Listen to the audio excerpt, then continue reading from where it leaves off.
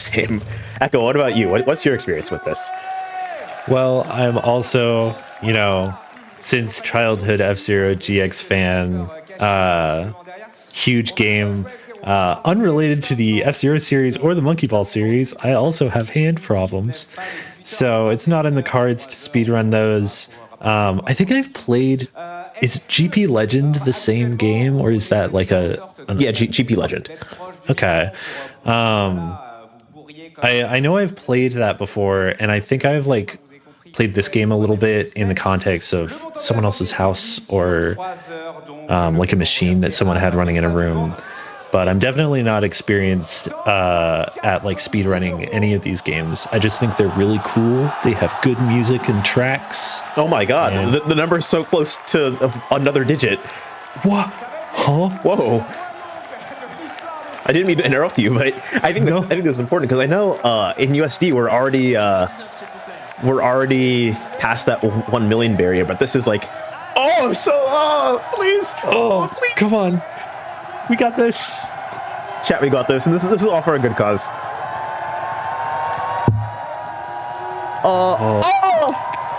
Yes, that's incredible. $1 more billion. That's awesome. Well, I can't even say dollars. That's what, euros? Yeah. 1 billion euros. And that goes directly to Médecins du Monde. If I pronounce that incorrectly, it is also known as Doctors of the World. As in, you've probably heard about it already, but if you're coming in just for F-Zero, you're coming in just for this hype moment, all these folks clapping. All of this money is going to help out this international medical non-governmental organization. They've been around for 40 years, and they help people all over the world, just workers and volunteers helping vulnerable populations. So it's hype, and it's also kind of, good, sensitive, even medical. What are some other couldn't have said that better, except I probably could have, but I could not have said that better myself. You can always say things better than me, but will you? Probably not. You're talking about your experience, right? with F-Zero? Yeah. Ooh, I recognize our runner here today. That's Samurai Goro, isn't it? I'm not mixing up guys.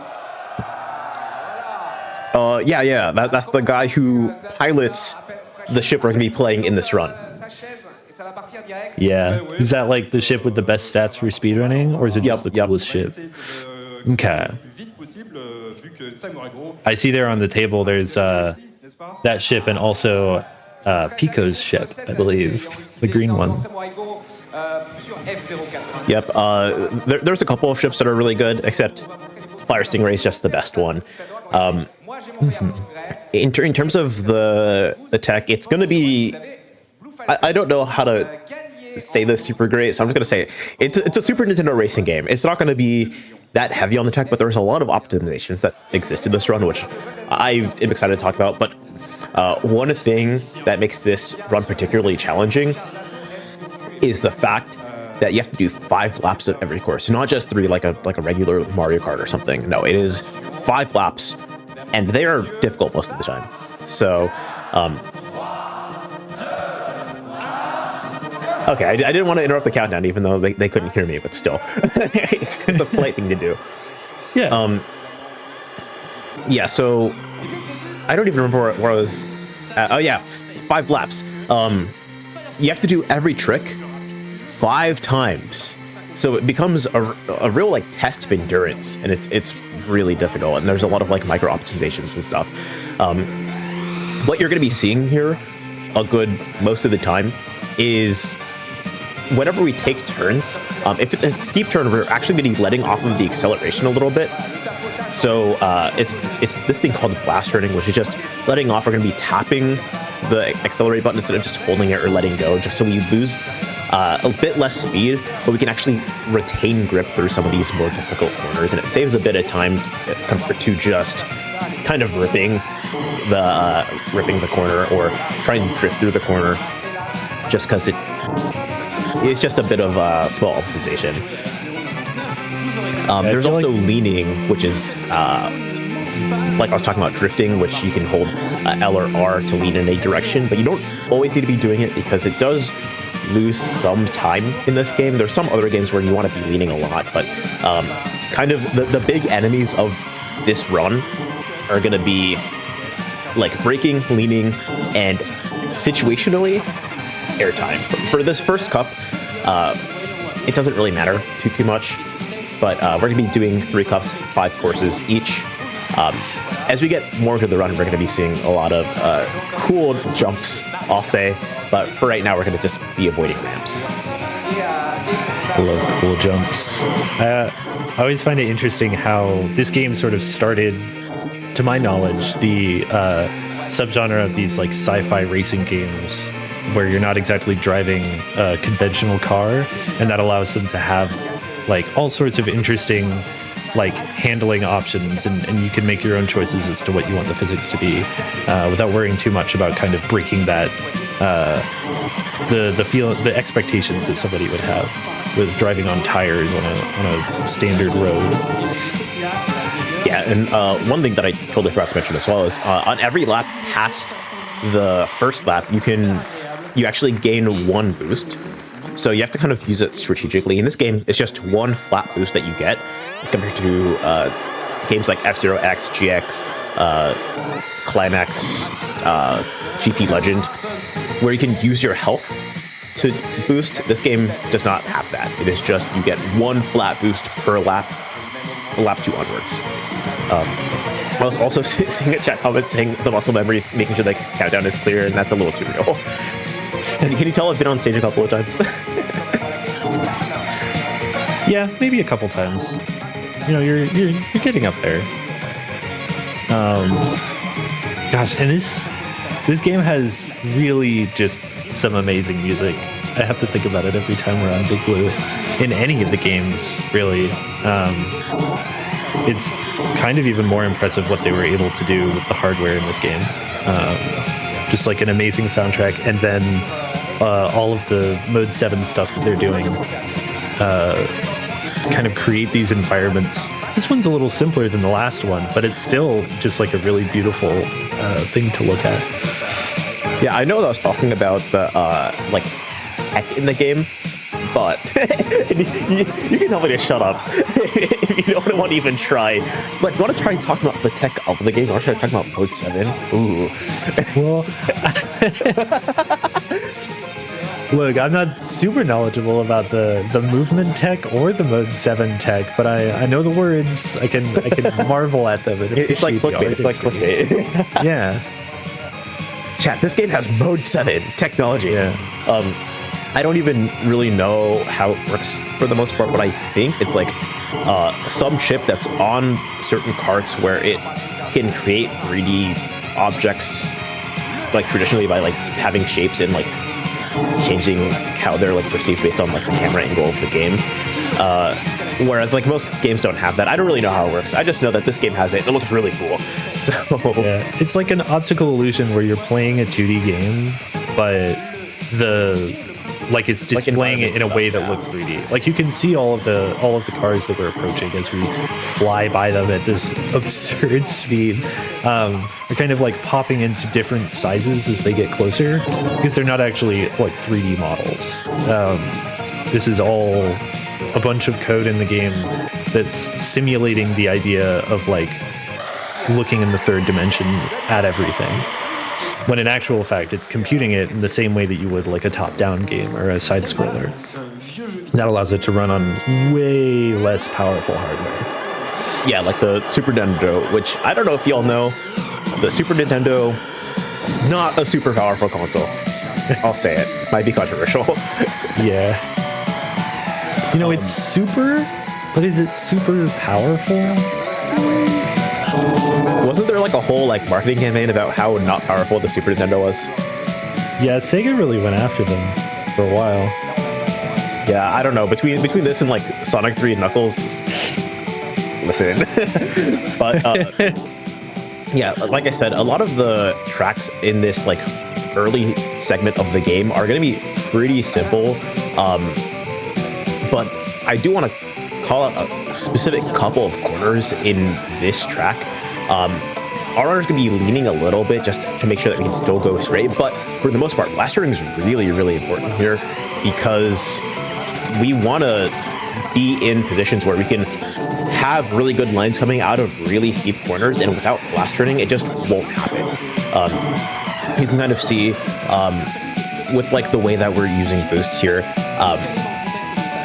we're like positioning ourselves like right along the wall of the track to make sure that we can like have like the most effective use of the boost without like losing too much speed, like turning or leaning too much. And it's a little nerve-wracking if you're not super used to how it should be like executed, but once you have that locked in your brain, you can kind of do the corner with blast turning, kind of lean into the corner a little bit, activate the boost, and you should be fine. Again, like I said, it's just a little scary. Yeah, really, it's really a testament to the precision that you need in this game to me that I remember looking up the specific category that we're running, and the world record is like 11 years old right now. Yeah. It really like goes to tell you that it's not often that you can optimize this at that level, and even like the levels below it. Like I couldn't even imagine being able to pull off this, especially live. Like I was just talking on the Spyro run about performing on stage and how difficult that is with my other co-commentator then. You know about that, right? You've been on stage. A few times, like 6 times, maybe 7 times. Yeah, it's like a couple, right? I felt your eyes rolled through the screen. I did not like that. Yeah, you know, some of us have only been on stage like once for like 60 seconds, but you know, it's fine. It's okay. You're cool. We get it. No, I'm just kidding. Yeah, and I mean, listen. If you want to be on stage potentially a little bit more, if you're in Europe, I know Gamescom's happening soon. I don't know if submissions are open for that still, but that is the first international GDQ event. I think is what I'm looking to do. I think it's exclamation Gamescom. I don't have the sheet up. Excuse me. It's GDQ run submissions are open through May 17th actually for Gamescom. So yeah, if you want to, that's another opportunity to be on stage if you're willing to travel internationally, or if you just live in Cologne, Germany. I know that's not how you say it. I don't even want to. Oh, is it not? No. Oh, yeah. I'm scared now. I don't know. I'm not a language knower, unfortunately, but I know just enough about a lot of languages to know that's not how you say it. Yeah. If you just want to attend that event, though, it's gamescom.global. Get you tickets and more information. Yeah, this is I think our first instance of boost pads. We don't have to do anything special like in GX where we have to like side attack into the corner and then kind of angle ourselves so we like hit the edge and then we get like marginally more speed and then we can like MTS that and then you gain a lot more speed. We don't have to worry about that. We just hit the boost pad and we just try not to lose speed. Rough hit. We try not to hit any of the like CPU opponents. That's kind of it. We're just trying to retain grip. We're not trying to like slide and lose a bunch of time because that could be really, really bad. That was like real like troll placement of like the other ships. That was like wild. Yeah, that did not look easy to get through. Oh, yeah. There's like some tracks where the ship placement could be like real rough, so our rooms have to like figure that out like on the fly. That's one of the things where it's like consistent enough in this game, but like if you are like apparently off, you can like just be put into situations. There's not really a better way to put it. But this is the last track of the I don't even remember what it's called, the like first cup. I think it's like Knight, is that right? Yeah, it's like Knight, Queen, King. Yeah. Personally, I'll say it. I'll rank Queen above King. But That's just Yeah, I think that's usually how I feel about these games. I remember like enjoying Sapphire or whatever it is in GX more than Emerald, and yeah. I mean, I like the X Cup, but that's just because I am a big fan of the like arcade cabinet, and those courses are really fun. I do specifically want to shout out on this course. There's a modified version of this course in GP Legend, and it is really rough. And in that game, I have side attacks and leaning is faster. I have a lot more stuff at my disposal, and I find it really hard.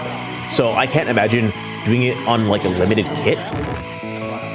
Is it like fast, like in a marathon setting like this? It is like really rough. Like a lot of these corners, as you saw like on some of the other courses, you can kind of gradually go into them. Sometimes, yeah, they're like a 90 degree, but like they're like a gradual 90 degree, and it's like fine. But like there's just like a 90 degree turn into a hairpin there for some reason, and that's not even like the hardest part, because this part is harder.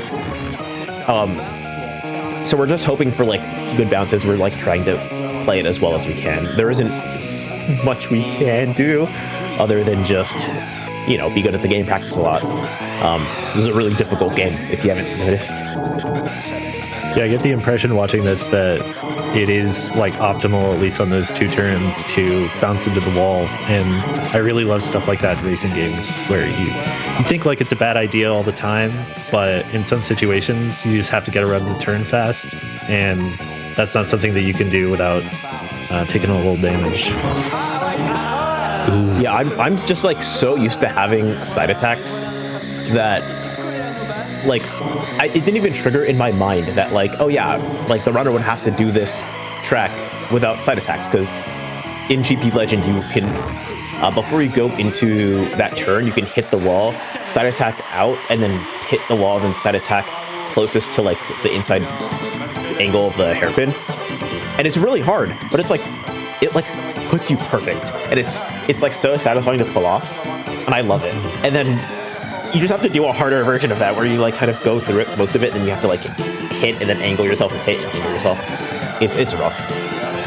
And pull off that, the way that this race closed out with like bouncing into a really narrow gap between the other car and the edge of the track was like, I was kind of gripping my seat while you were talking there. It's called creating a narrative, Echo.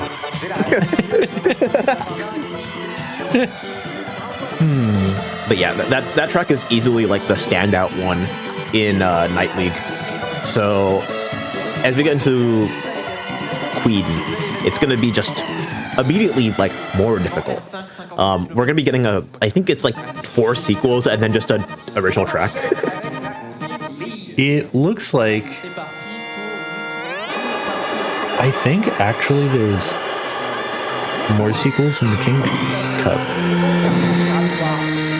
I think Queen's got some fresh stuff, but we're starting with Mute City, of course. You always have to start with Mute City. Yeah, there's not much more than the first Mute City, but we do get that specific, like this specific set of jumps that we're doing right now.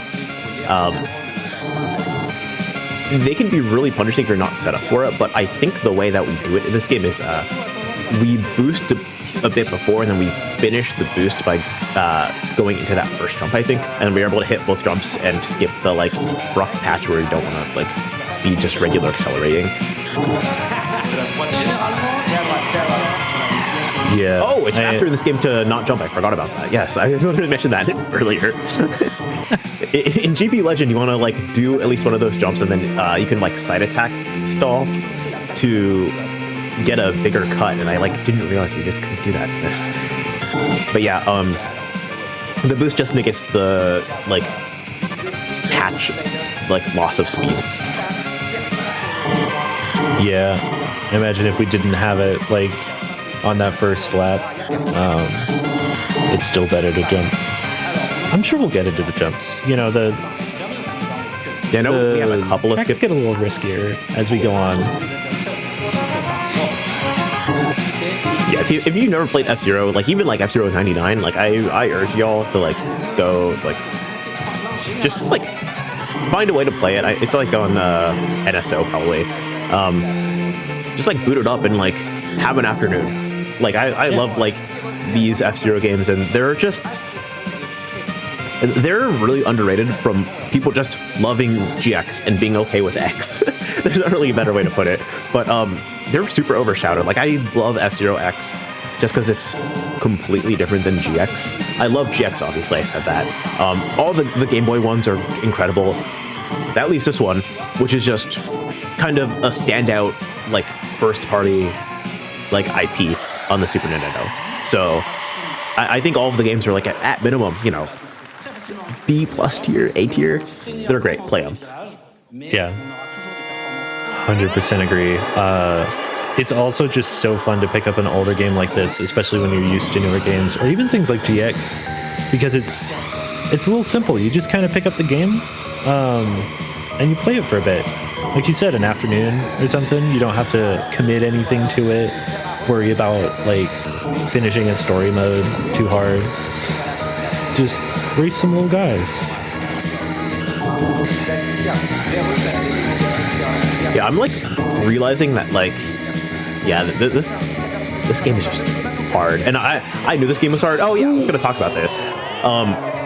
Yeah, so that is our first big cut. It requires us to like take our boost right before that ramp, and then we kind of curve in by, I think we lead, and then as we get closer we accelerate tap again just a little bit. We're gonna see it one more time here. I guess 3 more times.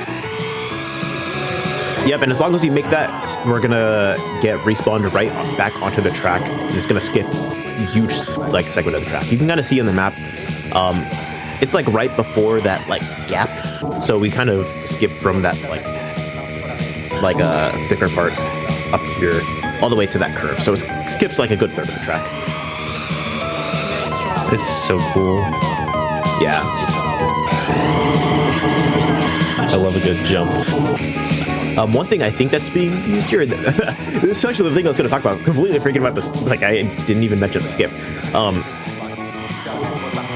As we have the like remnants of that used boost through this like tight corridor section, I think we're going to be brake tapping like a little bit just to make sure that we can not become uncontrollable and just like be bouncing on the walls back and forth, back and forth. We're going to be brake tapping just to keep our speed higher than if we were just accelerating, but not so low that we're losing speed on every turn. It's just lightning fast with that skip. Yeah. It's always Port Town in there. I love Red Canyon. I also like, I don't remember what the last one is called, but I'm just very partial to that. I love it. No, that was Port Town, and I always Port Town's always the jumps area. Although we've got a lot going on here too. Just some small little cuts by doing those 3 jumps in a row. We'll see if we keep doing them once we have boost, though. Yeah, for the life of me, I do not remember how, like, which jumps we specifically take, because there's like cool like air stalling like side attack shenanigans in GP Legend. I think we just do all the jumps and then boost right after. That was clutch. That was so clutch. Oh, is it gonna be that close every lap?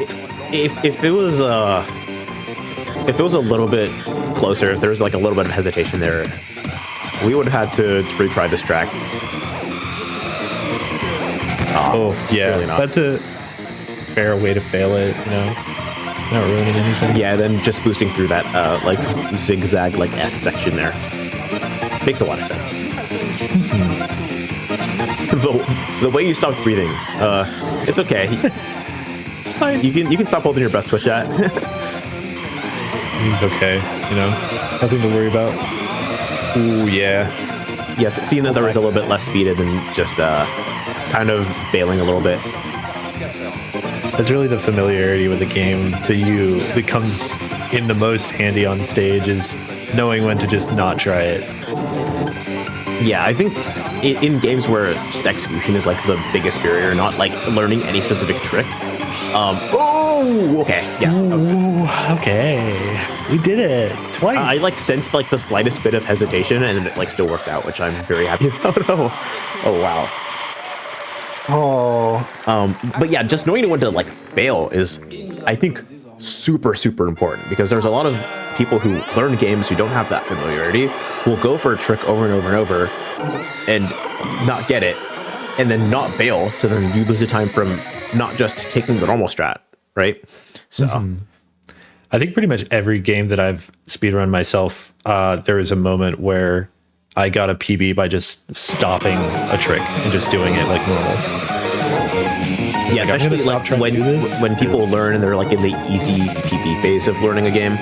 Yeah, You just save a lot of time by not going for every trick. Like, it really just is that simple. yeah, and sometimes you learn another trick that's like more consistent, and you might as well just get the free time save by not screwing the other one up. Ooh, I love the colors in this one. It's kind of... Oh, okay. I didn't know if our runner was going to be going for that. That is a really difficult trick where, as I mentioned before, kind of sitting in that wall with a boost, positioning yourself correctly, and then angling yourself for that jump, and then cutting the corner on that curve so you don't have to like, so you don't have to A-tap or anything to do that. It doesn't save too much time, but it's like a good second or so every single time.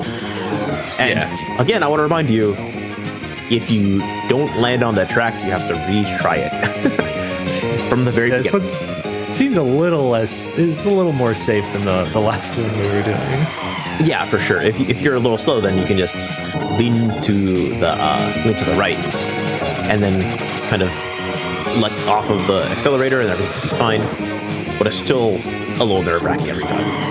Oh, you really have to be comfortable with your ship in order to, you know, not absolutely screw it up. I'm really watching some high-level gameplay here. Just doing it like it's nothing every lap. Ooh, okay, yeah, I saw the like bail at the end, where like you lean to the side and then landed on the curve. Worth just taking the wall bounce and moving on. Yep.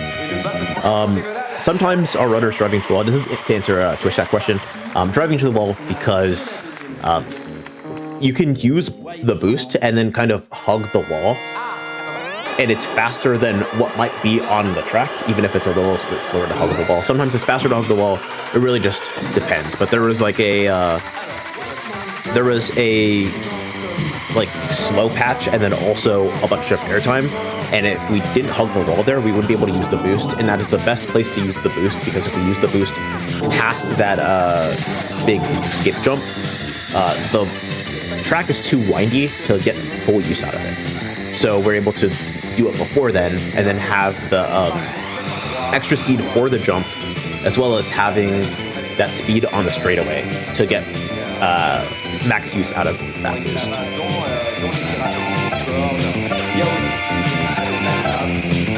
Can I just make an observation real quick, just a funny little observation? It's nothing serious.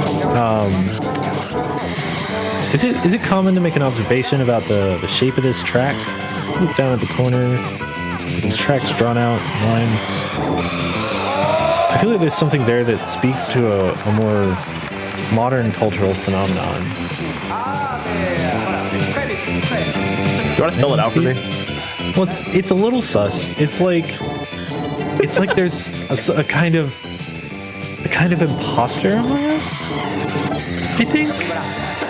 I don't get it. Can you like spell it out for me a little bit more explicitly? Okay, so in what is it, like 2016? There was like there was a game that came out at some point, 2020. I don't know. It's got these little spacesuit people in it. It's commonly referred to as Among Us. Is Among Us? Oh, I was gonna say that this kind of looks like Purple Guy. Purple Guy? Is that a different guy, or is that it's just a guy from Among Us? Oh! I didn't know the was gonna go for that. Oh! That's scary. That's so scary. Gotta show it off. I mean, you're on stage. You really just like, gotta show off. Gotta swag it up a little bit. Yeah. Oh, I did not expect that. Earlier today, this is like many hours ago. I watched Sato's PB, and that wasn't done. And I was not expecting this. I was not expecting to see that here. Ooh. Yeah, you gotta practice for the big stage. Yep. Show off a little bit. It's worth it. And so far, it doesn't seem like anything's gone badly as far as that. Like every sort of like dicey jump has been saved really well.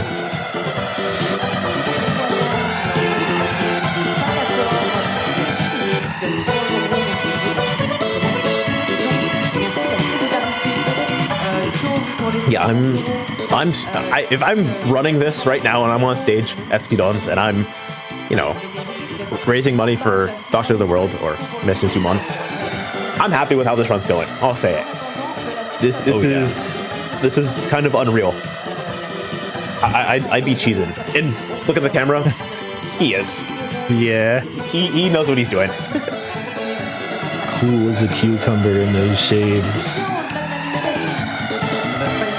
Avec 6,70 € F0, mais quel skill de fou, je suis choqué pour les dons. On a également 500 balles d'anonyme. All right, now we're going to do King Cup, the last one of 3. This is where I'm sure the game really ramps it up. Yep. Again, usually lap 1s aren't too bad. Just getting a feel for what this is supposed to be, and then you get boost, and it's like, oh yeah, I'm gonna use my boost here. Maybe I don't want to hit any of these bombs. By the way, there's bombs on this track. Someone put bombs in Mute City. This is supposed to be chill, by the way, but whatever. Do the bombs speed you up in this game? I think situationally. Okay. But you have to like be very on top of your positioning on the bomb. I think that's how that works. That's how it works in GP Legend. So. I could be spreading misinformation on mics. I'm sure there's people who know a little bit more than me, right? Like, push that down. Probably. Yeah, I'm familiar with GX where you just start hitting bombs as much as you can. All you want to do is blow your ship up. I think, like, GX, like, minefields are not very scary, like, when I'm snaking, but when I'm playing max speed, when I'm, like, doing the MTS, it is terrifying. Oh, yeah.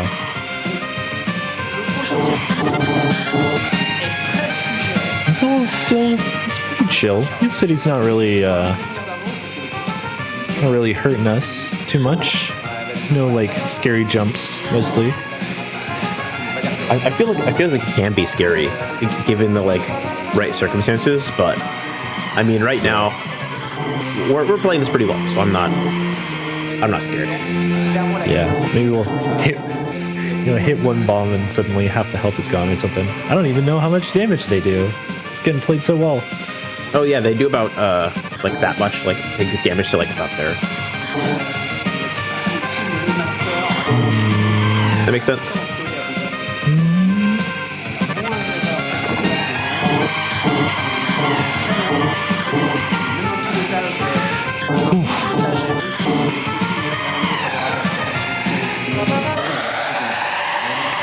Good track. W track. Big money.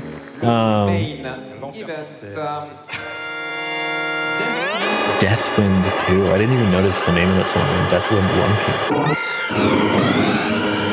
1. Or I didn't see it at all. No, it was over a night. Okay. Scary Skulls.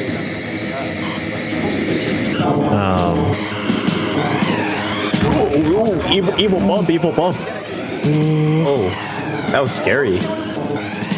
Yeah, I was literally about to say, this track, like, punishing you for not taking very good lines because of the placement of the boost panels. So we're trying to be, trying to optimally accelerate tap to line up good and take full advantage of those boost panels.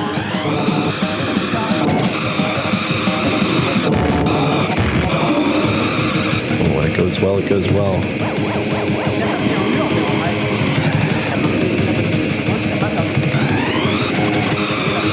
I like the song on this track. I don't really know why this one stands out to me, but like the drums just seem so fun. It sounds nefarious though, but the drums seem so fun. Yeah. I think it's always a fun time to have some good drums on a sinister, nefarious track. Oh. I'm not gonna talk about the music anymore. How about that? my bad for chat. While we're watching the power meter go down, I will remind folks that we've got a couple incentives going on. I think a run or two after this. There's we're going over to Hollow Knight Silksong, and there's a bonus bosses showcase. That's at 31,000 euros out of 50,000. So it's got a little ways to go. If you're thinking of donating, that's a good one to pick. I really want to see more mistakes. Although, knowing what I know about Silksong running, maybe there won't be any mistakes. He just fact-checked that guy. He hit him from the back, and then he bounced off the wall and then just like got decimated. He's bombed him. F-Zero is a game where sometimes you just kill someone. Happens. And it's not the point of the game. You're going too fast. This track looks like someone's face, but like lopsided and from the side. I see that, yeah. Kind of Maybe narrowing their eyes. Oh, that could be a cap too, yeah. Yeah. It looks like a Moai statue almost. Yeah. And the sky is very, well, I'll say it. It's bisexual. Let's be honest. I think we could say that, yeah. Yeah. Also, yeah, that was a big skip. It's basically the same one as we did before, but it's a little bit scarier because the end of this track is a little scary. But, you know, we ball. Yeah, we got it. I'm seeing a lot of love for specifically the first F-Zero, and I did not expect to see this much love. I thought people would be like, oh, I love the series. Jack's my favorite. But there's just a lot of love. Yeah. Y'all submit yourselves for comms next time this game's on. Just get in there instead of me. I don't know what I'm talking about. I want to hear all that juicy information. Is there anyone in chat whose like favorite F-Zero game is the first one? Like, type 1, if that's the case. Just like the simplicity. Yeah. Oh. And then type every subsequent number with like for like every entry in the series, depending on which one's your favorite. I don't know, just like figure it out. Yeah. We are counting the arcade one. F-Zero's the best one for sure, but I feel like if we had to pick a close second, it's probably F9. Well, I like F1 personally a lot. F1's all right. I just think I like Yuki Tsunoda. I feel like Captain Falcon and like Dominic Toretto would really get along. So they kind of have the same energy. You know what I mean? I've seen a lot of ones in Twitch chat. I did not know that people didn't rock with this one that heavy. But I mean, it's a good game. It's a fantastic game even. So. Oh yeah. I think like the lack of extra mechanics also makes it sort of very elegant. It's a very pretty to get into speedrun, it, I guess. Yeah. Is that? Does that? Never mind. I trust your judgment. Yeah, I mean, this is like Red Canyon. Some of the turns are even sharper. So it's just really punishing if our runner here is not paying super close attention. it can be a real issue. A nice intended jump combo there over the pit of death. I love the intended jump combos because sometimes you just do the unintended jump combos and it looks intended. Yeah. Really does in this game. There's like pretty much every shortcut, if it goes smoothly. It looks almost like they planned for it. But I don't know if back then they were really putting all of that careful testing in with all these, the level of skill that people have now. Oh, that was rough timing with like just using, like just about to using the boost, but I mean it works out, not losing very much speed there. Like I said, a lot of these are really tight turns, so especially near the end, it can be an issue if we're not super careful with like brake tapping, like our boost. But I mean, Zada's been doing incredible so far, so I'm not worried at all.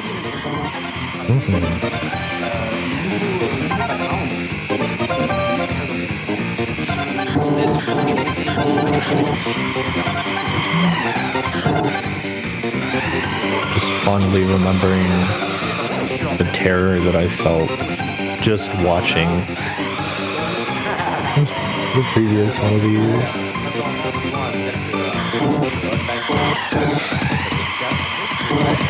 It's so fun seeing like the hard part of a speedrun in a completely different place from the hard part of an actual like casual playthrough, because you just add difficulty onto the parts that are otherwise fairly chill.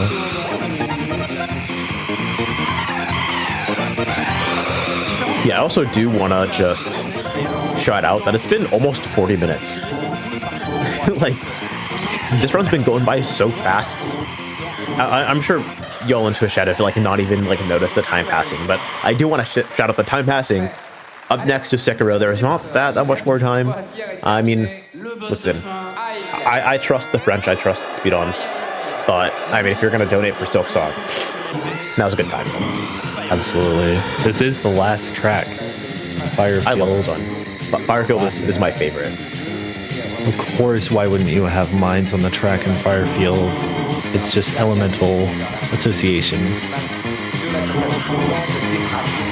Feel the death and explosions and despair. Yeah, I think that's what it should be called instead.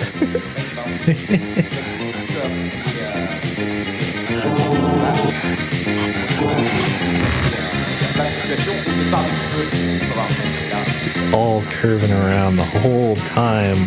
Yeah, the like main difficulty in this track is just managing how much,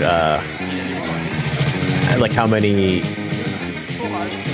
corners you're hitting, like managing your line through like the weird like serpentine sections and stuff like that.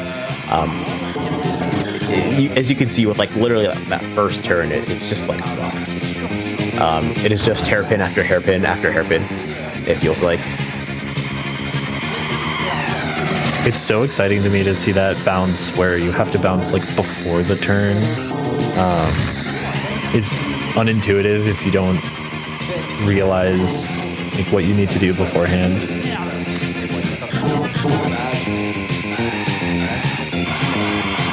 Seeing those small optimizations in games that have had all this time to get the optimizations is really satisfying. You can said a lot of stuff is satisfying this run. I mean, this is just like the, you know, those like videos that you see like while you're scrolling sometimes, where it's just like some person like cutting soap into like these like little like diced up squares, and then they like cut them all off and they all fall off. It's like satisfying. Yeah. I think this is that. Yeah, I kind of agree. If you don't have an issue with the motion sickness, you can kind of almost unfocus your eyes, and it feels like you're going this fast. Well, I think there should be like a little bit of a Gaussian blur, and then the TikTok like TTS voice just reads Reddit stories. Yeah. Yeah. I think we're on the same page right now. This is better than Subway Surfers. Put this in the corner of your screen. You know? Chat, type 1 if F-Zero on the Super Nintendo is better than Subway Surfers on Android and iOS. I know my answer. What's going on? I know. Oh no! What's going on? Blue Falcon was turned completely around. Dude, we're playing F-Zero, not Rocket League. Like, calm down. We're really just marbles in a container bouncing around. Last lap of the entire speedrun. We're almost done. It's gonna be like a 42th lap, basically. I don't want to jinx it, but...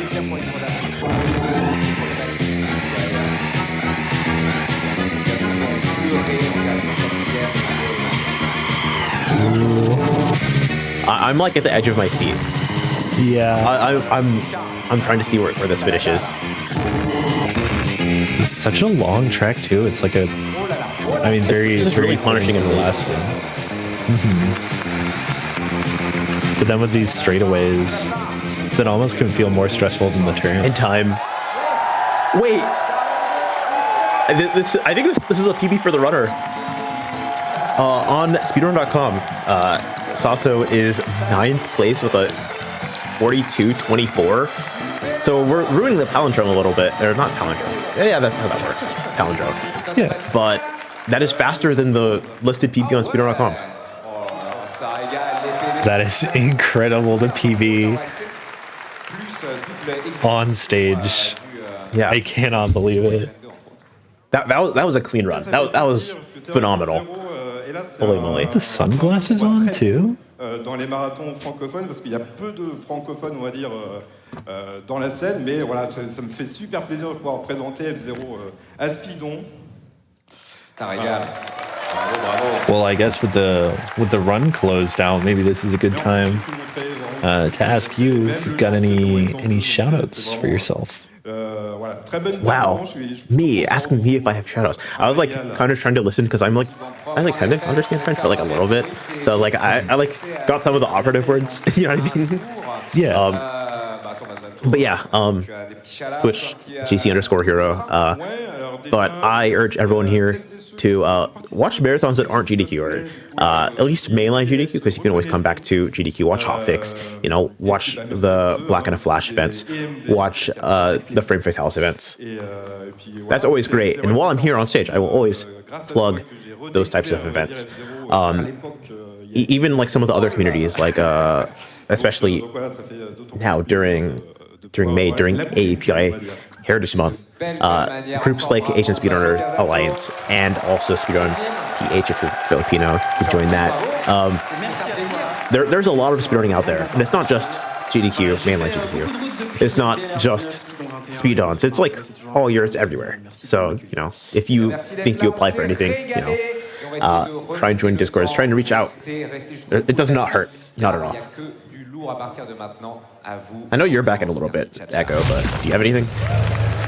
Yeah, I mean, I've said today already that I stream like once a year or something on TTV Echo Machine, you know, just on this website. But I think you said, you really said it. I love those smaller events, and I mean, this one, calling this one a smaller event is ridiculous. This is huge. I mean, they have over $1 million already. Look at that number. Yeah. Oh, $1 million and €1 million. Yeah. Oh, yeah. I'm just happy to be here. Thank you for being here. My good friend. I would dap you up if we were in person, but we're not. So like, we can't do like a generational like dap up herd like across time and space.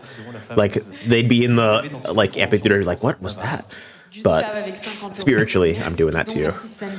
Yeah, my awesome friend. But yeah, that's it for me. I'm gonna be back for Portal 2 tomorrow morning. So I'll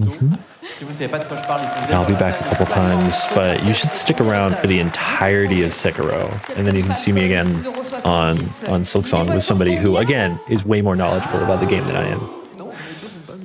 Goodbye, everyone. Bye. 6,70€ de la part de Xelji. Bonne chance à tous et bravo les lesbiennes. Tiens, j'en avais un, je l'ai perdu. Ah si voilà, gros Kalinou 6,70€ qui dit perdre ses doigts sur la manette de Super NES pour finir avec de l'arthrose à 13 ans. Que de souvenirs, lourdez les bons. On a 1€ de la part de Miaou les dons, ma vie pour le dessin de Nio. On rappelle, il n'y a pas de petits dons, tous les dons comptent. Clair, la team 1€, on vous voit, on est présent. Toujours l'anonyme 150€, je veux le dessin de Nio, toujours. Mais vous avez bien raison, Azurki 500 balles qui dit le milliard. Le milliard, rien que ça. Le milliard. Rien que ça. Le million là tout à l'heure, c'était exceptionnel. Pourquoi autant de 6,70€ dans les dons? Parce que nous rappelons que vous pouvez... Non, oui, achète, mais c'est pas ça que je voulais. Mais oui, achète. Vous pouvez remporter à chaque instant, grâce à un don de 6,70€ ou plus, ce magnifique ordinateur Omen de gaming pour faire le gaming. L'écran est propre. L'écran... C'est extrêmement satisfaisant. C'est très rare, hein, parce qu'il Ah ouais, sait à quel j'ai point envie de faire des traces de doigts dessus. Non. Maintenant, il vaut bien plus cher. Maintenant, il vaut bien plus cher. On va avoir du coup une prochaine run qui va arriver, Sekiro. Truc très drôle, c'est qu'on est un peu en mise en abîme. On a à peu près, voire même pile, je crois, 1 heure de retard sur la programmation. Donc courage aux équipes. Sekiro, il va y avoir des lots à gagner. Hein. Je regarde, là, on a un artbook, on a une snapback également. Et surtout, on va rester avec Nio, du coup, qui va faire son dernier dessin, je crois, de la journée. Domo sur Sekiro. Donc, trop hâte de voir aussi. On nous a parlé de... on rappelle qu'il y a des instantives. Nous avons le choix du personnage sur Resident Evil entre Jill Valentine et Chris Redfield. C'est Jill Valentine qui l'emporte d'une bonne tête d'avance puisqu'elle est à 59%. Tu prends qui, toi? Moi, je prends Jill. Ouais. Ouais. J'aime bien Chris en vrai, mais Hello, you have Spacey L1 here, long-time Sekiro runner. I've been running since the game came out. Run a bunch of different categories, really love this game. And then with me on commentary, I also have English Ben, a really long-time friend of the Souls community. Definitely happy to be here with him. Ben, you want to introduce yourself? Yeah, most well known for ditching Spacey yesterday on Demon Souls. I do apologize for that. I had good reasons. I had IRL commitments. I promise. I didn't just bail on him for no reason. And I have forgiven him. Yeah, we're best friends now. Yeah. Definitely. So we're looking to get into the run soon. This is going to be the glitchless category.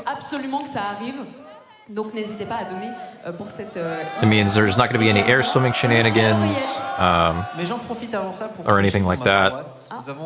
No boss skips, not allowed. Yep. But there will be some like tricky strats, definitely. So it's not going to be exactly conventional approach to a lot of the bosses. But we can talk about that when we actually get into the run. It's the Chad category, right? That's what they always say. So if you skip a boss, that's not Chad of you. You're supposed to stand and fight. If you go into a boss fight and you just jump over the wall and leave, that's not what a Chad would do. A Chad would stand their ground and win every fight with pure skill, and sometimes a little bit of cheese. That is what they would say.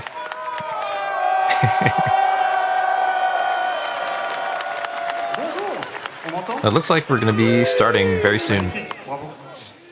Yeah, I think since we're a little behind schedule, we're going to be getting right into it. I think pretty soon. No stalling. No yapping about this. No yapping about that. Just straight into Sekiro, straight into that Souls goodness, put it straight into my veins, inject it. And Sekiro, of course, also doesn't have character creation, so we'll be getting in even faster compared to the other Souls games. Yeah, as much as I do love my my Dark Souls 1 spam crate random face until you get like an absolute ogre monstrosity. It's my favorite thing to do in that game. Does DS3 have that? Yes. Pretty sure it does, right? It does. Yeah.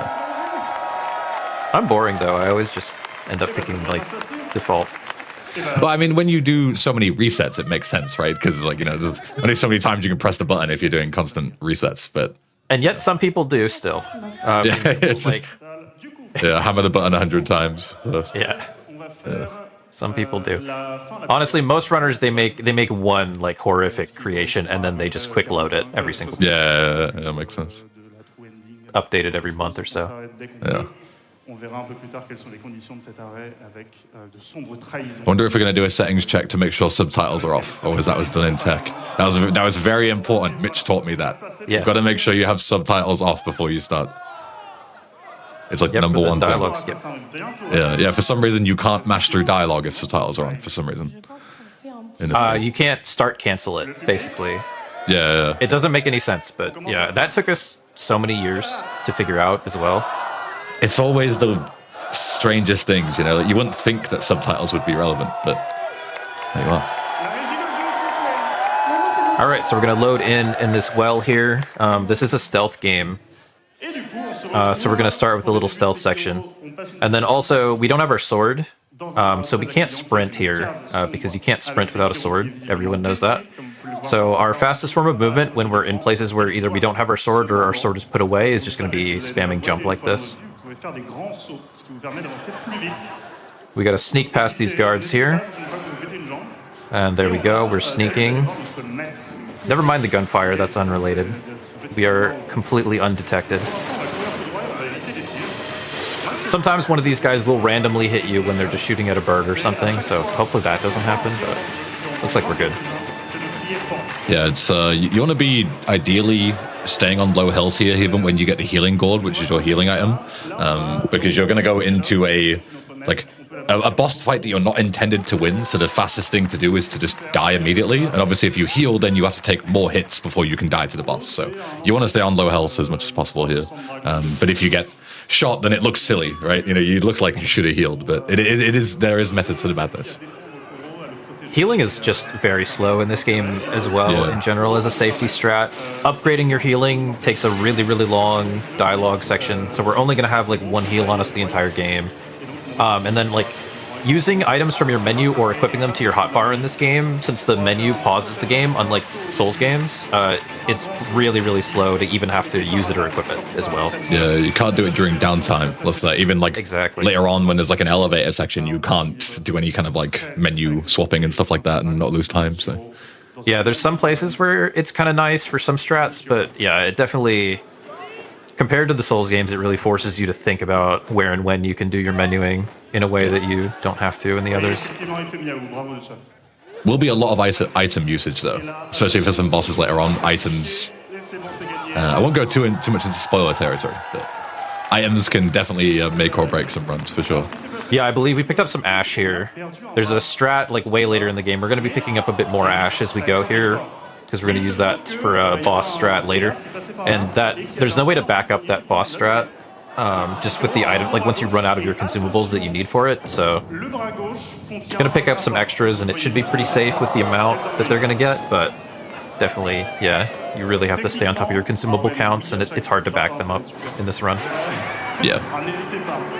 There are a couple of times where you can grab like extra ones, if and when, but obviously they're always a detour, right? So like every time you're taking those extra fistfuls of ash or whatever, it's always time that you could be spending running to the next boss instead, right? So you're always, sort of mix managing your time to make sure you don't lose too much time, but also you want to make sure that you have enough that you can actually do the strategies that you want to pull off at any time. And there we just picked up Gotchin sugars, 3 of them. Those are the stealth sugars, so they're consumables that are going to make us kind of invisible. Guys will still see us if we get like too close to them. They can also still hear us, but they make us both quieter and like less visible. Yeah, you'll see use of them here for the ogre fight coming up, first boss fight. Yeah, because this lets you get a backstab behind the ogre. You have to be like a little careful about getting that, because you have to kind of wedge yourself between the ogre and the rack that he's on there without aggroing him here. And you'll see if you're a Souls fan, you'll see the very different sort of combat system here. It's all about breaking the posture, which is the posture bar at the top. And once you do that, you can actually do what's called a death blow. But you can also death blow to take down the health bars if you get sort of like a stealth kill approach. So as you saw there with the ogre, you can actually take out half of his HP just by doing a death blow early, and you can skip half the fight, essentially. Yeah, and then there's also like a parry system. You saw like a little bit there, but ogre isn't really a boss you want to parry that much anyway. Even casually, I don't actually think it's that good to parry him. Because Yeah, you're better off dodging usually. He'll just flatten you otherwise with his elbow drop that he does. Yeah.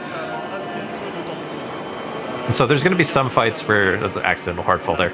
But there's some fights where we're going to be doing the intended parry stuff to drop the posture, and then there's other fights where we got some other stuff going on, which we can talk about.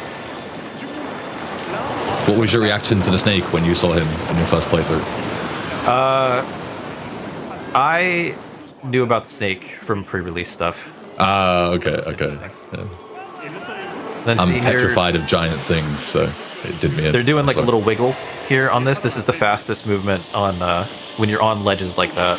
You want to just like wiggle the stick forward instead of holding it. That's the only place that comes up, so I have to talk about it now. The animation for it is so good. Just a little shimmy across, a little wiggle. Yeah.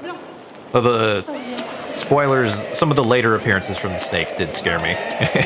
Yeah. Not the first, but not the last time we'll see the snake. He comes back for revenge later on.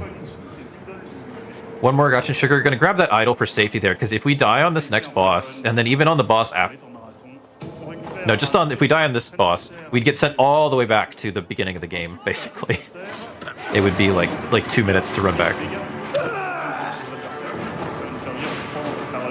Another item pick up there, these red sugars are very important as well because they increase your attack damage. So obviously very useful for boss fights.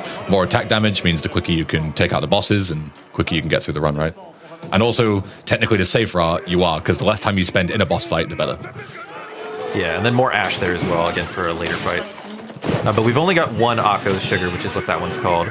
It has no drawback, but it boosts our damage by about 12.5%. The calculation's a little more complicated when you're talking about posture damage, but it's about that. And then so this is Gyobu, we just don't want him to run away any more than he has to. Like, this is annoying. But when he does, you can grapple to him to stop him. Like that. And then there's his stagger here. Yeah, staggers after, I think, 9 hits every time, right? So you can use that to your advantage to get some good damage off. Yeah, which is an interesting thing. Like, you have the posture system there, the yellow posture bar, but bosses actually still have poise, like in the Souls games, like that. So you have, like, poise-based staggers that are just based on a certain hit count no matter your damage. It's really interesting. And then there's our Akko's, gonna grapple right after him. We got the back kick there, but they were ready for it, parried it. The jump, missed the parry there, we got the second one though. Yeah, so if you miss parry, if you look at the bottom there, it just disappeared, but you see we have our own posture bar there, and we get stunned, like knocked down and stunned basically into a vulnerable state if we get posture broken by failing too many parries basically. Technically, you take a little bit of posture damage, even from successful parries, but you take 25% of what you would take from failing a parry. And also, you can't be posture broken even if your posture is full, as long as you successfully parry. So if we do everything right, we don't have to worry about our posture, like the entire run. Yeah, I want to keep that bar low, keep theirs high, and you'll be all right. Then we have to talk to this NPC here. If you don't talk to him, whoever this guy is, no one knows. Then We'll probably bump into him later, maybe. Yeah. But Ishin won't be in his tower if we don't talk to him here, so that's why we have to do that. Even though we're not going to take his quest. Then we can continue on to Bull, and there's more Akko's we can pick up along the way. And then so we're using a memory here. So for killing full bosses in the game, we're going to get these things called memories, and then by using them at idols, they increase our attack power. The formula for the increases in attack power from memory, it's like your base sword damage is 80, and then each attack power you use, or you adds 20 damage to that. So your first memory that you get is a 25% increase in attack power, and then like after that it's a 20%, and then so on, it goes down. So essentially your first couple memories are really strong, and then they get kind of weaker as the run goes on. And those are permanent, right? So like the sugars, for example, they only last like a bit, so you use them during the 30 bosses. seconds. Yeah. Yeah, but those are permanent upgrades, so they'll be useful for the rest of the run. Yeah. So And then- very, very good to get. Bull is kind of tricky here. We want to parry. So ideally we want to parry so that we kind of slide around to the other side immediately when we do that, but that was fine. And then we want to hit Bull in the head as much as possible, so you don't want to get too close. There was a posture break there, but Bull doesn't have a good way to punish you, fortunately. And then You do bonus damage when you hit him in the head, so it's good to focus there. Okay, that was fine. And then Bull also, he does damage to you even when you parry, because your parry doesn't block elemental damage. So you really have to manage your health very carefully in this fight. But they had enough extra there, that was fine. A really frustrating fight for people casually because of that damage you take. Like, people have trouble deciding, like figuring out how to fight Bull, but it is actually a pretty fun fight once you learn to parry, but it's just counterintuitive because of the damage. If you play it as like a battle of attrition, you can lose because of the fire damage. That's the problem, right? It's like, yeah. And a lot of people, when they play these kind of games, they play it as like a battle of attrition, right? Like they want to learn all the moves and try and survive as long as possible. But that can be sometimes antithetical to how successful you are in the fight. And grab this idol for safety here, and then we're gonna do dojo skip. So we're kind of gonna run into this window, and we're gonna do like a little late jump, basically. Like as you jump, like if you jump like right as you go off a ledge, Sekiro will like continue the running animation in the air like that, kind of Crouching Tiger, Hidden Dragon style. And there's like a lot of things you can skip with that, although in Glitchless, obviously our uses of that are gonna be more limited than the kind of out of bounds and stuff we might do in Unrestricted. Then this is Genny. We're going to bait him into this corner here. Just did 2 attacks just to time when he was going to be charging. And then jump and wall kick there to dodge his attack, and then you can kind of stun lock him in this corner here. There's a couple ways to get the rhythm right on this. You can do just your full 5-hit combo, but you have to like aim yourself pretty specifically on the 5th hit to keep it going. So Minoru's doing 1, 2, 3, 4 here instead. You can also do 1 block, 1 block, 1 block. And then we can take the first death blow there, and then we can do this. He will teleport himself out of the corner for phase 2, so you can't do the whole fight this way. Yeah, it's only a little bit of cheese. Too much cheese, and it'd be boring. So you got to do phase 2 the Chad way. There's really no good way to ban this, like even in a glitchless category, because it just, you get into awkward things about him, like he'll put himself in the corner accidentally sometimes. Yeah, it's like, where do you draw the line, right? Like, what if he walks in here by himself? You just have to let him walk out, and you lose time. Is that fair? You know? It's, yeah. And then so we used their Akos there, and then we turned around, like right as he did that thrust attack at us, which he'll always do if you sugar there, and that causes him to miss there, and then we can start the fight. And then ideally we want him to do as many lightnings as possible so we can do those lightning reversals. This is the only place those will come up in this particular category. Yeah, you can punish those super hard, and they look sick too. Yeah, the best RNG for Genny 3rd phase is double lightning, but one is not bad. Yeah, decent fight.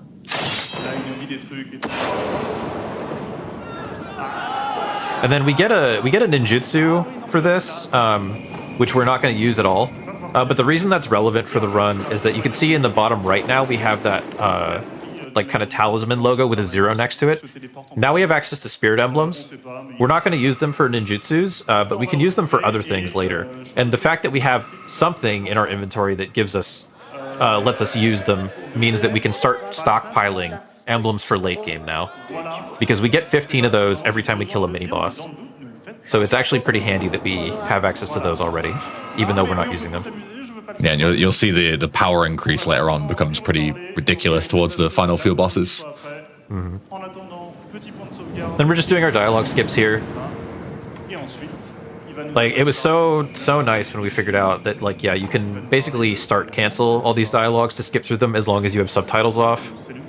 Because this used to be like a really dull part of the run, especially in the longer categories where you have to do the like kind of secret quote-unquote ending, and you have to do like an extra like minute of dialogue normally. Yeah, there's a lot of talking, a lot of yapping. Stop yapping, let's go to the next boss. You know, we're at speedrun here, we don't want to be sit talking. Yeah, and the start canceling is pretty simple to implement. There's like some nuance to it, but like here we're not going to start cancel at all, because if you start cancel to skip all the way through dialogue, then you have to re-talk to them again. And talking to Ishin here is really slow to reinitiate his dialogue, because you have to kneel back down and stuff like that, and they're short dialogues.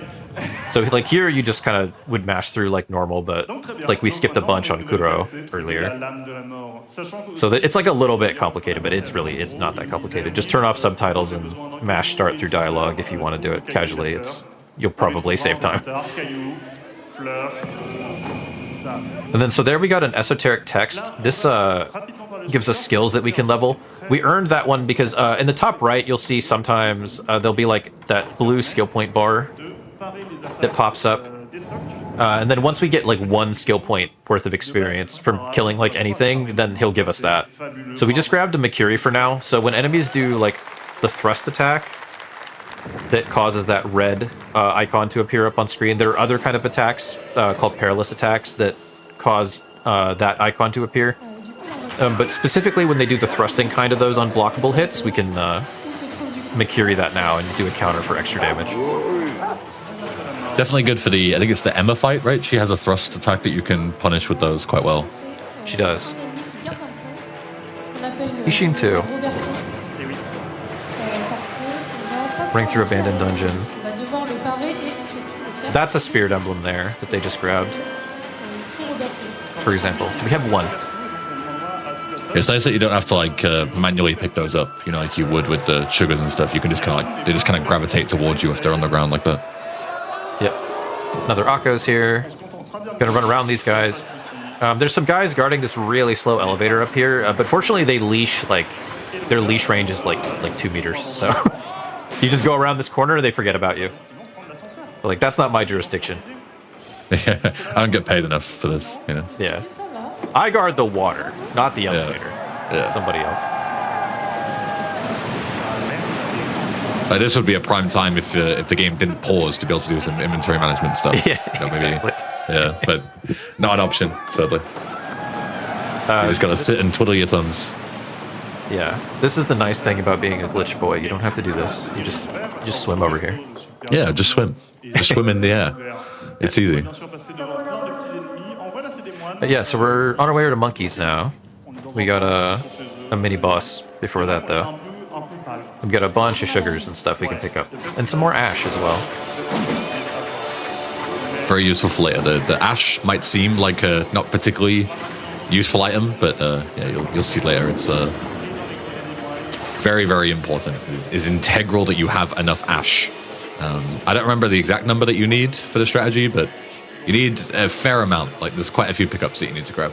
So optimally, the optimal strat is 4 ash. Yeah. I wouldn't do, like, even as a top runner. And as a top runner who runs a category where you do that fight really early, I would not do 4 ash in a marathon.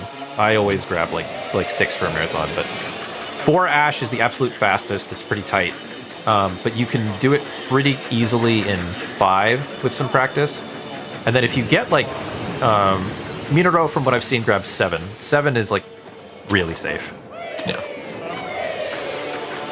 Always got to play safe on a marathon. Like these games are hard enough as it is. You know, you want to make it as easy as possible, right? Especially playing in front of a crowd, playing on a setup that you're not used to when you're playing on site. Like you want to give yourself every advantage possible. And like I said, there's no backup. Yeah. So yeah. it's like really rough. And we're up to Armored Knight here. Gonna use an Akko's. So we have to push him off here, but we can't push him off without breaking his posture. There is technically a way to get him off without completely breaking his posture, but it's not allowed in glitchless here. There's his like. Yeah, for this you can't death blow him, right? So you have to push him off. That's the intended way. But you still need to get his health down like normal. So you utilize a combo to get him in a good position, and then the death blow is you knocking him off. Right? But he has to be at the edge for it to work. I hear chat calling Roberto like he does when he's saying Robert, but in Japanese. Yeah. Oh, and then also, so there are these things called beads as well. You get them from killing mini bosses mostly. There's like a few places you can pick them up as well. But beads are going to let you upgrade your health. Minoro, I think, upgrades health like once or twice throughout the run. Like as a safety strat, you can do it a little bit, but it's unfortunately really slow to get safety health in this one. So you can't get too much extra health. Yeah, Sekiro is pretty punishing. Like your health bar isn't particularly large by default. Obviously, your Health Gourd takes like ages to use, so you're always like 2 or 3 hits from death, depending on the boss or the enemy in question. Like it's a pretty scary run most of the time, you know. Yeah, our late game damage is going to be like, hopefully these guys don't troll like they can. Okay, we're good. Yeah. Thank God for iframes. Yeah. So we use our another stealth sugar here. So this is a puzzle boss basically, and the solution to the puzzle is being invisible. So that's what we're going to do. There's the secret 4th monkey who starts right behind you. So if you know he's there, you can just kill him immediately. I can't believe they spawn in behind you. That's ridiculous. This fight is so funny because it's like, it's so, it can be so frustrating on first playthrough and then every playthrough after that. Like, yeah, once you know, it's way easier. I spent ages trying to find that last guy when I played this. I definitely spent like at least half an hour or something. Yeah. First playthrough. Yeah, you're intended to look for the footprints, but obviously if you don't know where he is in his general area, then he could be anywhere. You know, I'm pretty sure you can roam like the entire thing. So, but if you know what you're doing, it takes 10 seconds. It's super quick. Honestly, like even if you understand how the monkey works, if you don't kill him immediately, the way he follows you is like so weird. Sometimes, like I don't know. Yeah, but those monkeys are a play on the classic tale of what is it? It's see no evil, speak no evil, hear no evil, right? And then do no evil is the do no evil is the mystical 4th one. So one of them can't see very well, one of them can't hear very well, and one of them alerts the other monkeys to run away if they spot you, and then the other one is invisible. But all are notably weak to stabbing. Yes. And then, so we just got a very powerful thing there from this child. You'll notice at the beginning of the game, we didn't have a sword, and then we talked to a child and got a sword from a child. Well, we just met an even stronger child who gave us an even stronger sword. So now we have a better attack we can do with this. And then we also upgraded our skills there so that we can jump and use our stronger sword at the same time. So it's a skill called Mortal Draw, which we can use with the Mortal Blade, or Fushigiri in Japanese. It's a really strong 2-hit combo that uses 3 spirit emblems per attack, so the full combo is going to be 6 at a time. And it does extra damage if you do jumping Mortal Draw, only on the first hit of that jumping combo. But it's a lot of extra damage. Yeah, you can chain this to get some pretty disgusting damage numbers on some of these bosses. You'll see later on. And it does a lot of remember we mentioned earlier that bosses in this still have like poise on top of their posture, so you can like stagger them. Well, Mortal Draw also does a lot of poise damage, so there's a lot of like stun lock strats, especially like in the all bosses category where you have Mortal Draw for like you do a lot more stuff with Mortal Draw. There's a lot of like Mortal Draw stun locking that it's still pretty precise and you can die very easily, but it's like a really cool technique, honestly.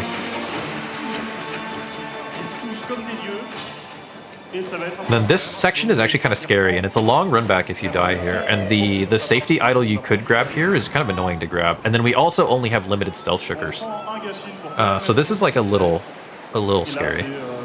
Yeah, Gunfort can be a bit of a pain. Okay, they are grabbing the idol though. Good call, I think. Yeah. Sometimes I always mean to grab this one in marathons, and sometimes I forget, just from muscle memory. But it hasn't bit me yet. I don't think so. One day. Yeah, so the big thing here is we're going to try to kind of grapple up the front here. The problem is that if you get hit by a bullet in the air, you'll survive, but it takes all of your aerial momentum. So you can just get hit and then fall to your death if you get hit before you grapple, but we're good. That was the dangerous part. Yeah, see, we can take 2 hits. Yeah, we should be okay. Cool. Panic over. Now we're coming up to the giraffe. Maybe that joke won't work in French, so I'll skip it. But yeah, I'm not sure. Yeah, not sure on the French names. So here's our jumping Mortal Draw to open the fight, and then parry the combo. But we don't want to finish this phase with a parry. So see, they dodge there so that they could kill the last phase with the Mortal Draw. That makes him take longer to get back up here, which gives us enough time to do our 3 more Mortal Draws just to kill him there. So if you parry that last hit to kill phase 1 earlier, then you don't have time to do that jumping Mortal Draw to finish phase 2 really quickly like that. So that's why they intentionally dodged the last hit of that instead of parrying. Yeah, and as you can see, that the damage is ludicrous compared to this fighting with the regular sword. It's massive DPS increase. And you have more than enough spirit emblems too. Yeah, that's the routing thing. Okay, this is where I was scared. Especially if you get here without being able to go underwater like this. Yeah. It's one of those things where over time you just, like, you know, when you're speedrunning, you just learn where the snake can and can't move, but Yeah. casually Yeah, it's so when you're playing casually, you have no idea, right? Like, it could go anywhere, right? It could, wherever you are, you could take some real damage. That's And then so we just got a bead upgrade there, so now we have like a little bit of extra health. might be able to take 3 hits if we're lucky now. Yeah. Big fall damage cancel here. Except for not. Let's try that again. Yeah, luckily you get teleported back, so it's not too horrific. There we go. So yeah, if you grapple at the last second when you're falling, you can actually cancel fall damage. Like that. But like, getting a grapple requires you not only to have your character in a certain position, but also to have your camera in a certain position. So it can be kind of particular, especially when you're going around a corner like that. If your camera's not quite in the right spot, it'll be obstructed and you won't be able to do it. This is also unintended here. If you're really quick about it, you can jump around to the left and grapple around the snake instead of doing the intended decoy monkey that you're supposed to do. With another ninjutsu we also won't be using. Ninjutsu are like super expensive to use in terms of spirit emblem costs. It costs you 6 per, and you can only do it when you're like death blowing somebody, so it doesn't come up too much. And here's Snake Eyes. We just have to kill Snake Eyes before the enemy behind us aggroes and shoots us, basically. Oh, got clipped. Yeah. You see that extra health? It still take a ton of damage. All it takes is one little tiny mishap. So this jumping mortal draw strat is like, I see, they're playing it safe now. It makes sense, they don't want to waste extra emblems anyway. Oh, that was really sketchy. But so this is a strat you can do where you can do your jumping mortal draw. If you time it and space it perfectly, you can jump over Snake Eye's counterattack. But if you're slightly misspaced, especially on like uneven terrain like that, you'll get hit in the air, knocked down, and then you might just get hit again like that. It's really dangerous. We have like a revive though that we used. Now we no longer have a revive. It'll be refilled at some point, but yeah, so we're really on our last life here. We gotta be careful. So we're heading down to Mibu Village there. We went through that big room there. We don't want to do ape now. That chicken was friendly. That chicken can be mean sometimes, so that was good. But we need to go down here and do this because if you go through that room after you kill ape, then you'll have double ape spawn there, and that's really slow to have to fight an extra boss in any percent, so don't want to do that. Yeah, ape's bad enough as it is. So there's 2 of them. Hell no.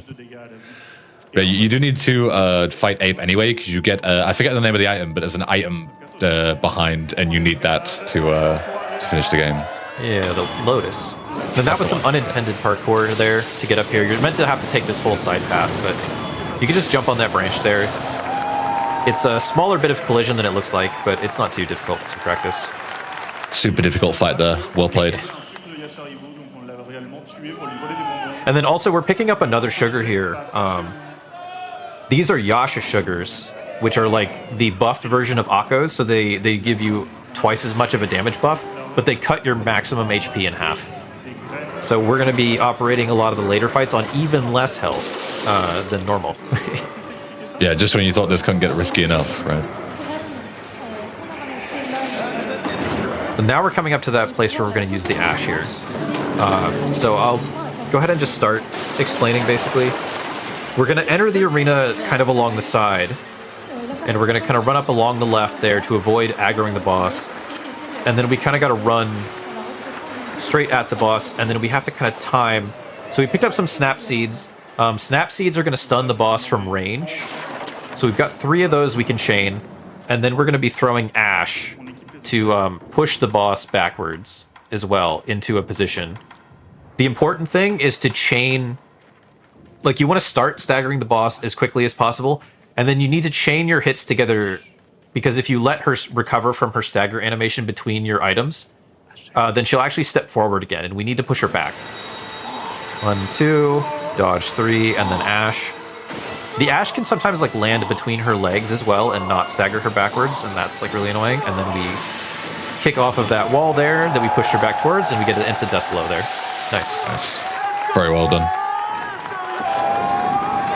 If you come into this with the right amount of consumables, it's not the most difficult strat. Like, you can do this casually if you bring like tons of stuff, but there is no like backing it up. You have to go like grab a ton of like other items that are really slow. Yeah. In marathons, this is quite scary because it's an instant run. Yeah, not an easy boss if you have to actually learn to fight it, right? Yeah, she's got so much health. Yeah. This version of her is so much. Yeah, the one health bar is very misleading. It's a big health bar. And then we can just warp to last rested here to go all the way back to Sunken Valley here. And this is the other item that was also hidden behind the monk as well. So those two you need for the ending. Yep, the Shelter Stone. And then so for Ape here, we're going to be doing a cool strat. This is like a stagger loop here. So we're going to do like jumping Mortal Draw to get it started. We're going to try to hit the head of Ape specifically because he takes more damage if you hit him in the head, but it's not the most important thing for this strat specifically. But then once we do that, Ape has like 2 sequential staggers. So doing enough poise damage will get him to a point where he'll do like a little mini stagger. And then if you keep hitting him, he does like a bigger stagger where his head goes down. And then if you hit him again, he rolls backwards and like runs away from you. But if you get him like right before that last stagger, and then you wait until he recovers and then hit him again, he'll immediately go back into that stagger loop, and you can just chain that forever like that. Like so. And then second stagger. Oh, that was weird. He did 2 mini staggers there. And then now we wait. Hit again. And that, and then we wait. We just try to finish it there. Okay, cool.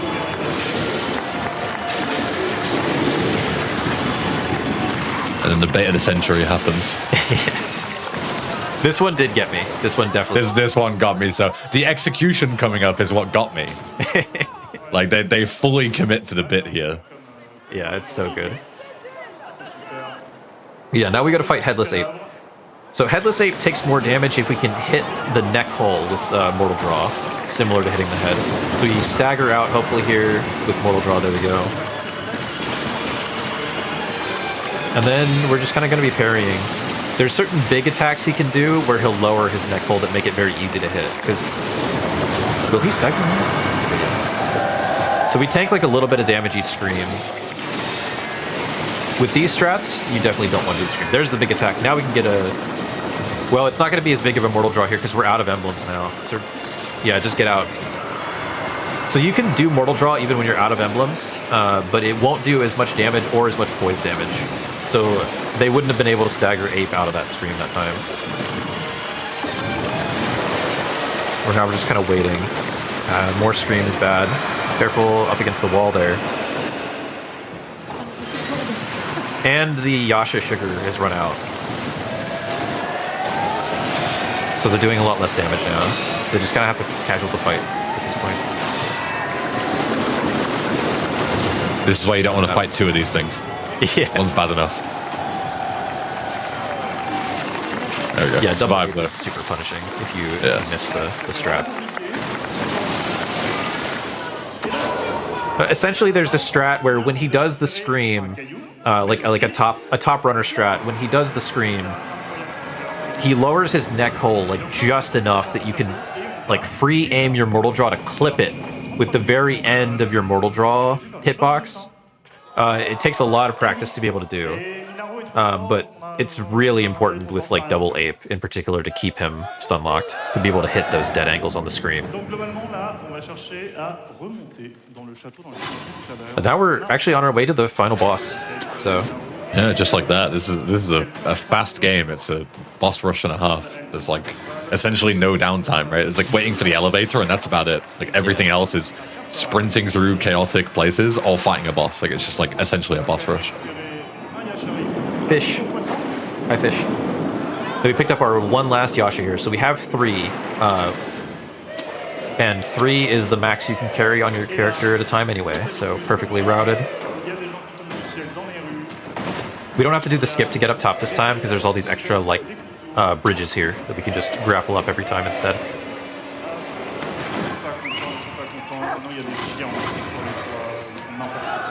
This is oh they're grabbing the idol. I was like, why are they going over here? But they want the idol for safety. That makes sense. Yeah, it makes sense. These final few fights are not particularly easy, especially back to back. Yes, and you'll run out of... this is one of those things, too. If they don't get it first try, they're not going to have any extra consumables to use. They're going to be out of Yashas. They're going to run out of emblems eventually, too. And Yeah, Mortal Draw... It'll be even harder next time. Yeah. So we really want to get these 2 first try, though.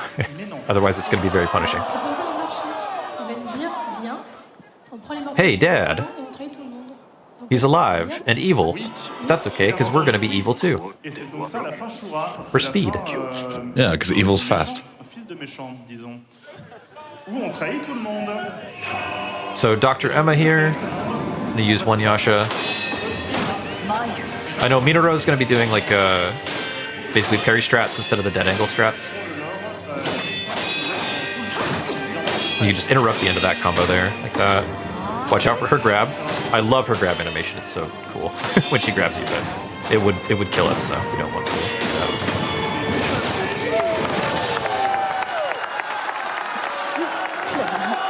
There's Emma down.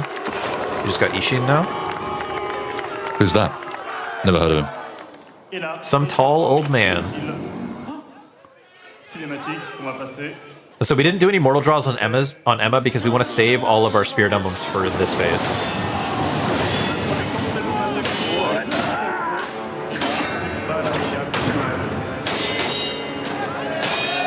Oh, so he has this animation he'll go into as well, Akiri, where he'll do like this kind of sidewalk, and if you hit him while he's like RP sidewalking or try to, he'll like spot dodge it and swing at you. You have to be like really ready for that. We can interrupt this with Mortal Draw. And same here, yeah. They were very quick on that. You gotta be quick on that or they would have died to the fire. This should kill, right? Yeah.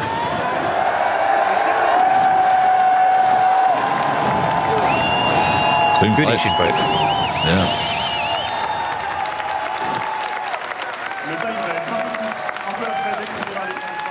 And then it'll be credits here. So nice.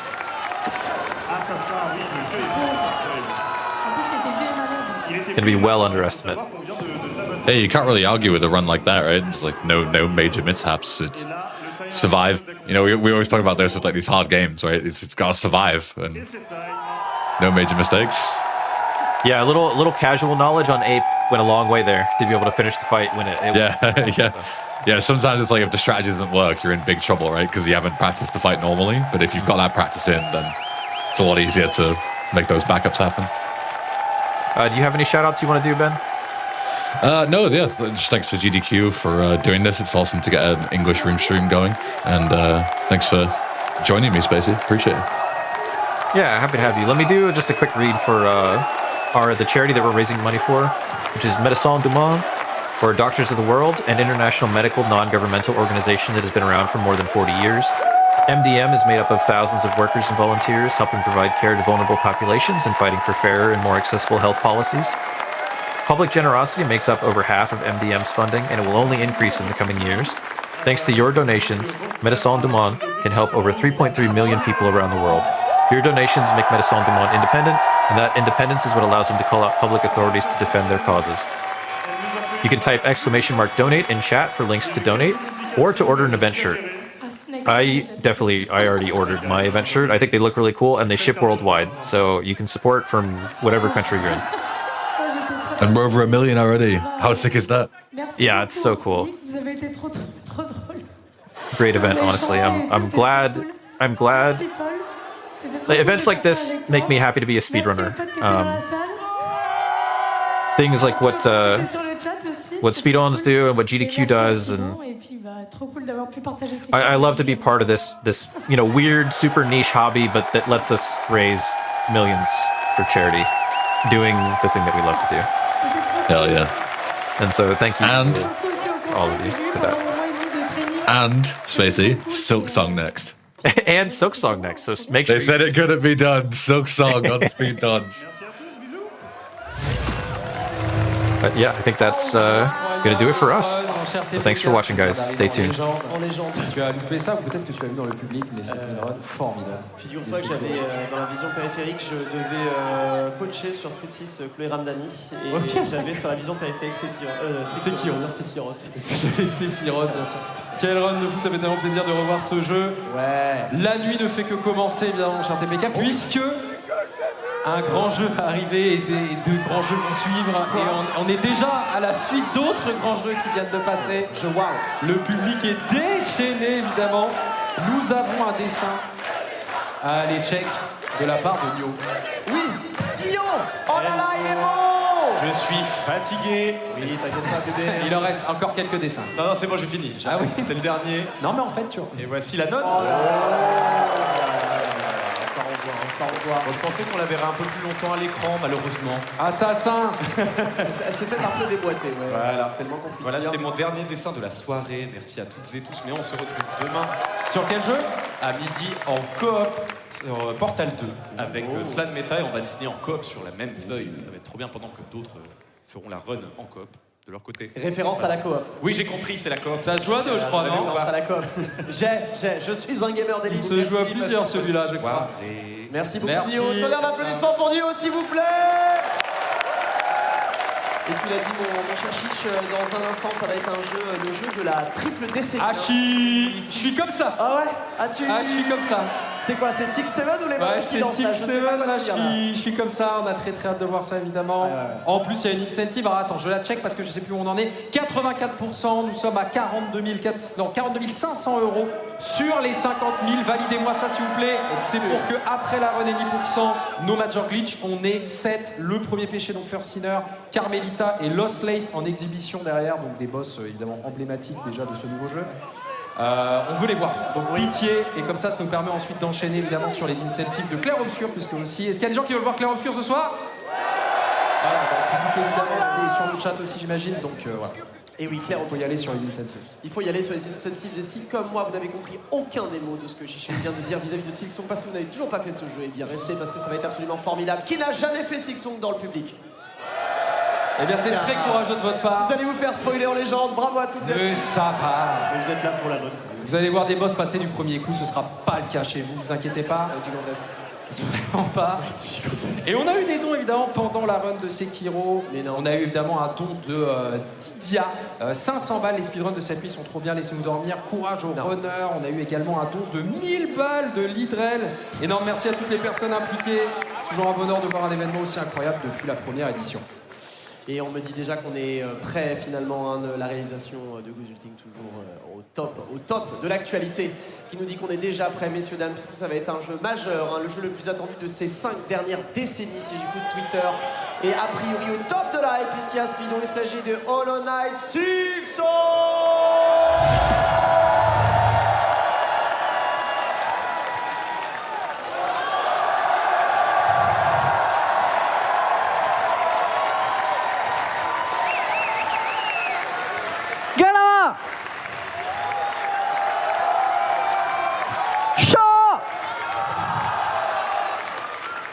Comment ça va, SpeeDons? Est-ce que vous êtes chaud pour cette run de Hollow Knight Silksong? Eh oui, comme vous avez pu voir, on a un invité de marque, ici, Hornet en personne. Et nous sommes avec cette magnifique run, donc je suis... Hello, everybody. Hello, GDQ Nation. Welcome back to the English restream of SpeeDons, benefiting Medicine du Monde. We're getting ready to, I mean, you see it on stream. We're gonna be watching a really cool Hollow Knight Silksong run. I am Echo Machine. I have run this game a little bit. I've sort of what you would call a beginner level. I did a little judgment. I've dabbled in the direction of this any % NMG category, but I'm certainly not the expert that is sitting here with me, if you would like to introduce yourself. Hello, my name is Scene. I ran Silksong 8% at Amazing Games Done Quick, and today I'm going to be helping commentate this awesome run by Zoff, who is going to be running 80% today. I believe they are running the Bell route, from my knowledge, but we will see pretty soon at the start of this run. He's about to hop into this, so it's going to be exciting, and hope everybody here enjoys helping us support this awesome event. And thank you again to GDQ for giving both of us this opportunity to help commentate for this event. And looks like we're going to get started in 3, 2, 1, and Hornet has action. So for those unfamiliar with Silksong speedrunning, obviously it blew up very early once the game came out. Very, very quick optimizations. And the scene grew massively and quickly to the point that was the #1 speedrunning game on speedrun.com. We're starting out with a movement here called the Pogo Cancels. So it looks very simple. It looks like we're just pogoing downwards. However, every time that Hornet hits the ground, she will be lagged and be forced to stop. You can see there, like, there's a small mess up. So in order to not get that little delay when you're hitting the ground, you have to let go of all inputs and re-click jump. If you're holding any input when you hit the floor, you'll be stuck to the floor for a tiny bit of time. So each one of these are very meticulous, and we'll be doing this until we get our first ability, and we are actually going to be running the key route. So I was mistaken. We're going to be running the key route. So there are 2 routes that Silksong runners run, and the leaderboards are currently split for that, which is going to be the release patch of the game, where there is a jump that got patched out that is now impossible on current patch, which allows you to skip the cloak ability entirely. And so that's the route we're going to be running today, based on the rosary strings they just grabbed, because we must gain 500 rosaries, and then we'll be able to open up a shortcut to skip cloak. And the other route that we'll not be seeing today is the Bell route, where it's the typical route where you go and fight the last judge. I'd say 99% of players in the regular playthrough would take that route. It's the route that Team Cherry intended to take, but we're going to be breaking the game today. And it saves about a total of 2 minutes overall in the run. So, but it's a lot harder because the cloak ability is very helpful in a lot of boss fights, and you can make less mistakes. Yeah, it seems like the cloak ability is something that's very useful in like platforming until you try to fight some bosses without it, and you realize that it's really invaluable unless your movement and your fighting is like really on point. You have to know what's coming and prepare for it. And then that was a very clean Moss Mother. Also, we were kind of talking over it, but very, very clean Moss Mother. First boss of the game. Unfortunately, the only time you get to hear that boss themes is going to be a lot of boss themes that are incredible. The soundtrack's incredible, and they just blow their way through it because of how fast the fast-paced the combat is in this game. Bosses just get deleted so quickly. It's really fun to watch how optimized these fights can get. Complètement tapé par un bâton, il fait super, on touche pas. Donc là, je présente Ababa. Yeah, speaking of boss fights, actually, we are still working on that incentive for SpeeDons to get a few extra bosses added as a showcase after the run. And that's something that I really want to see because some of my favorite bosses are in that showcase. Yeah, it's something you typically don't see in any percent.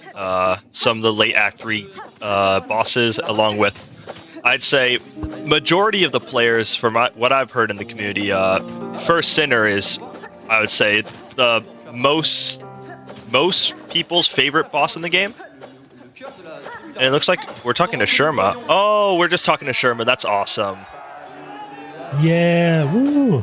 So you never go there in an actual run, but I love that they're doing that for the crowd. I did something similar at GDQ where I freed a flea that was not necessary, but I did it for the crowd so that everybody can go woo. So that's cool that they're going to see Sherma, because you don't actually see Sherma in this run, which is unfortunate. You only see Sherma in the Bells route. So when we're running Key, you don't get to sing along with them. There's a lot of really lovable characters in this game. Even the ones like the fleas, where they don't necessarily talk to you. They have really cute sounds, and they really make you love fleas, which in real life, usually, I'm not a big fan. Yeah, they did a great job creating something as lovable, if not more, than the grubs, because I didn't think they'd be able to match the grubs, because the grubs were adorable, but they really went deep in their bag for the fleas. Yeah, we really blitzed through that first pogo that skips a whole section of level that it's like a setup that people have gotten very consistent with, getting that fly to charge at you and hitting it at just the right height. But I'll say, especially from the beginner perspective, when you start learning the game, it's much more tricky than you think it is until you get used to it. I can 100% vouch for that. As someone who was one of the first runners of the game, constantly running only like 3 days after the game came out, that setup was so annoying until I created the first version of that skip, and then eventually better versions came out, but there was no consistent setup for it, and I remember like me and 4 others spending like 3 hours trying to find a setup for that skip that was just easy, and now everybody makes it look so simple. Just shows how optimized this game has gotten and how many new strats have developed over just a couple months of the game being out. Yeah, it's really impressive just how much work goes into this game so quickly. You'd think it would have been out for years by now. So we're grabbing some rosaries here. We just acquired the silk spear.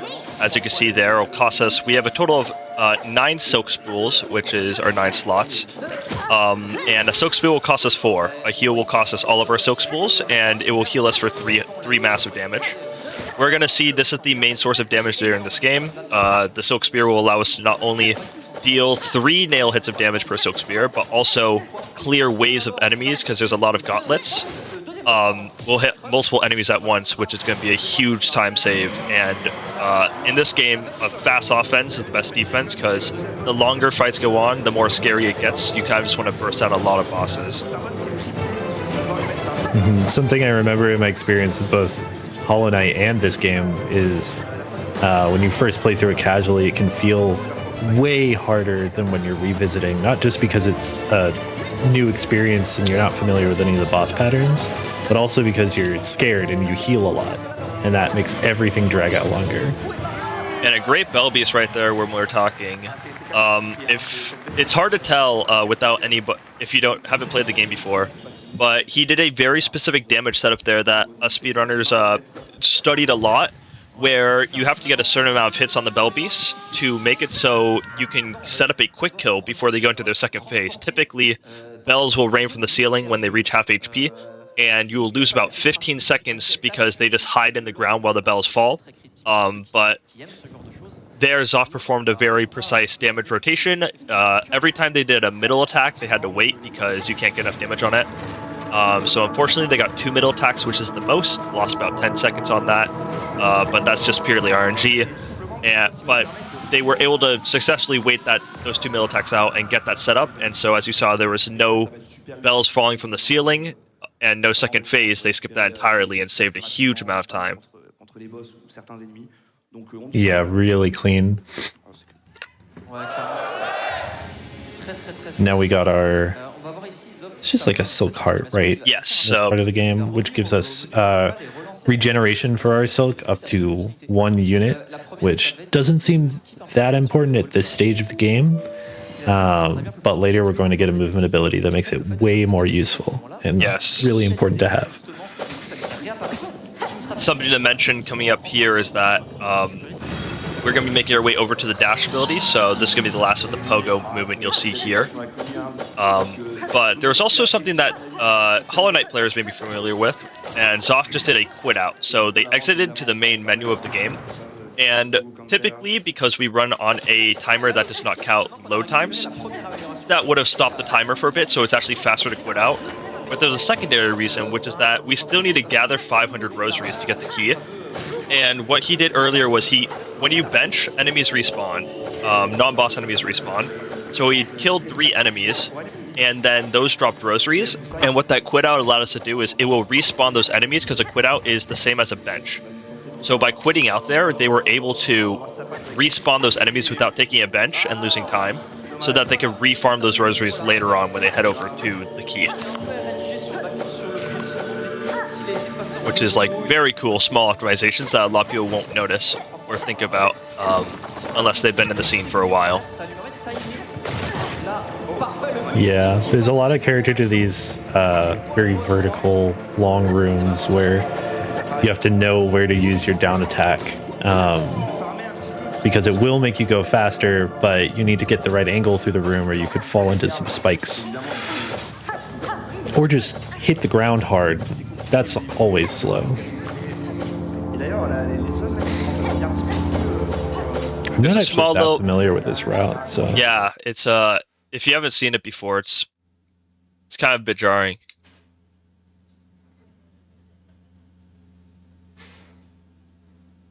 Looks like we're making our way over to this small little pogo skip. It saves a couple seconds, but it's still very cool. Oh, the enemy's not cooperating. There it goes. The pogo's a little bit more friendly.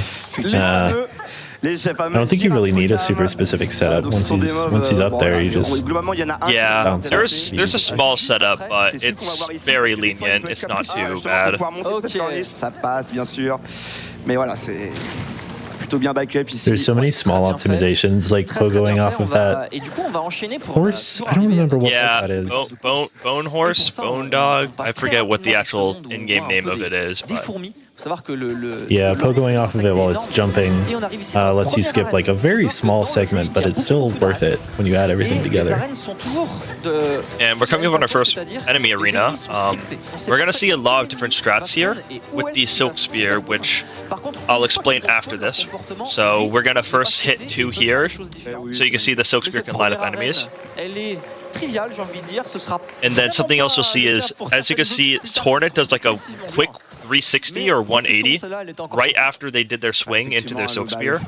By doing a quick 180 after a slash, the Silk Spear actually comes out quicker.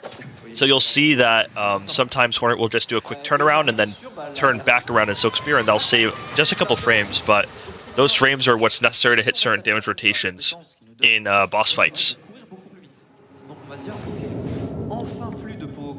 Yeah, and as we saw with the Bell Beast, the damage rotations are very important. Now we've got our dash, which I think originally when people started speedrunning this game, allowed folks to stop doing the constant sort of bunny hopping motion, but now it's just the whole time. Yeah. So what you're going to see here is pogo dashing. This is going to be the main movement you'll see throughout the rest of the game. Basically, what the inputs are is it's going to be a jump, and then we're going to pogo into the floor, and then we're going to re-dash. And that's going to save a couple frames per pogo dash, but over the course of the run, it's going to save a huge amount of time. I believe, I don't know the exact numbers, but you're pogo dashing the entire game, so it's a lot. It's going to make the movement look way cooler. It's so fast just getting just the right movement in these rooms. Knowing when to use those ledge grabs. I can tell, is Zoff playing on controller? I'm not sure. From his arms, it looked like it does, right? Playing on controller is very impressive, if anybody does not know. Almost every top runner plays on keyboard because of how precise a lot of the inputs are and how hard it is on your hands for controller with a lot of these quick inputs. So if he is playing on controller, props to him, because that is way, unbelievably difficult for people who aren't aware. Hollow Knight was a lot simpler of a game with less movement abilities, and so controller was kind of a very consistent way to always get the inputs you wanted. But in this game, keyboard reigns supreme, so anybody running controller has a lot of respect from anybody in the community. Mm-hmm. Even just those pogos at the start of the game where you have to return all of your inputs to neutral, it's so much more difficult with controller posture on your hands to do something simple like that versus playing on keyboard. Or if you're weird like me, you could use a sort of leverless fight pad, which is basically just keyboard. I used to play Hollow Knight with Smashbox, so I understand. Oh, yeah. That's got to be the best way to play. It was interesting, to say the least.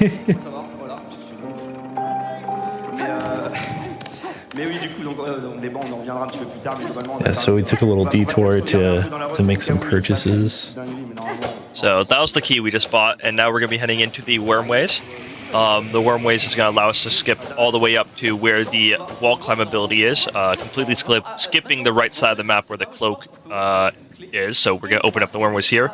A lot of really cool but precise movement here. It's very dangerous, and all the enemies here do 2 damage, so a lot of reaction. See, those are so tight. If you get hit there, it can instantly ruin the entire Wormways, so there's a cool little skip coming up here. He's going to do a little like pogo stall and then use a spear to pogo as well right here. Gosh. Oh, barely missed it. Should get here. Yeah, there it is. Second tries. So good.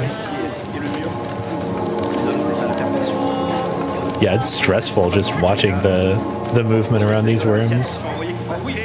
Yeah, like how tight, like even a cycle like that is, like any one of those just deal 2 damage and can ruin how fast you can go during this part of the run. It's definitely a game where you want to be able to play it fast and loose and maybe take a hit or 2. And you don't get a lot of hits in this one. Yeah, because healing is so fast, it isn't that big of a time loss if you do get hit. But a lot of speedrunners will prefer to keep their silk for offense compared to taking a heal, even if they're at like 2 HP. They just say, I'm just going to kill this boss while I'm at 2 HP compared to let me heal up and lose all my offensive capabilities right now. Which is just how optimized this game has gone, and honestly, how crazy the runners are to just decide, like, you know, I'm just going to go for this here, and if I die, I die. But the offensive, like, everybody plays this game so aggressive, and it's great to watch different playstyles and how they go around bosses. Because there's no one correct way to fight bosses in this game. It's all reaction based on the attack's boss patterns and their like own patterns they've noticed by themselves. And that's a great skip. I've never seen that one before. Wow. That must be a new version of that. Yeah, that looked really cool to do that all midair. Typically, I do the version where you like, my version's a lot harder, so I'm glad they found an easier version of that. You used to have to up/slash that little guy and then take a damage tank, and then you pogo off of him, and you can take a lot of damage from that if you mess it up. So it's great that they found a new way to do that. And so now we have the wall climb, so you can see we can now jump on walls. The Mantis Claw for any Hollow Knight fans out there. And we're going to make our way over to the first real boss of the run, Widow. Ooh, love Widow. Amazing theme. Yeah, and amazing area. I love the audio in these bell areas. You're going to try and pogo through here? Oh, they got it. That's beautiful. Ooh. That wasn't discovered too long ago. Because you get some iframes when you pogo, right? So you can dash really quickly. You'll see that in this fight as well, that they're going to be pogoing through Widow here. Right here. Boom. Because when you pogo, you get iframes. So you're going to see that a couple times during the run where they'll just pogo through an enemy. Because it's a bit faster to do so. Wow, this looks really clean. That's the only attack you don't want to see, but that was very clean phase 1. I've seen so much go wrong in this fight before. Even with experienced runners.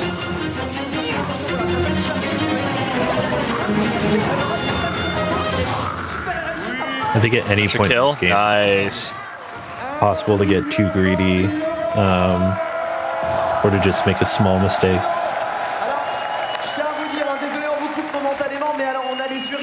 That was awesome. les lions aussi. Il y en a tellement qui arrivent qu'on n'arrive pas à suivre, mais voilà, le million 100 000 € est passé. We are going to be going into a small dream sequence here, just a little platforming. So I want to spend this time to talk a bit more about the charity we're raising for, the Medicines Day Monday. So it is also known as Doctors of the World in English, is an international medical non-government organization that's been around for more than 40 years. MDM is made up of thousands of workers and volunteers helping provide care to vulnerable populations and fighting for fairer and more accessible health policies. Public generosity makes up for half of MDM's funding and it will only increase in the coming years. Thanks to your donations, MDM can help over 3.3 million people around the world. Your donations make MDM independent, and the independence is what allows us to call out public authorities to defend their causes. Your donations help a huge amount. It helps towards women and children through their armed conflicts in the Horn of Africa, supporting Colombia and Central American migrants, and supports teams in Gaza, the West Bank, and Lebanon. So once again, thank you to our charity that letting us raise money for this amazing cause. And thank you to SpeeDons once again for running this whole event. And thank you again to GDQ for giving us the opportunity to, help raise money for this cause. Yeah. And a big thanks to Hornet for being on stage for this run. Oh, I didn't even notice she's on stage right now. He's really marveling at that. How good she looked when she came out at the beginning of this run. So we are going to be heading over to arguably the most confusing part of the run, which is going to be the mist. Everybody dislikes the mist because it is very RNG based. It is the most RNG based part of any Hollow Knight run. And the reason why is because you must make it through 5 rooms, and once you make it through 5 mist rooms, you will get out of the mist. But in each room, there is 8 separate possible rooms you can enter into, and in each room there's around like a couple butterfly spawn spots where only about 60% of the butterflies actually spawn. So not only do you have to recognize the room you're in, but you have to recognize where is the closest butterflies. You then have to play your needle in next to butterflies and then pray that it goes to an exit that you're close to or an exit that can lead to a better room. So it's going to be a lot of quick decision making. And on top of all this, if you fall out of the mist, you go back to the beginning. And if you... Sorry, I'm getting distracted by Hornet. She's getting excited over her nail upgrade right now. Yeah. And the second thing is that there are enemies called Wraiths or the Banshees, and they will grab you, steal your silk, and deal 2 damage to you. So, and there's multiple of them in each room, and more spawn the further you get into the mist. So it's just a very, very dangerous place where a lot of, I'd say most runs end actually. There's one other place, which we'll get to later, but this is one of the biggest run killers in the entire game. So let's see how Zoff managed to navigate this mist here.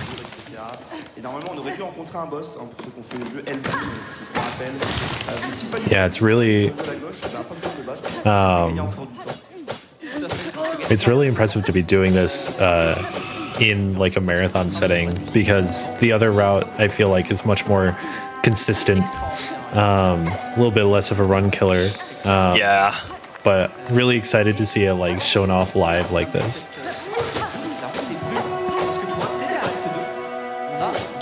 There's gonna be one. Yeah, we're gonna see a cool cutscene here. A lot of Silksong players would never see this, but if you manage to make it to Sinner's Road through this way, going through the Wormways, and you don't fight Lace, because we did not go to the deep docks to fight Lace 1, Lace will show up here and talk to you, which is really fun. That Team Cherry thought that people might avoid the entire Lace 1 fight and come straight here, so they've added a couple little extra cutscenes with Lace based on the actions you take in the game. Mm-hmm. There's a lot of care put into not just how much is in this game, but like Chalamet skip? quality. Oh, a bit low. We're trying to get a pogo off of this guy, still with the spear. It's very difficult. Luckily, that reset is a pretty good spot. Yeah. So we can keep retrying it. That looks good. That looks good. There it is. Ooh. Beautiful. That's kind of your little intro into the mist right there. That's just the start of this hellish split, some would say. It's And the worst punishment. Yeah, the worst part is if you die in the mist here, you have to go back, like, you lose 4 minutes of time. You have to run all the way back. So this is a very good room, I'd say. There should be butterflies right to the left, down and left. There it is. So let's see how this mist goes. That's a great exit. So you can actually re-enter the room you just went from, and that won't reset your count. So they can just play for these same butterflies, which are right next to them. If this goes right, this is going to be incredible. Looks like it's going up. That's pretty good. There's a couple more rules I forgot to mention about the miss. Any side exit on the third room will be a guaranteed exit. So once they get through this room, they can go to the left or right of, and it doesn't matter where the butterflies go, it will be correct. And then the last exit room is always a right room. So they're going to jump back down here and go left because that's going to be the closest room. Or they're going to end up going right. I think a lot of people prefer to go left because, let's say they get a room with like 1-2 right exits. This can be a bit awkward, so they're gonna take their time killing the Banshee here, or they're gonna try and make it go to sleep. There is they should fall asleep here. There it goes. It's very awkward. They don't like to behave themselves. So because the next room is guaranteed has to be a right exit, they can either go to the right of whatever room this is, or they can juggle back and go to the bottom right exit in that room. But it looks like they're just going to take this room, which I agree with. And they head to the right, and that was maybe not the fastest miss, but a very safe miss, and that's what you need in this marathon. That was very, very good. Yeah. And now they get a bench here, so... Now we get to another boss that's gonna. I don't know. Is it SpeeDons a runner preference sort of? I think the ability you get from this boss. It used to be, but now it is. The Silk Spear is always gonna be faster. So after being Phantom here, which is the boss we're about to fight, you get the parry ability, which used to be very good at the beginning of the game's lifespan because people were the main struggle with the game was not dying, and that's just not an issue anymore because the runs have become so good. And so the parry ability was great because there was a lot of difficult fights that you can click parry and just have a get out of jail free card. But now it's all about speed, so we use the Silk Spear. It's a very fun ability to use casually, though, especially in some of the combat challenges. One in specific, maybe that we'll come across. If you're not a speedrunner, something that's gonna kill you. Honestly, if you are a speedrunner, yeah, very easy to die, especially late in this game. But talk about good music. Yeah, it's like a whole music-themed boss. Phantom's almost dead here. One or two more hits. There it is. Great Phantom fight.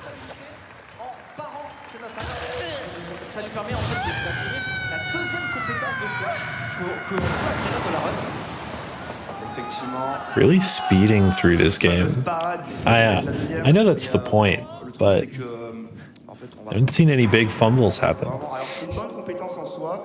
Mais le problème, c'est qu'elle fait moins de dégâts que la Silk Spear. Et globalement, on veut moins faire des sortes de petites brochettes. On a pu voir un petit peu des fois sur certaines arènes. Donc on verra un petit peu plus tard. Especially without the glide. I think the cloak really, like... You have to remember that a lot of this stuff is designed so that if you're jumping over stuff or moving around, you usually can stall in the air, which makes it much more forgiving for a lot of the timing that you have to do. Exactly. So the fact that all of this is going so well and so quickly without the cloak. Oh no, unfortunate fall. They'll be taking a bench in a second to re-equip the Silk Spear into their inventory, so that doesn't matter too much. But like the mist, you know, that area was designed with the cloak in mind, and doing the mist without a cloak is very dangerous because once again, if you fall, you're just restart the mist. And there's a lot of just, you jump off a ledge and you don't know where you're going a lot of the times, and so speedrunners like Zoff have to memorize where each and every platform and every single missed room is to not fall down, which is very difficult. I've seen the missed spreadsheets. An upside to the game being very popular is that there's a lot of resources. So when it's time to learn things like that, you are not alone.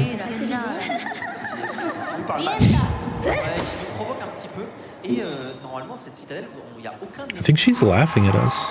Yeah, she might be. Well, she won't be laughing for very long because we do have that showcase, Matt. We do. So we also get to fight her later on in this route, so yeah. Very fun boss. Yes, we did skip the first fight. It's a privilege of this route. I say this, but after playing against Lace 2 so much, Lace 2 is such a fast-paced fight that you kind of get the rhythm of fighting her. And then you go back to Lace 1, and in my opinion, it feels even harder than Lace 2, even though they only do 1 damage. Oh my, they hit the 1 cycle there.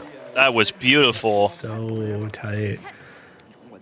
I say this, but that 1 cycle is PC dependent, so they must have a really good PC there at SpeeDons. Shout out to their equipment team, because half of the top speedrunners I know are unable to even do that 1 cycle because the room doesn't load fast enough.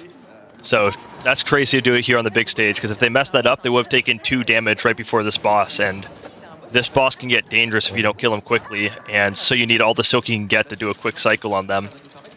And the other reason you need health is because we're going to do a scream skip right here to gain action. So we scream there and we get our action back. Ooh. It's scary. This phase is planned out, luckily, so we should be good here. A couple more hits and the first phase will be done. There it is, and we should get a heal here.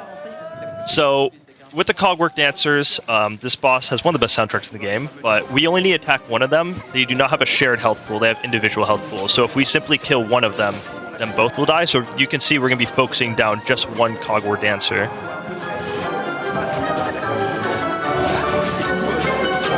This is a very satisfying fight where you're fighting 2 bosses, but once you get into the rhythm, it's honestly, I think one of the more consistent fights.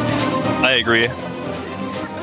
So now they're moving not at the same time, so it's going to be harder to track down just that one Cogwork Dancer because the other can now get in the way. So Zoff's going to do their best here to focus down that. There it goes, and that's the last hit on that left Cogwork Dancer. And now, sadness. That's about all I have to say. This is, it's sad, but it can also be very funny because I have seen runners die to this. If you're greeting and you've got 1 health left, it all slows down and you feel very confident in your ability to do it, and that can relax you a little too much sometimes. I've died to them, or I've died to the last Cogwork Dancer before. I'm not proud of it.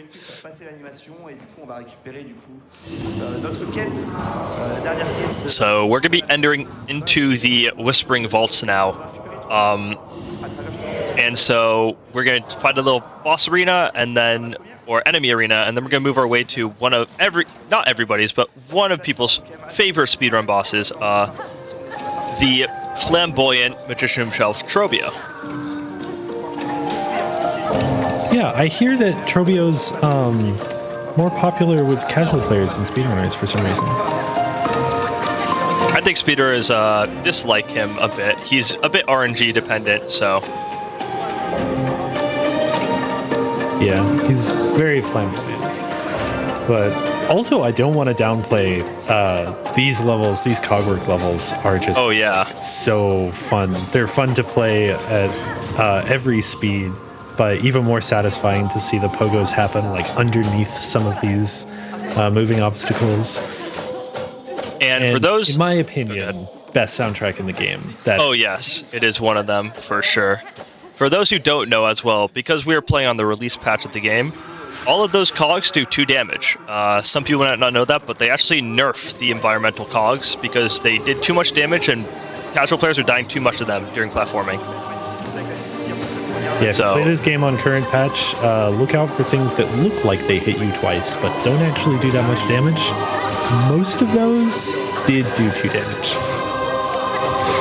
Beautiful cycle right there.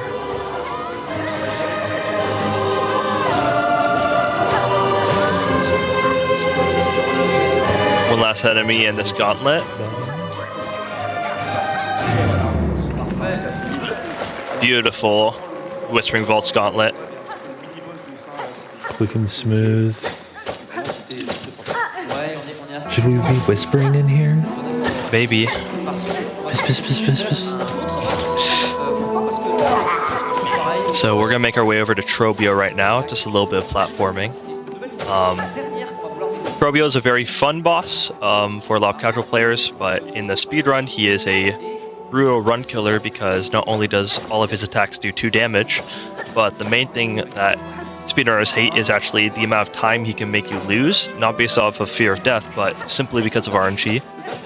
He will randomly go into the floorboard of the arena and move around and not pop up, and there are odds that he does go into the floor 1 time in the entire fight, and there's times that he can go into the floorboard 12 times, and that could be difference between losing 0 seconds and losing 30 seconds. So we're gonna hope for as little floorboards as possible. We're gonna try and abuse using the Silk Spear against the wall to make it bounce back quicker, just like that.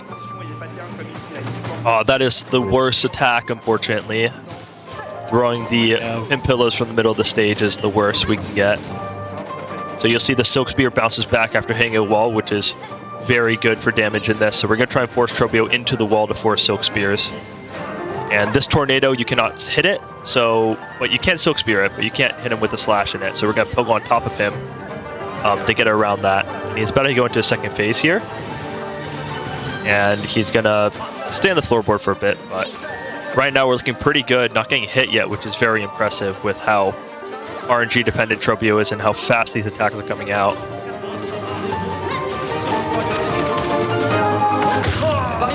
Yeah, not perfect odds, but definitely. Very good. It's a very clean Trobio. Fantastic. Fabulous. Trobio! Et à savoir qu'on récupère même pas And not even picking it up. l'objet, l'item qui est au sol, on le récupère pas parce qu'en fait, on a juste battu ce boss pour accéder le plus vite possible à la suite. Et l'item ne nous intéresse absolument pas. Do you have a favorite bug in this game? Favorite bug? I don't know. I would just say Sherba, but Yeah. besides the NPC characters, let me think. Favorite bug besides known NPC characters? Oh, did he grab the... Oh, he did not grab the Trobio's mirror. Not my goat. So this is the wall jump here that, right there, that got taken out of the game, and that's the only reason why Cloakless is actually viable. The reason we downpatched the entire game is to get that one wall jump because it got patched out on every patch that isn't the release patch. Team Cherry does not like our speedrunning. Yeah, Team Cherry has always kind of done that with some skips, which I can't blame there's them. ups and downs to it. They give us a free blum to downpatch the game, so we'll forgive them. Absolutely. And it also can open up new and interesting tech when a little skip like that goes away. So this is that ability that I mentioned earlier, I believe, that uses our regenerating silk very, very frequently if we're using it a lot. Any of these rings you've seen hanging can be hit just like that to immediately go towards them, but also it tends to be faster to just dash forward with it and just get a whole bunch of horizontal movement in there without hitting the ground. The only downside to that is that it does use up silk, so we have to wait for that regeneration to happen if Soft runs out of silk, which currently isn't happening. But in some sections it can be much more relevant. Yes, and this ability is gonna... Oh, that was close. Wow, what a dodge. This ability is gonna allow us to climb the hardest movement section in the run very quickly, and one of the coolest movement sections I've ever seen in a video game, period, for speedrunning, which is going to be the climb into the Architect's Melody. And we're going to actually be heading over to that very shortly, but we must first grab the first of the 3 melodies, which can be the Vaultkeeper's Melody, which is the reason we defeated Trobio, was we need to grab a cylinder there that will allow us to unlock the Vaultkeeper's Melody. So we'll be there in about a minute or two. But once we get all 3 melodies, that's what's going to allow us to climb the Citadel and fight Lace 2, and then eventually beat the game. So this will be one of 3. And then we're going to make our way up to the Architect's Melody, and then we're going to finally make our way over to the hardest fight in the speedrun. Many casual players fear it. Every speedrunner fears it. It's the High Hall Gauntlet. Made even more fearful by the lack of upgrades and abilities that we have collected throughout this run. Exactly. In this patch as well, the large enemies, if anybody remembers them, they are called the Clappers. They have been nerfed on current patch. They have 50 less HP, and for anybody counting damage-wise, that means they take 2 extra Silk Spears to kill. So around 7 hits of nail damage to kill 1 Clapper, and there's 3 Clappers in the arena, so it is way more difficult on this patch of the game compared to the later patches. Just another reason why this key route is so much more difficult for runners, but they gotta do anything for the time save, so...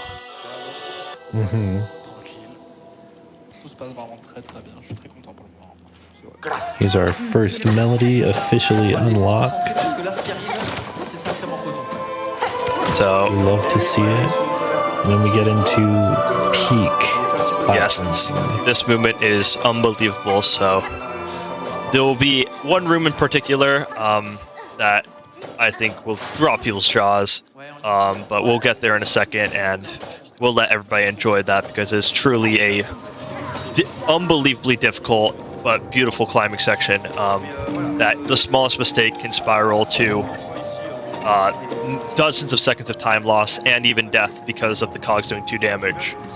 So we're coming up here in 2 rooms. Let's see how Zoff executes this, because under the pressure of a live stage as well, even being half a second late to a cycle will cause a possible death. So let's see how he does right here.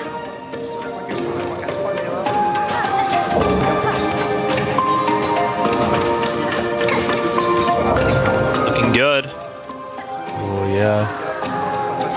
Beautiful. He hit the cycle. There it is. Last part. There it is. Just gotta fish it out now. Couple pogos. Harpoon. Beautiful. Unbelievable on the live stage. Yeah, that looks absolutely nothing like how you go through it casually. You're skipping so much of the level, but oh, it's so precise.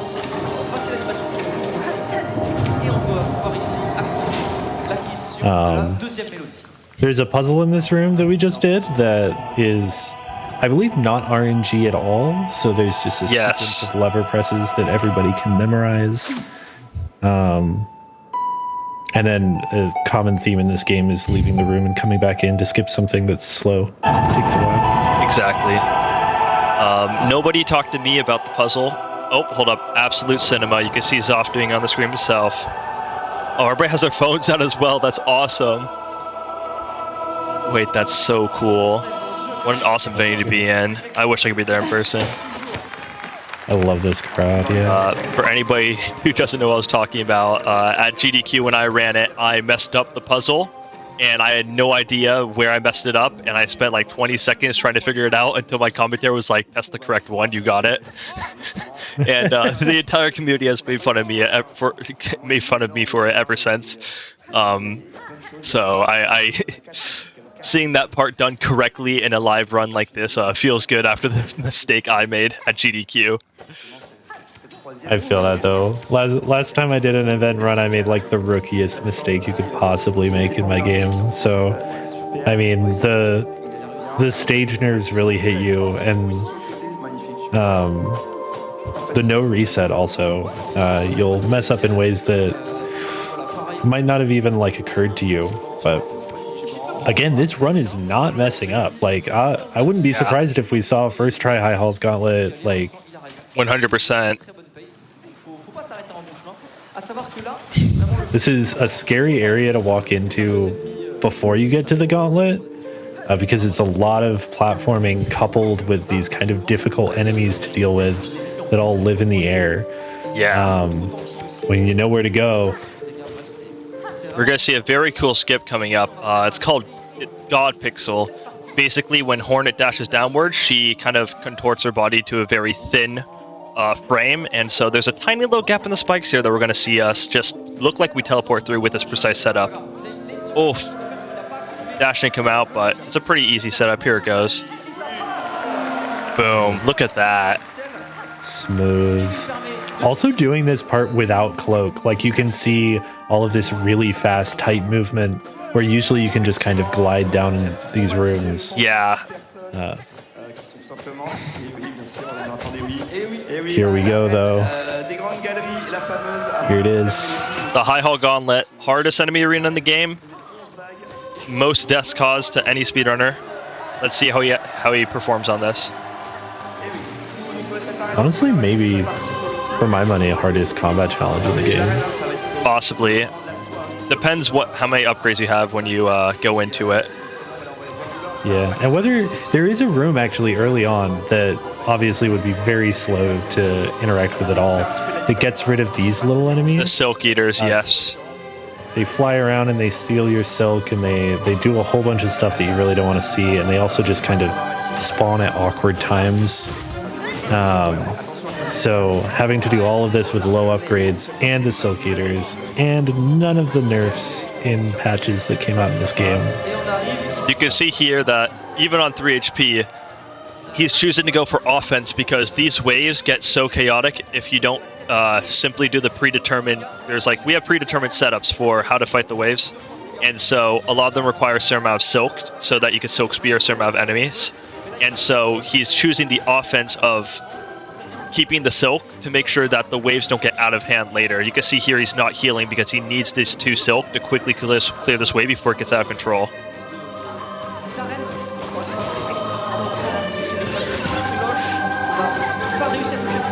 But it's so quick, but very risky. And there's a lot that all of these enemies can do to you from very far away. Those bells bouncing across the floor just really sneak up on you if you don't have control. This wave, he should save his healing he should save his silk to make sure he can heal here. I believe he should have enough here. He might be 1 short, actually. That'd be really bad. He's 1 short. I would not be shocked if he hits this enemy and he immediately heals. Yeah, there it is. Very smart. Yeah. This wave is absolutely brutal. 2 clappers, randomly moving around, both buffed, 2 damage each hit.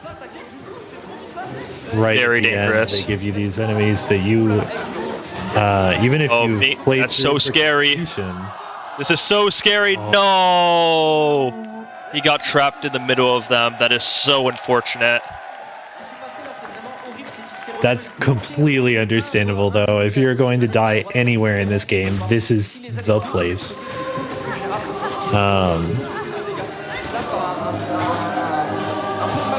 It's so brutal. You go through all of these waves, and then at the very end, you hardest wave of enemies that, honestly, they can just get you trapped. Like, yeah, your positioning. Nothing you can do sometimes. Yeah.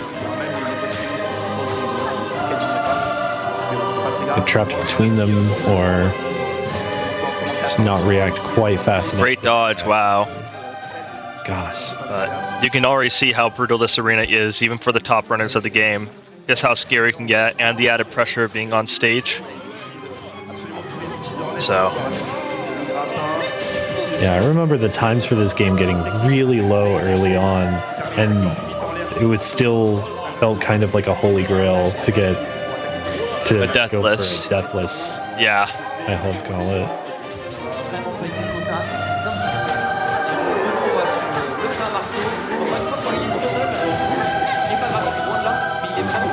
That's like the ideal situation for those jumps, is to get in underneath it.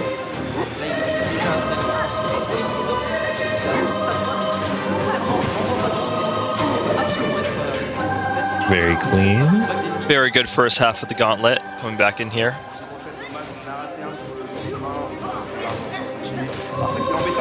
Should be 2 hits away.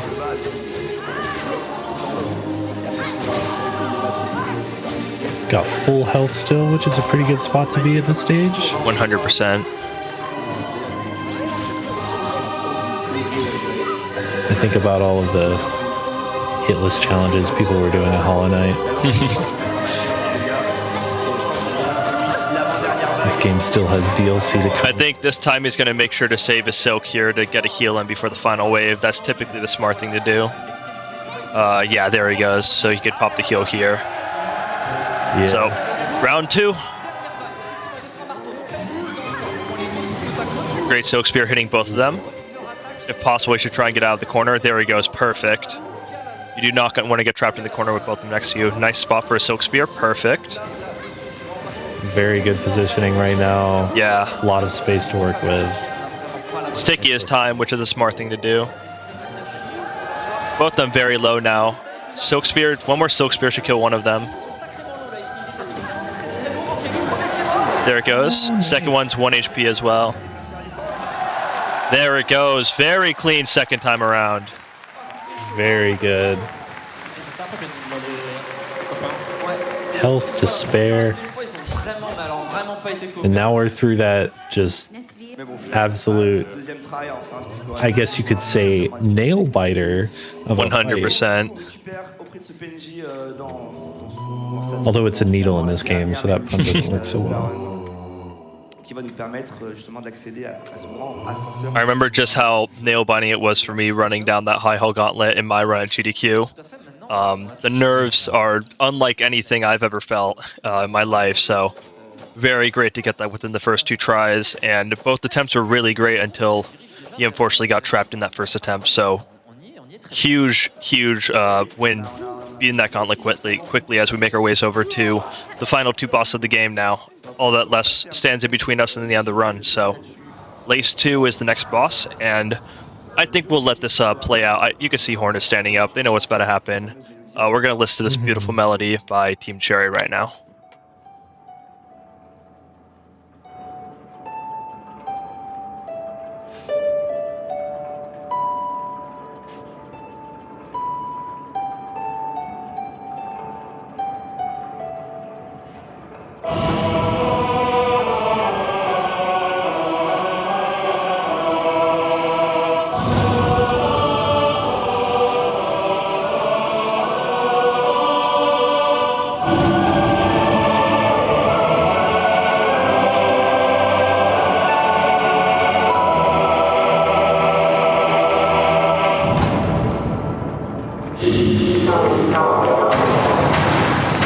Beautiful.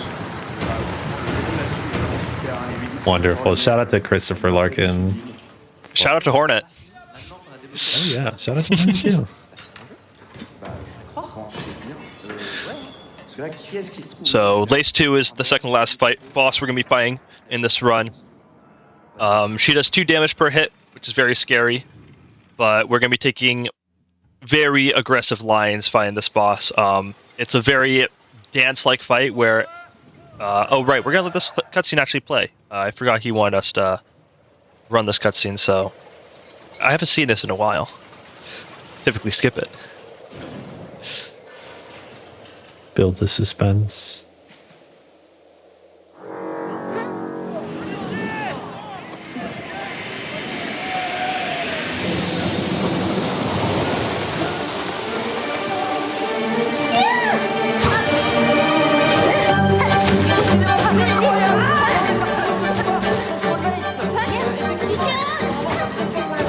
And here it goes.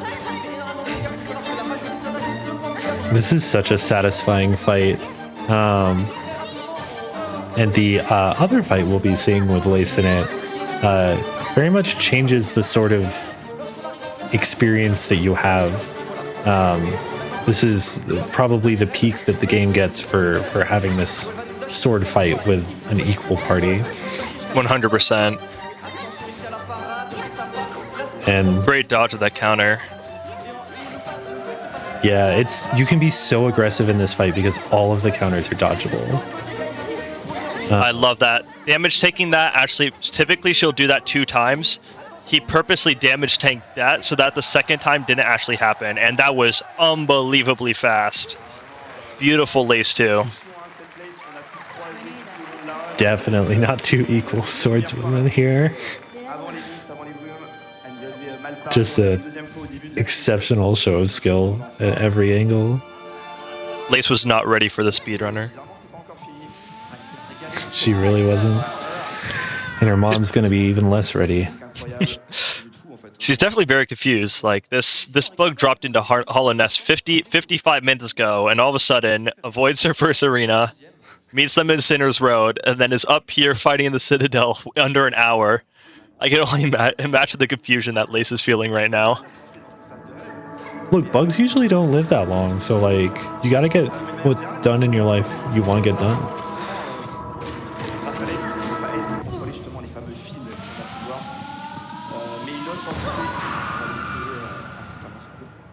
Mais là, du coup, on récupère du coup ce fameux deuxième cœur de soie, donc, comme le premier, qui nous permet d'avoir justement de la soie en mode en continu. Mais ici, on va avoir 2 ticks au lieu de 1. Bon, c'est clairement secondaire. Hein, comme That is our second silk heart, which I don't think is. Doesn't matter really. Yeah. It's nice to get it.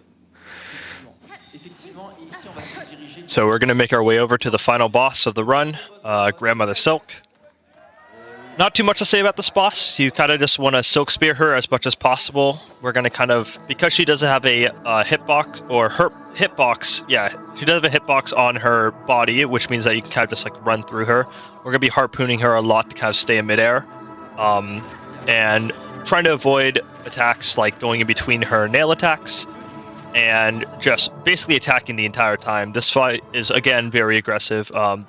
Something to be scared about is that because we don't have the cloak ability, when she does her 3 damage string attack, we can't actually float to stall, so you'll see Zoff Silk Spearing in between the lines to stall in midair to make sure he doesn't get caught by that attack. Because 3 damage instantly puts you into 1-shot range from any of Grandmother Silk's other attacks because they do 2 damage. So let's see this finale right here.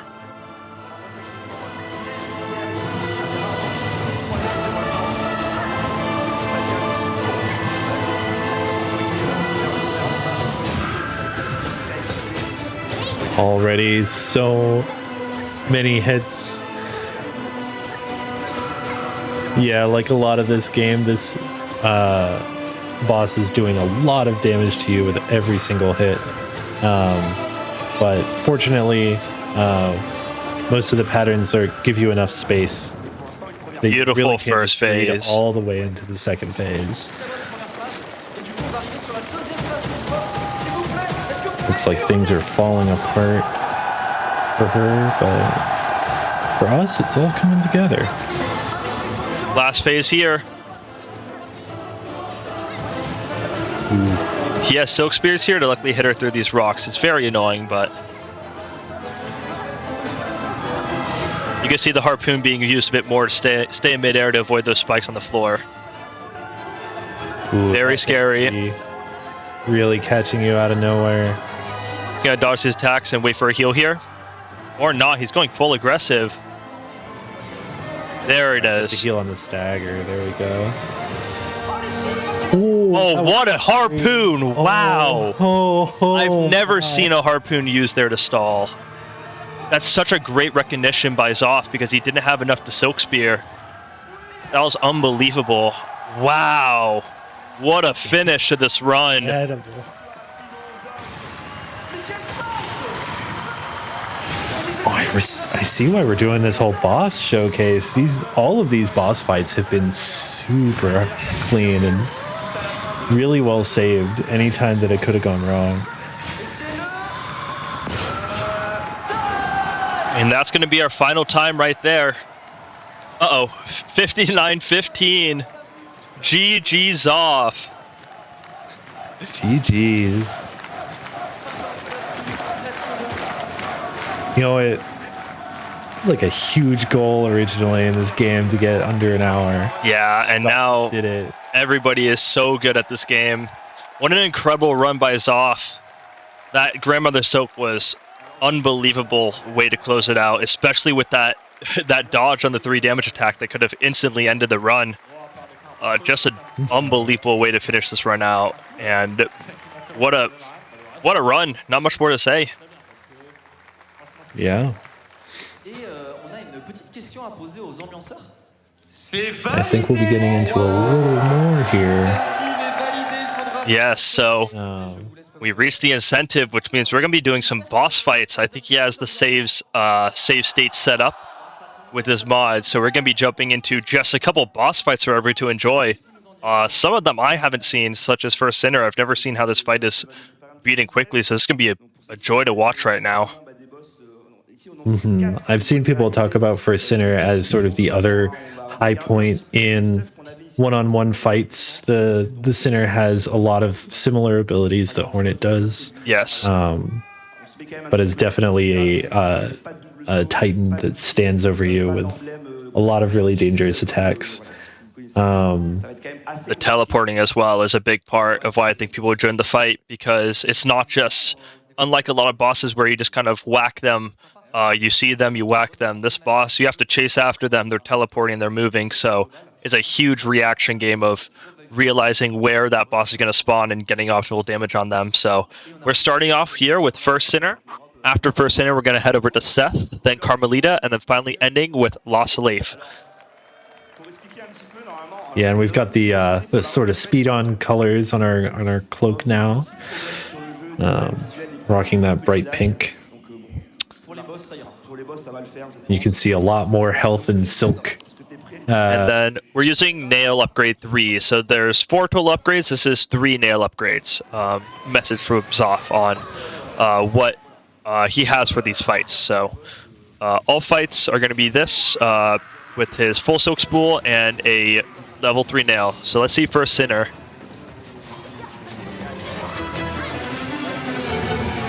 You can see some similarities to what Grandmother Silk is doing with these spears getting thrown, but it's a much faster, fast-paced fight. Once again, this amazing Widow soundtrack. Using that harpoon and dashing downwards, what a beautiful phase 1. Not even gonna need all that extra health. Still a scary boss with 2 damage though. Taking a quick heal. Never mind, it only takes a couple hits. Oh, I need to fight this boss again. Yeah, I gotta fight this whole game again.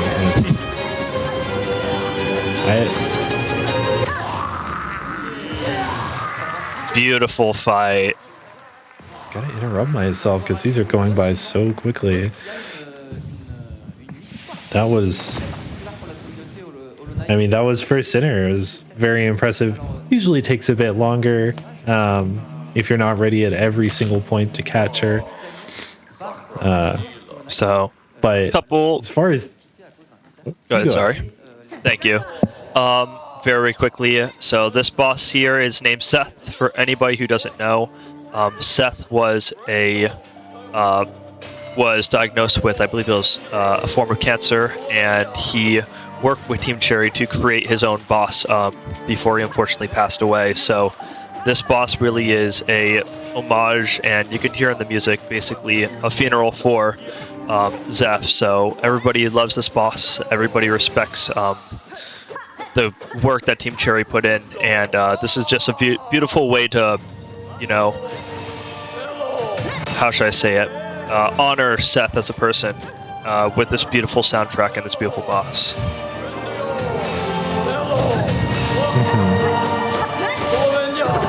Seth is a really great character and a very difficult boss fight. Really stands out in the game when you get to it. He's doing a lot of really tough patterns, but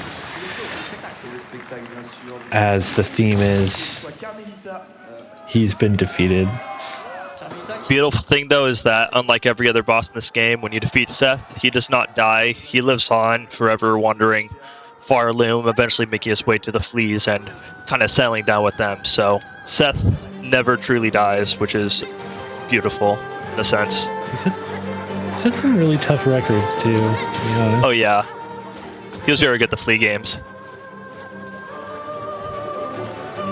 Carmelita is a real favorite for a lot of folks I know. She starts off with a gauntlet, and then is just a very dance-like boss.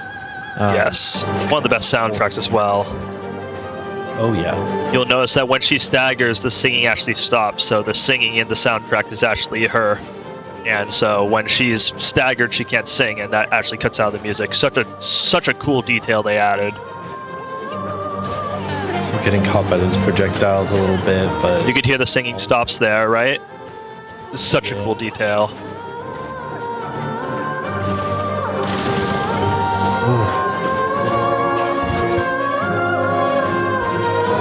Gonna throw 2 now in phase 2. There it goes. Might take a quick heal here. No, full. Yeah, there it is. last possible minute, take that heal. That rush attack that she did earlier is like very rough because I don't think you can pogo on any of those spikes. No, you can't. So you're stuck stalling in the air or trying to catch her at the end to pogo because they stay up for just long enough. You're not going to be able to do anything without Cloak. Great dodging. She's just about dead here. There it goes. One last Silk Spear. Beautiful Carmelita fight. If anybody ever wants to watch this fight truly optimize, search up any Silksong True Ending run. They fight Carmelita, Seth, and Lost Lace coming up all in Silksong True Ending, which is it's about 3 hours, a 3 hour long run. Bit more, bit less, depending on the runner, but it's a blast to watch, and the way they optimize these late game fights to make them look unbelievably easy, which is awesome. And we're now going to the last dive. Another great soundtrack that only plays once in the game.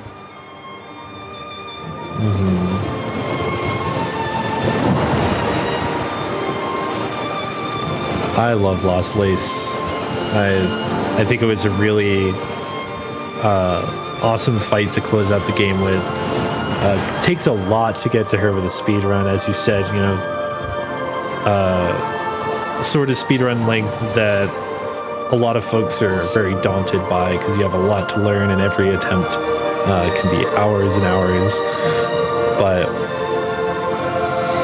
it really is worth it getting to this ending.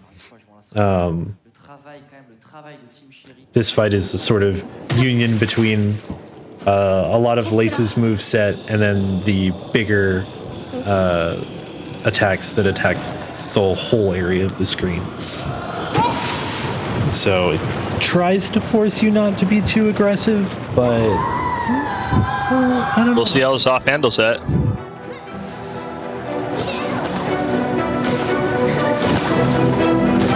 And of course, everything does 2 damage if you haven't guessed already. Oh yeah, for sure.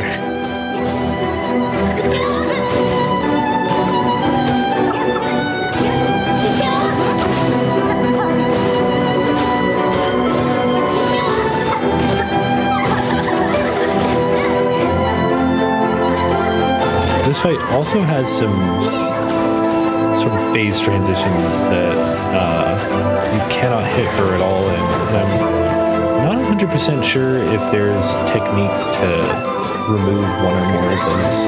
Unfortunately, there isn't. Yeah. There's phase 1 though. Beautiful phase 1.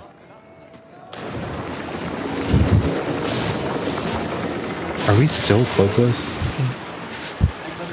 I actually don't know. I don't think we are. Yeah. I haven't seen him use cloak though, but I don't think we are. I think we'll see him. Oh my! No, maybe. Wow. I think we're doing all of That's so fun. We might be actually.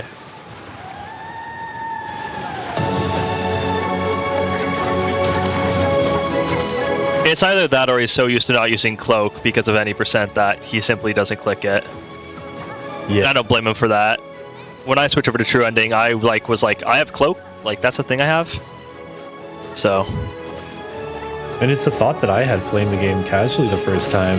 Is like, how much of this game can I do without cloak? It's kind of like optimizing a platformer by trying not to use double jump.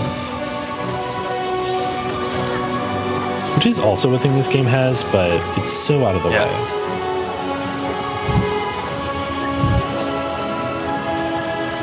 Oh.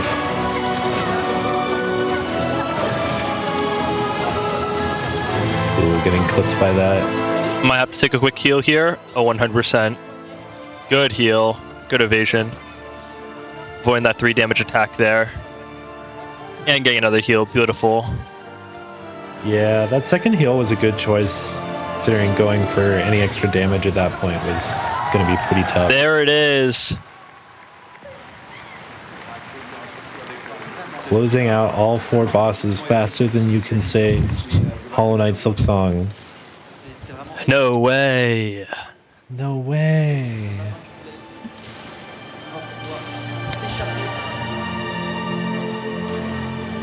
But she's still here, of course. Of course. Hornet Silksong would never leave Lace. I don't have a last name. Lace, Hornet's wife. Close enough. Silksong. It'll work.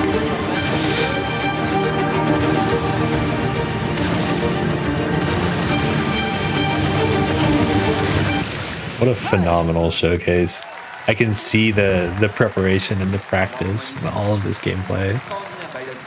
And this might be like a little side comment, but the only place he died in this entire run and the extra bosses, all in Act 3, including the last boss, was the High Hall Gauntlet. So yeah, that it just shows how hard it is.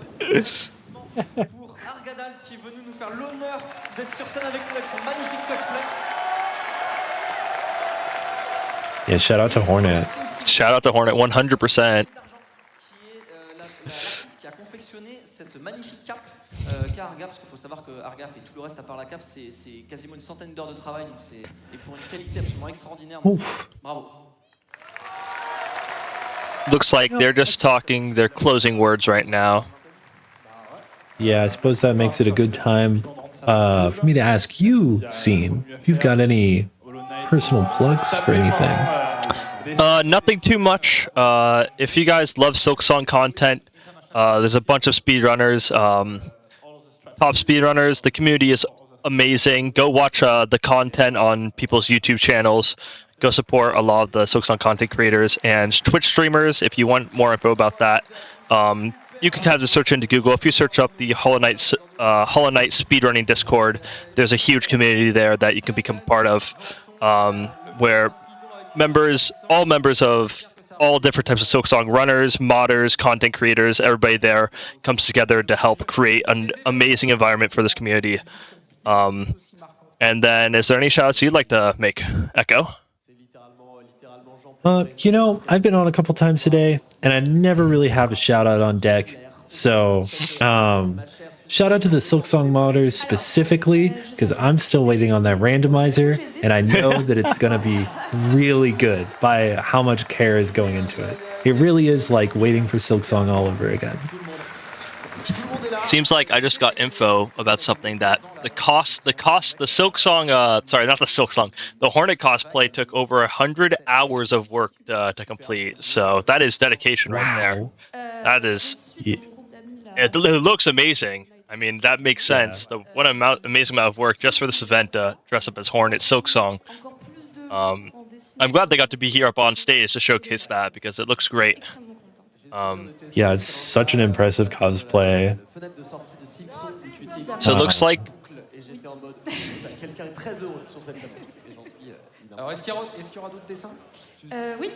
So it looks like Zoff, once again, thank you to Zoff and SpeeDons for running this amazing event and including Silksong. Shout out to everybody watching back at home. And one last shout out to GDQ for allowing Echo and myself to commentate on this amazing event. That's going to be about it. Thank you everyone once again for supporting the SpeeDons and us. And have a great day.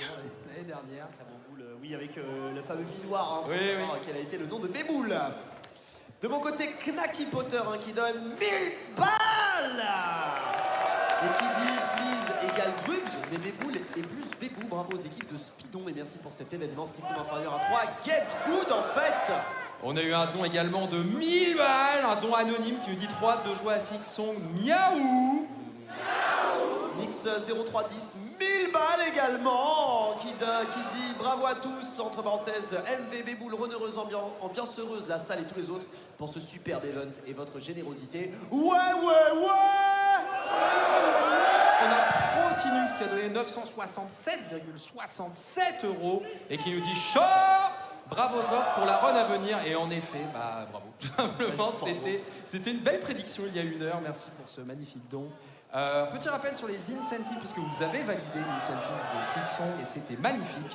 Mais maintenant, le prochain objectif, évidemment, c'est Clair Obscur. Renseignez-vous parce qu'il y a des incentives. Mais attendez, quoi? Elles ont disparu devant mes yeux là? Mais attends, mais il y en avait genre 2. Que s'est-il passé? Non, parce qu'il y avait des dances, genre va y avoir le volet, etc. Par Guillaume Broche qui va venir montrer aux gens qu'en fait c'est facile et tout. Mais il y avait des sommes colossales qui ont été remplies de votre côté. J'étais prêt à vous dire de bourrer les incentives, mais c'est déjà fait, j'ai l'impression en fait. Juste Vanish en fait. What the fuck les amis? Juste Vanish en fait, on aura l'occasion de voir ça par la suite. Je te laisse continuer de regarder les incentives. On a une balle de Héroman qui nous dit haha, j'ai chaud et je me suis égaré avec mon méga lab, a dit Hiro. Toutes les rêves sont là. Donc en effet, les incentives de Clair Obscur ont été validés, mais vous avez encore les bidoirs, et notamment sur le choix du personnage de Resident Evil qui arrive. Donc c'était là tout de suite pour changer, mais à mon avis ça va être Jill Valentine. Vous pouvez encore vous battre par contre pour la fin choisie de Clair Obscur. Et là il y a un vrai 51-48%. Oh, le 51-48%. Alors là, ça va se jouer à... La fin Maël ou la fin Verso, apparemment, ça fait débat. Même s'il n'y en a pas, selon les instances, il n'y a pas de débat, mais... Moi, je ne sais pas. Moi, je laisserai évidemment la commu choisir, comme on dit. Et en parlant de choisir, eh bien, on va voir ce que les incentives vont nous dire, puisque Resident Evil, c'est absolument prêt, messieurs, dames. On se dirige vers une run de folie. Mesdames, messieurs, les commentateurs, c'est à vous pour du Resident Evil. Hello, everyone, and thanks for sticking around here for the English restream of SpeeDons 6. I'm Motas, and I'm here with the co-commentary Dangerous. Hello, Motas. How you doing? You know, I'm ready for some Resident Evil action, some survival horror action.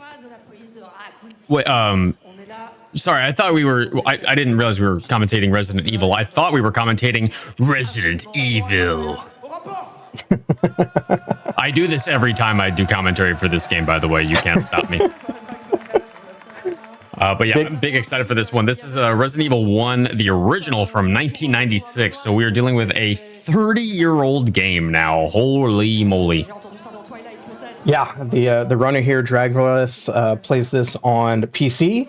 There's a patch called the Rebirth patch that allows every PC to kind of have the same timing for the game. And yeah, it looks like there was a bid war for this.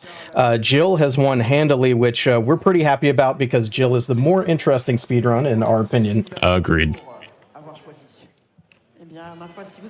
Yeah, it looks like we are doing the best ending category. So if you play through the game normally and just get right to the end without doing anything fancy, you get the bad ending, which is where, you know, Jill survives, or Chris, depending on who you play. And she's just by herself on the helicopter, leaving the area, and, you know, oh well, everyone's dead. But to get the best ending, you need to save both Chris, your partner, and Barry. And you have to do some shenanigans to do that. Yeah, we're going to see here on PC, the actual, like, motion cutscenes can be skipped, but, like, dialogue cutscenes like this one in the lobby cannot be. And we're going to see our first, because this is major glitches, we're going to get to see some certain... I don't want to say cutscene, but scene transition glitches here. The first one's going to be coming up right here in the dining room. You're going to see a pause, and then all of a sudden, Drag is just going to keep walking, and Barry will not do the cutscene movement he's supposed to do right about here. C'est marrant parce que d'habitude, les femmes, on a moins de poches, mais en fait, elle est plus préparée, donc c'est pour ça qu'elle peut porter plus d'objets. Bravo à elle. Oh, he stopped, so that was mistimed a little bit, but you can skip this. Barry, like, just doesn't go to this blood pile. What is that? Blood. I truly love the acting of in this game. It is phenomenal. It's iconic for a reason. Yeah, PS1 voice acting was definitely a time. In this game in particular, the writing is just chef's kiss. Oh my goodness, it's a zombie. Yeah, this is the strongest zombie in the game because it took 3 shots from Barry's Magnum. Barry's Magnum, I think, is a one-hit kill for everything except for bosses in the entire game. And it took 3 shots from the Magnum to kill that guy. Absolutely the strongest zombie in the entire game without question. Yeah, for sure. And there are some differences between Jill and Chris. Besides the fact that Jill has a lot more skips that we can do than Chris does. There's also the basic differences, which is that Jill has a larger inventory. She doesn't need keys that Chris needs because she's good at lockpicking. And she's going to get the grenade launcher, which is the most broken thing in this game for killing the bosses. Would you say that Jill is a master of lockpicking? You know, I think she has been called that in the past. She has been called that. She has also been called a sandwich. The Jill sandwich. The Jill sandwich. Because we're not watching Chris, you're going to see a lot less knife use than Chris would use. Chris, in fact, doesn't use any guns until like very, very close to the end of the game, which is very funny. But Jill gets both the shotgun and the grenade launcher, so you're not going to have to kind of do some slashing to get around certain zombies that are in the way. Yeah, no, one thing to note if you haven't played this game, or even if you have played the game but you've never seen the run or know how the run works, this run is really hard because this game is really hard, especially the original version. So there's actually 2 releases. Well, there's many more than 2 releases, but there's like 2 primary versions of the game. There's the original release, and then there's the director's cut. The director's cut added a lot of quality of life features that were added to Resident Evil 2 and later titles, but the original version did not have auto aiming, and the dodging was all pretty manual, and it was always very challenging to do. Auto aiming helped a lot because you could like aim your weapon and then you would automatically target a nearby zombie that was kind of like within range or was like approaching. In the original, you can't do that, and so you have to just kind of manually dodge, and a lot of it is hope and pray kind of strategies. Yeah, and we're going to see Jill already using the, Chris would push the statue and then slash the zombie while it's stuck on the other side, but Jill can just, boom, one shot, goodbye. Don't have to worry about it at all.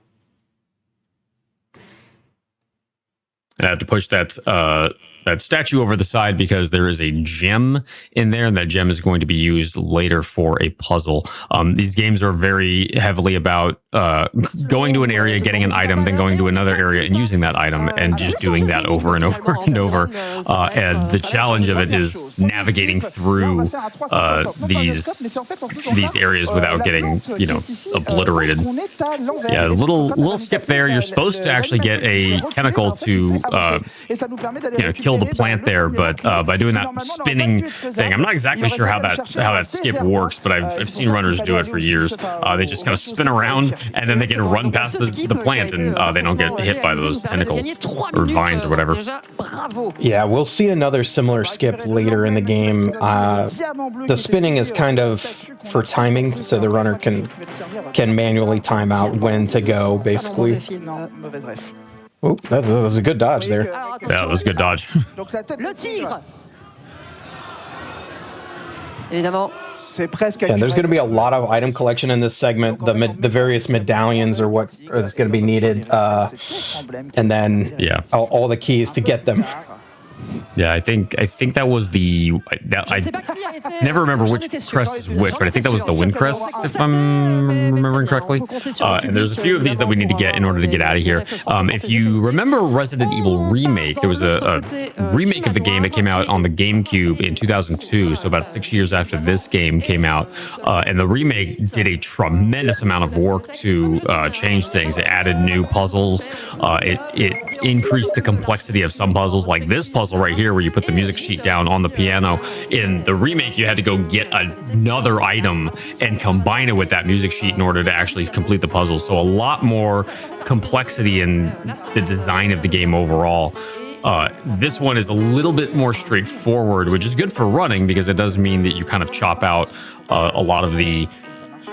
You chop out a little bit of the nuance, so it's a little bit more straightforward, and you can optimize things a little bit more cleanly, I guess, for lack of a better way of phrasing it. Yeah, and Chris, especially in this game, has to basically use key items in a very specific order so that you can clear your inventory to pick up the next one. Otherwise, you have to do a lot of extra backtracking. With Jill, it's less of a problem, but still a concern. You can see the inventory was full just a second ago there. Yeah. Yeah, Chris only has 6 inventory slots, which really sucks when you're playing. Jill gets 8. Now, the trade-off is Jill's a little squishier. She takes less damage. Chris can soak up a few hits from zombies before he starts limping. So you are a little bit in kind of constant danger of getting punched or slashed and slow walking. So I'll be curious to see what happens if Drag gets kind of unlucky RNG and gets hit. Yeah, we haven't quite mentioned that. Okay, this movement here is for another skip here. This cutscene skip allows you to not get the serum to try to save Richard. And I think, yeah, there's another pause and we go out. Okay. So that's going to allow a big part where Jill won't let you progress unless like you try to save Richard. But now, rest in peace, buddy. It's over for you. It's okay. I used to run Resident Evil Remake Randomizer pretty frequently, and Richard would constantly kill runs. So I'm sorry to say I'm not very heartbroken here. Yeah, we've kind of glossed over it so far, but like getting hit in this run is really bad. It's really bad. It throws you off quite a bit in your movement, and also if you get hit too much, as Dane mentioned, like you actually go slower, you walk slower. So we can see Drag does have a first aid spray in the inventory, but I don't think she's going to be holding that the whole run. So you know, there's only so much backing up you could do. This is Yawn 1. We're not going to kill this boss. We're just going to get the moon crest and run right by. Don't worry, we'll kill him later. Yeah.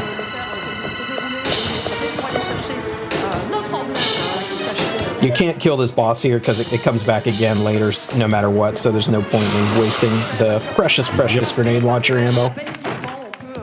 Yeah, there's a very finite amount of that, and you don't want to waste it on this. If you do end up fighting Yawn and you actually manage to do enough health, he just kind of leaves, and you know, and then he leaves you alone. You can walk around the room freely, but and when you're playing casually, maybe you want to do that on a first playthrough. But in a speed run like this, you definitely wouldn't want to waste your time doing that. All right, chat, you have to be honest and tell us in the chat if this scene where the dogs jump through the windows at you scared you when you were a kid. Oh, 100%. Oh yeah. Yeah, I'm not too proud to admit it. They got me with it. Jumped a foot in the air.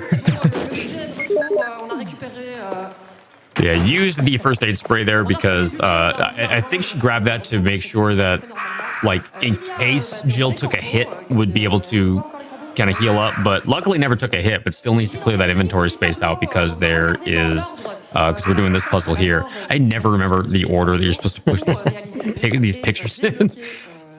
Yeah, there was a zombie a couple of rooms back in a T-shaped hallway that's really hard to get by cleanly, so I think that was kind of, once past that, it's a lot safer. We have the 4th crest.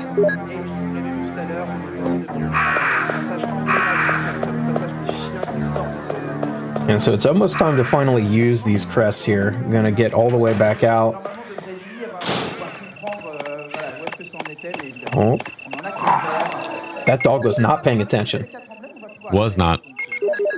Yeah, this is another puzzle that they changed in the remake where you had to use what was called the stone and metal object here, and the crests were used for something entirely different. And you actually had to use them in 2 different places, but here you just have to have all 4 and bring them over. And again, when you're playing with Chris and you only have 6 inventory spots, when 4 of them are dedicated to crests, it sucks. You either have to just gotta run and hope that you're not gonna get slashed at some point, or you're gonna have to make a couple of trips. I got the crank here, classic Resident Evil item. If there's no crank in your Resident Evil game, I don't even know if it's a Resident Evil game, actually. Cranks and bolt cutters, you have to have both or it's not a Resident Evil game. Yeah, and we can see Drag had to go back up the stairs there. She didn't need to push it again. It's weird, like, the game lets you go up the stairs, but, like, once you're on the stairs, it doesn't let you move left or right, so, like, she pushed it far enough, but she didn't actually get on the stairs far enough to the left to grab the crank. Yeah, you can't move once you're on the stairs, but you can kind of pick your spot to climb the stairs, and she was just a little bit too far to the right. A very, very silly mechanic in the way that works. Yeah, PlayStation 1 things. Yep.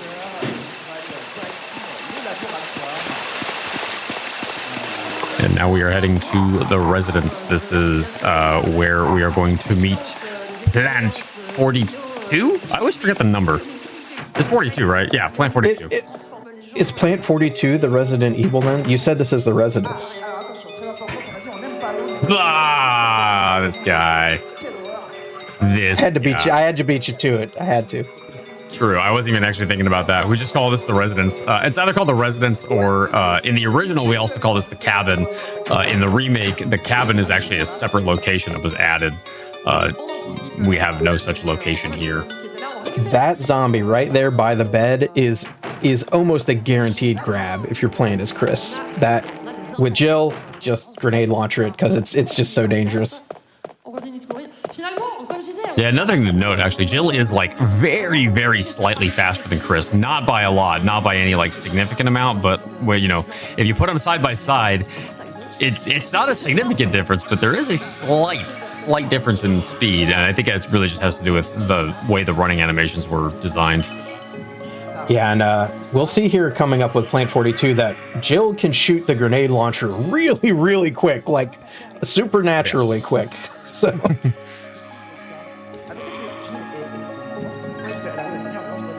Love these unskippable cutscenes. I'm so glad that they let you skip these in Remake. Yeah, we were talking before the run, and the remake is really good. Like the classic just has something to it. The remake is really good though. Yeah, it definitely set the groundwork for the formula that followed, but it was one of those things where I'm glad that we have Remake because it did kind of improve just about everything from beginning to end. So,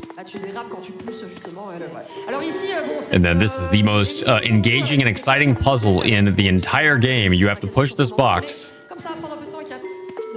Yeah, all the way down this hallway. 3 boxes, in fact. This one is the long one, though. Yeah. You gotta push 3, but this is the one that always made me kind of roll my eyes and just say, okay, chat, tell me what you had for lunch today. I'm gonna pick lint out of my belly button. I just have to wait.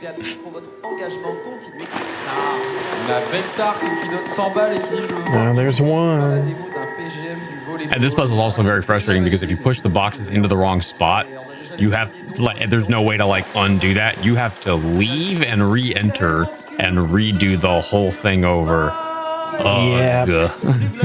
Oh, hey. Yeah, it's weird. The devs of this game kind of understood the fact that you could get stuck and put a box somewhere that you can't get it away from the wall, and they even make it part of a puzzle later on, where they have a switch you can pull that actually pushes the box away from the wall, which is wild.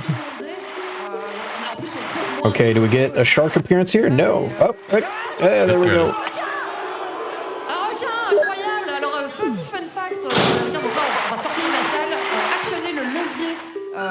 They also did not care about your eyesight in these original games because, ow, my eyes. Yeah, or your ears. as we'll see later. Oh yeah, or my ears. Yeah, luckily I have the stream. I'm not listening to the stream with audio, because I want to make sure that I want to make sure I can hear my co-commentator. But yeah, I've played this game enough to remember how obnoxious those alarms are. Everybody, pour one out for the sharks. Oh, rip. We didn't pour one out. We poured out all of it, the whole thing. The whole lab is empty now. We poured the water out. We poured it all out. All right, we're finally on the way to Plant 42 here. We're gonna pick up. I'm pretty sure need some more flame rounds here. Yes. Yeah. Need to get those. Professional dodging. Very nice. Yeah, it's important to dodge zombies so that they have to turn the maximum amount before they can start coming at you. Yep.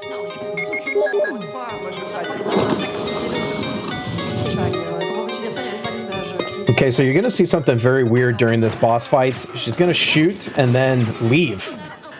She's trying to leave the exact moment that the last hit is made on the boss. Because there's two phases.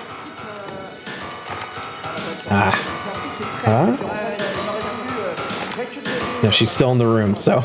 Yeah, you can skip this and leave and come right back in and grab the key blindly as you're killing it again to skip all this, but it's very hard. You have to exit the room like exactly when the hit happens. Oh, Barry's here to help. I hope that's not a problem. If he helps you too much, that's how he ends up dying, so... Drag needs Barry to live for this category to be complete, so...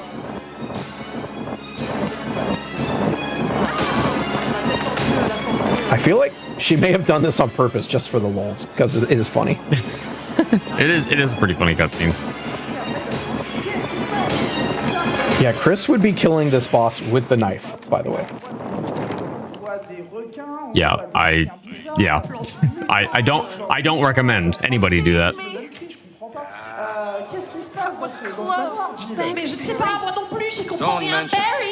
What a monster. Everyone is stunting on this dialogue now. Je sais pas ce qu'il fait, mais regarde, dans la cheminée, une nouvelle clé de... Mais non. Mais si. On a donc récupéré la clé et on part. Okay, and Drag has been doing a very good job of dodging zombies so far. I don't think she's gotten grabbed even once, but now hunters are going to start showing up. Yeah. And they're fast. Also, shout out to the fact that we've gone through 2 boss fights already, and we're not even 20 minutes into the run. Like, it is funny how fast this game is once you like know where to go and what to do. Perhaps you guys have met them?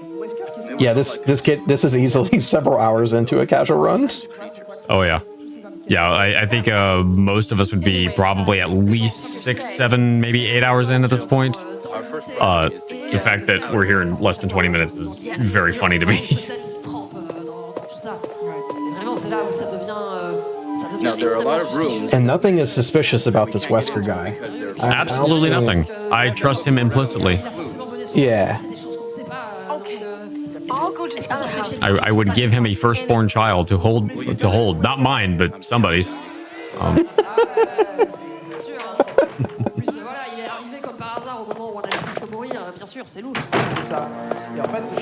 Chat, I said 6, 7, 8, not 6, 7, so stop it.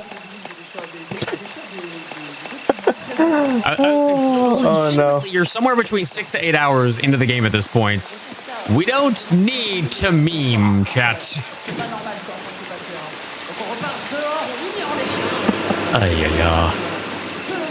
So here's a weird part of the game coming up. Yawn 2. We said the snake boss would be back. It's going to be back. And we actually only progressed because it like randomly burns a hole in the floor. We really didn't actually know where we were going.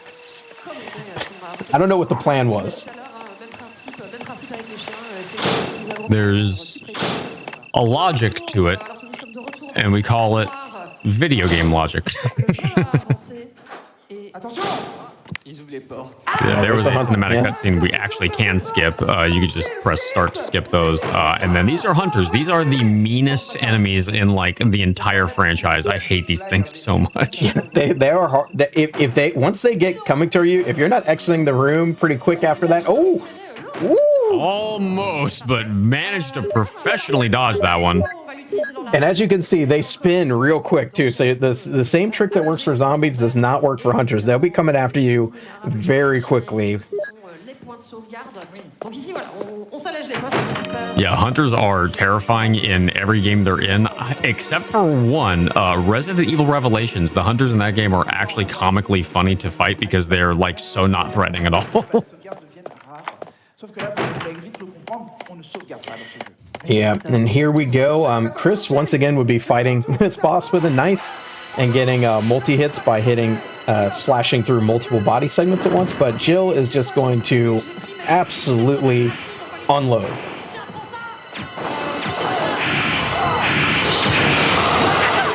Ooh, there's the bite. Hit there. Okay, luckily still fine. Jan does have the ability to poison you, and if you get hit with that specific type of poison, the only way to cure it is with serum, and you can't just like get a blue herb. But very clean fight overall. Took a couple of hits, but luckily still managed to stay in fine status, which is good because again, movement speed is tied to your health.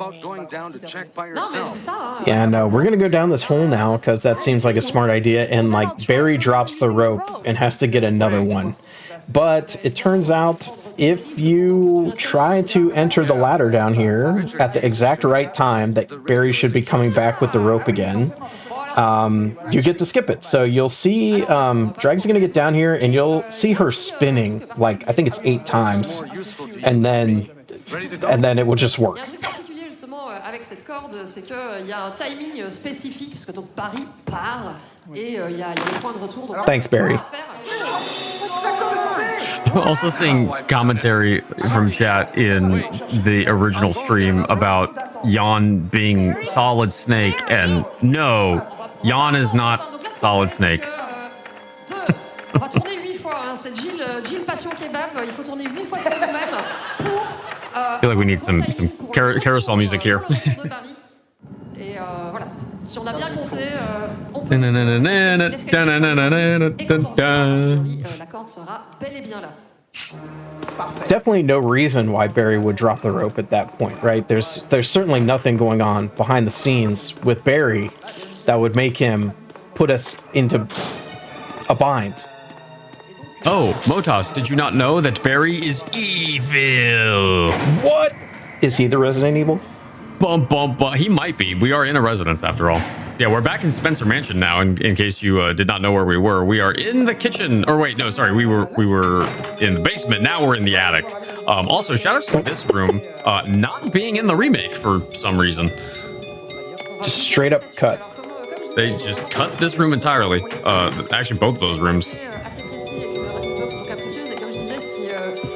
I think she goofed up pushing the statue the first time and had to reset it. Yeah, because you can't push it into the wall because it'll get caught where like that bust is coming out of the wall. Yeah.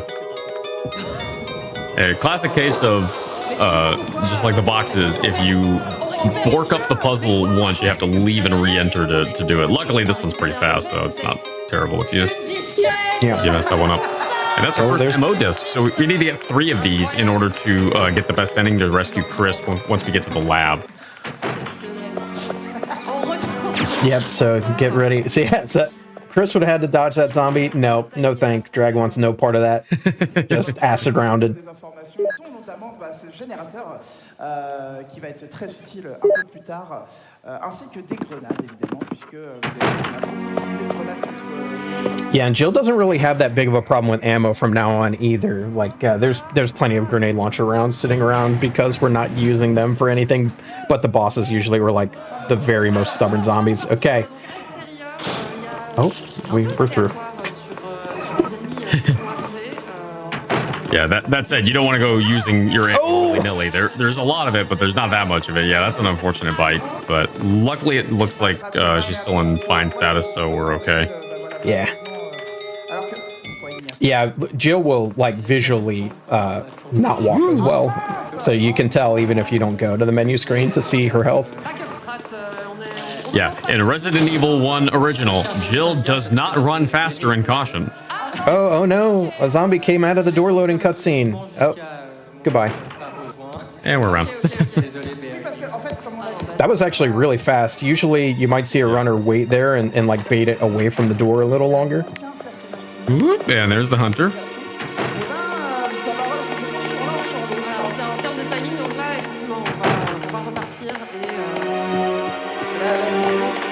Yeah, and here Chris would have to use the item box, which is a Resident Evil staple where you basically put your items in a bank that you can access from any other item box, because he would be running out of space right now that he needs, but Jill has no need to do that.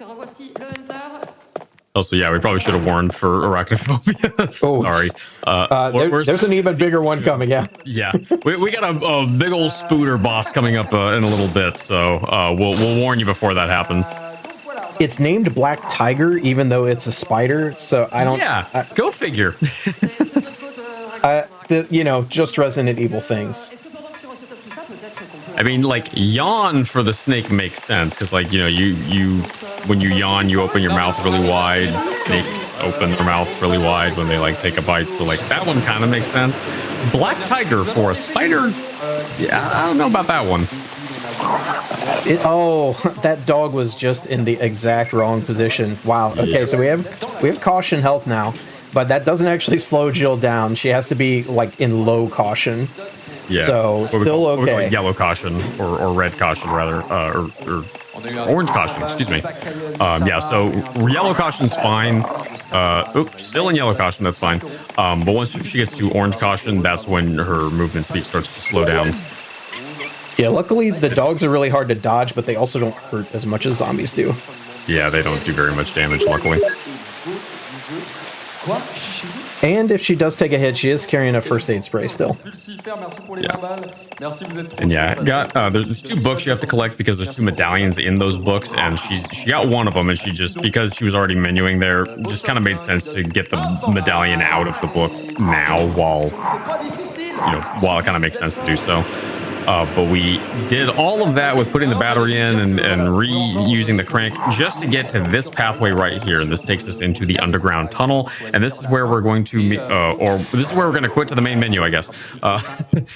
This is where we are going to meet Enrico, or if you're Jill, Enrico? Not sure why she says it like that, but she says it like that in the game. Now, I'm thinking this must be a safety save because she wanted to show Barry flamethrowering Plant 42, but they won't actually let you keep Barry alive, I don't think. Oh, that makes sense, yeah. Yeah, I was wondering why we were loading a save, but I guess that does make sense.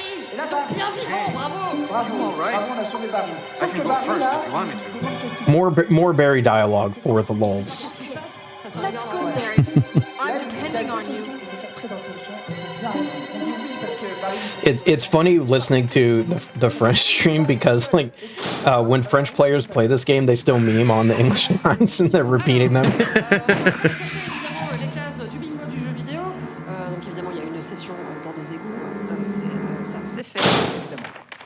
Alors que, attention, oui, alors en fait, Is that Jill? Qui était Is that voice Enrico's? Avant que nous on arrive, c'est l'équipe Bravo. You're alive. Wait there.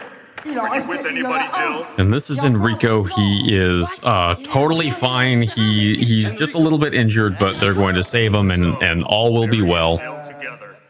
Yeah, nothing bad will happen to him, especially nothing bad that should be able to be detected by the 2 Special Forces police officers in the room. Everything was plotted from the start by Umbrella. Oh no, Enrico! Sorry, Enrico. Oh well, he was an ancillary character at best. Oh.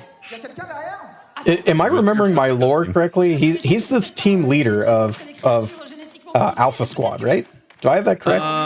If I believe he is, yes. And then he dies here, and that's when Chris gets promoted. I may have that wrong. I may have the timeline wrong there, but yeah, that's believe Enrico's the team squad, the Alpha team leader. Yeah.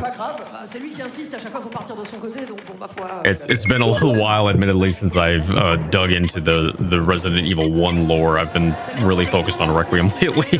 Ooh, yeah. Also a great game.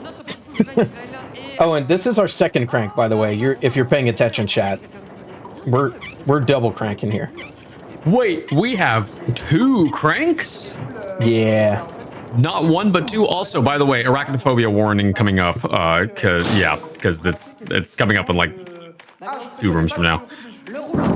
So we have to get the boulder to roll down, and that's going to open up the next pathway. Yeah, I've never been able to understand why she crouches there. That was like such a weird thing for her to do.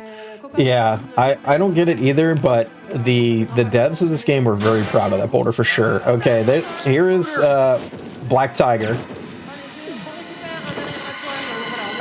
It's very important to dodge that spray. Very nice. Yeah, and yeah, she uses that spray to actually hit the webs on the door. They actually do the exact same thing in RE1 Remake. Obviously, the setup's a little bit different, but they do the same strategy to get Black Tiger to actually remove the cobwebs on the door to get out. Because fighting these bosses is very slow, and it would also cost a lot of ammo, and we're gonna need that ammo for the final boss fight coming up in a little bit. Yeah, now we are going to go back up and I believe drain the fountain.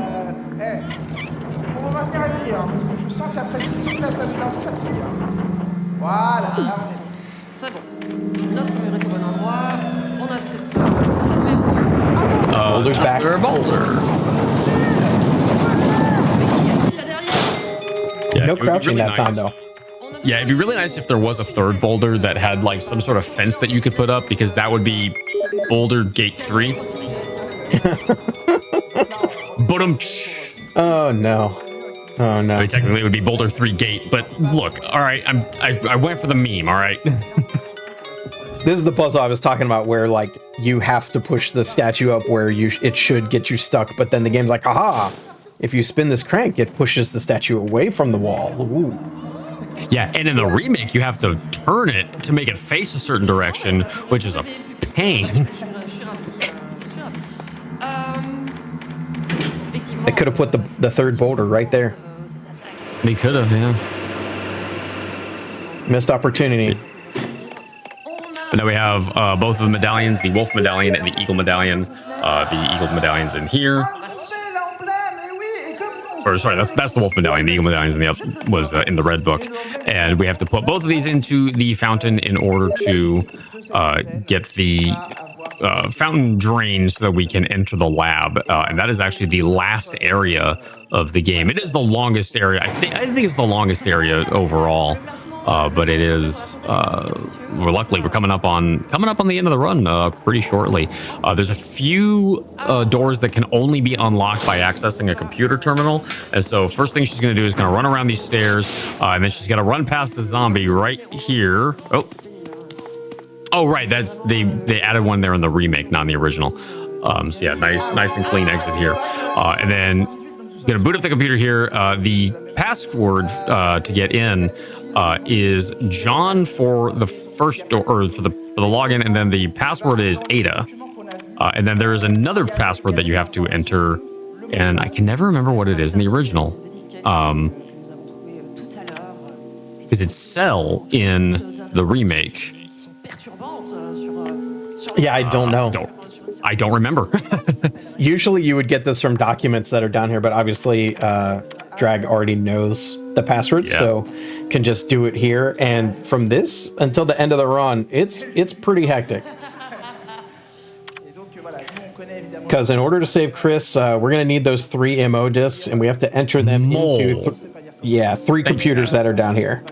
And the computers are in some pretty dangerous areas. We're going to see the next enemy type, chimeras, coming up here. And the ones that hang from the ceiling are very troublesome, because there's not really much you can do if they want to get you. Yep. Yeah, that was the 3rd MO disc. So we now have all 3. We just need to put them into the terminals where they go. And then this is actually a pretty straightforward room. You just got to push this button, and then you can grab this key. Yeah, it turns out Jill can't pick electronic locks, unfortunately. Be very impressive if she could.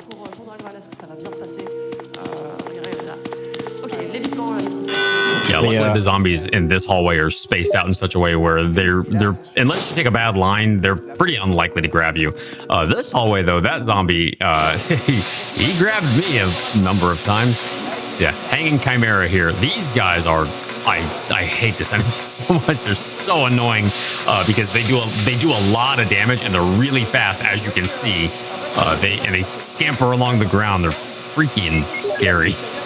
Yeah, like you saw that one come down right as she passed, and literally was only a couple. Like if the angle had been any different, she would have got hit by that Chimera, and like really no way to avoid it.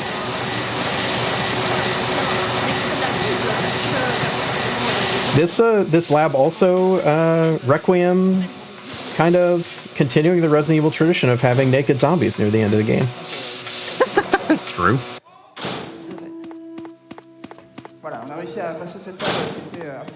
I think this is our first save room of the game, if I'm not mistaken. It's definitely the first item box use for Jill. Yeah, that is.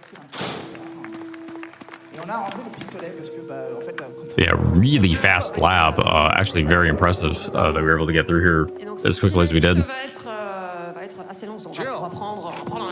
And this is where some of the story happens. You know, we find out, you know, as Dane was hinting at earlier, Barry is actually being blackmailed by Wesker to kind of spy on us and make sure we don't get too far ahead of him. And here we have the cutscene where we learn it all. Oh, the acting here is... We need an award above Oscar for this acting. Like what would be an award above Oscar? It is, I don't know. It's perfect. Oh, it's so good. It's top 5 betrayals of 1998 for sure. 1998. Was it really necessary for Barry to be that close to her? Right? It's like, Barry, is your aim that bad? Wesker, how could you?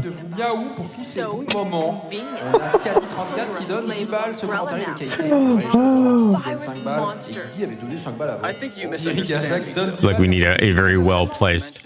Bum bum bum. Someone has to have made that for this scene. Has to.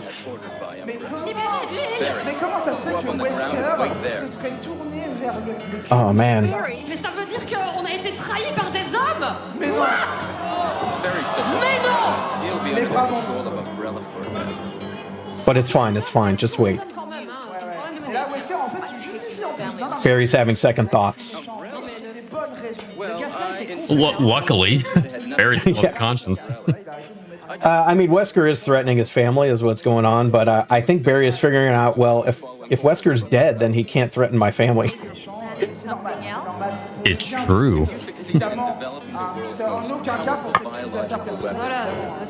Barry's daughter appearing in a future Resident Evil game.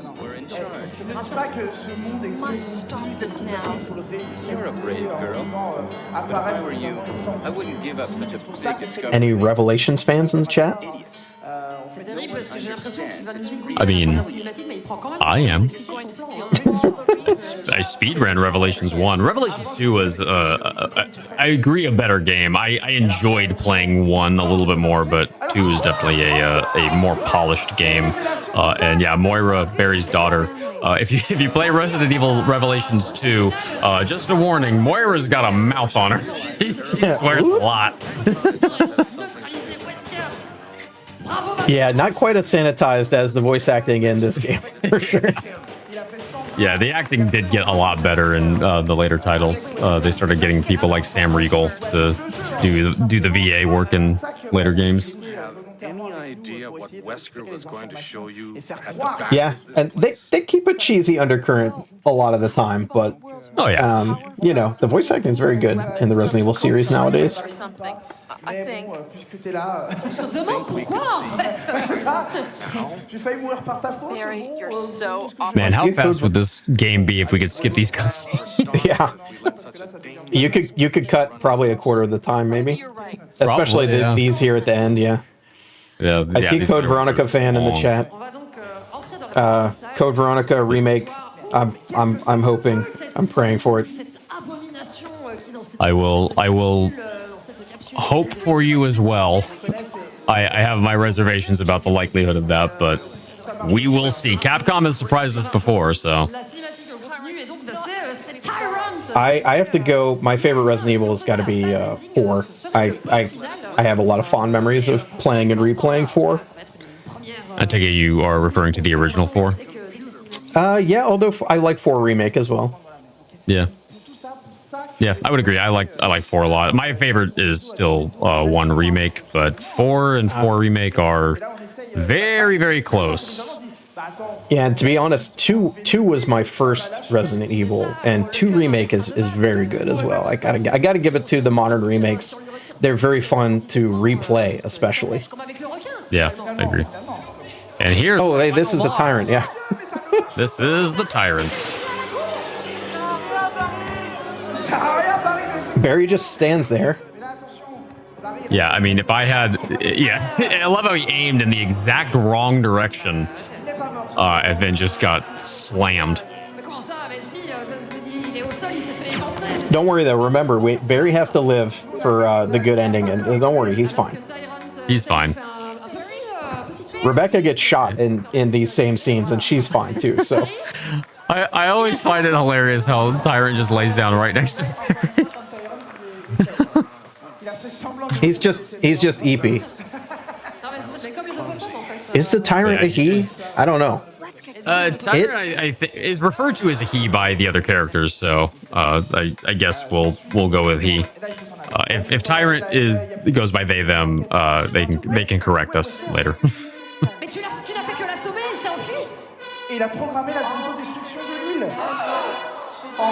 Yeah, well, it turns out this place is not a good place to be now. So we get like, you know, the classic kind of escape style sequence, but you may have noticed we haven't saved Chris yet. Chris has been AWOL since the beginning of the game because Wesker kind of spirited him away to a prison cell down here. Yeah, but we're going to rescue him coming up very shortly. We just need to plug this last MO disc in. Oh, nice clip. Ooh, that was good. Very well done. Yeah, that lets you push those stairs without kind of pushing them all around the room. And down through the wall as well. Nice. Yeah, there's supposed to be a transition to another room there. So Drag is actually navigating a different room. The camera just didn't change to that room. Yeah, you need to know where you're going in that room too, because it's like you're gonna hit a wall if you don't know where you're going. So just like memorize that stuff, and that's not easy to do. I always forget to do 2 MO discs after Tyrant in this run. That room there has a nickname that I don't know if we can say on stream, but it's tough. There's a lot of zombies in a very small room. Yeah, you use your imagination on that one, chat. And there's Chris. He saved. Yay. Imagine being one of the main characters of this game and just being sidelined for the whole game. Right. It's fine. We would have sidelined Jill if Chris won the bid war, so. I do like it in later Resident Evil games. They kind of split the characters up and have the conceit that they were doing different stuff. But in this game, they didn't really do that. You just kind of do the same stuff.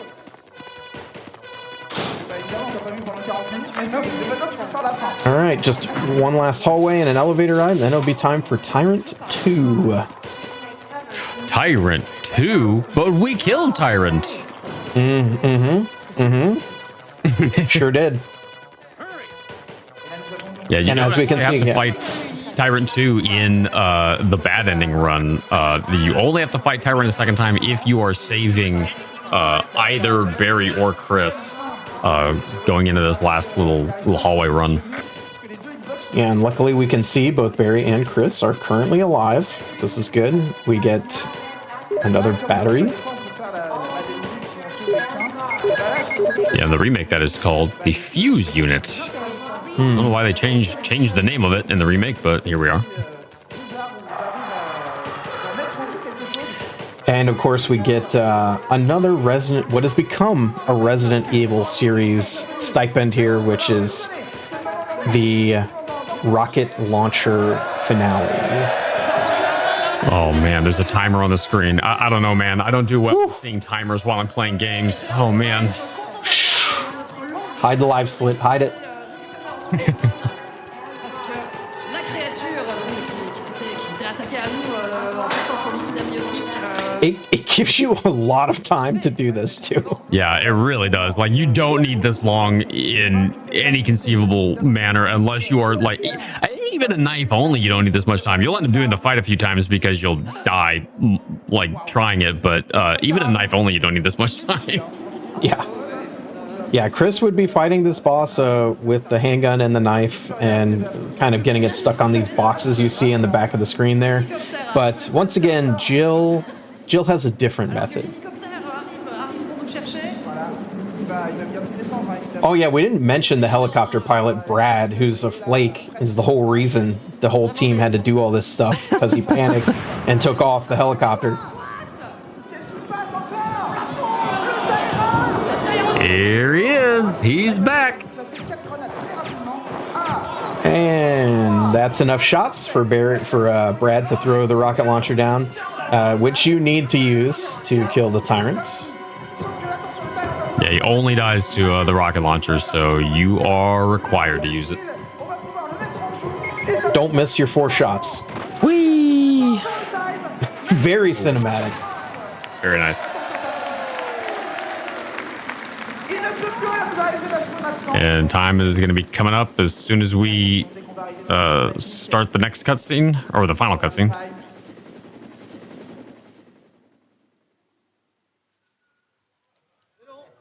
And time. Very nice. Very nice run from Drag. Very, very well done. Yeah, that's a very nice run. Only a few grabs that were avoidable. Not too shabby. The Plant 42 shenanigans. Yeah. Yeah, there was a couple skips that didn't work out quite the way that I think she wanted, but still a really good run overall. Motos, where can the folks find you? I'm LM Motos everywhere. Everywhere you could conceivably find me. And how about you? You can find me at twitch.tv/dangerous if you'd like to follow me there. I do a lot of speedruns and a lot of Sweaty Souls stuff nowadays. You can also find me here on the GDQ Twitch channel every other Wednesday at 7 p.m. Eastern, hosting Crosshair here on the GDQ Hotfix. So if you like runs with bullets in them, tune into Crosshair, because I like to show off runs with bullets in them. And yeah, we are going to go ahead and get on out of here. We're going to make room for our next run, which is going to be the Elder Scrolls V Skyrim, one of my favorite games of all time. So thank you all for watching, folks, and enjoy the rest of SpeeDons. Bien, merci beaucoup à la Team Review de m'avoir fait confiance encore une fois, plus que je ne crois en moi-même. Merci bien sûr aux bénévoles pour qu'un événement comme ça puisse réussir. Merci à vous d'avoir pris la run au pied levé, parce que c'était difficile et vous avez assuré. Bravo. Et quel costume incroyable. Ah mais tu nous as inspiré, c'est un honneur de pouvoir revêtir l'uniforme de Jill Valentine. Et de Christophe Champ. Une inspiration et un réveil pour beaucoup d'entre nous, même si on ne comprenait pas forcément l'effet qu'elle nous faisait, mais merci à elle, bravo à Jill. Et bravo les lesbiennes et les bi, évidemment. Merci beaucoup. S'il vous plaît, une dernière fois. Et sans plus attendre, nous allons rendre la main en tant qu'entraîneur, évidemment, parce que j'imagine qu'il y a un tout petit peu de don à lire. Mais tout à fait. Bonsoir SpeeDons, on va se régaler ce soir. TPK, il est en pleine forme. Oui alors, oh c'est SpeeDons. Allez, c'est bon, là on est en prime time, 1h52 TPK. Attaque le prime time. Wake up, voyez comme ça va derrière. Bon, bonsoir à tous, on est parti pour la nuit, le meilleur moment, là c'est les vrais. Là c'est maintenant. Et en plus les vrais jeux, c'est-à-dire que là il y avait des jeux pour rigoler, un peu. Et là ça va partir, mesdames et messieurs, on va s'envoyer du Skyrim, du gros Skyrim très bientôt. Mais avant, le dessin. le dessin de Suzy Raptor, messieurs, dames, puisque ça va être sa dernière illustration de ce bloc. Ma chère Suzy, il est temps du grand reveal. J'ai dessiné Oh là dans son jus, voilà. Dans son jus de Mintos. Exactement. Le tyran est gigantesque. Oui, il est très grand. Waouh, il est trop cool. Ça s'est bien passé? Ça s'est très bien passé, j'étais même en avance. Donc, Ah, super. Ah, bah carrément. Ouais. Ah ouais, c'est. Comme quoi, il y a des gens qui font leur boulot et qui vont vite ici. Ouais, voilà. Contrairement à certains runners. Alors, je parle pas de Resident Evil, je parle pas de Resident Evil. Bien sûr. Non, mais c'est vrai qu'on a énormément de retard. Hein. J'ai eu des appels, vous savez, j'ai croisé MV dans les couloirs qui pleure et tout. Excuse-moi, je t'ai coupé. Juste, du coup, c'est ma dernière run, enfin, c'est mon dernier dessin. Je voulais juste dire un petit mot avant de partir. Avant de rejoindre la team artiste, j'étais pendant 4 ans bénévole sur SpeeDons. Donc, je voudrais dire un grand merci à la team, aux bénévoles, au staff et à toute l'organisation de l'event qui fait que ça reste aussi inclusif et accessible et pas du tout politisé. Et spécifiquement à la team Voltavi qui me chouchoute depuis 3 jours. Je suis extrêmement chanceuse de les avoir. Voilà. J'espère que ça vous a plu. Au revoir. Trop cool. Et merci beaucoup de ton dessin et également de ce dessin de Hornet, puisque je rappelle, tous les illustrateurs tristes, eh bien, on fait un petit Hornet. C'est à gagner si vous faites n'importe quel don et vous cochez la case. Tu as signé le bordel? Non, j'ai pas eu l'occasion de le signer. C'est honteux, tes C'est cases. honteux, Voilà. Tu vois, on parlait de gens qui ne font pas leur travail ici. Tu fais partie de ces gens. Hello, welcome back to the English Restream. We are just getting ready for Skyrim by Iluvan, who is #1 in France, and he will also be running Morrowind after the Skyrim run, since they met the incentive.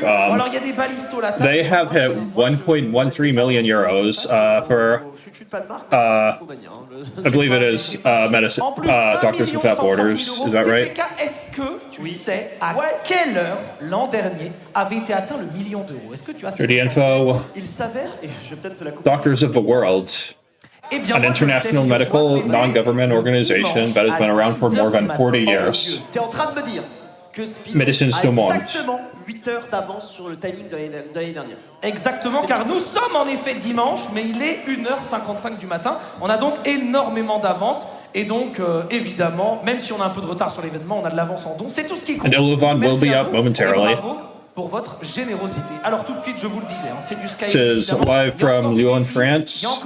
It is 2 a.m. Central European Time. It is 8 p.m. where I am on the East Coast. And on est quand même quasiment à Skyrim is going to be a 30 or 40-minute run.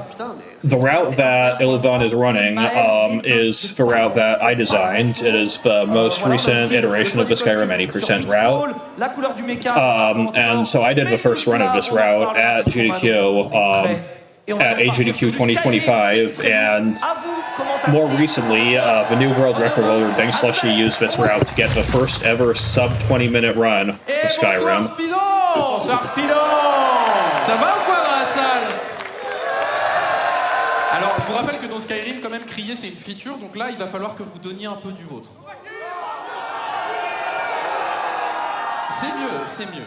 Et bien, du coup, nous arrivons sur du Skyrim. Je suis avec Darky, bonsoir. Bonsoir, Rocher, comment vas-tu? Eh ben, ça va très bien. Vous avez d'ailleurs satellisé l'initiative, donc vous n'allez pas avoir que du Skyrim, vous allez avoir du Skyrim et du Morrowind, ce qui va être incroyable. Et est-ce qu'il y en a qui ont joué à Skyrim dans la salle?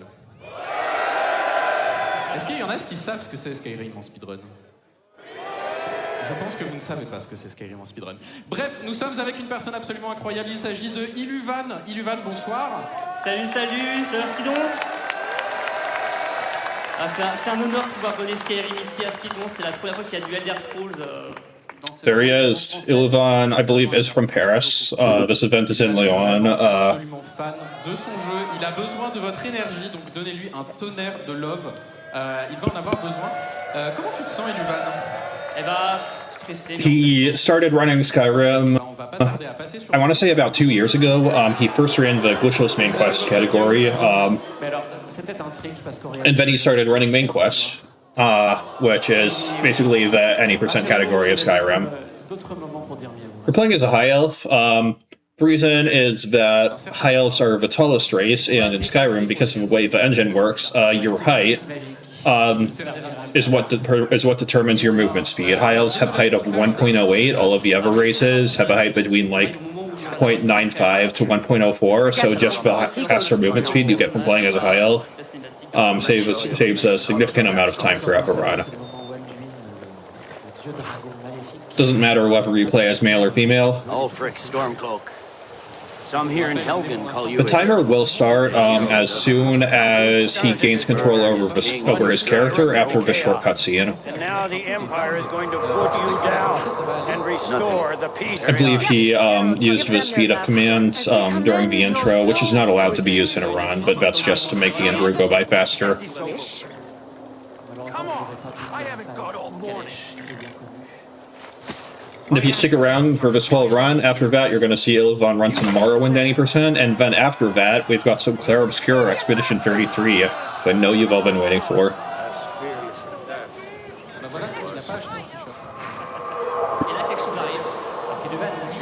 I said, next prisoner.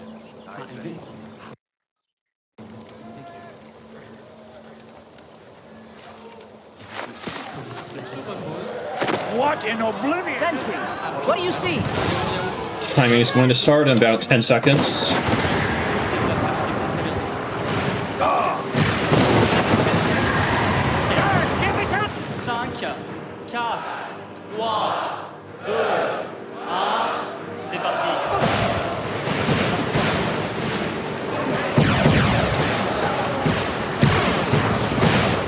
Right away, all you're going to see him do is the infinite sprint glitch. All you do is quick save, quick load right as you release the sprint key, and then you essentially get locked into your sprint animation, which allows you to sprint without consuming any stamina and allows you to jump while sprinting. Looks like we got our first game crash. That might be a record for the earliest game crash ever in a Skyrim run. This is just classic Skyrim. What can you do? Alors ça ne m'est jamais arrivé ever, y compris en entraînement, c'est Tu as le droit de dire la phrase. Never happened before. Merci. Mais c'est un jeu Bethesda. Ah non. Technical difficulties are just something to be expected. Vraiment. C'est formidable. Tu voulais faire du speedrun de Skyrim et puis tu as pris une flèche dans le genou. Voilà, c'est dommage. Sachant que ce Dovahkiin un peu fou ne run pas que Skyrim, il run l'intégralité des jeux Elder Scrolls d'Arena à Skyrim. Et il fait notamment la run complète. Oui, la anthologie qui fait quasiment 2 heures. Et il a également le world record sur la Elder Scroll anthologie. Tout à fait. Donc les crashs, il a l'habitude. Surtout qu'en fait, Skyrim, vous êtes au courant, a eu je ne sais pas combien de rééditions, plus que The Last of Us, à en croire que c'est une maladie chez eux. Mais du coup, là, on va runner sur vraiment la première version du jeu, qui est une version qui n'est plus disponible. On va pouvoir reprendre. And we're back online. Eh bien, normalement, c'est très... So as I was saying, quick save, quick load, just a little bit of tech that is used absolutely everywhere in the run. And one place he uses it is right here. If you release a sprint key at the right time during a quick save, quick load, that locks you into your sprint animation, allowing you to sprint without draining stamina and jump while sprinting. We are about to just skip straight to the end of Helgen using a glitch called load warp. Load warping is used in Skyrim, Oblivion, and Fallout 4, and it's basically a way to fast travel to a previously made save. Unlike fast traveling, there doesn't have to be a fast travel point where you make the save, but there does have to be a loading zone like a cave entrance. So that's what he's going to do when he makes that save right here. Then hits quick load so that he can go into Elgin Keep, does some more quick save, quick loading to skip through Hadvar's dialogue.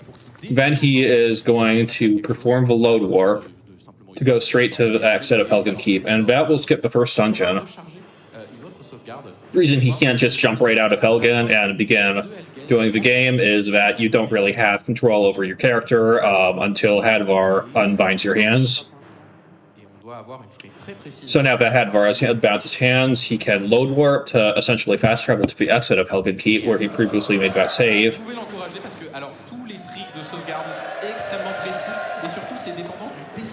And this might just be the hardest part of the run, honestly.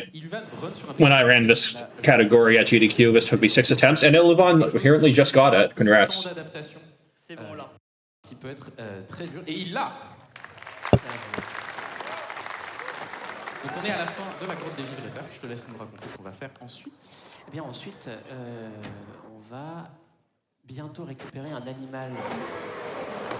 Coming up on what might be the most notorious glitch in Skyrim, if not all of Bethesda speedrunning, which is the horse tilt. You just mount a horse at a near 90-degree angle, and then during the dismount animation, you just build up insane speed, and this allows you to fly across the map. Only catch is you have to land in water, or else you'll die of fall damage.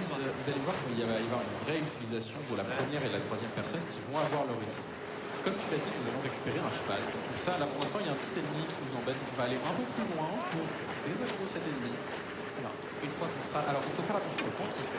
Mais la météo, c'est ce que j'allais dire. Et actuellement, la météo est désastreuse. Non, ça va, il y a pire. Il y a pire, mais actuellement, d'ailleurs, on peut voir des infos sur la salle en direct. Donc, on va se mettre là, on va être tranquille, on va attendre 1 heure. Just made a save in third person, which is required for the horse tilt. Donc, on va donner un peu au cheval pour que son maître en descende. On va voler le cheval. Le cheval, c'est génial. Plus que Mais vous inquiétez pas, on va pas très loin. It's also going to make a save while his horse is on the cliff so that he can repeat the horse tilt glitch. Et attention, c'est magique. Then hits quick load at the perfect time to get the right amount of speed, and he's going to try to preserve his speed through here. Looking good so far, looking good so far. Is he going to be able to stick the landing? Oh, beautiful. Wow. Okay, that was... Wow. Okay, that was a beautiful tilt. That took him exactly where he wanted to go, near Thulalu Farm. But he's going to need to continue the tilt to get over to the next location, which is the Shrine of Arche, and that is going to be what he's using to dead load.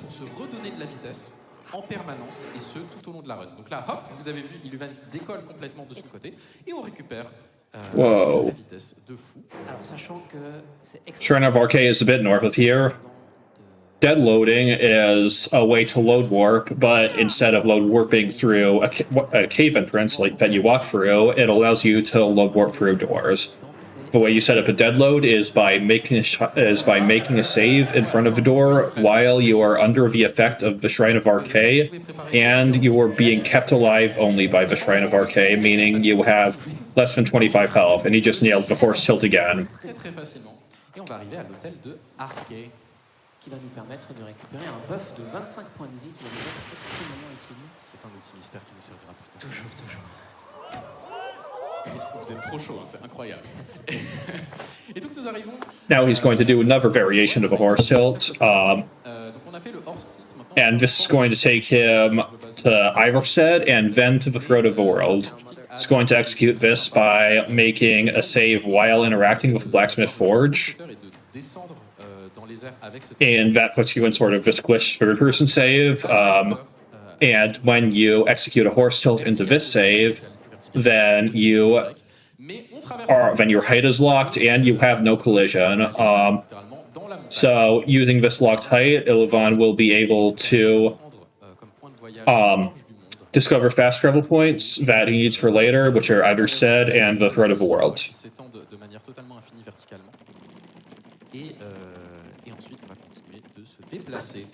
Donc là, l'idée, ce sera quand on sera pile poil là où on souhaite être, donc sous le Horosgar. On utilisera la touche E pour remonter et revenir. Enfin qu'on refasse, on a eu un problème, on arrivait trop avec la quick save. Bah, vous pourrez relâcher vos meilleurs Wii quand on va continuer à faire. Et il va y en avoir tout au long de la run des Wii sur les hors-styles et forge que vous allez utiliser. Donc vous avez le combo miaou plus Wii.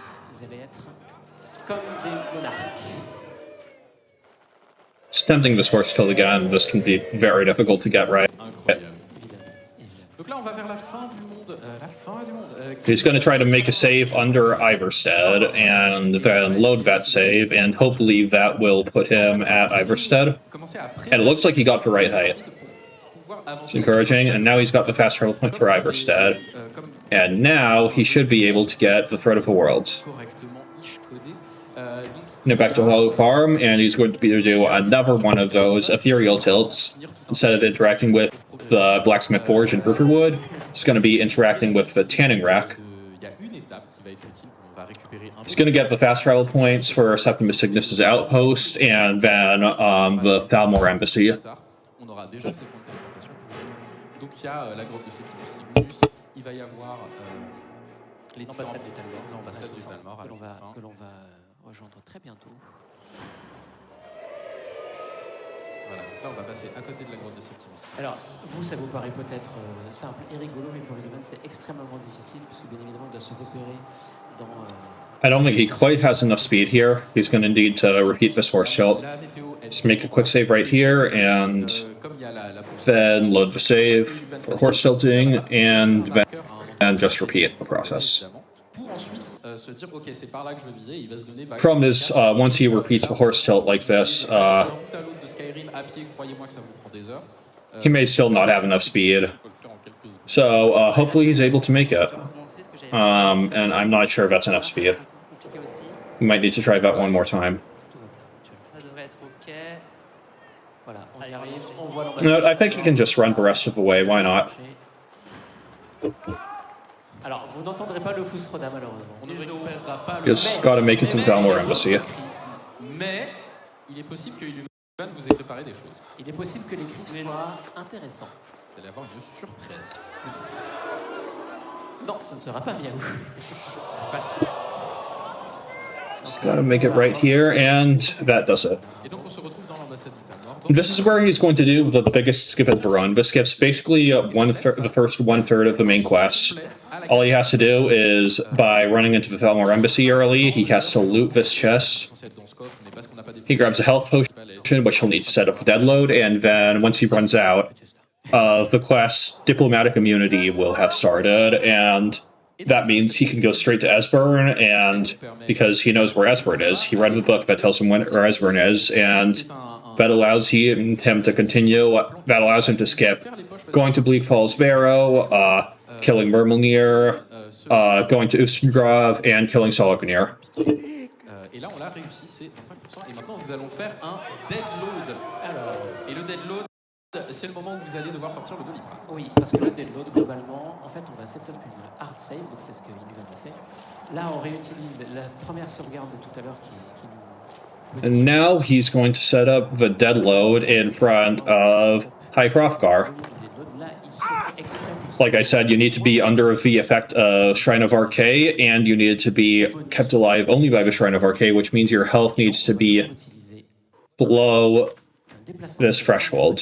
He also went to Septim Cygnus, which he discovered in a fast travel point earlier during that horse tilt from Lolo Farm, and that's where he pickpocketed the cube that unlocks the Dwemer Ruin where he finds the Elder Scroll. We can do this at any point in the run. It's most convenient to do it at that point. Now he needs to discover a fast travel point for later, called Skyhaven Temple, which is in a Forsworn dungeon called Carspire. And he's gonna try to run straight through, and he does it perfectly. Extrêmement difficile, vous pouvez l'applaudir parce que c'est très très difficile. Very impressive. Où il va réussir à faire un petit parcours sur ses torches et monter pour arriver au bout de cette grotte. Ce qui ne paye pas de mine, mais est extraordinairement difficile. Et du coup, ça, vous pouvez le faire chez vous. Mais croyez-moi que vous allez mettre du temps avant de pouvoir le faire parce que c'est pas facile. Et donc, now he's going to continue the main quest properly by talking to Esbern. This is a trick used everywhere in Skyrim runs. If you just commit a crime, guards will take you to jail, and if you pay your fine, you'll just appear in the nearest city. He does this to get inside Riften faster, and this is where he's going to go into the right way to meet Esbern. On va faire l'intégralité de la quête de la guilde des voleurs. C'est faux. Heureusement, c'est faux. Donc là, petit trick, comme on est en sprint infini, on va pouvoir sauter pendant qu'on fait un sprint. Et là, du coup, c'est le saut courbé. Petit teaser de Portal 2. Incroyable mouvement dans tous les sens. Et on arrive, du coup, à la guilde des voleurs. On n'était pas censé faire tout ce trajet aussi facilement. Et du coup, on va arriver devant un PNJ qui s'appelle Esbern. Et du coup, grâce à la manipulation de la quête principale, on a débloqué le fait de pouvoir parler à Esbern à ce moment-là. Mais on n'a pas encore parlé à Delphine, on n'a pas encore fait tout ce qui est le tertre des chutes tourmentées, etc. Et donc ça, il va peut-être falloir qu'on débloque 2-3 éléments. mais dans l'ensemble, on va quand même faire avancer la quête principale. Et là, c'est juste le côté d'Esbern pour avancer le plus possible vers la fin. Petite indication, à chaque fois qu'il va y avoir un dialogue et que ce ne sera pas juste de parler, Ilivan va pouvoir de nouveau utiliser ses meilleurs amis, c'est-à-dire le quick save pour avancer les dialogues extrêmement vite. Et du coup, cette phase avec Esbern peut être un peu longue. Si nos amis de l'ambiançage ont quelques dons, quelques éléments à nous dire, vous avez totalement la main, on vous reprendra quand ce sera... This is one of the slowest parts of the run, just waiting for Esper's sword to open up, but once we get him to start following us, we can use one of those deadlifts we set up to lug warp straight into the Riverwood and where he's going to reunite with Delphine. Il y a énormément... Non, Chachamax, la légende, bien sûr. C'est pas vrai, c'est pas de sa faute. On retrouvera juste après. He just bumped into Esper a few times to make sure he's actually following him, and... et d'autres que j'ai raté, mais en tout cas, super. Merci à tous pour les raids. Alors, il y a eu un gros nombre going to perform a load warp to go straight out of the route way, so he doesn't have to run all the way out. Merci à vous toutes et tous dans l'ombre, la lumière. Votre rôle est crucial. Love, un autre don de 300,67 € de Nask qui dit... There are sort of two ways you can execute this. You can mash during the weird gray loading screen, or you can try to double tap, activate right at the end of the loading screen. It's very hardware dependent. So this is exactly what I was struggling with during my AGDQ 2025 run. And fair, you got it. Timing is very precise. And it's very hardware dependent, so once you do it on one bit of hardware, it can be very hard to adjust to different hardware. Et courage à celles et ceux en amphithéâtre. Buvez de l'eau. C'est vrai, restez hydratés. Bravo à tous. On a aussi beaucoup de commentaires évidemment qui sont... Oh, another crash. Alors que... Tout est impressionnant. Technical difficulties are just part of the run, just Bethesda things. Ivan, tu me permets, mais tout à l'heure, depuis tout à l'heure, tu es en train de percer la map de A à Z, tout va bien, tu as marché sur un escalier, ça a craché. Oui, c'est assez étonnant. Classique Bethesda. On va reprendre parce que du coup, on a fait un... Pendant que vous lisiez des dons, merci pour ça d'ailleurs, on a set up un deadload qui nous a permis de nous revenir à Rivebois. Et donc là, on va essayer de rencontrer Delphine pour redéclencher la suite de la quête suite après avoir parlé à Esbern parce que Delphine est... He opens and closes the door a couple times, which just skips that whole scene with Esbern and Delphine. Donc on les amène au temple des lames, dans lequel ils vont deviser pendant de très longues heures, mais évidemment nous n'avons pas le temps. Donc nous allons passer avec un petit And this is the whole reason that he went to find Esbern, which is that Esbern knows where Skyhaven Temple is, and Skyhaven Temple, which is the Vestal point where he previously discovered, is where they find out how to defeat Alduin. And this is where he's going to do the marriage setup. So it turns out that we get married in this run, or at least we try to get married. There will be an attempt to get married.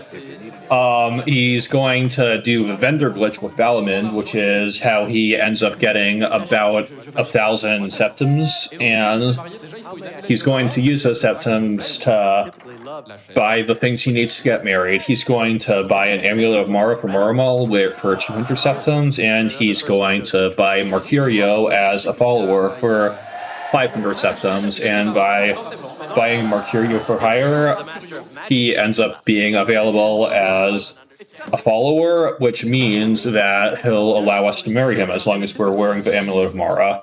So we're going to talk to Maramal, tell him to arrange our marriage, and by the time we're done with that, the door to Skyhaven Temple will have finished opening. Since you paid my fee So now the game wants us to attend our wedding ceremony. We can worry about that later. We can just ignore that for now. Oui, il faut me le rappeler parce que j'ai également une run à faire en même temps, donc vous y pensez. Des fois, dans certains de ses entraînements, il avait oublié, donc attention, c'est très important, rappelez du bien. What he's going to do now, while waiting for Delphine and Esbern to talk about Alduin's Wall, he's going to duplicate the Dragon Bane. He wants two events so he can dual wield them. After all, two swords are better than one. Gonna do some more quick save, quick loading, and bumping into NPCs to skip their dialogue. This is where he finds out that they used a shout to kill Alduin, and that he needs to talk to Arungir. to figure out what Shout that is. So he's going to load warp back to High Hrothgar. Quand vous voyez ces petits écrans gris là, généralement c'est qu'il y a un deadload qui est en train de se passer. Qui est passé d'ailleurs. Deuxième try.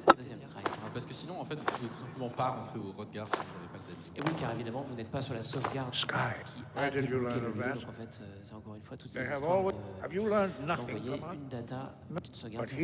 Donc là dans le multitasking quand même, on a quelqu'un qui va voir dans l'univers les prises d'or un truc qui est en train de suivre Esbern et pour essayer de faire avancer la quête de ce côté-là et qui en même temps doit se marier. J'espère que vous suivez. D'ailleurs, on va aller récupérer un truc en plus là, un petit parchemin des anciens.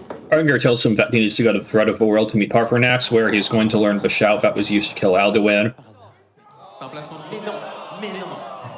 Incroyable. Moi je dis placement. Of course, he's already discovered the Thread of the World. He discovered it during one of those ghost hills that he did at one of those crafting stations a while back. But he still needs to talk to Arngir to advance the quest. He's just metagaming. While he's waiting for Arngir to teach him the shout, he's going to horse tilt over to the Tower of Mazark, and he got very lucky because it hadn't loaded in yet, which means he can just jump inside the tower before it loads in. And that's where he skips the entire dungeon, the entire sequence of dungeons that he has to go through to find the Elder Scroll. He just goes in through the back exit because the wall that's preventing him from going through the back exit hasn't loaded in yet. If it had loaded in, what he would do is a sneaking backwards one-handed power attack, which moves the camera far back enough that he can just barely activate the door to the entrance and still skip the entire dungeon. But since it hadn't loaded in yet, he can just walk in, and that's a bit faster. This is where he gets the Elder Scroll, which is needed to summon Alduin. And then he's going to load warp out back to High Hrothgar. First try, trop bien. Et voilà, il est trop fort. C'est ça, en fait. Un deadload first try, ça s'appelle. C'est le pire pour moi, je trouve. Et du coup, on va apprendre des... Sometimes this takes a little bit to read the word, and this is where he learns the shout for Clear Skies, which is needed to open the path to Pathornax. Even though we've already made it past the to Pathornax by going down the Thread of the World. This is where we're going to meet him. Pathornax is voiced by Charles Martinet, which is why we call him Mario Dragon. Sometimes we call him Party Snacks. Charles Martinet, famously the voice of Mario, but he also voices this dragon in Skyrim.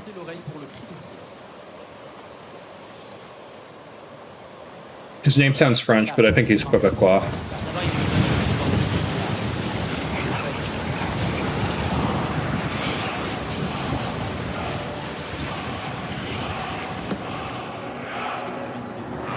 Done! So, what would you ask?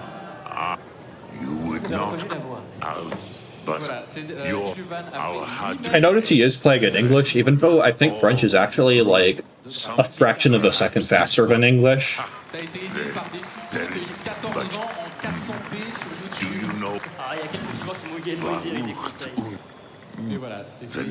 It was the camp. French is faster than English in this category, even that most runners just play in English anyway. I'm not sure if Illivan knows this.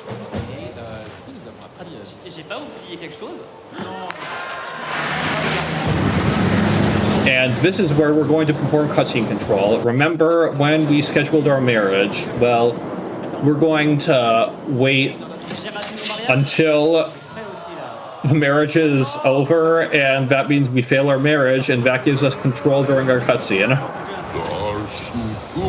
We just waited until it was too late to attend our wedding, and that failed marriage, and by doing that at the right time, now we can do whatever we want during this cutscene where we're not supposed to have character control. The timing is a little precise, but Illivan nailed it first try.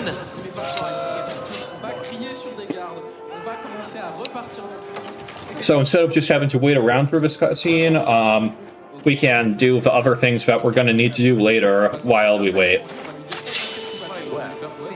Including starting this quest for Jarl Walgrew to retrieve the Dragon's Stone. We don't actually have to finish the Dragon's Stone, but because we already skipped that by going into the Falmer Embassy, but we do have to start the quest to retrieve Dragonstone to be able to talk to Jarl Borgruth later.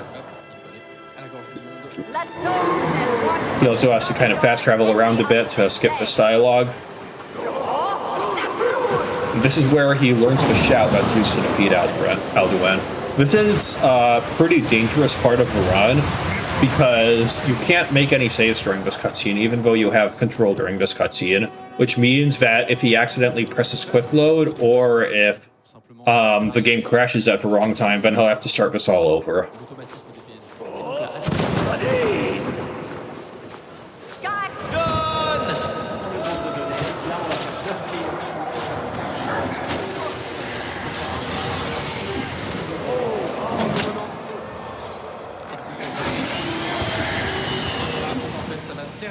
Cette séquence où en fait on apprend comment Alduin a été scellé la première fois. On va bientôt arriver au point le plus dur de la run. Alduin. C'est pas le c'est un gros miaou. Oui, c'est un très très gros miaou. C'est un Mario ou un miaou, je sais plus. C'est un miaou. Alors, de parler un miaou, ça nous ramène normal. Revient au présent. Achète le t-shirt. He just installed a mod,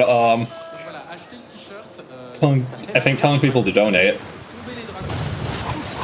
So remember to donate to Medicine de Mund. Hope I'm pronouncing that right.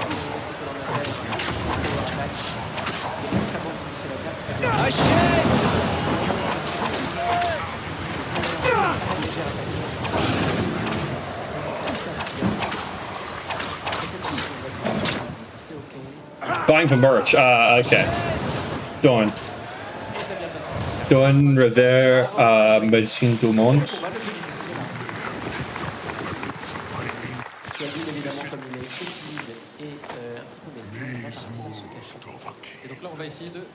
And yeah, it's very easy to die through that fight, but what Illivan did there is the infinite power attack glitch. If you do a dual wield power attack and then just kind of start mashing the left and right mouse buttons during the power attack, it basically won't consume any stamina, and you can just power attack repeatedly.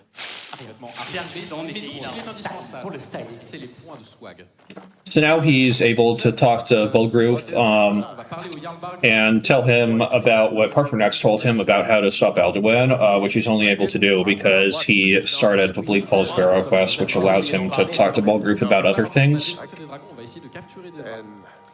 Et pour cela, nous allons devoir mettre en place un conseil de paix qui va rassembler, eh bien, une bonne partie. And what Bulgruth tells him is to talk to Arngir, so now he's going to lead work back to Arngir. Quand soudain tête l'autre pour revenir au regard qui est passé, bravo. By the way, the reason he has to load warp back to Arngir is because he never killed Myrmidon by doing that skip into the Falmer Embassy. The front door to High Hrothgar is locked, so he can't actually go through the front door to High Hrothgar. What runners used to do before dead loading was used in runs was use a bucket to clip through a wall to get from the front of High Hrothgar to the back exit and then go through the back exit. But now we can just skip doing that using dead loading, using the load warp, which is made possible by dead loading.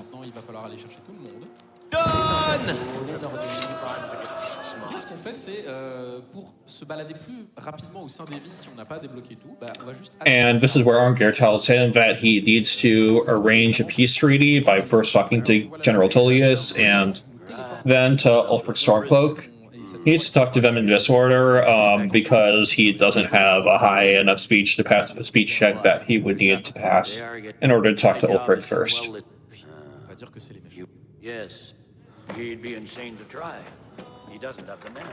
Donc maintenant, on a dit oui au général Tullius, il va falloir qu'on aille voir du coup maintenant la résistance qui est gérée par les sombrages. Alors là, il va falloir que tu fasses attention quand tu parles à Ulfric parce que si jamais tu lui dis les mauvaises options, tu lui rejoins les sombrages et ça se bloque là-bas. Et pour ce faire, pour rejoindre plus facilement, nous allons de nouveau demander à notre petit canasson chéri de nous envoyer à une vitesse exponentielle. Là, attention, on fonce dans la ville. C'était un peu rapide. Un peu vite. Non, c'est ok, c'est juste. Mais on peut encore. Il faut reload de la sauvegarde. Non, c'est pas OK. Game might have crashed here. Yeah, okay. Crash number 3. One more investment. That's going to be a new record for Skyrim crashes in a marathon. Tu as une run dans les règles de l'art de Skyrim. Franchement, si ça s'était bien passé, ça aurait été bizarre. I think we already set a new record for earliest Skyrim crash in a marathon. De la run de Skyrim. Normalement, on passe dans le menu au lieu de faire une quick load directement pour éviter les crashs, mais... Alors rassurez-vous, il y aura d'autres possibilités de ce crash. Ça n'est pas terminé. Qui n'a jamais vu de... Merci. Merci. Et donc, on reprend le cheval, on refait le Wii, on quick load, en quick save. Cheval is for some French, I know that. Et on reprend la quick save. Et là, on va foncer dans tous les murs, mais les murs sont une suggestion, une guideline pour rentrer dans la... So he's going to horse tilt. He's going to cheval tilt through Windhelm. I have never seen Windhelm from out of bounds like this. Okay, he's going to tilt through the Palace of the Kings all the way to Ulfric. I remember. I'm sorry to hear that. Now he's going to tell Ulfric that he needs him to agree to the Peace Council, and that he's going to arrange a Peace Council, and this is all necessary just because he didn't start the Civil War. The alternative to this is winning the Civil War with either Stormcloaks or with the Imperials, and that skips all of this. Et voilà. Et maintenant, on va arriver dans la cinématique que tout le monde adore, le Conseil de paix. And this is just about the most boring part of the run, and he's going to get up out of his seat while pressing T to wait, and that allows him to be standing during this Peace Council, which saves a bit of time at the end. I've always had trouble executing that, but Illivan just got it easily. So he just presses quick save and quick load repeatedly to skip through almost all of this dialogue. There's like one line of dialogue in here that he can't skip, and that line of dialogue specifically is why French is the fastest language for this category. But I guess Illivan doesn't realize that and is playing in English. Ah oui, Fous Bourdon, bien sûr, on a Raps qui donne 25. Or maybe he just wants to play in English. De SpeeDons depuis des années, je suis très contente d'avoir un speedrun de Skyrim. Au passage, coucou au Pizzaiolo en bron, super event. Ouais, disons à la fin du don. Un don de 100 € de Globally Bob qui dit pour la fin, pas d'élu, rapport aux incentives, j'imagine. Un don de 10 € de Orex Stars qui dit Chachamax le GOAT. Et un don de 100 € de Neraran qui dit Oncle Genus espérait voir ce merveilleux ludiciel qu'est Skyrim en telle occasion. Bravo à toutes les personnes qui participent à cet événement. Le monde a bien besoin de moments de liesse et de solidarité tels qui celui. Ça c'est vrai. Super qui donne. This is the one line of dialogue that can't be skipped. First, let's be clear. This council wasn't my idea. I think it's a waste of time. They're wasting our time, General Tullius. We're in a speed run. Sheesh. Bon Ah bon? Tu débats si relou que ça. Oh wait, there is one more line coming up that can't be skipped by quick save, quick loading. Avant, j'étais un speedrunner comme toi, jusqu'au jour où j'ai reçu une flèche dans le genou. Évidemment. J'ai un don de 200 € de Le Valcheux qui dit Fusro Miaou. Aucune idée, hein. Aucune idée. Je sais pas de quoi il parle, je me désolidarise évidemment. Et un don de 267,67 € d'Ivy qui nous dit gros bravo à toutes et tous pour ce week-end. Bourrez les dons. Et d'ailleurs, j'ai un don de 1 € de M. Chris qui dit Don Vakin, bien sûr. Évidemment. Celle-là, elle est stylée. Silicium qui donne 5 balles. Skyrim n'est pas buggé. Les développeurs ont simplement designé le jeu en pensant aux speedrunneuses. Et ça, c'est plutôt vrai. Zig qui donne 2 balles. Bravo Ivan pour cette run de fou. Il est vrai. Stormcloaks will withdraw from the rift, allowing Imperial troops unhindered access. This is required so that Bulgruf will allow us to trap Parfernax or to trap Odahviing in Dragon's Reach, and we're gonna lure in a shout from Osborne to trap Odahviing. And Odahviing will fly us to where we need to fight Alduin for the second time in Sovngarde. Merci à toi. On a 200 € de Gagi sans message. On a 10 € de Latlar qui nous dit I used to be an adventurer like you, then I get a meow on the knee. Pas mal d'anonymes qui donnent notamment la team. We just had the obligatory Error of Knee joke in a donation. Toutes les autres teams, donc si vous avez 1 € qui traîne, n'hésitez surtout pas à faire un don. pour la bonne cause. Et je vois que la run a repris, mon cher Eluvan. Est-ce que c'est de retour chez vous? Every time someone says that joke, it just feels like such a throwback to 2011. Like, the Skyrim fans have never changed. I love that about us. My men know what to do. Par exemple, il s'appelle Odavin, donc nous venons de l'appeler parce que pour appeler un dragon, il faut crier son nom. Alors, Miaou, Mario, faites-vous plaisir. Il s'appelle Odavin, donc soyez inventifs et inventives. T-shirt. Alors, le dragon ne se rappelle t-shirt malheureusement, mais nous allons aider. Does anyone know who made this pod?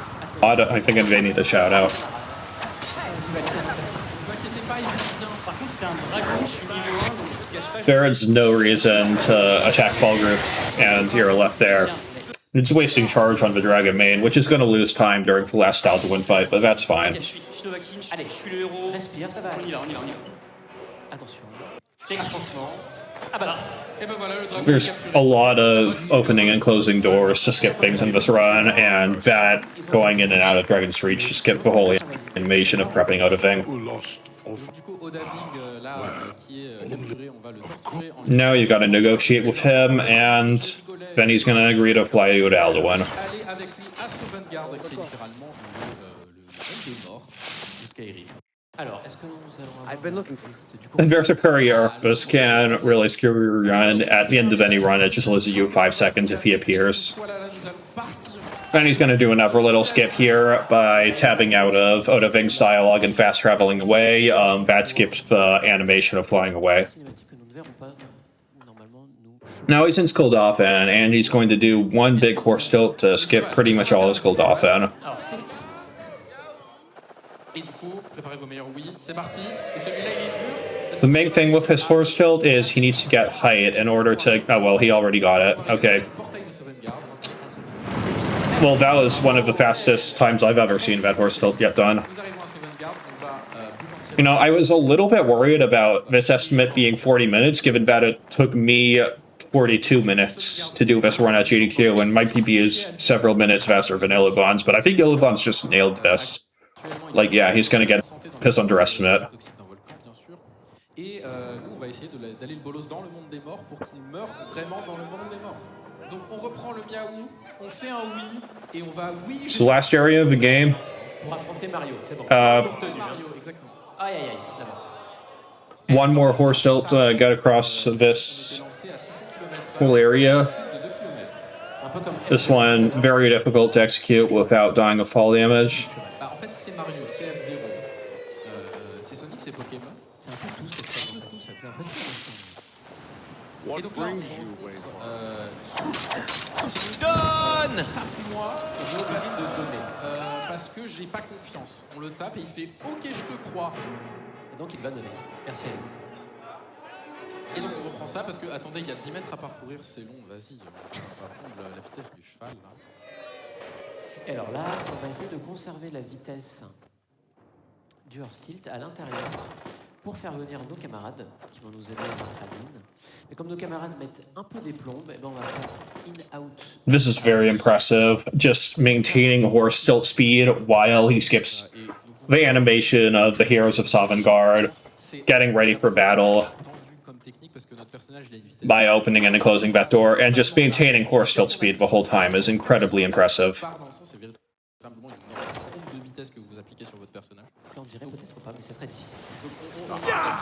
Ooh, I am slightly worried. I was slightly worried that didn't trigger Tsune's dialogue, but I think he's fine. Because that can be a potential soft lock. I've lost runs to that. Bourrez les dents.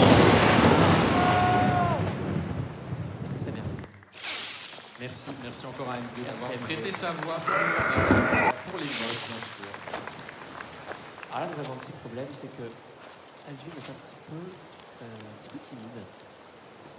Bourrez les dents. Vous pouvez appeler Alvin alors.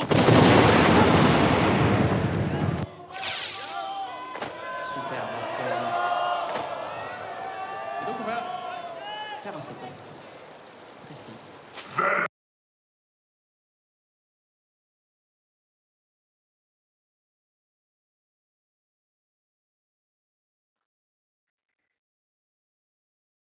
Se positionner à un endroit très précis. He's going to try to sneak up on Alduin with point blank range Dragon Rend just by standing right here. He's got to turn away from Alduin or else Alduin will know that he's going to be there and come up on the other side.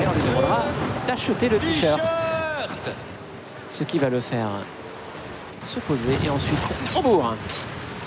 Et alors c'est le combat final, vous pouvez donner toute votre énergie à Yuvan pour qu'il fasse ce And this fight is actually really easy because you've got the Harris Favengard fighting alongside you. C'est les derniers coups, c'est parti. Allez, allez. Il finit le power attack. Time. Boom, that's time. Huge shootout, Palavan. He did amazing.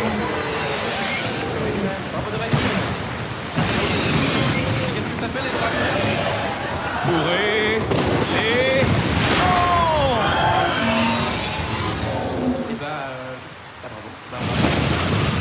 Après cette run au crash multi. Ah, c'était compliqué, entre un freeze au bout de 10 secondes et quelques And we're right away getting tomorrow wins since we have the incentive. C'était un plaisir immense de pouvoir runner Skyrim ici. Et c'est pas fini, on a Morrowind qui arrive, donc ça c'est encore plus en honneur. J'ai vraiment hâte. Morrowind, if you don't know, is the third game in the Elder Scrolls Anthology. By the way, Illivan holds the world record in the Elder Scrolls Anthology speedrun, beating all 5 Elder Scrolls games back to back.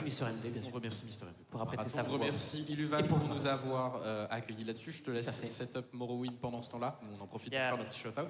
Merci au public, vous êtes incroyables. Est-ce que vous êtes chaud pour du Morrowind? Parce que ça va aller très vite.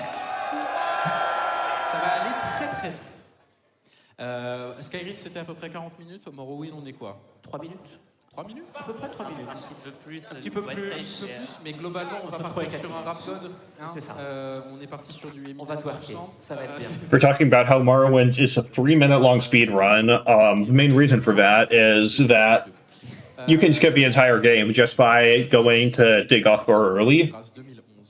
And this is an intended feature. It's an intended way to beat the game. There is an all main quest category that doesn't do fit skip, but this is the any % category where you basically just jump to the end of the game.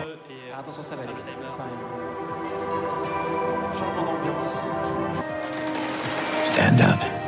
There you go. You were dreaming. What's your name? What's your name?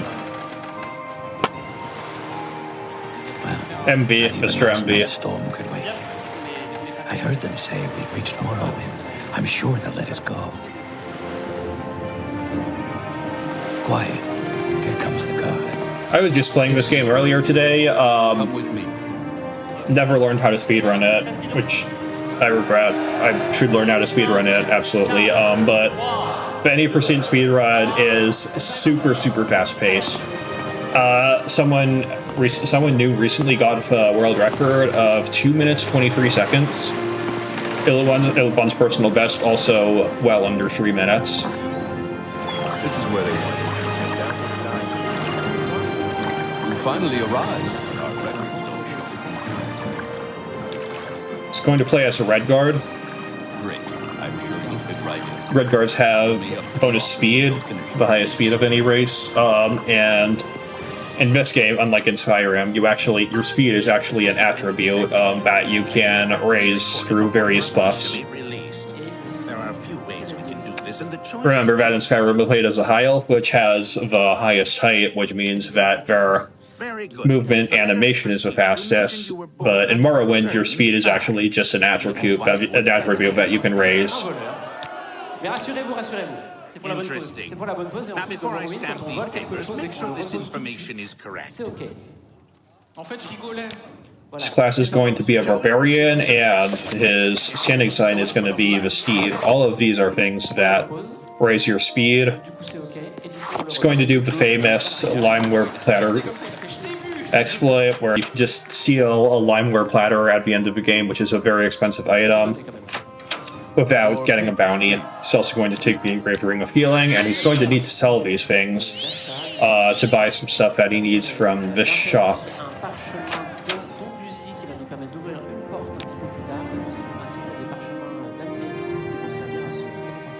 He's going to need a lockpick, Scroll of Onsabi Intervention, and Scroll of Unhinging. Lockpick is used for a weird glitch where I don't quite understand how it works, but basically if you attack something with a lockpick, it like somehow instantly kills them. Or like if you attack them with some other weapon and then switch to a lockpick during the attacking animation, it just instantly kills them. This is the greatest part of the game. Just gonna take these scrolls of a carrion flight, and then we're gonna use the scroll of Onsabi Intervention to teleport to the nearby temple, and this is where we're going to just jump to the end of the game, literally. Scroll of a carrion flight massively boosts your jump stat, and then we need to cast the scroll of a carrion flight one more time before we land. Qui est cette dague? On va essayer de récupérer cette dague, elle est incroyable. Et donc là, regardez le point en haut à gauche. Keening is one of the two things we need to beat the game. We need the dagger keening, the hammer sun. Let me check this.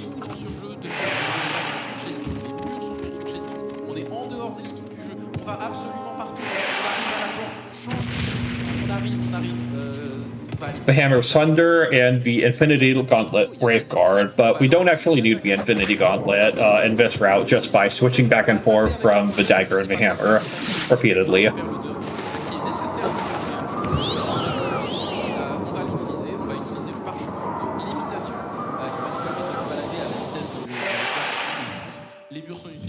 Now he just goes out of bounds at super high speeds while flying. This is just normal Morrowind stuff.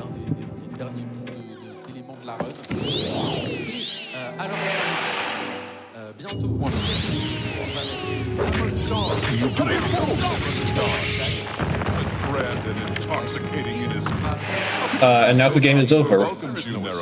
Congrats, that's Morrowind. That's literally the entire game. You have achieved your destiny. You are free. Shout out to Illivan for being an amazing runner of both these games. Dagoth's temptation, the tribunal's seduction. I mean, I'm most impressed by how he just adapted to how the load warps are on these PCs.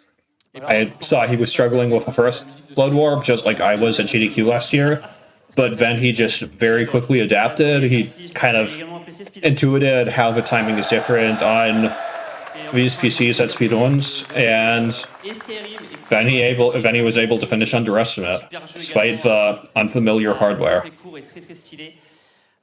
que vous voulez rajouter quelque chose? Merci à toi, merci de nous avoir pris et fait confiance pour ce commentaire. Tout à fait. Merci. Eh bien, moi je vais faire mes petits remerciements également. Donc, déjà merci à la communauté The Elder Scrolls française, mais également internationale, et à la communauté de SpeedRun The Elder Scrolls, et notamment du coup les Restream, les Restream avec Pekanen côté GDQ, Profanti côté allemand, et également le Restream espagnol. Merci à ma commu Twitch de m'avoir encouragé à speedrun il y a 1 an, et maintenant me voilà à Relais Skyrim, donc c'est un plaisir. Croyez en vos rêves, et si vous voulez speedrunner, mettez-y vous, c'est quelque chose qui est très plaisant, et vous avez tous le niveau, vous êtes tous capables. Et merci Darky Rocher, c'était super cool de vous avoir aux commentaires, merci beaucoup à vous, formidable. Et puis dernier remerciement, merci beaucoup à MV d'avoir prêté sa voix à Odovakin bien sûr, et puis à Lorga, à tout le monde, et bon marathon à tous. Merci beaucoup.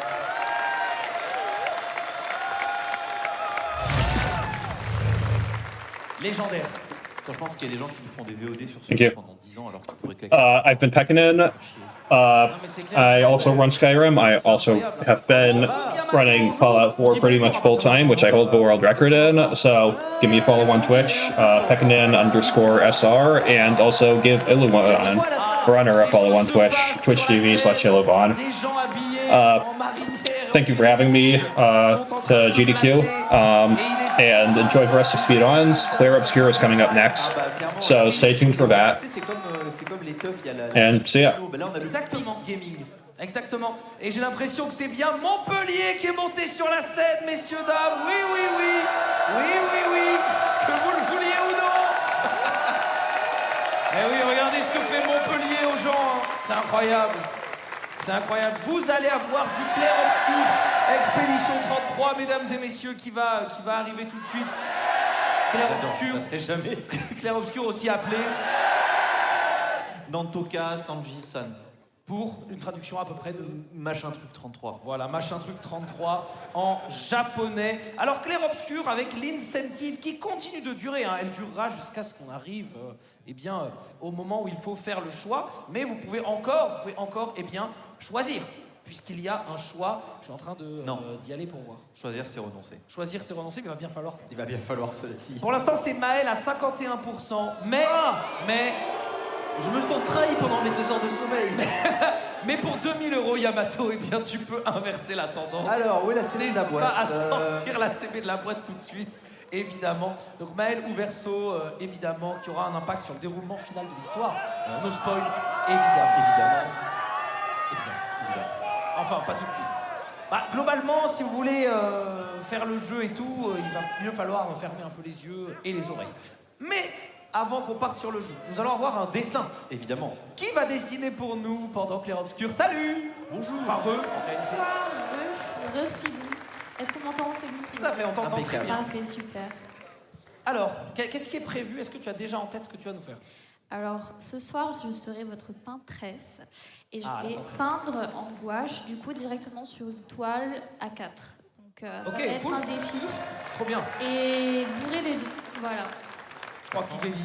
On a 1h30 environ. Oui, à peu près. À peu près. 1h30 estimée, 1h37. C'est un beau défi, c'est un beau défi. Un beau défi en effet, donc on en a jusqu'à un petit 4h d'une, 4h30. À peu près. Ouais, environ ish. À peu près. Et il sera l'heure de dîner. On sera à l'heure du dîner à ce moment-là. On verra bien. Bon, dans tous les cas. On sait plus. Non, c'est pas. Non, mais moi, je trouve qu'on se régale. Et surtout, quelle ambiance pour 2h50 du matin. Bravo, public adoré. Et pour être souvent venu à Lyon faire des événements, je sais qu'en général, on est plutôt chaud, même s'il n'y a pas que des Lyonnais. Combien de Lyonnais dans la salle? Levez la main juste pour mon petit test. Eh ben, pas tant que ça, finalement. Qui a fait plus de 300 km pour venir ici? Ça, c'est la France qui se déplace. Il s'est couru de ville, il est con, Xavier, ou quoi? Là, il y a 80% de la salle qui s'est déplacée. Non, je comprends. Ok, pas mal. Écoutez, 2h50, moi je trouve que c'est bien. On m'annonce qu'on est prêt, Yamato. Non, mais c'est parfait. C'est parti pour Clair-Obscur, Expédition 33, mesdames et messieurs, let's go! Et bonsoir, SpeeDons! Bon, ça va le public?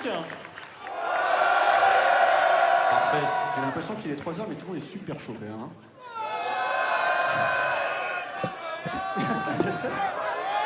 Hello, everyone. My name's Zero. I will be doing the English Restream for you guys today, along with Medical and Solid. Hello. To watching this run, you might notice there's a special someone on the couch today, Mr. Guillaume Broche, the director of the game. I'm very jealous. I wish I could be there too. Lucky devils. They sure are. Ils sont énervés. Je suis très heureux de vous retrouver pour cette run de Clair-Obscur Expédition 33. So, 4X will be doing the Expedition 33 run today. The category is any % restricted, which means you beat the game as fast as possible. You play on story difficulty because any difficulty is allowed. But the only thing that restricted this allows is the infinite stat glitch, because there is a glitch where you can essentially make your stats go like to 40,000, well, infinite more or less. And you just one-shot everything in the game. So that is not allowed, but anything else goes. Gotta love an infinite stats overflow. Yeah. It makes the run a bit trivial, but it's cool that it's there. Much like some walls, it's optional. There are a lot of unoptional walls in this game. They put in a lot of effort to make it so we can't skip stuff. Luckily, we had some really good witch hunters in our community that still got it done. I do kind of want to go through some of the community, because when I was watching the speedrun for the first time in this game, and there's a lot of terrain traversal, we shall say, it kind of gave me Metroid Prime vibes, in the essence of, if it looks like you can stand on it, there's a pretty good chance that you can. And then there's some things where it doesn't look like you can stand on it, and you still can. Welcome to Unreal Engine 5. One great example of thing that you probably shouldn't be able to stand on is these windmill blades that Warx is going to jump onto right now. So, but hold on, do we have it? Backup?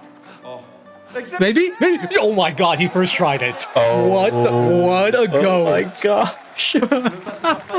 That just saved him like 2 minutes. Yeah, so that's the prologue skip in this run. It takes about, the prologue adds about 2 minutes, 20 seconds to a run, and that skip right there is the most inconsistent skip in the whole run, by far. So right there, you have to wait for a certain windmill blade to get to the right spot. You have to jump on it, and it kind of has a glitchy force sort of thing. You need to essentially climb up, get past the invisible wall that's blocking you from jumping over, climb it, and then jump over. So right there, he got on the first blade. He fell off, but he got onto the backup blade and hit the backup. And if you fail that, you have to wait 19 more seconds between attempts for the next attempt. So he probably wouldn't give too many attempts in the marathon setting. At some point, you have to move on. The fact that he got a first try in the marathon. We'll never know how many attempts he was going to give it. Correct answer is just 1 now. Well, yeah, if you're going for PB attempts, it's 1. In the marathon setting, I think you can get in a few. I think I'd go for like 3 to 5, personally. I think that's fair. Yeah. Windmill, there are windmill enjoyers and windmill haters, I feel like. I used to be a windmill hater, now I'm a windmill enjoyer after running this category myself. It's actually pretty fun. It's so early in the run, it doesn't feel too bad to do if you do get stuck. Right. So yeah, I also prefer early reset points as opposed to, stuff that's 10 minutes in. Yeah, like a certain boss will be fighting in about like 7 minutes. But yeah, that is Windmill. That was found by Cardinal. Big shout out to him. He spent a lot of time looking for a prologue skip, and that was the first and only one he found. As far as we know, there is nothing else possible. Maybe, who knows what you don't know, but even that one's incredibly unique. You can see how hard it is. Well, Warx made it look easy, but it's a very difficult skip. It took me like a coach at like 2 hours to even get one attempt in the first try. It's very impressive what Warx just did there. Alright, so since we skipped all the prologue, we haven't seen any combat yet, but we were supposed to get a tutorial. Since we skipped that, we will have our second tutorial fight here. We'll fight a Nevron called Lanceram. And you might notice that little orb in his head. That's his weak point. That takes off a percentage of his HP if you shoot it. He went for the 2-shot into attack strat, which is like half a second slower, but it's fine, it's simpler. But, we got the quick animation too. Nice. Yeah, it's supposedly we think it's we theorize that quick attack and slow attack because enemies have different move pools. Quick and slow for Lancelier. Supposedly 50-50. Or we assume it's 50-50, but it definitely feels like an 80-20 with the slow attack being the 80. And it's like a 2-second difference. Only when the timer's running though. Of course, timer's off, you'll get quick attack 10 out of 10. But quick little fight tutorial. So in this game we have kind of like 4 main options for our turns. We have attack, which you do your physical attack and you generate 1 AP. It's pretty weak to damage. You have skills. Every character has unique skills and they can learn more skills and attach only 6 skills at a time. And they all have their own unique mechanics. And Gustav has a charge mechanic where he can store charges that he generates by dodging, parrying, attacking, or using skills. It goes up to 10, and then he has a skill called Overcharge. When you use that, it costs 4 AP. And it'll do more and more damage based off how much charge you have. And there's also, well, we'll go into the break mechanic in a bit later. And then there's items, which lets you use an item. You have energy tints, healing tints, and revive tints. Energy tints give you AP, healing tints heal, revive tints revive. You start off with 1 of each, and they replenish every time you rest at a flag or camp, so you are welcome to use him. It's really easy to get him back. It's very friendly. There's also a shooting mechanic where you use 1 AP to fire a shot. Shots are generally pretty weak, but you can use them to hit weak points, knock off shields, which we haven't seen yet, or just do damage. Because they don't do a lot of damage, but they do damage, and later on we'll see a fight where they do more damage. They're definitely more useful in a casual setting where you can have certain builds and essentially make your own sort of little machine gun. Yeah, very much so. There's a lot of shooting based builds in this game, but early on, it's not that useful. No. quickly going back to AP, I glossed over it, but AP is essentially your like energy / mana system. I don't want to call it mana. I feel like it's a bit disingenuous, but every character starts with 4 AP at the start of a fight. And every turn, every character gains 1 AP, and skills basically consume AP to activate. If you don't have I don't know if it's fair to call it mana. I don't know if it's fair to call it skill point, magic point. But ability point. That's yeah. The purpose is the same. Yeah. You consume to use skills or shots. Also, we did a little out of bounds skip there called house skip. So you're supposed to go into the house there and just go naturally. But first of all, we do need a bit more money for this route now. So there is a chroma pickup right there. And Warwick's got up on the right side. And even if you ignore that, that skip just saves like 2 to 3 seconds.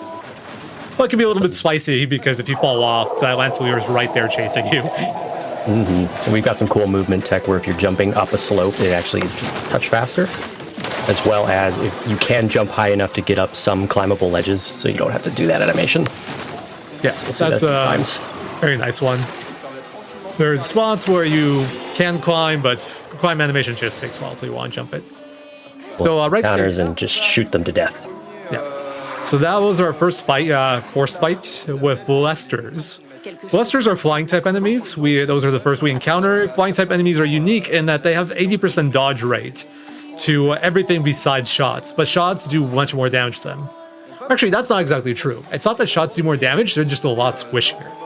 Though, like, those guys have 64-ish HP in story or something? 64, 65, something like that. 61, I think. 61, I think Expert is 81. That's the one I'm a bit more familiar with. I forget. It's been a little bit. It's, in Expert, you have to do a parry to generate AP. Gustav to get enough shots to kill. I'm having trouble remembering if that's a thing in story. You might have noticed that Works did a menu there, our first menu of the run. It was kind of in a weird spot. So right before you enter a cutscene in this game, there's this transition where you get horizontal black bars on the top and bottom, and after a few seconds, the cutscene starts up. If you open your menu and then enter that cutscene mode, the menu will still be open while it's doing that cutscene transition, and you can squeeze in 2 to 3 seconds of menuing. On older patches, you can squeeze in more because the menu will stay open during the cutscene. So if there's nothing after the cutscene, you can continue the menu afterwards. But the point is, we'll be using that throughout the whole run to essentially be doing our menuing in 0 time. Just did it right there again to finish setting up our Pictos and weapon. And it's time for our first boss, Avec. We love Avec. Affectionately, I promise. Yeah. Everybody loves Avec. And by everybody, I mean only the unrestricted runners because everybody else hates Avec. On the bright side, he's doing what I prefer him to do, and that's attack Gustav so we can build up some charges. So that is the fastest option, for sure. But I prefer when he opens up a spell just because the AP generation is really good on turn 1. And so we talked a little bit about dodging and parrying. Dodging, you just dodge a move. Parry, you counter it, essentially, or rather you block, but if you parry every part of the move, you counter it. Parrying generates 1 AP per counter, or 1 AP per parry, excuse me. And there's also AoE parries. So if an enemy is targeting one character, it's a single target parry, that'll do 3x damage of what an AoE parry will do. AoE is multiplies divides the damage by 3s, but every character hits. And in this fight, it's really nice at the beginning because you get to knock off more shields that way with an AoE counter. Speaking of shields, some enemies start with shields, or they can generate shields, and the shield essentially you need to hit once to knock off. You can't do damage until the shields are gone. This is looking really good. His damage is great right here. Charge is good. This is... Need a crit from Gustav. So this is the part that makes everybody hate Avec.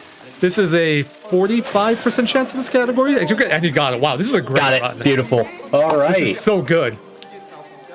This is like a PB attempt caliber run. Oh, he was under damaged. Never mind. I take it back. Oh. I thought he had sometimes that health bar is very misleading. Yeah, it's a little bit harder to see on the stream too. It's a bit hard to judge. But yeah, his is within a few shots. So I think he finishes here if he does Lumiere Assault. Okay, that works too. Dead energy. Yeah, either works. Oh, yeah. He had 3 HP. That's so that 3 HP made a difference of about 30 seconds. Unlucky, man.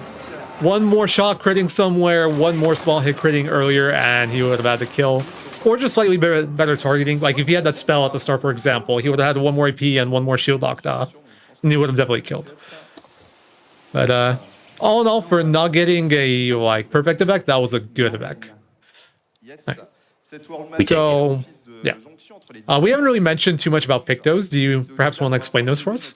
So Pictos are kind of like your equipable abilities. You can pick them up throughout the game. So there's a bunch of few as we go, and as you use them throughout the game with characters, they will be quote-unquote learned.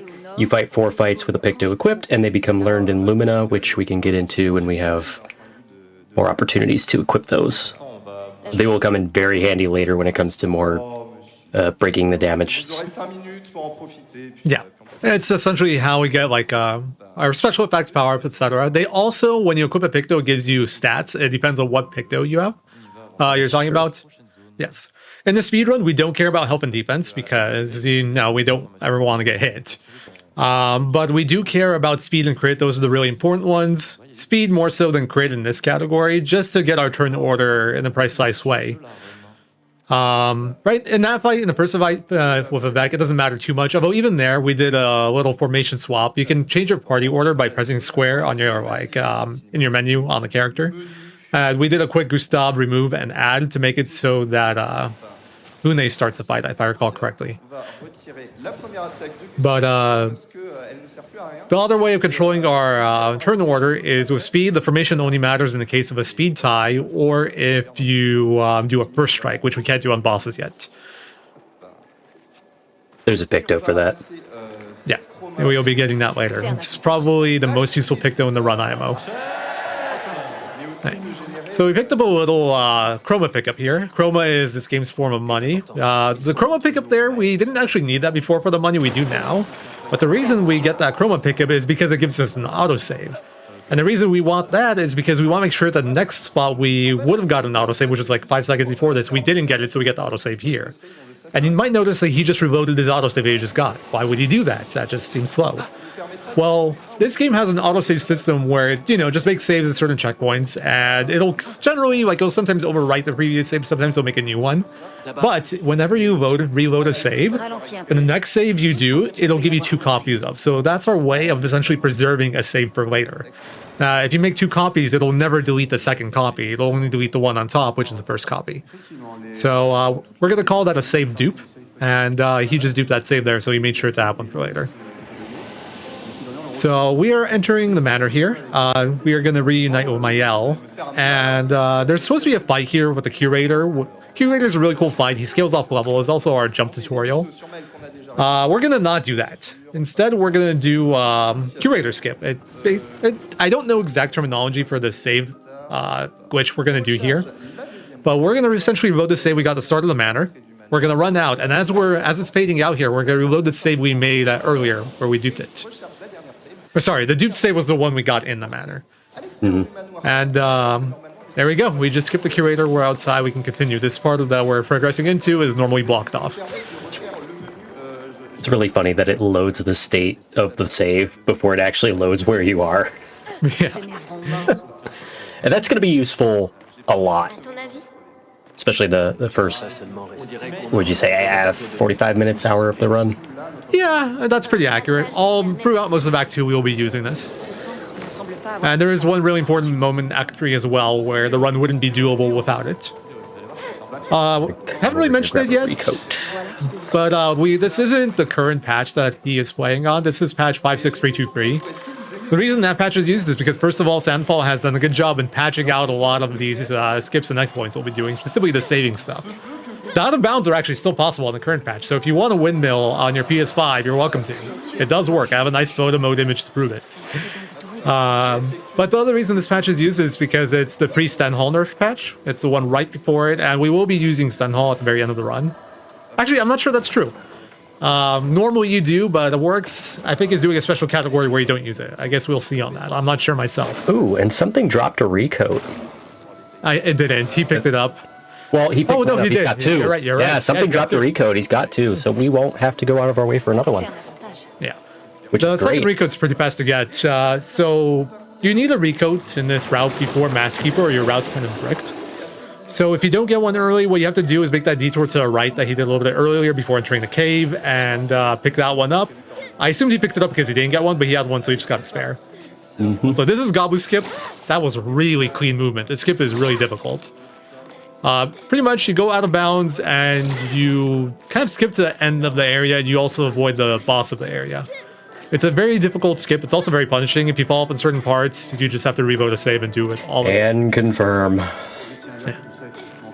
I have fallen many a time here. Me too. This skip is brutal. But Warax is just hitting it like a pro. That was really... And he didn't even get the roll there. This was immaculate execution. Nice. That jump was a little bit close. But if he falls there, he has to do the whole thing. We'll take it. Oh, Good. super clean. Yeah, Lune, so all the characters traverse at the same speed. So it doesn't matter who uses leader. Runners will generally prefer Mayel just because she's smaller, so you can see a little bit better with her. But it's all the same in terms of speed. I prefer Lune because eventually I just get annoyed with the footsteps. I like Lune too for a different reason. Since when she runs, she floats, and I find that better for like telling where I am stepwise for precise stuff. So Makes right sense. there we talked to the curator. The curator lets you upgrade your weapons and also invest Lumina to cook more Lumina skills, which isn't relevant yet. But right there, he upgraded his Mayelum, the Mayel starting weapon to level 3.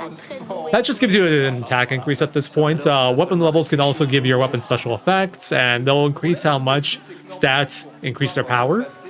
But the Mayelum level 3 is just important for the fight coming up here because it's a really tight fight. We do need a crit on it as well. But yeah, to continue the story, we need to get Eskia, and normally to get Eskia, you need a password to get past this guy, and you have to do this whole thing where you go to Gestural Village, which requires going to Ancient Sanctuary, and doing a tournament, and beating up Ultimate Sakapatad, and we're not going to do any of that. This is what we call password skip, so we're going to go out of bounds here again, and Queen on jumps again. It's going to be pretty hard to see in here. I don't know what settings Works is going to use, but for jumps we're going to have to do here, it's in a very dark area, so hopefully you guys will be able to see it well. But we're essentially going to jump down into an area with kind of like a cascading wall sort of thing. We're going to climb up that wall, and we're going to jump into a out-of-bounds trigger point to enter the Francois fight.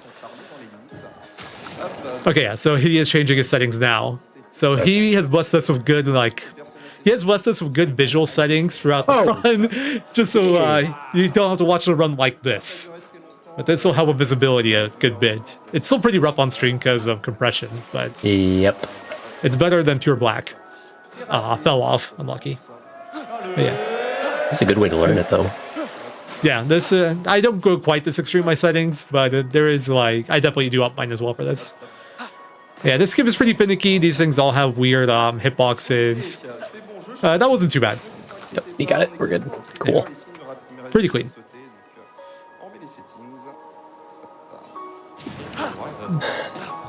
So Francois is the second big RNG fight in the early game, because this is another fight where we need a crit. This time we might yell with her per se, but if we get lucky, we'll have an extra chance for it. This is a really good opener. This is the best opener, Lune dodge, because Lune has Dodger, which he didn't take advantage of. He could have fired off one more shot to take off one more shield, and it would have made it so he wouldn't need the burn tick in phase 2. So Mayel's gonna Swift Stride, and this loop right here, this damage is gonna be our main damage loop for a little bit. Nice, best case. So Mayel's in Virtuoso stance now, which means she does 3x damage, and he got the crit. Let's go. So he's guaranteed to get fight.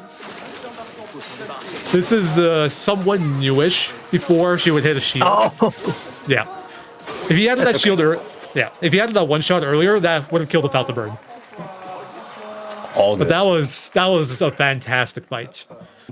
So I haven't talked too much about some of the other character mechanics. Mayel has a stance mechanic where she starts out stanceless, which can go into offensive, defensive, and virtuose. Offensive, she does 50% more damage, she takes 50% less damage. Defensive, she takes half damage and generates AP off parries. And then virtuose is 3x damage multiplier. Additionally, she has a mechanic where every time she switches stances, she gets 1 AP, and her moves basically switch stances depending on which move she does. If you're in offensive, you do a move that puts you into offensive, she'll go stanceless, but otherwise it'll just go to whatever stance you say the move is supposed to put you to. But the point is, Virtuose 3x is a lot of damage, so we're going to take advantage of that. And then she has a move called Per Se, which costs 2 AP in Virtuose, and it does an extra, I think, 100 or 200%. It's 2x, I think, if the enemy is marked. And mark is a status you can apply with Gustav's marking shot, and that gives 50% more damage. So it's 300x on 3 times on top of 3x Virtuose. So you're basically doing like a 9 times multiplier on what her Per Se would normally do. And then combine that with a crit for another 50%, and it's like 14.5, and you basically one-shot Francois. Even that are extremely low level. So we did another little skip there. After we got Eskia by talking to Eskia after Francois, we don't want to run out of Eskia's nest. That takes a long time, so we do a save warp. We revoke the save we duped, that's like right outside Flying Waters. We re-enter Flying Waters, or rather, we load the save after Eskia once we're there, and then as the save is loading, we re-enter Flying Waters. And that makes us just like enter Flying Waters, but we get to keep all the stuff we had from the Eskia save. So it's like a very good form of movement, traversal, to just save a lot of time. I'm kind of laughing at the French chat. They just spammed "we" the entire Eskia. This game is very wee. This run is very wee. This run is very wee. Yeah, no Ciela is recruited in this run. Neither is Minoko. This run is done with just 3 characters. That's all we need. Which Minoko's music is so good. Yeah, and Ciela is just so good for the run. But they just both take too long to get. Yep. So yeah, we're doing more cutscene menuing here. We still don't, since we've only done 2 fights since we got in Pictos, we don't have any Lumina learned yet, so all our equips have to be just like Pictos. We can't take advantage of Lumina yet, sadly.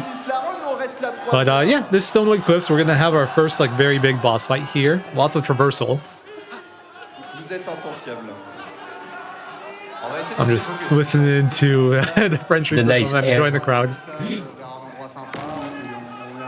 Go ahead.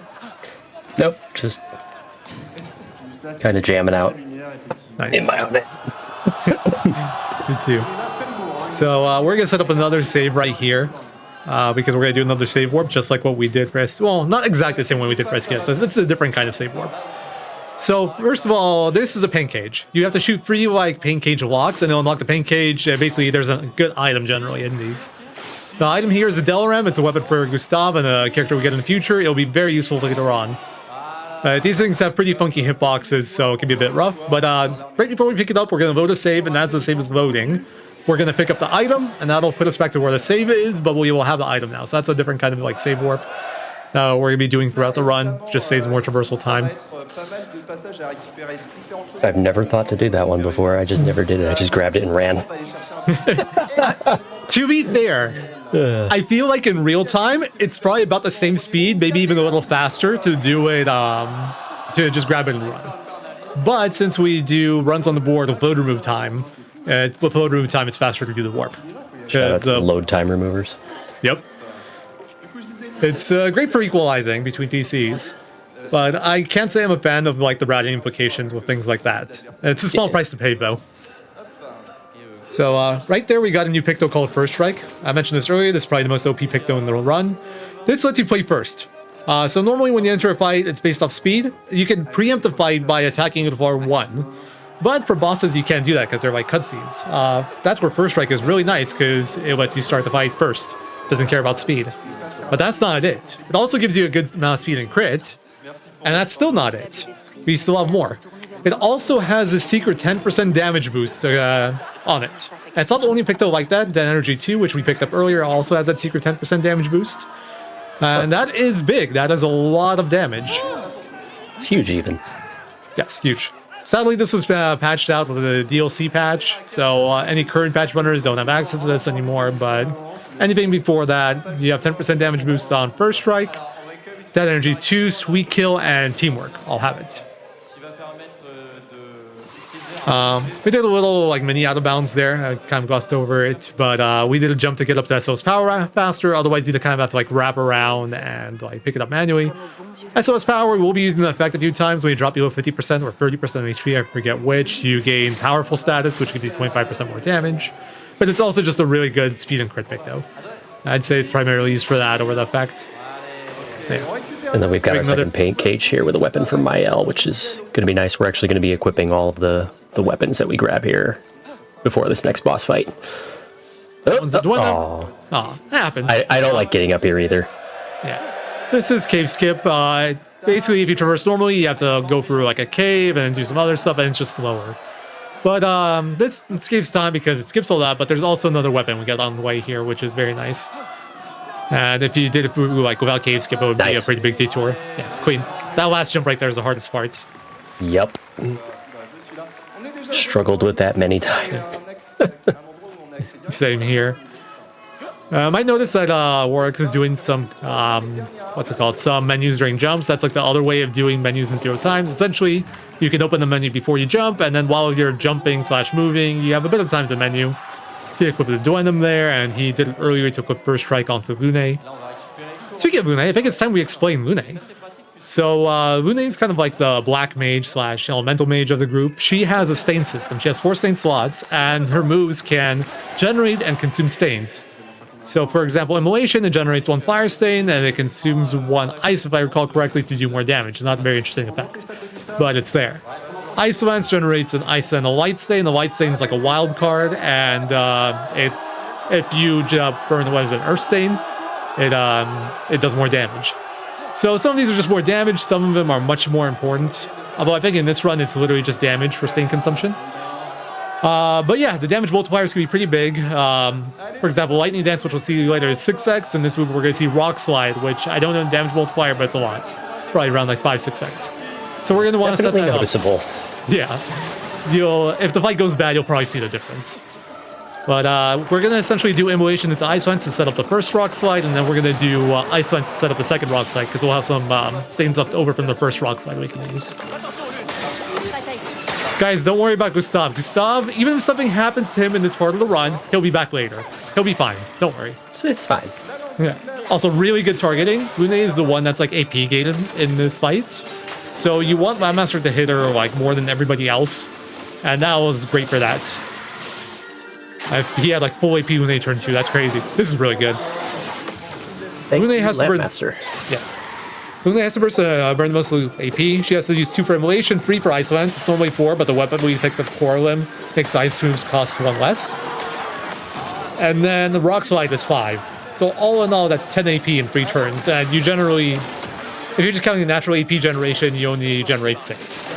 So you need 4 AP gen. Out of that Rock Slide, which is nice. Yeah. A bit under damage, sadly. So, but we're still fine. We just have to do a counter here, and we're good. It's fine.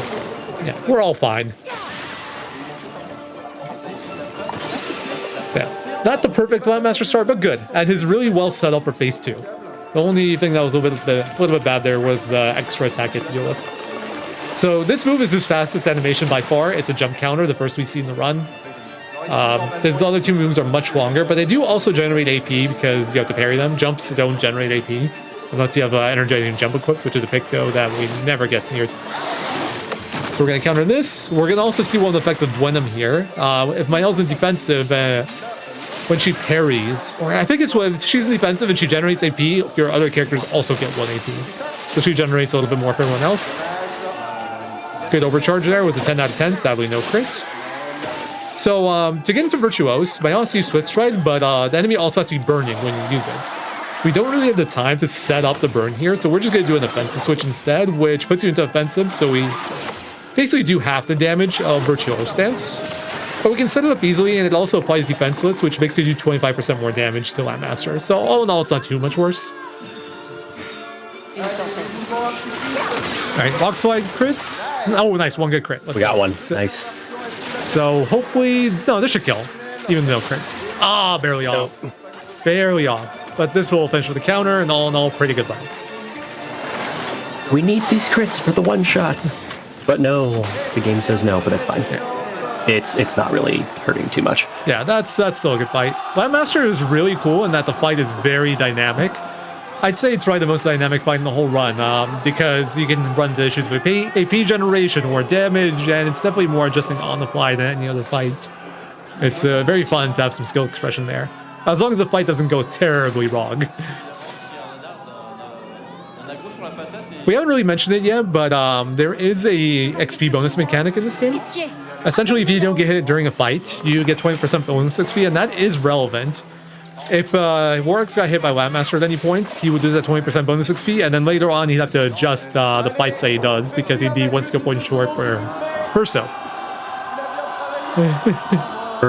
For who?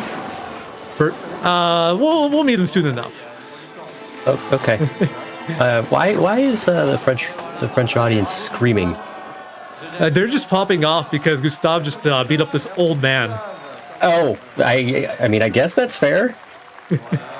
This is a world of... Who the heck is this guy? Gustave got a haircut after that fight. His hair grew after... Okay, this is a video game, that tracks. Yeah. So, yeah. Gustave's gonna go run some errands, but don't worry, he'll be back later. He's fine. We'll see him again. This is Verso. He'll be taking his place for a while. You know, he's got him to cover for him while Gustave's running his errands, getting some milk. Verso uses the same weapon, Gustave, and he even transfers his loadout from Gustave to Verso. But he does have new mechanics. His moves are a bit different, and he has a perfection system. For anyone that's played Devil May Cry, it's very similar to that. Essentially, you start off a D rank, and as you do hits or do parries or counters, you generate rank, and it goes up all the way to S. So it goes C, which is 25% bonus damage, B, 50%, A, 100%, and then S, 200%. Additionally, certain moves get certain bonuses on certain ranks, and if you get hit, you lose rank. So that's more or less the gist of it. So, going to the next area here, Forgotten Battlefield. Here we are going to get our gradient counter tutorial. It's going to be a new form of countering / parrying. It's pretty simple. You just press one button. It's generally way more lenient timing-wise than normal parries. Which is great. Yeah, very nice. The downside to the gradient attacks, you cannot dodge them. You have to counter them. Yes. It's either take the hit. Yeah, counter or get hit. Oh, that is so unlucky. So right there, if you don't get Verso counter, you need one crit on Verso that isn't the second crit to skip that gradient counter. So if you got the first crit or the third crit, or if you got Verso target, he would have skipped the counter. But since you got the second crit, you're just barely short. He was 107 short there. But at least we got to see the gradient counter, so that's cool. Yeah, it's really nice. And there are some gradient attacks, especially later on, where they just kind of an insta-kill and... Oops. Gradients generally do a lot more damage than like normal hits. We are playing on story, so damage is a lot less than it would be on like Exhibition or an Expert, so they actually can tank some hits, but not gradients. Gradients, even on story with how weak we are, will just kill us. But since we're here and this might take a little bit, do you want to explain duelist skipping the duelist? I'd much rather just the audience watch it. This is fair. It's I still don't understand how to do this. I've hit this maybe twice. This was, besides Windmill, the one that took me the longest to learn and understand. I needed someone to explain it to me. I didn't understand some of the mechanics behind it, but I'll explain them to you guys, don't worry. It's a very cool skip. I want you guys to see it before I explain it because it's very unique and it's very cool looking. In the meantime, we could talk about the Delram that Verso got from, well, Gustave got from the Paint Catches So Eclipse. When you use on Gustave, it doesn't have any special effects. When you use on Verso, it does. And special effect is that you start at B rank, but you start at 50% HP. Now that might seem like a big downside, but we never intend to get hit anyway, and there's a lot of stuff in this game that benefits from you being lower HP. So it's very nice for both regards. We get to start at a higher rank, which means we do more damage, and we get to set up low HP easier. Right. So here we're gonna do... Hi, Kasumi. This will be our first shop of the run. We're going to buy Inverted Affinity, very powerful pick though. I will explain after do this skip. So we're going to go out of bounds here and also see what to jump over here. Very clean movement so far. This is a bit of a safe version of doing it, but everyone does it this way because if you fall like before that tree, you're just stuck and you have to go to save. You're stuck in a wall. Yep. It's great. Right. Climb up some rocks here, clean movement. We're going to use a Chroma Elixir here, which is like a party pole here to make a save. We're going to jump onto the bridge here. Now, for anyone that's played this game, you know that Duelist destroy... This is why we make the save. Yeah. So for anyone that's done the run, when you fight Duelist here, he destroys this bridge. So this bridge isn't supposed to be here, which means that some funky hitbox properties. Now it lets you do something like this. Whee! Whee! So we call this launch or Martian jump. Essentially, you launch yourself off the collision here right into the portal to end, and that was a really clean launch. That was fantastic. Yeah. I still don't get how that works, but I'm not even mad. It's like amusement park ride. So I don't know the physics behind the launch, but I can explain the parts after. So first of all, you do the free aim there, because if you do it without the free aim, you'll just launch infinitely high. You'll never stop. What the free aim does is it lets you stop your upward momentum. So you hold aim, and then once you get the launch going, you have to time letting go of your aim, and that'll stop your upward momentum. And after that, you can kind of control your falling direction with normal directional movement to land in the portal. But it's very precise if you end up a little bit to the sides of it, the collision's bad, there's invisible walls, and you will have to reload the save and try again. Also, you might be wondering, why do we just enter that fight there and just run away? Well, just entering that fight spawns the invisible bridge that you can unlock here later by activating a switch. Normally it's supposed to be visible, but since, we didn't activate the switch, can't see it, but it is there. So we can do this. To go all the way over it. Yep. We're going to do that. We're going to Chroma Elixir to make a save, and then we're going to save. And what it will do is this will unload the invisible bridge, and we're going to fall down. And from here, we can do some precise out-of-bounds movement with Eskia, and we will skip Minoko Station. Which means skipping Minoko, skipping the Stalactite, skipping the Minoko fight, but also skipping our ability to learn gradients. So rest of this run, we have to do about gradients. That's probably fine. Yeah, we'll be fine. Don't worry. It's all good. We have gradient counters. I think we'll be fine. Yeah. The movement there is also deceptively tricky. It's very easy to get stuck, so very good by Wax to do it fast and not mess it up. So yeah, now time for Old Lumiere. Just kidding. We're going to skip that too. So there's this little house here we can climb up. And after this, we're going to do our first example of Eskia load and unload warping. Or Eskia mount, that's not the right term. Eskia mount dismount storage, I should say. But here's some new tech for this. We used to do Eskia dismount storage for this, but instead we're just going to do a camp, because when you camp, it dismounts Eskia. So we're going to go to camp and go to sleep. Works is waiting here because on his PC, if he doesn't wait, he doesn't get the save after this. But I think on the PC he's running on, it'd probably be fine. He's actually punished here on his personal rig from having too good of a PC. Pay to lose. The irony. But yeah, so we're going to reload a save after we do that, just so we can dupe the next one. We're going to run up, going to get this clip here, and we need to mount Eskia now. So we're going to equip Inverted Affinity, and we're going to reload our save that we got earlier by Stone Lake Cliffs when we did our Energizing Start 1 pickup into Save Warp. So now we kind of need to power up. We're kind of weak. We haven't been doing a lot of fights, and we're under leveled. And we need to hit level 19, I believe, for Rune to learn Stormcaller for the next big fight. So we're going to do this by going into the solo arena.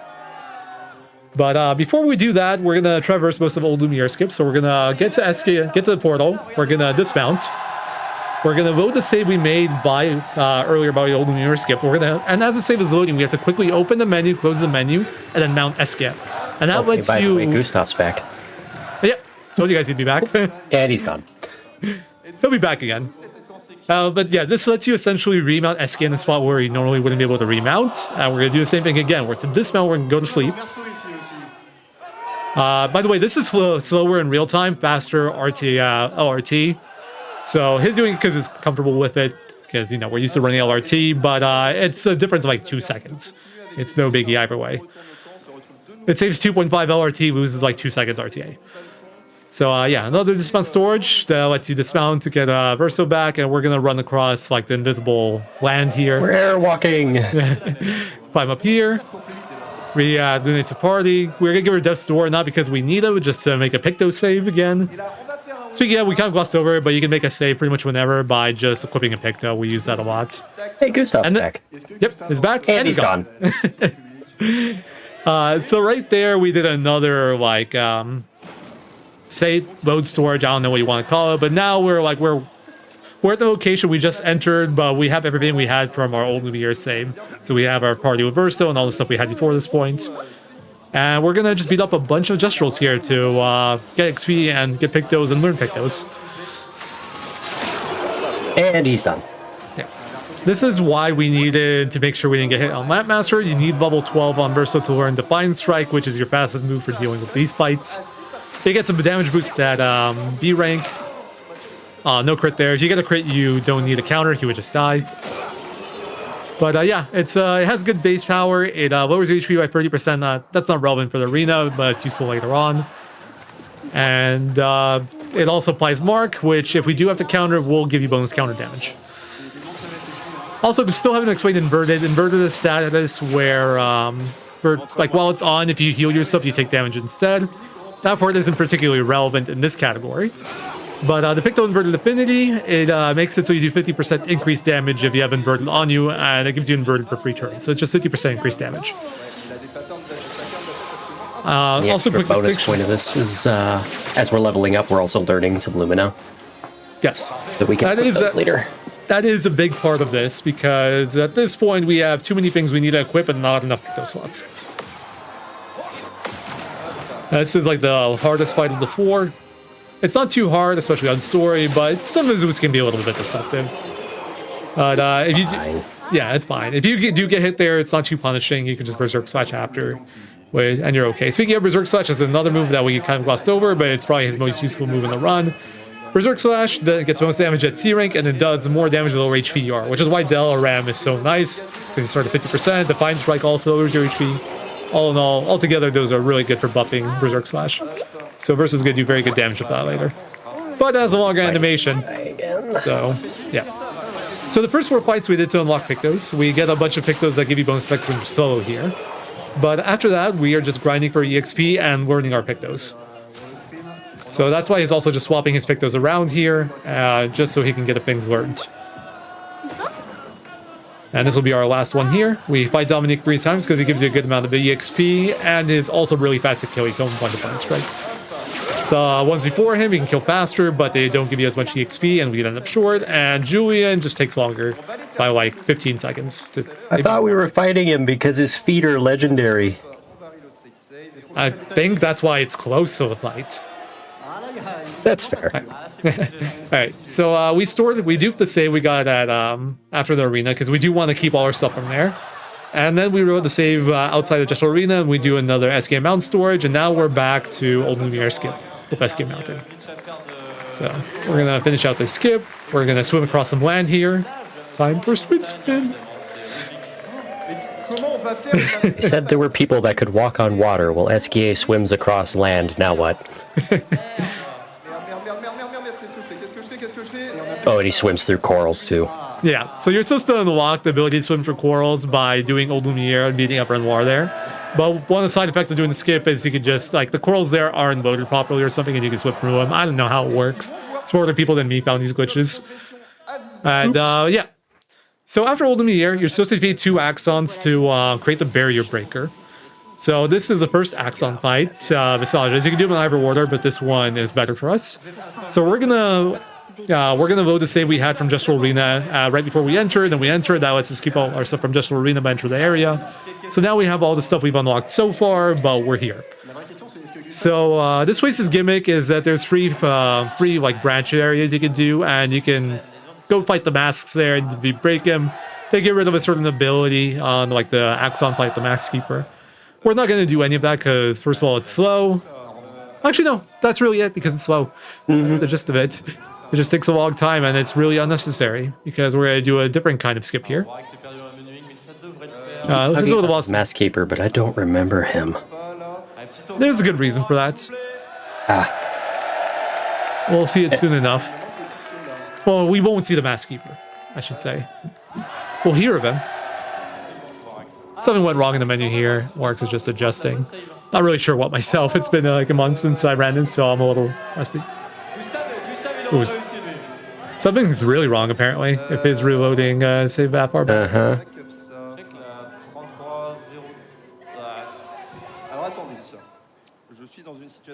On the bright side, a single loaded file is most of the backup files that you'll need. Yeah, I am curious. The nice thing about doing these skips is that you're duping your saves constantly. So chances are you can recover something like this. Oh, okay, no, he thinks whatever it is, he can't recover it. He's going save manager for this. Oh. I'm kind of surprised, but this is called. Curious. I'm guessing what happened is he messed up a Picto equip, and his Pictos are like, this Lumina is very out of whack. Yeah. And instead of trying to like improvise on the fly, he's just making the decision to just reload a save. That makes sense. Yeah. Save in old Lumiere skip push. Let's say Eskia, just in case. Just in case indeed. Yeah, he missed a pick though equip. He can't miss a pick though. The arena like wouldn't. You'd see it in the arena. He just definitely just didn't equip some pick though earlier and it threw him off. Yay! Could he have missed a pick though? I don't know. Maybe he didn't do one of the fights on accident. I feel like I would have spotted it, but I could be wrong. Alright. Well, yeah, we're back on track now. Why do I feel like he may have... He killed Dominique so fast, I feel like he may have done it 1-2 few times, but... I thought I saw the Dominique fights. I'm more thinking maybe he just... Assuming he did all the fights, which I think he did, I think he would just messed up an equip and his movement is off. But if he did forget a fight, it'd be like something weird, like the second guy or something. Maybe... No, he definitely fought the second guy. Maybe he fought like... Maybe he forgot to fight Dominique. Yeah. No, it has to be the Lumina thing, because he would have caught and he picked a mistake earlier. Mm-hmm. Like, he would have won. There. Yeah. Yeah. We'll have to watch the tape. Yeah, maybe he equipped the wrong, like, Picto on Verso at some point, and that proofing is off. I think that must be it. No biggie, though. We're back on track now. So, we got our next boss fight coming up with Visages, which then phase 2 becomes Mask Keeper. But... there is a skip you can do here. It's unique to this fight because Visage and Mask Keeper, unlike most two-phase boss fights or enemies, they're two distinct enemies. They're not the same enemy. So there is a certain way where you can kill Visages and skip the phase transition, and I'll let it speak for itself when we get there. But this is why we needed to get Lune to level 19, I believe. Or 17. Correct. I was wrong. But we need to learn Stormcaller. You'll see exactly we have 0 skill points left after this. And then for Mael, we're going to learn Rain of Fire. We used to learn Blitz on Verso here for extra damage, but we don't anymore.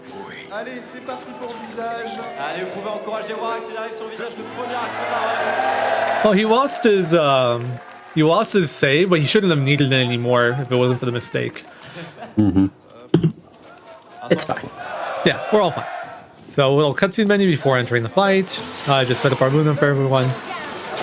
But to switch to apply defenseless and go into offensive versus going to do Defiant Strike. So this will do really good damage, apply mark, but it'll also apply powerful via SOS power because his HP went down from Defiant Strike's ability. And this will buff his Berserk Slash later too.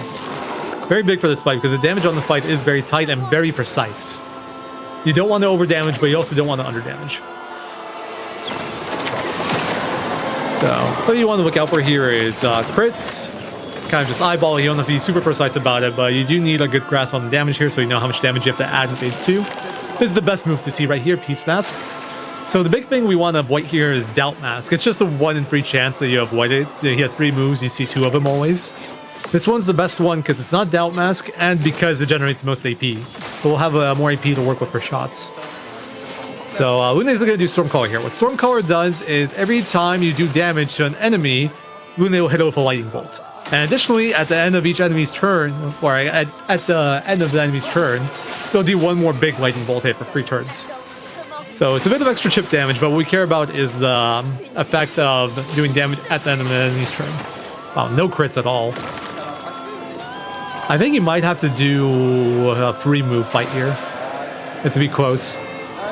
No, actually, I think it's fine because he got Peace Mask. Yeah, he's gonna burn, and then it's gonna hit the Lightning Bolt after his turn. So, well, the burn already happened. So it's just on its next turn. Yeah, if it goes to next turn, I think this might be good enough. Because he got Peace Mask earlier, Versal actually gets S-Rank off this last parry, which makes the counter do more. I think that'll make the difference. Yeah, it's fine. Yeah, it was the counter difference. Beautiful. Yeah. So the downside of that fight was he got the 2 slowest moves possible. But the upside is he got the kill because there's no other combination that would have killed there with the damage rolls that he got. I say damage rolls, but I should say crits. The damage in this game is beautifully... I love this about this game. The damage is consistent. Assuming same stats, same setup, the damage will be the same every time unless you're using roulette, which we're not going to talk about here. So we're going to do our another weapon upgrade here. We're going to upgrade Lune's weapon to level 12 because she will be the primary carry for the rest of the run.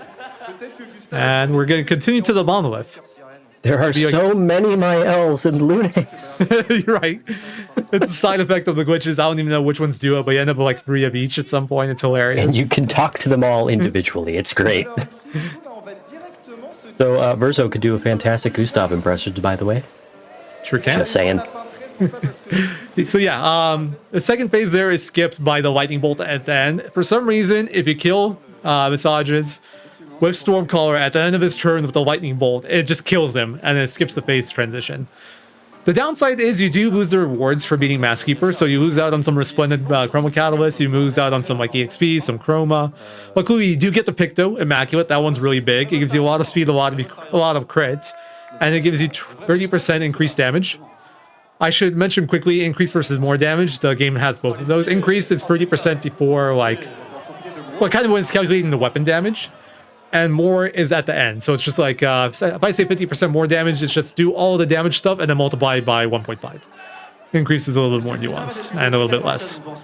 But you might be wondering, Zero, why is he going to Monolith? How has he skipped that? Don't we have to go to Seren next?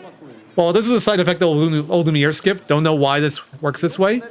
But if you do Old Lumiere skip, you get Barrier Breaker after defeating only one Axon. So, we can just go to the Monolith straight away. We don't have to go to Seren anymore. And the beauty of that is you don't have to do UFO skip, which I never did. It was before my time. By the time I started running this category, we had Old Lumiere skip. But UFO skip is incredibly hard. And like it was a common run killer, pace killer for most people. Pretty much you can kind of jump off like some pods into like jump into another pod onto the top of like the like mannequin or dance or whatever you want to call it that stands on, that's like in the middle of the elevator. I think go out of bounds off of that. Luckily not part of the run anymore, so we don't have to worry about it. That sounds like a pain. It's been fixed, yeah, it's been fixed. Stormcaller skip's been fixed. A lot of these like save things have been fixed. The only stuff that's still in is like in-level out-of-bounds stuff. In current patch, all this stuff is gone, which is why you have to down patch. But a mistake here. He was supposed to close this menu all the way. Actually, no, I'm wrong. He can keep this menu on during the whole fight. But he did back out a little bit too far. So since you don't really have to do anything in the Painter's fight, you can keep your menu open from like the transition earlier, and you can do stuff a little bit during the fight and after the fight. So we make this fight verso only. So you just have less turns. This fight ends automatically after 3 turns.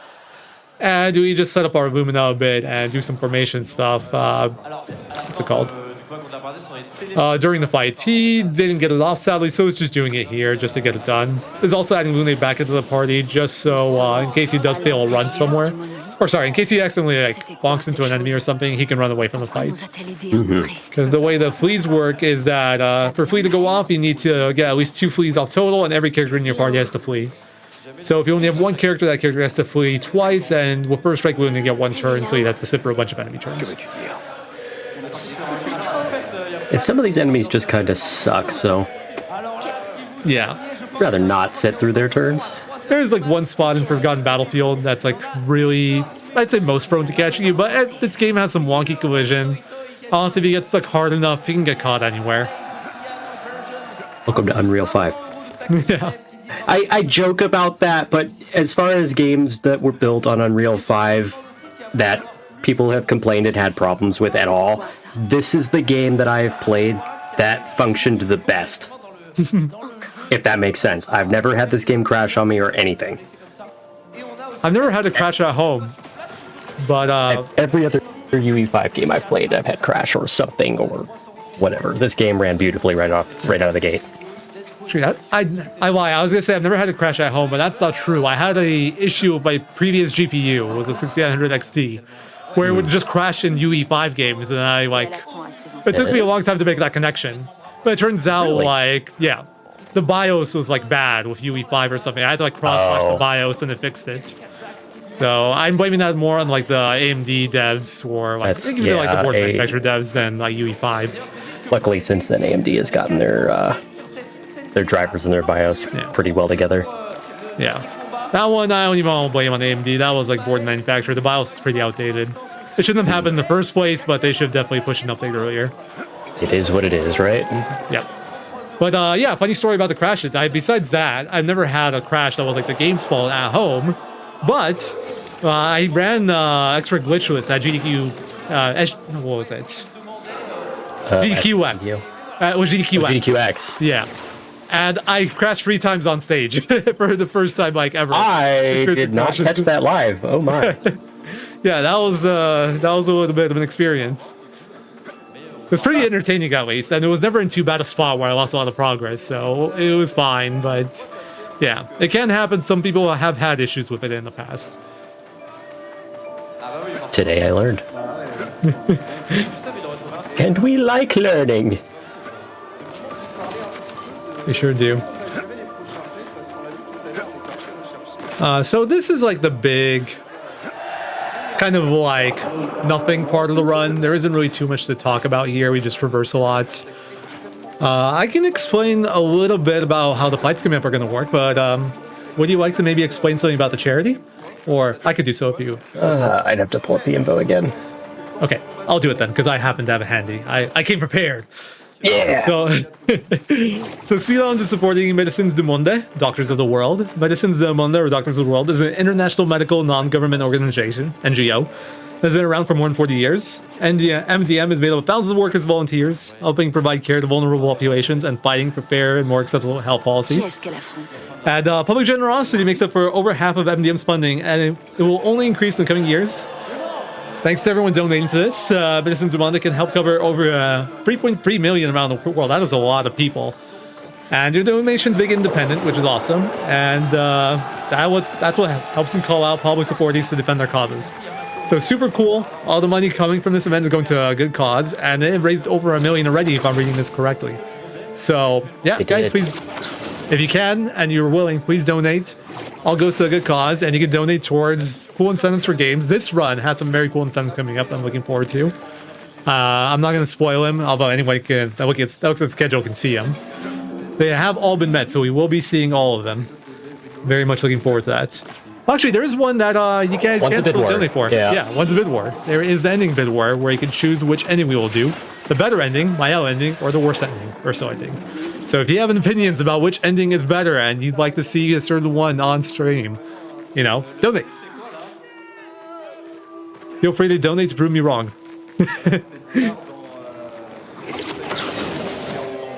I also don't take this personally, guys, but I very much enjoy rage baiting chat with ending discussions during runs. Baiting chat for engagement. I love it.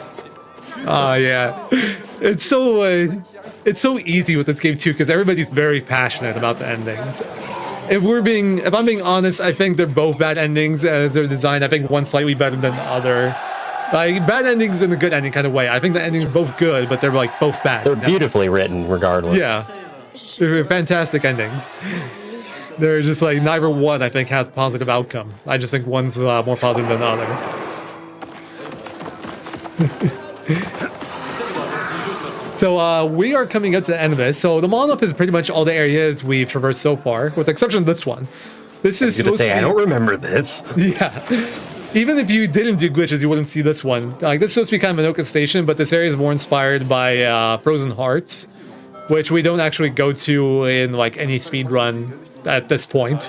It's like a I'd say it's like a post-game area. It's very high level. And for some reason for this part, they chose to use that area instead of Minoka Station. I guess because there really isn't all that much Minoka Station to show. But, and he is going hard on the recodes. He already has 3. He's picking up an extra here, but it might have something to do with the incentives he's doing. Could be. We'll find out. Oh, he's bumping up the music for Run War 2. I respect it. I respect that. It's my favorite track in the game, which is fair. Yeah, I think it's most people's favorite. It's not my favorite, but I like it a lot. It's very good. Which one's your favorite? I don't... Unmask their aria, I believe. I don't know the name exactly because it's in French. Fair. That one's up there. It's one of the songs that plays in Visage's area when you fight one of the masks. Until Next Life, I very much enjoy. Those are off the top of my head. There's a lot more. But I'd say Run War 2's... Wouldn't be a Team Air. I butchered that, I'm sure. I'm sorry in advance. That's probably like top 5 for me. But yeah, this game's OST, it's all bangers. There are no bad songs. It's so good. I love it. I think that's a big part of why I myself and everybody loves this game so much. Going to start, Alice, the Porpoisier, everybody involved in the soundtrack are just loving. Big shout out to them. They have done such a phenomenal job. I know they played this song at the Game Awards to open it. And a buddy of mine was watching. He's like, that song's a banger. I was like, you should listen to the whole thing. It's 11 minutes. I'm still so salty about that because I'm not big on award shows. I don't follow them at all. But I've been wanting to go to the memes at this point. I've been wanting to go to a live performance for so long, but everything's in Europe, and that's just a big trip. But Game Awards, it's like 30 minutes away from me, apparently. It's in LA. I could have, I found that one I was watching, like, no! I could have been there. And speaking of Red War 2, they had Evanescence and they had this. I was so mad. But yeah, enough about that. On to Renoir 2.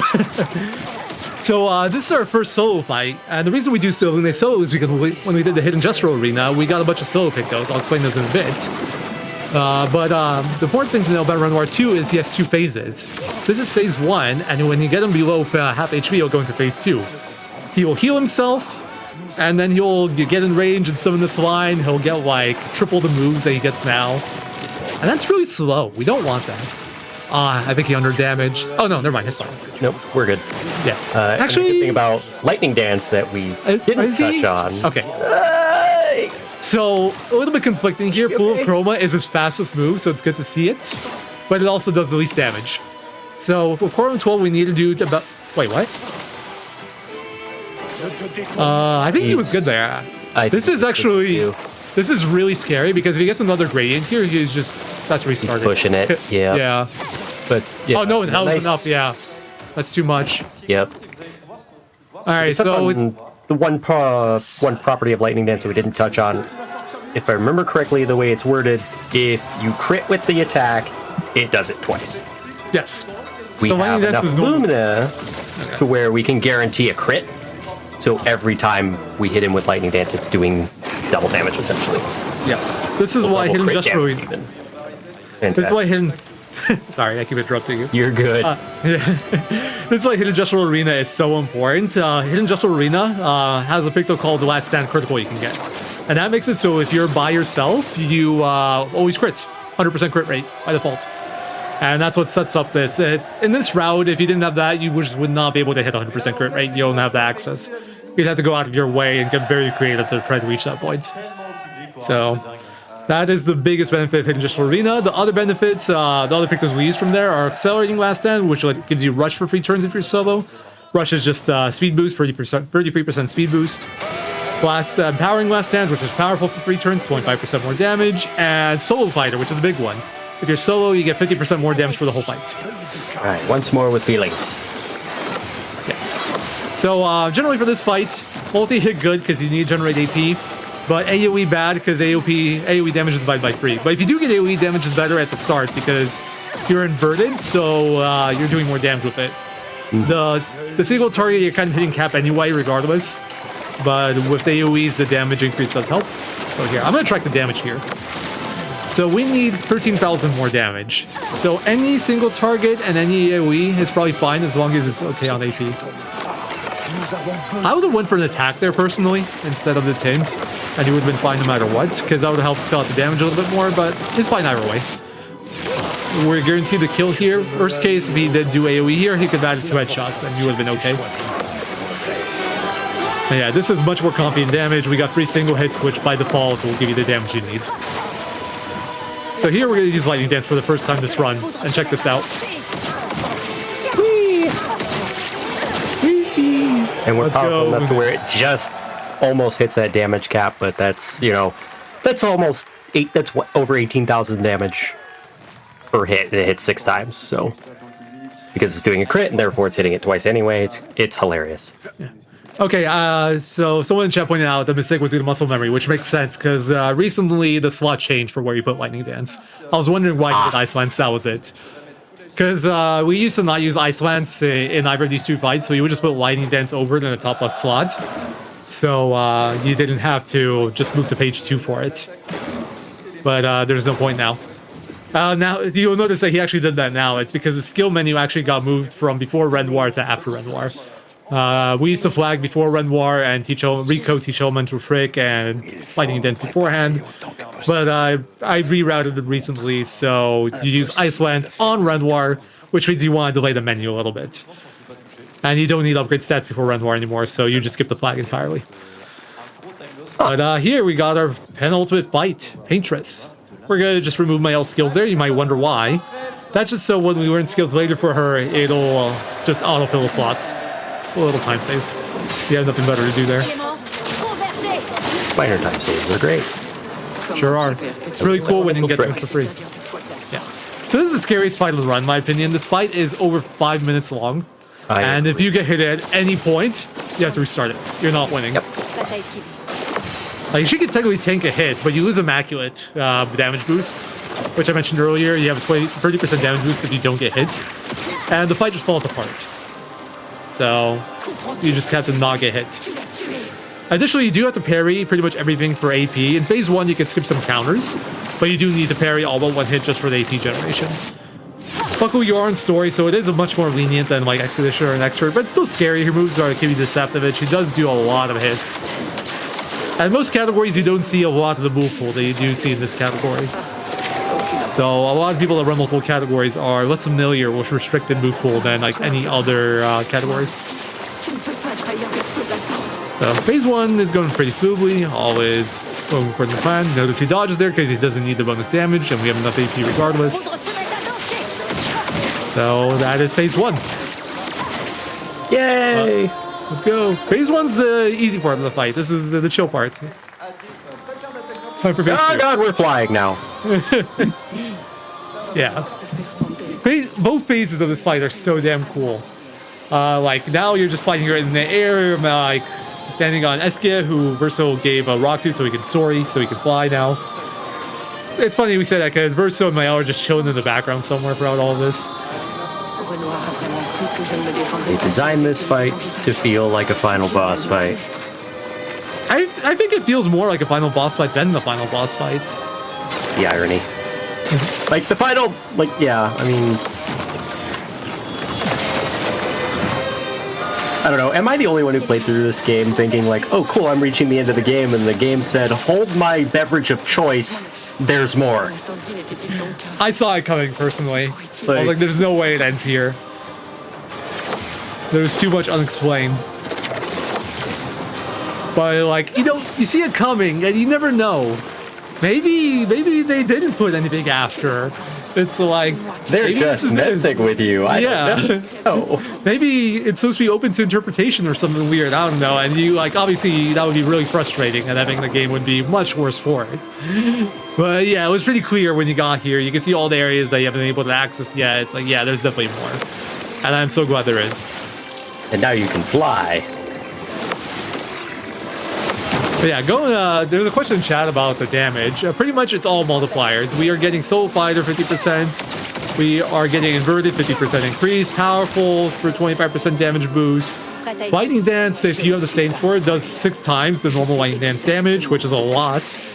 And then whenever you crit a Lightning Dance hit, you get the crit on the initial hit, so that's 50% more damage on that one. And then you get a second hit, and then you crit that one. So it's basically a 3 times multiplier per hit. Or I guess it's like a 1.5 per hit, but you get multiple hits. 12 hits of 1.5. And the reason Lightning Dance is so good is because we are damage capped until the end of Act 2. So multi-hit moves are king here. That's why we can't use someone else like Mael Verso, because they can do a lot of damage also, but they are nerfed by the damage cap. Their multi-hit options aren't as good. And Lightning Dance hits 12. It's the highest like multi-hit move we have access to. Also, I haven't really mentioned it, but we've glossed over some really cool moves here. At some point, Paintress rips reality apart, which is crazy. It's so crazy until they explain how it works. I don't think there's an explanation for her ripping reality apart, besides her being like the Paintress. Exactly. It's a godlike. She's a godlike creature. Like, what more can you explain? Yes, pretty much we're fighting God. This must be a JRPG. We're fighting God. Exactly. But yeah, in the phase 2, you have to parry every single move. You need every bit of damage, and you barely kill by like 1,000 in phase 2. It's super tight. Yeah, and now phase 3 is a cakewalk. Yep. If you're really lucky, you can upgrade your core room to level 13 and you cut out like 4 counters, but then you just cut out like 4 parries. It saves like 7-8 seconds. But it's super rare to get. You have to get very lucky if you drops the Hidden Gesture Arena. And here we got a bit of a new strat. We're going to do Thunderbolt for the first time in any speedrun ever because the move sucks. But it's really good because it generates 4 stains and it gives you just enough extra damage to make this fast. It's kind of like Lightning Dance but bad is the best way to describe it, but it only needs 1 stain to set it up. And it generates 2, which is good because it gives you 4 stains, and then Mayhem does that. Mayhem consumes all your stains to do damage. Dead. Yes. We did it. We beat the game, guys. It's over. GG. Time for the epilogue. Why is the timer still running? You just got skipped from some cutscenes. It's fine.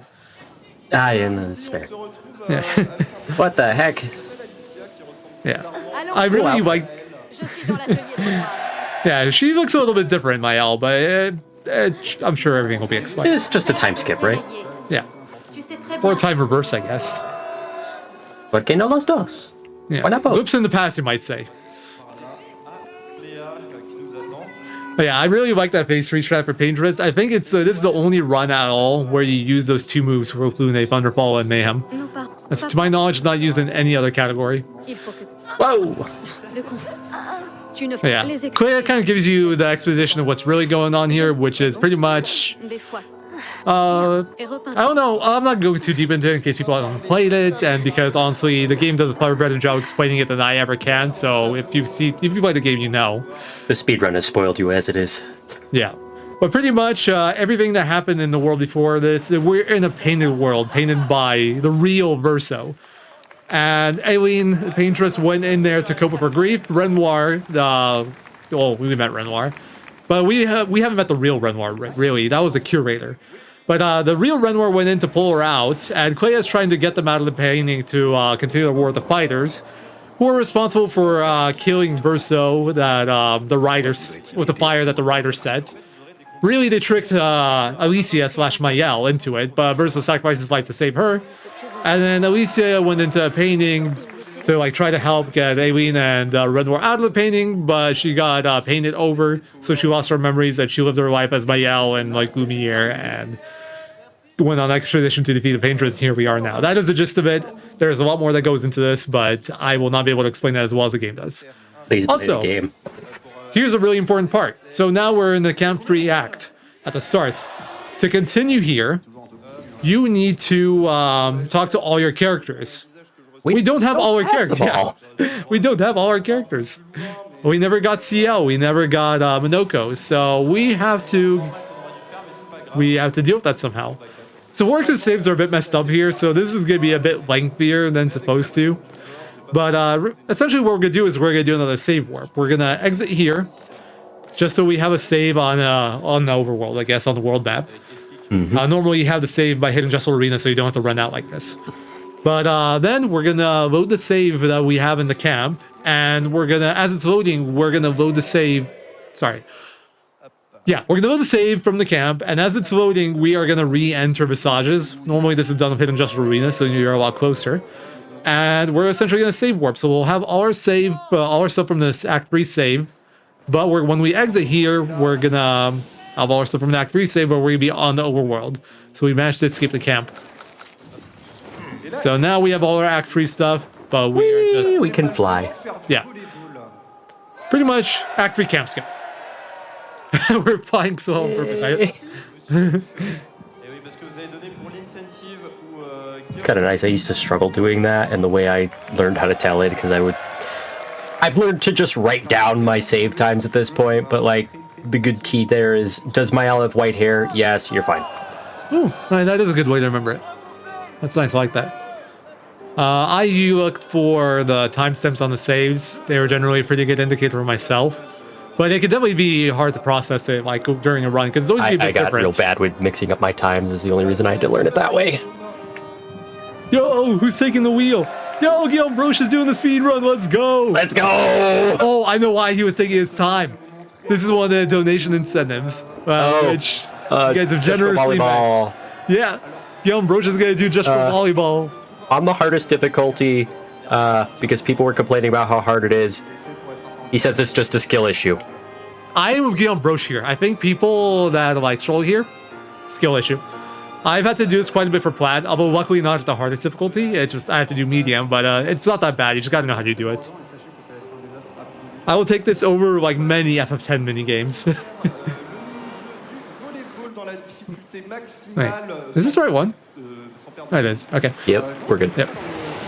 I was getting confused with the speedrun one for a moment, which would have been cool to see from Guillaume Broach as well. I thought we were doing this after the speedrun, so this is totally fine. Yeah, it makes sense. It's a little bit more on the way here. I'm guessing this is also why he used the massage as save. It wasn't a mistake. It was just because it was it's close. Thoroughly planned. All right, let's go, Guillaume. It's done. I haven't seen this in forever.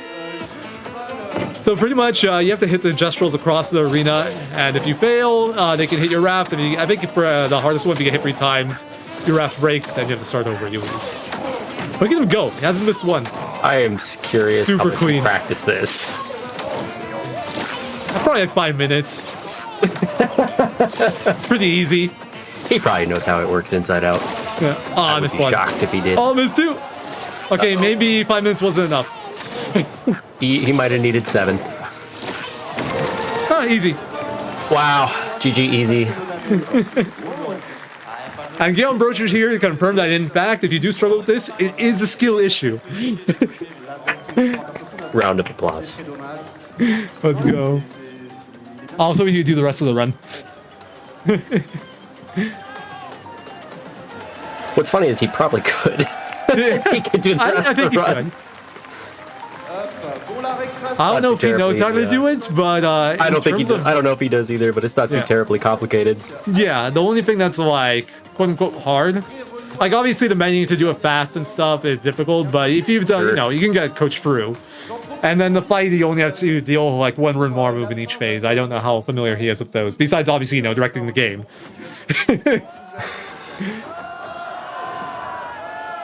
We're still flying slow. Are we doing something else here? Oh, I think they're just waiting for the ending incentive. Ah, that's fair. Yeah, I sadly do not speak French, so I do not know what they are saying. I can't keep up with the speed most of the time, so I might pick up a word or 2 here and there, but that's it.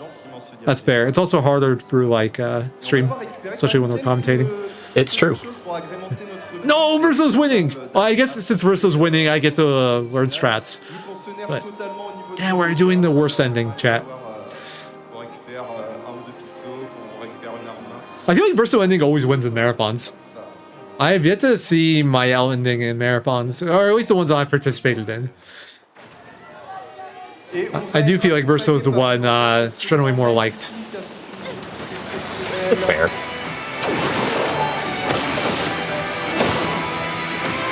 Alright, so big thing about Act 3. Entering Act 3 unlocks some stuff for IL.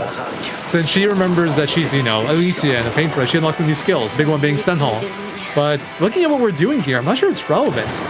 Because I think Warax is doing a no painted power version of this run.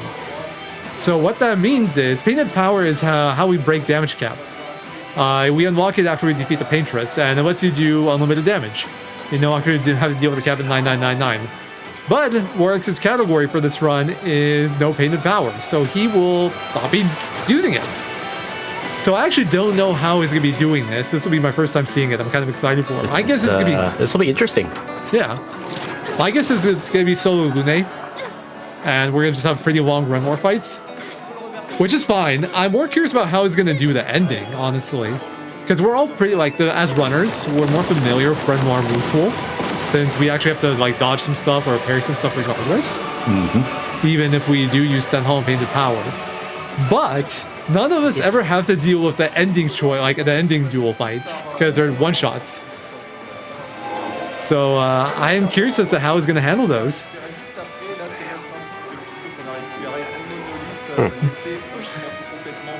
We're going in blind, folks. We're doing it live. It's fine. Okay. Also picking up some extra pictos. Interesting. What's that one going to be used for? Like, I'm so used to him getting... Like, I'm so used to just grabbing shortcuts. Yeah. So normally at the start of this area, we teach Mael we teach our stun hole and we fight the aberration near the start, and we just stun hole it once to kill it, and that gives us a picto called shortcut, which gives you good stats, good speed, good crit, but it also makes it so when you drop below 30% HP once a fight, you get your turn right away, which is incredibly useful for Mayel, because she has an ability called Last Chance, which puts her to 1 HP, fills up her AP, and puts her into a virtuoso stance. So she just instantly procs shortcut and set up for a stun hole. But we won't be using that, so I guess we don't need it. Yes, we got the chat discussion about the endings. Let's go. Mission successful.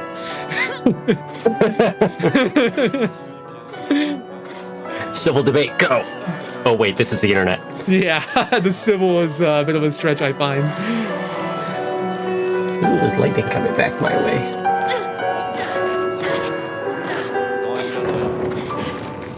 Yeah, this part is just traversal. I'm guessing we will still be doing the shop. We have to do a shop normally to upgrade our weapons, but I actually wonder what weapons we'll be upgrading. I was gonna think like, because we would just equip a different weapon and upgrade, and then add Lumina points to Mayel. But now I'm not sure what's gonna happen here. Yeah. So standard like pain and power run, you would just upgrade your go to the shop, buy some Resplendence, buy some Lumina, and upgrade Mayel's Barrier Breaker to level 18. I don't think that's good to play anymore since, we're doing no pain and power and I'm guessing Verso ending. So I doubt her stuff actually matters all that much. But I'm guessing charging stun, I'm guessing we got for still a lot of speed. It's funny because charging stun's effect is completely useless. You build more gradient charge every time you hit a stun target with it, but we don't have gradients unlocked, so it does nothing for us. Just pick up a lot of extra money, Lumina, Resplendence. I'm guessing this is for the no pain and power instead of normal. You wouldn't have to pick up so much stuff. Okay, so we bought a weapon for her. We bought Lune's Pod ERM. That's what we've been picking up the money for. It starts at level 16. I'm guessing we're just going to upgrade it a good bit. Which, I'm surprised we need. Maybe I'm wrong on this. Because if we're doing no pain and power, we're still hit by the damage cap. And I feel like level 16 weapons is more than enough. I am very curious about all this.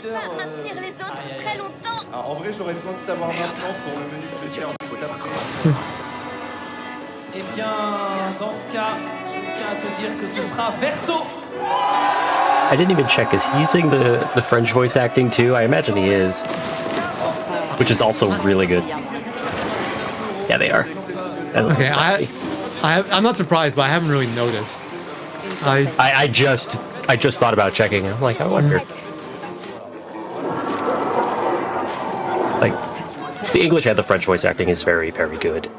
Yeah. Both did fantastic jobs. Alright. Very curious what I was gonna do. I'm guessing, okay, max out speed for Lune, makes sense. Verso ending, so we're maxing. What are we doing here? Maybe just upgrade them by default. So we can choose Healing Light? As I like to name some of my splits, just winging it. Let's find out. I can't imagine he's actually winging it. I'm actually But Googling... to us, it feels like it.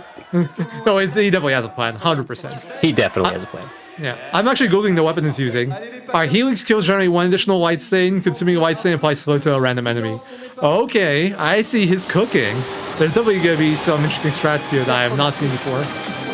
Alright, we still open the elemental trick because it is the fastest way to set up a lightning dance. But I'm guessing we're going to be doing healing lights on our turns between lightning dances to set up our stains.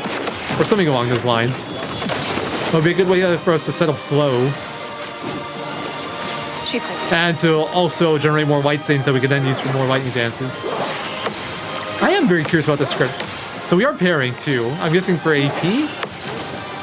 But we're countering too, so yeah. I just don't know if the counter damage plays. Actually, I think it does. Because Renoir has 407,000 HP in each phase. Lightning Dance is 120,000, so 3 of those are 360,000. So you need 47,000 of chip damage. So I think the counters do matter.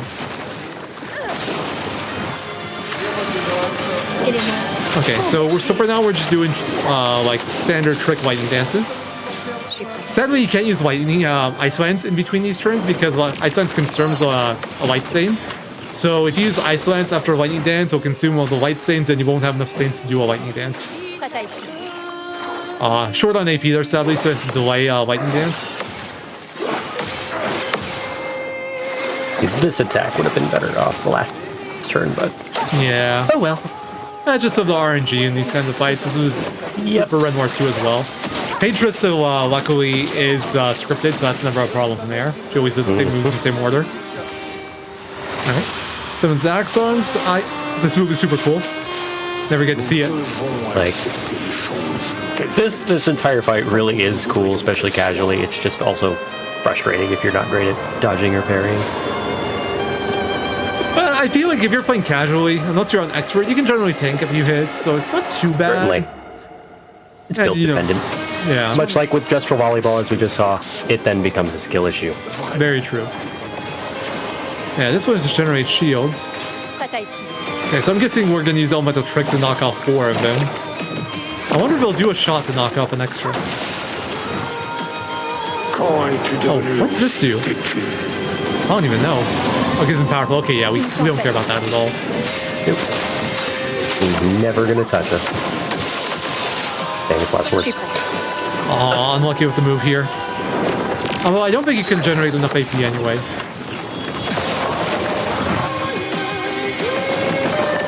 Ooh, we get to see the hauler. I don't think I've ever seen that. Like, legitimately. Building at you. Yeah.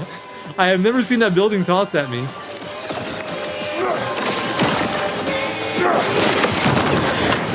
The hauler is the dead axon you would see in old Lumiere. It's not even something you can fight. Yeah. It just kind of vibes. Otherwise, it was killed by Simon. Which I think we will be meeting later on because we did need a donation incentive for it. Alright, so that was phase 1. Time for phase 2. What do you mean we got healed? Yeah. So, Renoir summons the Descendre Canvas. So this basically just gives him every buff possible. Powerful, Rush, Shell. The Shell is kind of big because it reduces the damage you do to him. Rush is also important because now he gets way more turns than us. Also, this is completely unskippable. I have found like various ways to kill phase 2 before he gets this move off. He'll always just do this anyway. You always have to watch this, and you always have to watch the final cutscene. At least to our current knowledge, I've messed up a lot of ideas for this. I just can't get past it. Sadly. Because it would have been really cool to like have a fight next for glitches where he doesn't get to move before like phase 2 is over. But you still have to just watch all this. I still haven't seen the Healing Light. Why did we learn Healing Light?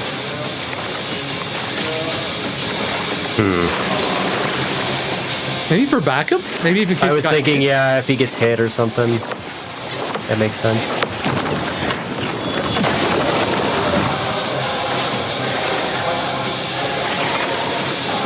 This is probably the hardest to move in this pool. Well, I don't like this one. Yeah. So he has like 2 kind of moves like this. There's this one there, it attacks frenetically. I think frenetically is actually harder. It's like, I think like it's more deceptive, but the thing about frenetically is that it ends in a gradient counter. And in the normal route of restricted, where you're allowed to use pain puff, here it is, speaking of. In the normal route of this, you can't get hit because you lose the Immaculate damage boost, but if you get frenetically, you actually can get hit because the gradient counter will give you enough damage to cover the further damage loss. But here, I don't know how it plays out. No, because normally what we're used to seeing is the fight is over by now. Oh yeah, the fight would have been over like 5 because he just gets one shot in each phase. Yeah, he gets one move each phase and gets then hauled in both phases.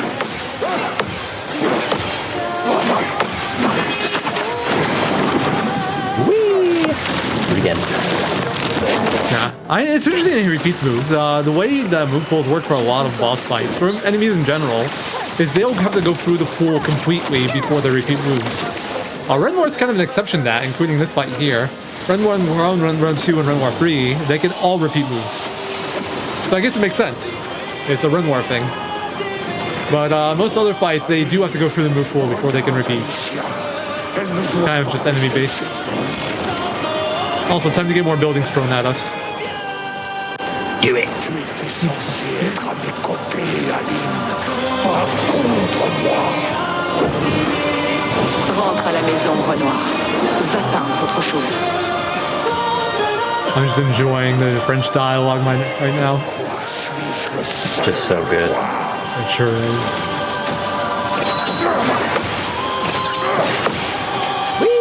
No, props to Werax for like knowing all these timings.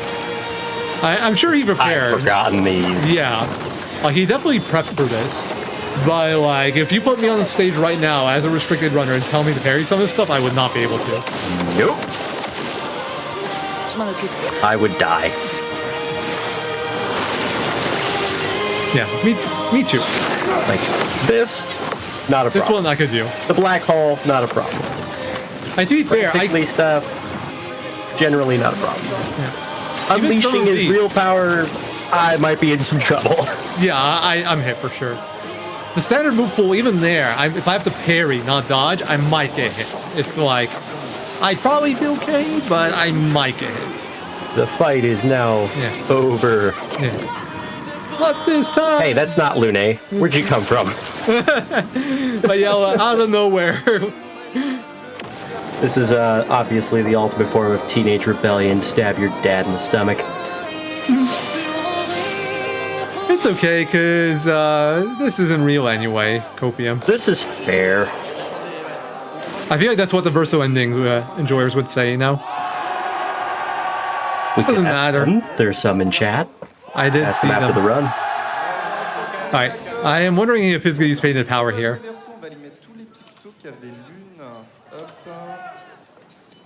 Urging stun. No? Doesn't look like it. My goat. This is genuinely impressive. I struggle with these. Like, I've had to route Verso ending before for incentives. But I do it with Painted Power. I'm like, I refuse to let my Yell do a move. I do not have the time and energy to learn the move pool. He learned all of Renoir Free's move pool, all of my Yell's move pool, and all of Verso's move pool because it wasn't ending mid-war. This is super impressive. Big shout out to Warax. This is a great run. Arrête! Tu ne peux pas décider ça pour tout le monde! On est tous des hypocrites. It's probably best that this is in French, because if it was in English, I'd be tempted to do my Yao and Verso impressions, and nobody wants to hear those. They are not good. Well, as we like to say over at Metal Gear, there's no wrong time for a bad Snake impression. The same should apply here.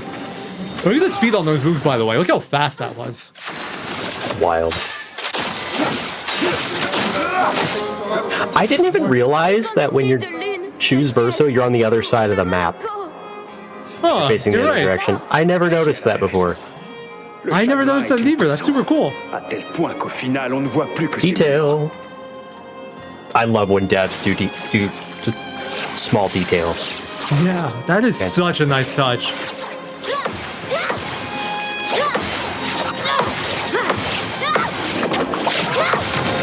Warax, my goat. Parried everything. I don't think this guy failed one parry in the whole run. He hasn't.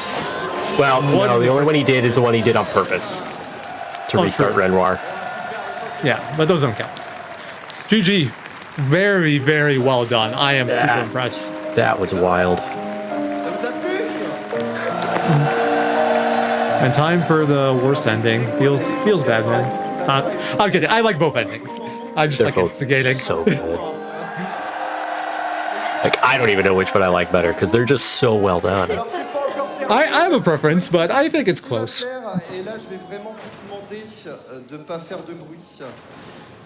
Like, I think there's one that makes sense from everybody's perspective, and then there's just the one that makes sense kind of in a vacuum.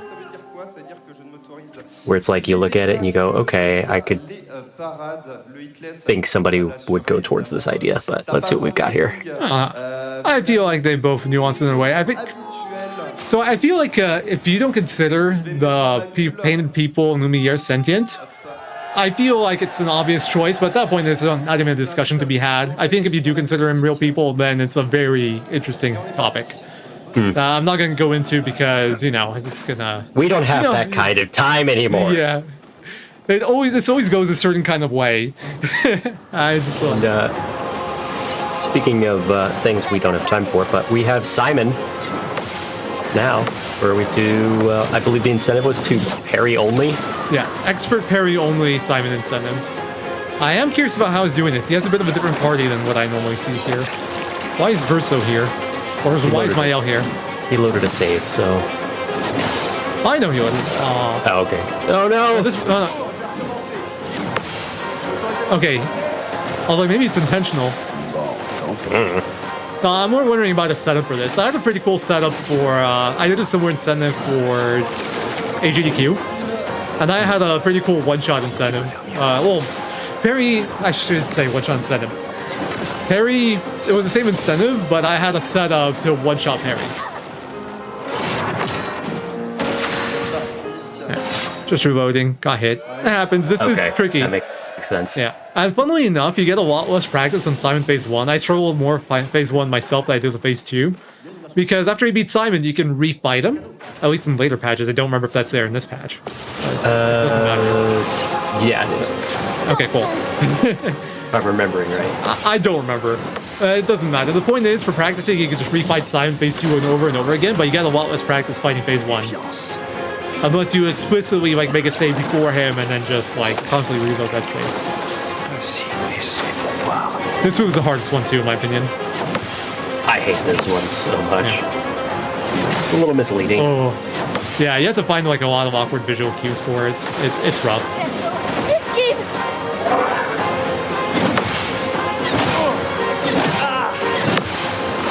Yeah, Verso, get beat up.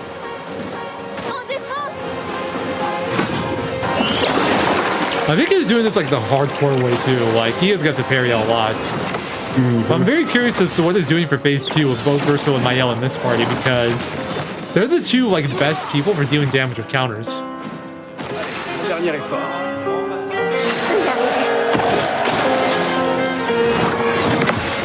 Oh, we're going stances with Mael too, which is also interesting.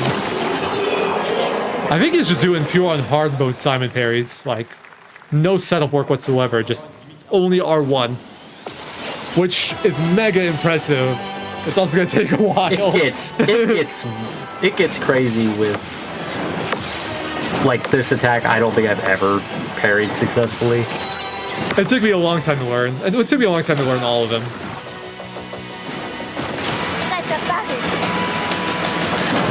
Funnily enough, I actually like. Well, I was gonna say I find Simon in the Divergence Star and the new Super Boss easier, but that's not true. It's because he always leaves the same move, and I can beat him with only one move done. So I find that challenge a bit easier. But obviously, it will be cool that fight is. Right. He has some backup stuff equipped. He has Survivor equipped, so it's not over yet. Definitely.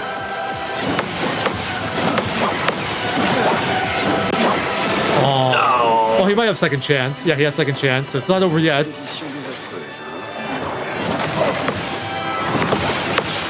Poor Versus getting his ass kicked.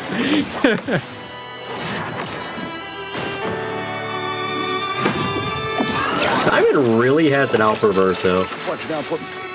I mean, they got history, you know. Yeah, this is true. No, they weren't able to skip the game. There's a donation incentive. They just were the same for this. Well, I mean, technically they did skip the game. Yeah, but we don't go from. It was what, an hour 37. Your guys' estimate for glitchless was what, 2 hours? Yeah, a bit over 2 hours, and now he had like incentives in there, like we saved about half. No pain to power. I'd say it's more than that for a normal restricted run. Borax did a lot of really cool bonus stuff. This is true. Yeah, people have beaten this without pain to power. It's just not many people are masochistic enough to take on the challenge because, you know, not only do you have to play perfectly for a long time, but it's also very, very long.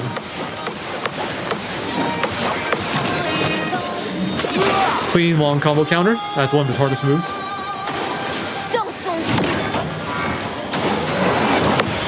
I'd say the only really easy one is short combo. Everything else is pretty difficult. Oh, powerful combo is not too bad also. Powerful combo. Yeah, the short combo and the powerful combo are pretty easy. Yeah, and I say easy like easier. They are not easy. but they're doable. They're like medium. Phase 1, they're easy, in my opinion. True. Here, with the after image attack, it gets a little more complicated. Just because of how I practice, I find the phase 2 one's more easier than phase 1, but that's just because I did phase 2 a lot more. Right. The amount of practice you can do versus... This one is really hard. Yeah, I don't like that one either. Yeah, light speed attack. Funnily enough, I find that once. Yeah, that move, the phase 2, or not the phase 2, the DLC Super Boss version, I find easier than this one. The timings are just like... The timings are better, harder. And the telegraph is easier to see. Yeah.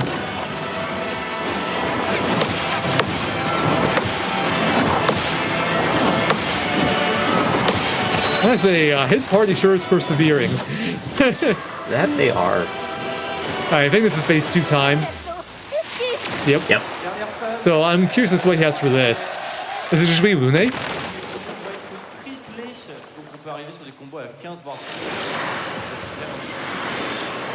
Nope, everybody. Oh no, it's full party. Okay, he's like a more standard setup. But yeah, I was curious about this, like how he's gonna handle these two. So I guess everybody's just set up for parry damage. We get to see CL and Minoko after all.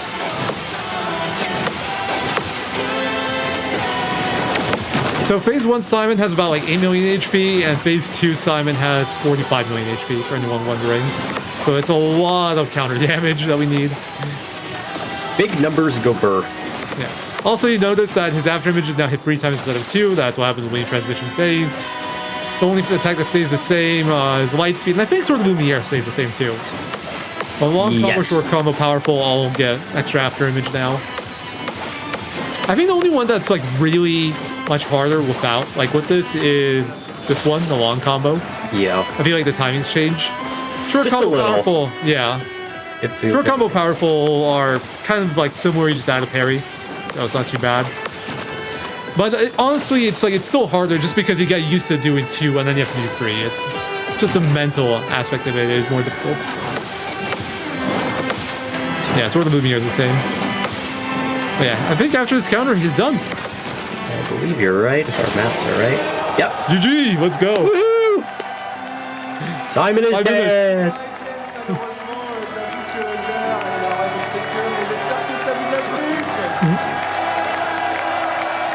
Very impressive showcase. Even this cutscene is sad. What in this game isn't sad? Probably the Gestural Village. Fair. We didn't get to see. If you want to see that, you just play the game. Oh, we got a new sword. Free sword! You know, free in massive air quotes. We earned it, sword. We earned sword, I guess. Doesn't roll off the tongue as well. No, it does not. Beaucoup à mes 2 commentateurs, Samos et Guillaume Broche. Guillaume qui a fait le déplacement depuis Montpellier jusqu'ici pour venir commenter la run de son propre jeu. Enfin, c'est assez fou, je pense qu'on peut l'applaudir également. Merci beaucoup. Merci à vous de me recevoir. Yo, still major shout out to Guillaume for coming out to this. I'm still very jealous. I don't blame you. Plutôt actif, avec pas mal de FR dedans. Il y a des runs comme la Glitchless qui sont bien plus accessibles que celles que j'ai faites aujourd'hui. Voilà, merci pour tout. I know it's our job to like give you guys a good English stream to watch, but man, I wish there was a translated version of this because He's definitely giving his shout outs. Oh, that part I understood. I mean, like the whole run. Yeah. I am very curious as to what they had to say throughout the run. I wish I could translate for you guys and for myself, but I speak zero French.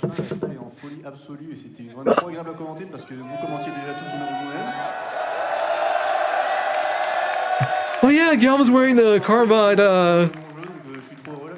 shirt. Yep. I noticed, that's so cool. Eh bien, merci à tous, c'était un plaisir. Et à une prochaine fois, j'espère. Bonne fin d'événement à tous.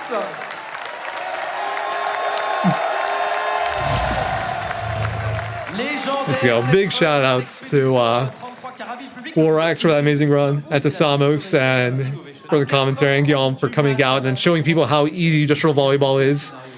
Super cool run. I hope you all enjoyed it.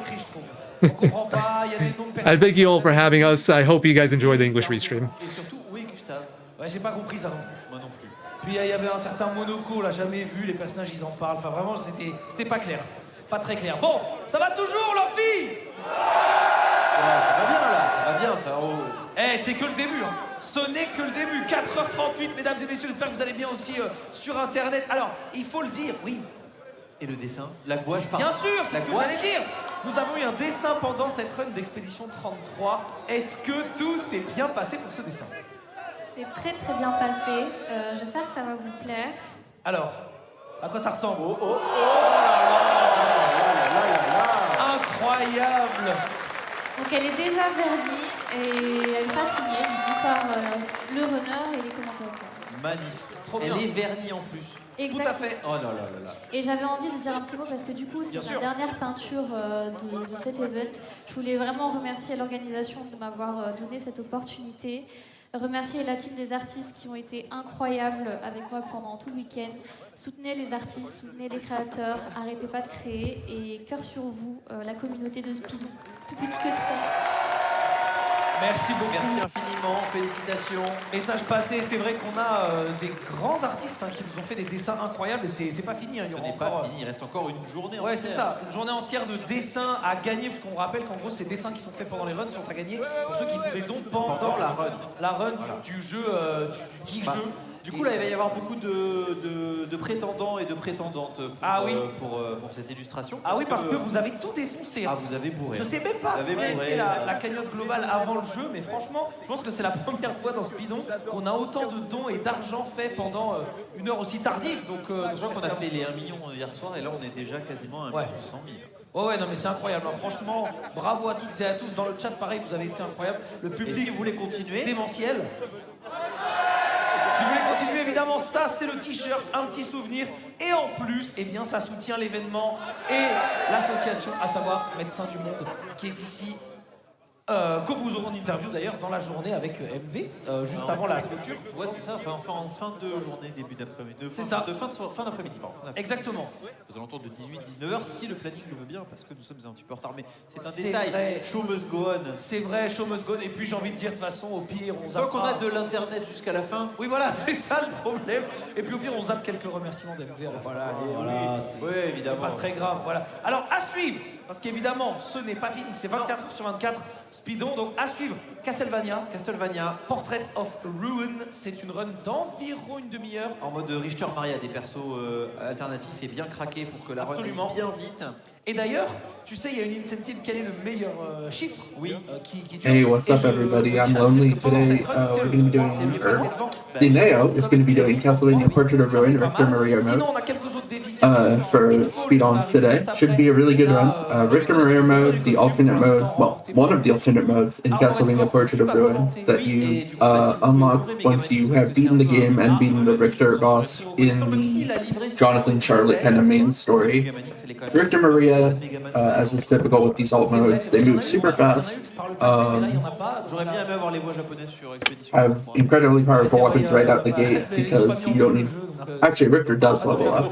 That's one thing that makes him a little different than other classic characters you might have seen, like Maxim or Julius. But yeah, we can get into that once the run starts. If my other commentator wants to introduce themselves. Oh, hello again, guys. I'm Victus, and I'm here to co-commentate with Lonely. About Richter Maria mode, Lonely said a lot. Maria sounds, feels like mostly like herself on Hand of Blood, but Richter is quite different from Symphony of the Night. Yeah, Richter, some moves buffed, the uppercut way buffed, you can just spam it with the L button over and over again. But, for example, the Blade Dash, which you might be familiar with if you've seen a Symphony of the Night run before, has been severely nerfed. It costs MP and it can't go through enemies anymore. So we're going to see the ramifications of that. Oh my god, I like And yeah, this we got this cosplay. costume, I love it. Oui. Et vous, est-ce que vous êtes chaud pour du Castlevania? Eh ben écoute, Oh my god. tu nous dis quand t'es prêt, puis on lance, comme ça on va aller très très très vite. I need to do those when I rent Castlevania. Yeah, for real. So yeah, gonna be playing on the Dominus Collection, which is the PC and all modern consoles version released in late 24.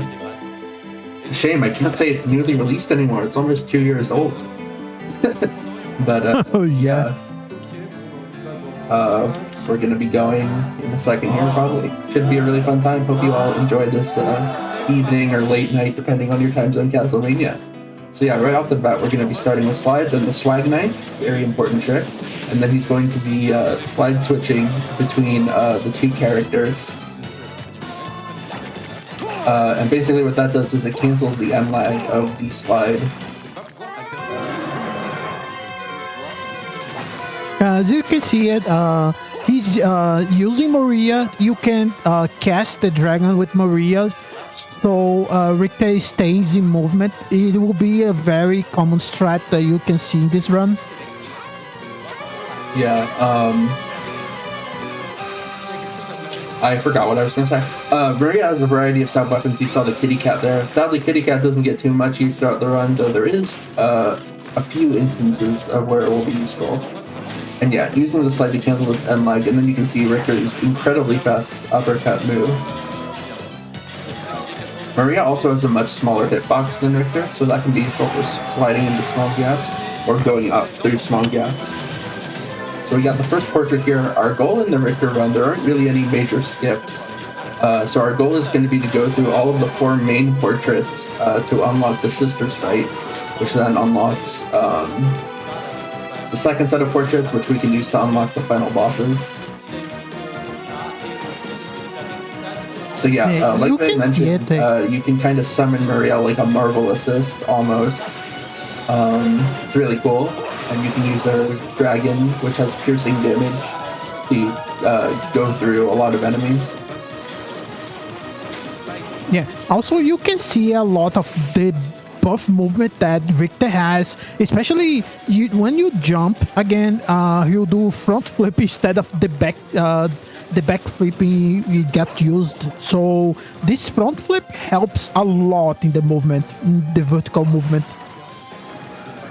Yeah, and you can cancel it with a whip, which you'll see being done often in instances where slide switching can't be done because we need Maria to attack an enemy. It's a really cool category because you're basically controlling 2 characters at the same time. Takes a lot of skill.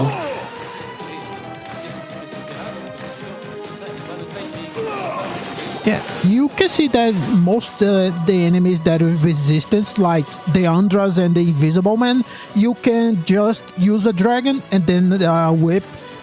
Okay, now they'll reach the boss, that is Dullahan from the backside, that is already open. So you'll be seeing the boss fight very soon. Yeah, the boss fight is also going to be using a strategy that is used a lot throughout this run called damage stacking. And the very simple explanation for how this works is if 4 overlapping hitboxes are on a boss or in a close succession, then one of the hitboxes will become glitched and deal damage every frame. And there, Neo set it up such that it was the kitty cat dealing damage every frame. And the kitty cat stays out for a long time, so it completely melts that boss. Yeah, this is a recurrent glitch in the series. This one, if I remember well, it's introduced in Harmony of Dissonance. Yeah, Harmony of Dissonance has it. This game, Symphony of the Night, kind of has it in a way. Yeah, but it's in that game it's very difficult to execute. On Harmony is simple. Yeah, relatively. But yeah. But to the next portrait here, going to be opening up some more points on the way to cut out on backtracking on the way back. Also, you can see about the glitch that they have. It can be executed in the other modes, but it's simple to execute in Richter Maria mode, then on Jonathan Charlotte or the Sisters mode. Yeah, for a long time we thought it wasn't really viable to do damage stacks in Jonathan Charlotte mode, but we were proven wrong. But yeah, they're much more intuitive and simple to perform in Richter mode, though. Actually getting optimal damage stacks on the bosses is far from easy. Here we're gonna drop to the floor. Ooh, unfortunate RNG. That worm spawned right on us. We are almost to the Sandy Grave, the next portrait.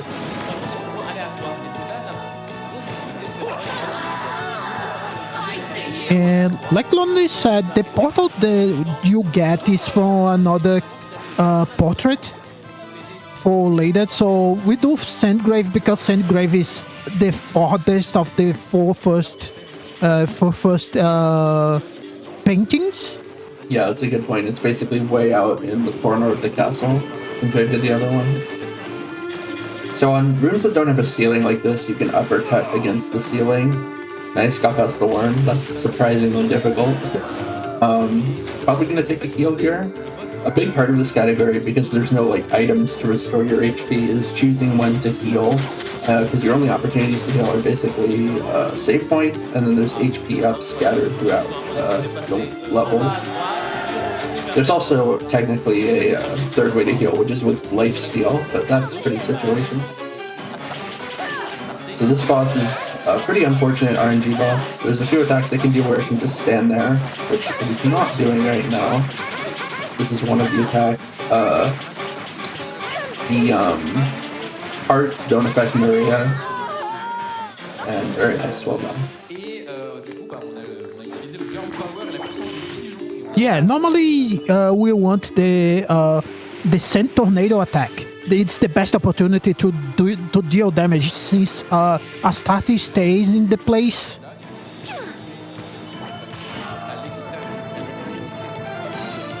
Also the temptation, but the temptation, unfortunately you cannot change to Richter or he'll be charmed. Yeah, if Richter gets charmed, it's basically like a death because he'll attack you and kill you in only a few hits. So using the uppercut, we're able to basically do this area from an unintended angle. You're supposed to go off to the right and around. But using uppercut, we can just skip through that section. And then the fire bar room, pretty infamous part of this game. Choosing to just wait out the cycle. You can blade dash through or flash kick through, which are two fighting game moves Richter has. You go through actors. But just choosing to wait out the cycle, I respect it. Yeah, would be the only time we see blade dash in the category, since it's not usable anywhere else because the blade dashing was nerfed in speed. It also costs MP to use. Speaking of MP, one hidden side effect of playing as Maria as opposed to Richter is that she gains back MP at a much faster rate.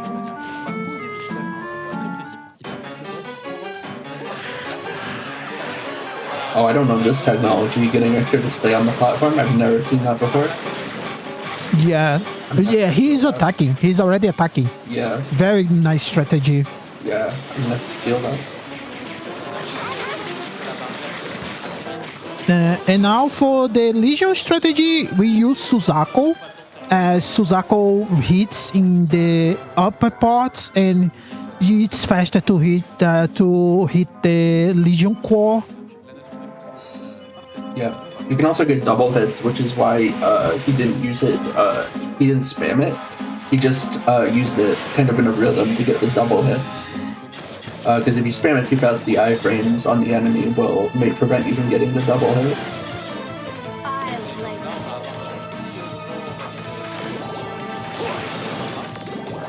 Okay, now we are now going for the last of the first four paintings. That is the Forest of Doom. That was left, and there's a very nice shortcut you can access by using them. Yeah, Maria's small hitbox combined with Richter's vault kick. Well, mostly Maria's small hitbox allows you to clip into that shortcut. Not really a clip, but allows you to fit through that shortcut, I should say.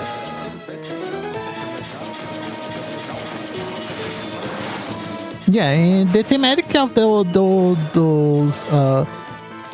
this last paint is, especially on the open areas, is mostly frogs.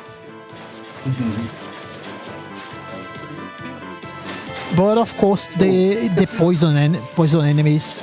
I just want to point something out there. There, Neo did a flash kick into, or a dive into a flash kick. And he rang the bell. Thank you. It's very important to ring the bell. So he did a dive into a flash kick, which is a really tight motion input to do, but it does save a little bit of time. It's a cool tech found in this category. But yeah, Maria's dragon, like we said, extremely powerful. It has the slicing element attached to it, which a lot of enemies are weak to, so you can basically use it as card control. You can see that again in this room.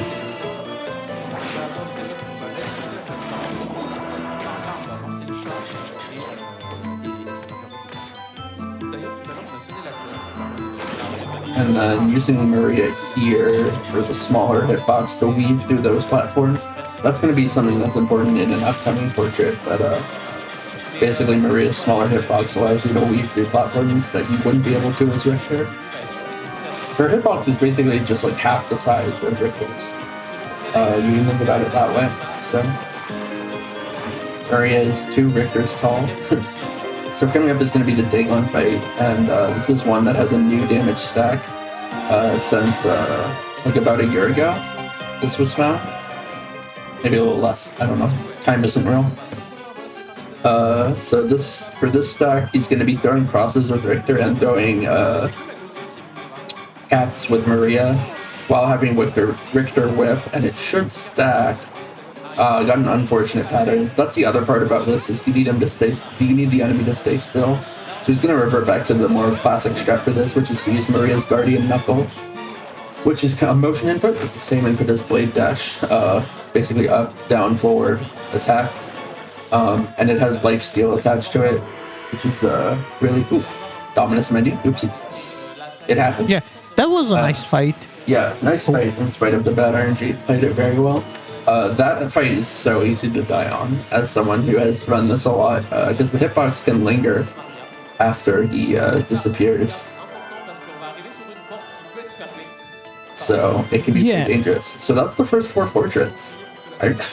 I forgot how fast this run just flies by. It's incredible. So gonna be making our way to kind of the midway point boss, which is Sisters. In the normal story, you have to de-corrupt Sisters with the Sanctuary spell, but instead of using the power of love, we're going to use the power of extreme violence to tame the Sisters, I guess. And then, yeah, you can spam uppercut really fast. It's fun. So ideally for the Sisters fight, what he is going to do is set it up such that he will do an AI manipulation on the Sisters. And the way this works is if you walk back and forth between the Sisters, or specifically between the red one, I don't remember their names, it's been too long, you can, ooh, nice uppercut movement there. You can basically just prevent them from attacking by having them turn around. Hopefully, we can show that off here after a quick safety save. Saving is also a lot faster on the PC collection compared to original DS hardware. Also, saving is important since the sister, if you miss, the sisters deal a lot of damage. Kill you very fast. So after this attack, you should be able to set up the manip. Yeah, gonna make Estelle, I think is her name, turn around, and Sisters are dead.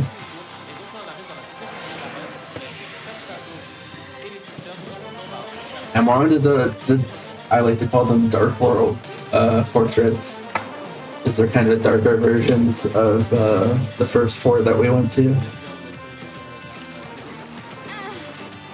This is where the game starts to get really dangerous in terms of enemies can kill you in only a few hits. So yeah, gotta be really careful in this Richter mode where you don't have access to healing. Yeah, especially the enemies here for those portraits are more resistant, so he'll mostly try to ignore them. But of course, you need to be careful because with few hits, I think 4 or 5 at least, you die. So you need to be very careful navigate those. Really cool strat there where you use the ultra super, I guess, fighting move to get through that final guard without getting hit. There is a newer strat where you can just do it quick damage based, but it's pretty inconsistent. So I definitely don't blame them for not going for it in a marathon. Something else that's worth noting about this category, this is getting into kind of high level stuff, but if you can avoid hitting enemies, optional enemies as much as possible, you can actually delay getting a level up, which is actually good because it means you consolidate your level ups onto the boss fights when you get a bunch of experience. So for instance, I think he got the XP management this run such that he will get 2 level ups from the creature fight. So instead of getting 2 level up freezes, he will only get 1, because if you get multiple levels at once, you only get 1 freeze in this game. As opposed to like Circle of the Moon, where you get a freeze for each level up if you level up at the same time. Anyway, Creature, in my opinion, the hardest non-final boss fight in the game, at least for Richter. Trying to set up what we call like a traditional damage stack with Holy Water, Dragons, and then the main 2 characters' attacks. Not really giving a good pattern for it. Got a tiny stack there. Yeah, ran out of MP, so just gonna have to finish him off normal style. Not too bad at all. Yeah, at least if with not the stacking, but he dealt a lot of damage. So even with no stacks, even in no stacks, this fight is fast. Just being able to keep your DPS up. Okay, now coming up is going to be the worm quick kill. One of the most annoying tricks in this run. Basically, it's a really hold on, so you can get it. Nice! Oh my gosh, very nice. That's extremely difficult to kill this worm before it reburrows. It's basically just an extremely precise damage stack that you use Maria's Guardian Knuckle for. Maria's Guardian Knuckle, if you're counting hitboxes, trying to figure out how that added up to 4, actually has 2 hitboxes on it. So you stack those 2 hitboxes, the Kitty Cat and Richter's Holy Water, all at once to kill the worm instantly before it can dig back in the ground. That was really impressive. Here's another instance of weaving through the platforms with Maria's smaller hitbox. And then can you get the fast shred in this room? Okay, pretty fast. Not the absolute fastest, but that's another dangerous room. The boulder does like over half your HP, so you're dead to it in like 2 hits. That's why he used the Blade Dash to negate the ball damage. Another example of an actor you can go through with Blade Dashing. In general, enemies will just do a lot in these second portraits. You can see that skeleton Jackabones did like 55 of his 200-ish HP. And then he's going to try and make a quick cycle in this room with slide switching. Nice, very nice. And coming up is going to be the Mummy Man. These final 4 portraits have really RNG-dependent bosses. Mummy Man being one of them. The pattern you want to see is, if I believe correctly, the bandage wrap attack. Which did not get it. The saving grace. Yeah, the saving grace about this fight is this close room. It's close quarters. Because on the other bosses that you're still fighting, especially the next one, because the next one is probably the most annoying for me. Yeah, those tiles in that room, by the way, would deal like over 100 damage each, so extremely dangerous. So that was well done to dodge them and deal damage to the boss at the same time. Oh my god, man! Nice Medusa head. Probably the most annoying portrait to navigate is Burnt Paradise. Lots of weird architecture here. Thankfully, there is a nicely placed save you can do right here. And then coming up is going to be the Mario Kart strat. Switch to the blue shell and go through. To take 0 damage from the fire there. Really cool strat. Shouts to Hatfield who came up with that one. Yeah. Unfortunately, I think it's the only situation we see gamble. Yeah, that's correct. Quick cycle in this room to get through the fire. And then is he going to do this like this? Yeah. There is a strat there where you can skip summoning Maria, but it is a little inconsistent. So you'll notice the sub-weapon he's on right now is the Grand Cross, and that's because on this fight we're going to go for a Grand Cross fully stat. This is kind of inconsistent because it depends on what she does, and also just the positioning can be very finicky.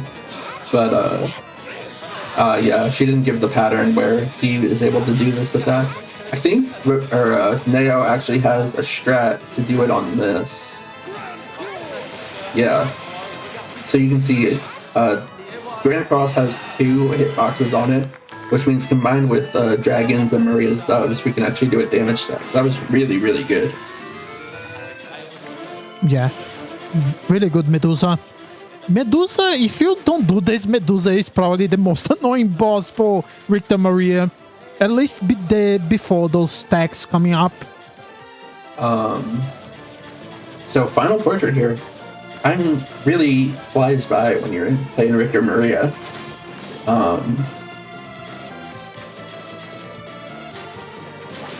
Yeah, this is kind of the dark version of the you can mostly enjoy.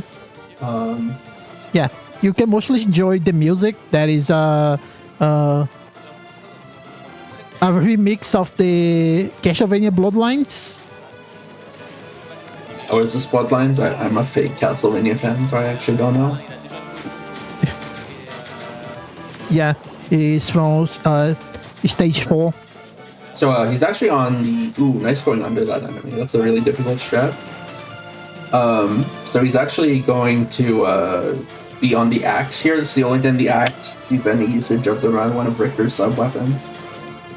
In this room, he's going to go over these red...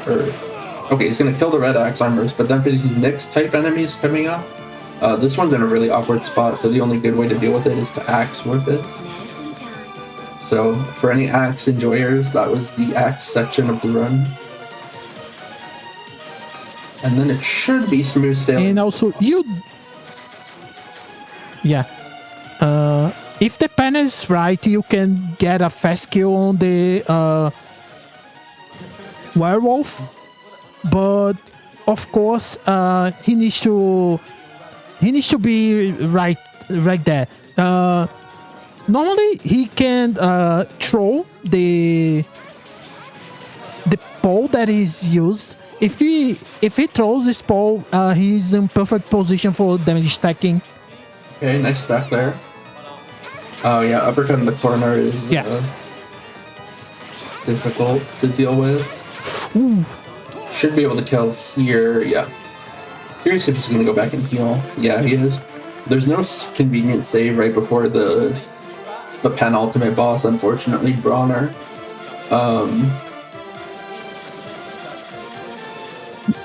Which is unfortunate because he's really difficult. He can do various statuses to you. So what we're gonna try and do here is to my Siri equivalent. So what we're gonna try and do here is traditional damage stacks on him with emphasis on trying to get what we call a double damage stack, which is kind of inconsistent. It's frame based on when you throw the dragon in relative to your position to Bronner. But if you can get it, you can stack both the 6 damage ticks from the dove and the 45 ticks from the dragon to deal huge damage in a short amount of time. So this is kind of his bad attack. Yeah, for now, we see a lot of 6. This is his bad attack. Yeah. You can't kill him. Unfortunately, he does that. So you saw a double stack there. Oh, 2 double stacks for a very quick. Yeah. Well done. Well done. So all that's left now is the final boss. Well done. Unfortunately, yeah. Yeah, unfortunately that when he enters the painting for that attack, it's normally when he halves his HP.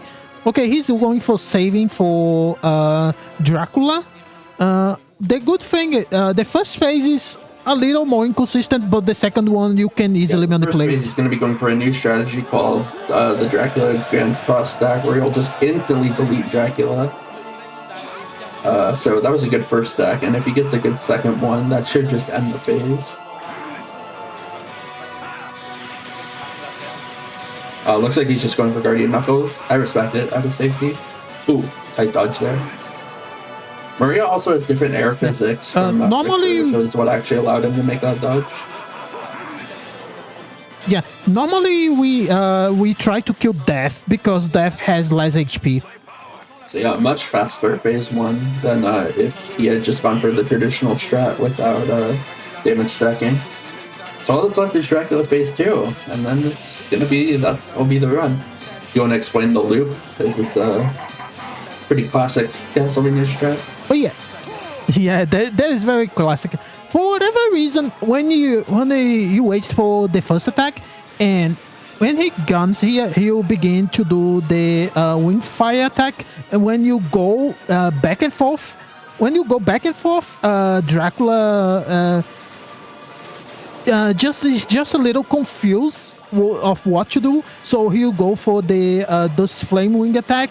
It's very classic, works in every category, and it's very useful. There's kind of been variations on it over the years, but the classic back and forth method is what's best for Richter, because you can get stacks in with Holy Water and Dragons like this. So time should be really soon. Not that we're calling time on this stream. Yeah.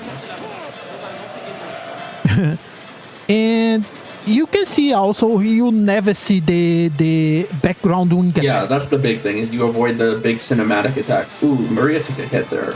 Means he's gonna have to finish this off with just whips. Should be very close to dead though, based on the stacks.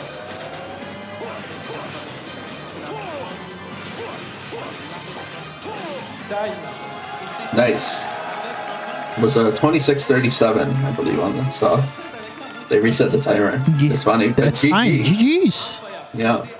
So yeah, that was Portrait of Ruin Richter mode. Great run by CNAO. I believe this was his first time on the big stage and absolutely killed it. Shoutouts to Roche and Seven Eraser for also doing great on the commentary, I'm sure. And then shoutouts to my friends in chat. I see you. Don't think I don't see you. I'm in your walls, Yashi.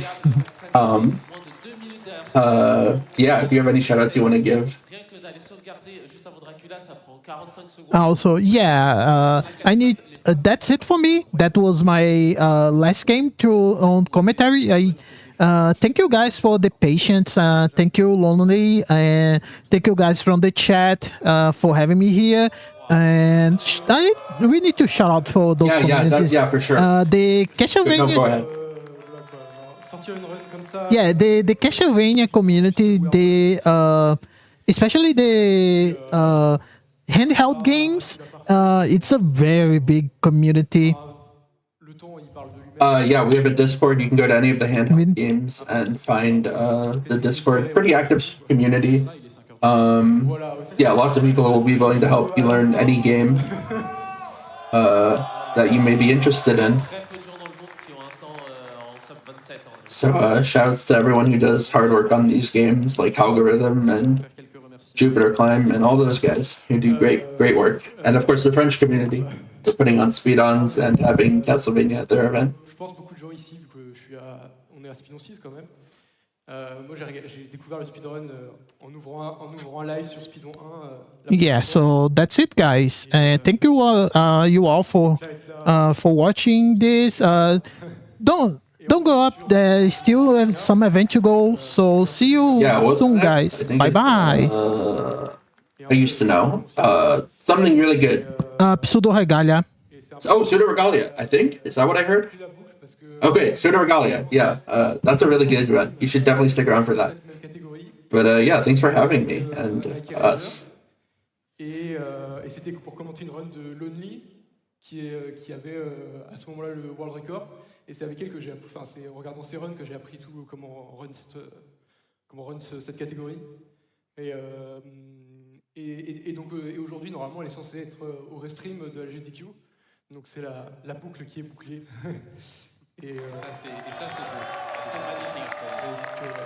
Et puis aussi merci au public qui est resté là à cette heure-ci. Merci public. Et merci à mes deux commentateurs parce que voilà, c'est la commu Castlevania FR, c'est voilà. Yes. Et c'était un plaisir de montrer cette run que j'aime énormément. Super. Bravo Sénéo, on n'a pas démérité. C'est ça, voilà, magnifique. Tu as prouvé à quel point tu avais fait du chemin depuis Speedon quand tu as découvert le speedrun. C'est assez incroyable ce que tu viens de nous faire en tout cas. Et ton ascension a été folle lors de la dernière année avec cette run. Vraiment un énorme bravo. Allez, on va renvoyer aux ambianceurs et on va continuer avec le programme de la nuit. Bravo Sénéo. Et merci. Incroyable. Et quelle belle histoire. Bonsoir. Bonsoir. Bonjour, bien sûr, la team matinale que je déteste. Bonjour. Comment ils vont là? Comment il va? Oh, c'est quoi ce travail? Quoi? Bah d'habitude tu viens toujours habillé comme jamais, avec des déguisements de fou, etc. Ah oui. Et là tu te ramènes en t-shirt Bon, allez, genre quand tu sais t'es quoi avec moi mec. Non mais t'inquiète, tu sais quoi? J'ai tout prévu. Parce que... Menteur. Mais regarde, je vais rendre hommage. Je vais rendre hommage aux chimistes, je vais sortir la blouse. Oh. Public, Voilà, je sors la blouse et... Vas-y, montre-moi un peu comment tu portes ça. En plus, on a le même t-shirt et tout. Non, mais... Bien sûr. Ce que je te propose, c'est de lire quelques noms quand même en attendant. Bien sûr, voilà, le temps qui s'habille, bien sûr. On a les 100 balles qui ont été envoyées par un donateur anonyme, ça régale. On a Truffat Garou qui envoie les 10 balles et qui nous dit « Il n'y a que Speedon pour vivre de pareilles émotions ». Il est vrai. On a Jokiri pour les 10 balles qui nous dit « On est là avec le gros pour casser des bougies et manger du poulet ». Magnifique, c'est incroyable. Tandis que ça y est, le Chachamax est équipé. Il a sa blouse de laborantin. Incroyable. J'ai mis le sticker. Il a mis son sticker, c'est magnifique. C'est incroyable, bien sûr. Incroyable. Et on a eu plein de dons, évidemment, qui ont eu lieu pendant Clair et Obscur, évidemment. Bien sûr. Mais il y a quand même quelques dons pour Castlevania. Il y a eu Armafeo qui a donné 7 €, très heureux d'avoir tenu jusqu'à Castlevania. Voici mon dernier don de la soirée. Allez, le chat, on prend des notes et on donne. L'idiote, on a un nouveau qui dit vive les gros pixels qui tâchent. Ça a bien taché, là, ça fait plaisir. Un don de Tardigrade qui a donné 6,7 € et qui dit bonne nuit pour tous ceux qui vont dodo et en début de journée et bonjour à ceux qui débarquent. Voilà. C'est sympa. J'ai Xiner, un certain Xiner qui envoie 100 balles bien sûr et qui nous dit donnez, bien sûr, donnez, il ne faut pas s'arrêter. On arrive bientôt, hein. 1 200 000 €, hein. C'est pour bientôt. Il est vrai. Je suis obligé de me mettre hors champ pour voir la valeur, c'est terrible. Il y a eu marqué sur mon écran. Exactement. Ben Kimerian qui a donné 100 €, qui dit je devais dormir après la run de Clair Obscur, mais l'ambiance dans l'amphi m'a donné trop d'énergie. GG au runner et au public. Voilà, GG à vous tous. GG bien sûr. C'est un Silur qui envoie les 20 € de son côté. On a Monsieur Rafi pour les 1 €, Anonyme pour les 7 €, Anonyme pour les 10 balles. Plein de petits dons qui régalent. Il n'y a pas de petits dons d'ailleurs. Donnez, n'hésitez pas. Faites-le, il nous faut maximiser le nombre de dons, c'est ce qui est le plus important. On rappelle que vous pouvez déjà participer à toutes les tombolas, notamment celle-ci, hein, qui est absolument magnifique. Hein. Ça, c'est dès l'instant où vous faites un don, peu importe le montant. Hello, everybody. I'm Starnice, and this is SpeeDons, supporting Magazine Le Monde. And we're out here about to commentate this wonderful Pseudo Regalia run coming up by Brother Main, and I'm not alone. Got a wonderful co-commentator here as well. Hello, I'm Labris. I have run quite a bit of Pseudo Regalia myself recently, and this run is an absolute blast to watch. Pseudo's a great game, and it has a great speedrun, so... Very true. I cannot stress this enough. Pseudo is delightful. The movement is crisp, it's clean, it's fast. If you haven't played it, play it. If you have played it, play it again, but faster. Yeah, no. But do everything. And if you've done everything, do everything again. It's not that long of a game. It's not that large of a game, but it doesn't need to be. It's awesome. Sorry, I'm being distracted by the display out here. Yeah. Buy the stuff. It's quite wonderful. Those shirts actually go really hard. No, they look really cool, honestly. I might have to look into this. c'est de la plateforme. But yeah, so the category that we're going to be looking at today is any percent no out of bounds. It's sort of the standard classic category for, and it looks like we are at the couch. We're going to be getting in there soon. But yeah, any percent no out of bounds, great category. It's current world record clocks in just above 12 minutes. And it's a very interesting category right now because there is a little bit of a route schism going on between Clingless and Cling. Clingless being a more traditional, but a little bit slower and significantly more consistent route. Yeah, that's probably what we're going to be seeing here. Clingless, however, skips an entire second visit to a very out-of-the-way area of the game. And saves about a minute just for not having to visit tower twice. And we're off. Unfortunately, as we start as Sybil in this dream castle, we are just confined to walking. That's fine. We get the fun button in about 1 minute and 40 seconds. AKA slide. And just jump over here to grab the Dream Breaker, which allows us to smack things. Yeah, there's a fun little bit of tech, even that you can do with no items, which is that Sybil has a little coyote time. Yep. If you walk off a ledge, you have a little extra time to make that jump, and you can use that. In fact, we're going to be using it quite soon to do just a little tiny optimization. Yeah. There's normally a rather large platforming challenge room coming up, and we're going to also do a gainer, which is basically if you tap the other direction and skid, and then jump out of that skid in any direction, you will get a higher jump based on how fast you were going into the skid. So right now, that backflip wasn't that crazy, but when you start incorporating speed into the mix, especially when the speed that you get from a slide, you can get some crazy height through something that's known as an ultra hop. Speaking of which, we've got slide right here. This is what's gonna start breaking this game open. Huh? So that little blue after image means that you've got a at least passable, if not good, ultra hop. The main tech we're seeing right here is the glide hop. Glide hopping, you can go into a weird like half slide state after any particular slide. Oh, and this secret passage made me so jealous the first time I saw it. You don't even have to fight Strong Eyes. It's just right there. Yep. Oh, just get. Oh. Okay. You so close. The Heartbreaker. That would have meant that Brother Main would have had to start at like basically the beginning of the game, but with the upgrades he had, which is terrifying to think about.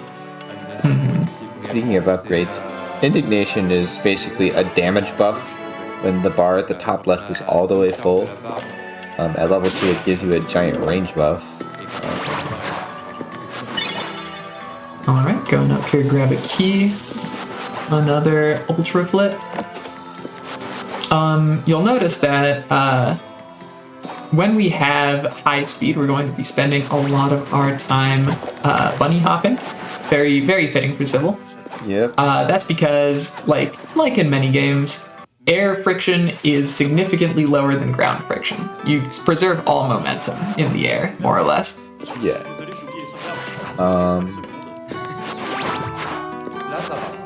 And these bookshelves are deceptively difficult. They're kind of thin, but the Slide Ultra allows us to... Oh, that's a CSJ. Nice. So we talked about the Coyote time a little bit, but this is the most important power-up in the game, Sungreaves. They give you 3 wall kicks. but instead of taking the long way out of the library, we're going to try and do something creative. We're going to jump over this checkpoint trigger.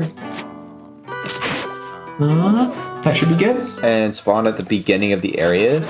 Since it doesn't set your spawn point to anything, since we avoided the one checkpoint trigger that we have separating us from a pit of gloop haze officially, but it's gloop. It's definitely gloop. Now that we have Sun Breeze, we're going to hightail it to the Tower Remains, which is where we get another important movement upgrade, the Cling Gem. So this is what the Clingless route cuts out. This visit to first visit to the tower. We do have to go there eventually, but with that being said, Cling is very good at getting you places, so it makes a lot of sense to go pick it up as soon as we can, really. And that gap is not supposed to be traversable by anything besides, like, I don't know, Solar Wind. But glide hops give you just so much speed that you could just kind of hop over there, and you can use the kick, which has a giant hitbox, so much so that Sybil can turn around and basically wall kick into a wall. Nice. Very there nice we go. done. Yeah, the wall kicks are incredibly versatile. You can use them to stall your vertical momentum, which we've seen to increase these bunny hops length.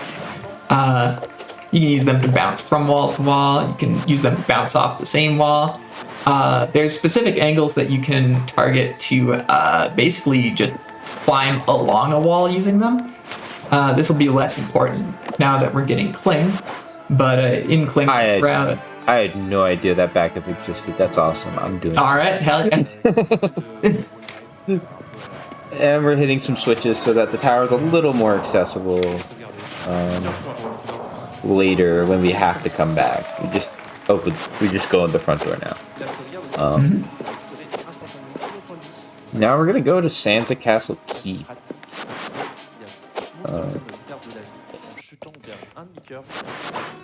Yeah, there's 2 more upgrades that we really care about here, and we're going to try and pick those up while we're on our major key hunt. This game expects you to grab 5 major keys to get into the final boss room. There's one in Sansa Keep, the area that we are coming up to right now. One's on top of the tower there. We're gonna get that one last because that's where we end up having to go to fight the final boss anyway. Yep. And then there's gonna be 3 others, including the dreaded, the cursed theater. Oh boy. Theater is such a joy when it goes right, but oh boy, we'll get there. Yeah. It's gonna be all good. Brother Main is going to crush theater, and we're going to see the beauty of that being done real quickly. So, Sunsetter gives you this little plunge thing, but more importantly, it gives you this, like, backflip that occurs when you cancel the plunge with the jump. It's just a thing they put in there. So you can wall kick out from a wall, and then flip back in towards it, like we've done a couple times. Also, you need usually, like, Ascendant Light, at least, to clear these rooms. Yeah, no. Not bad. Wait, second time's a charm? I was wondering, like, how did he lose the razor? You can throw your weapon in this game. So I'm pretty sure that was the button that was accidentally pressed. That will potentially come up for a very, very cool little trick in theater as well. Yeah, we do skip one, I guess, soft required power up, the Soul Cutter, but we'll get there. Right now we're just kind of moving through the Keep Castle Trial, their newfound buddy, the Cling Gem, and the Sunsetter. And that big lever will open a door that I think we have Brotherling Routes. Yep. We'll get that key later. That's an interesting little route divergence that I've actually never seen before I was studying up for this. I think, yeah, it's only this guy and I think Pine that does it. And we're going down to get Strike Breaker here. There is a way that you can skip this fight. It is very challenging. You have to jump over a trigger and remain above it the entire time before you get the actual upgrade there. Yeah, there's a one tile gap right in front of where the overhang ends. Oh, the tile is in the floor tile. It's about that big. Yeah, it doesn't take that much time to actually just take the fight, so especially with full indignation juice. Yeah. Now we're in the underbelly, which is a very big place. If you played this game at all casually. It's huge. But we only actually see a little bit of it because the major key is just right over there. And you're supposed to hit that lever on the right side of the screen with the soul cutter. We got other ideas. And we got a clink down. So we're just going to go around a couple walls, grab the major key. The go around corners with the cling gem is a little harder than it looks. You gotta get a decent angle on it. It's pretty easy to get consistently, but it does take some practice, and that was very well done. Yeah, now we just gotta get out of here. We don't have to go through the underbelly for anything else. So, although it's a very, like, expansive area with areas I haven't even seen sometimes that I just like look at and go, wow, and I've run Hundo.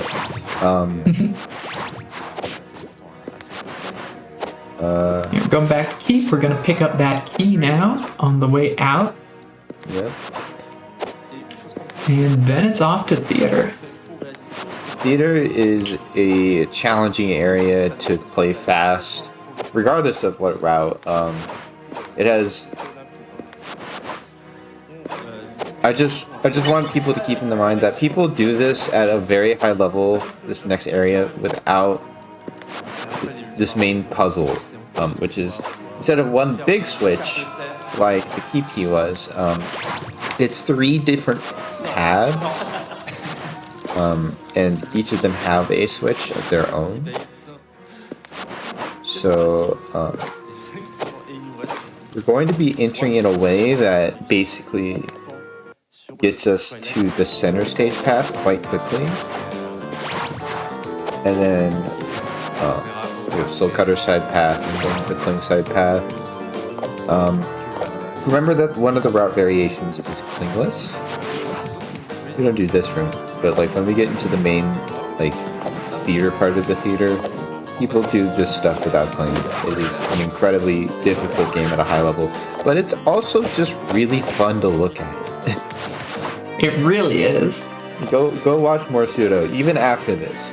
Like it's all good stuff. Yeah. Also play Pseudo Rando. Shoutouts Pseudo Rando.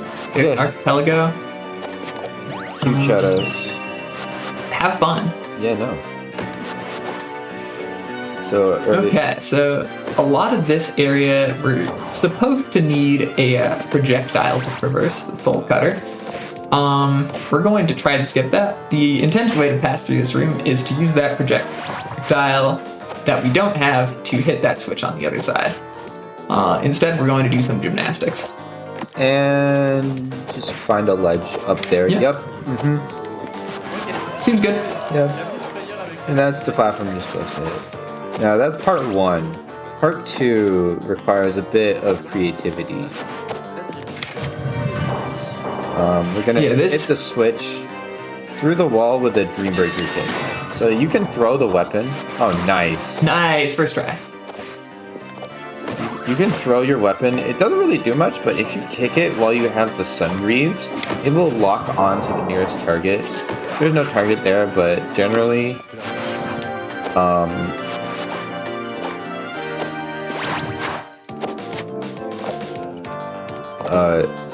it'll just deal damage, and that's good enough for a switch.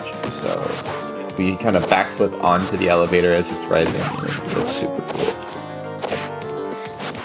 Now this is also a path that, depending on how Brother Main takes it, there's like 15 different rooms to do. Theater 13 as like it's the only numbered room.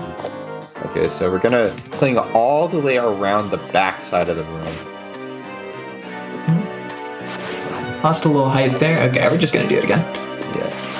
There are many ways to clear this room fairly quickly. And then we go across and get the third of our 3 switches. Which let's just get the key. And then we Key get. Time to go back to Bailey, which has a pretty out in the open key. Bailey's a quite small area in the grand scheme of things. Great music. And yeah, then we're gonna go finish out the game. Yeah, we just need to go to Bailey, stop for a major key, and then go to Tower, and that's where the final boss area is. So I don't think we explained this, but one little minor thing that blew my mind the first time it was explained to me and has since become pretty second nature. So your wall kick, the Sun Greaves kick, you can cancel that with an attack, and that means that you can get the extra horizontal distance on a kick without actually having to kick off the wall if you instead want to, for instance, mantle up it. Or ledge grab. Yeah. Very important. Because like you're kicking for the distance and you're like, oh no, I'm about to hit a ledge, and you go boink.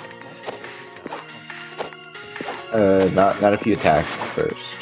It's quite nice. There are some fun other applications for it's a long way down. Yep. I'm saying. Not to any other area, it just takes a while to hit the kill point.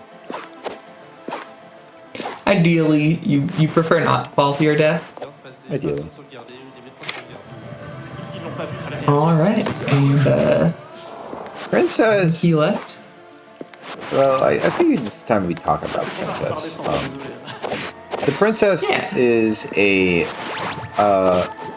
she has 2 phases, of which, like, you're going to hear phase 2 by the sound of, like, shadowed glass. It just means she's at half health, and we'll start to do a couple more patterns. But she has a bunch of patterns, and that's key number 5. And now we get to open the door with 5 locks. Wow, who would have thought? Incredible. But yeah, so the ideal here is for most attacks. We'll be able to stun her with a strike break hit, and then we can sneak in 2 more if we're quite precise on our charges. We're gonna get a sneaky little hit right there. This could be interesting. Yeah, 3 is really precise. Oh, the cross-stream truth move. That sucks. That's bad. That's really bad because you don't have health. This is any percent, so like. And you can use the magic power to heal, but that cancels your indignation, which means you deal a lot less damage and have much less range on these attacks. So. Oh, please heal. Yeah. I think we're sending it.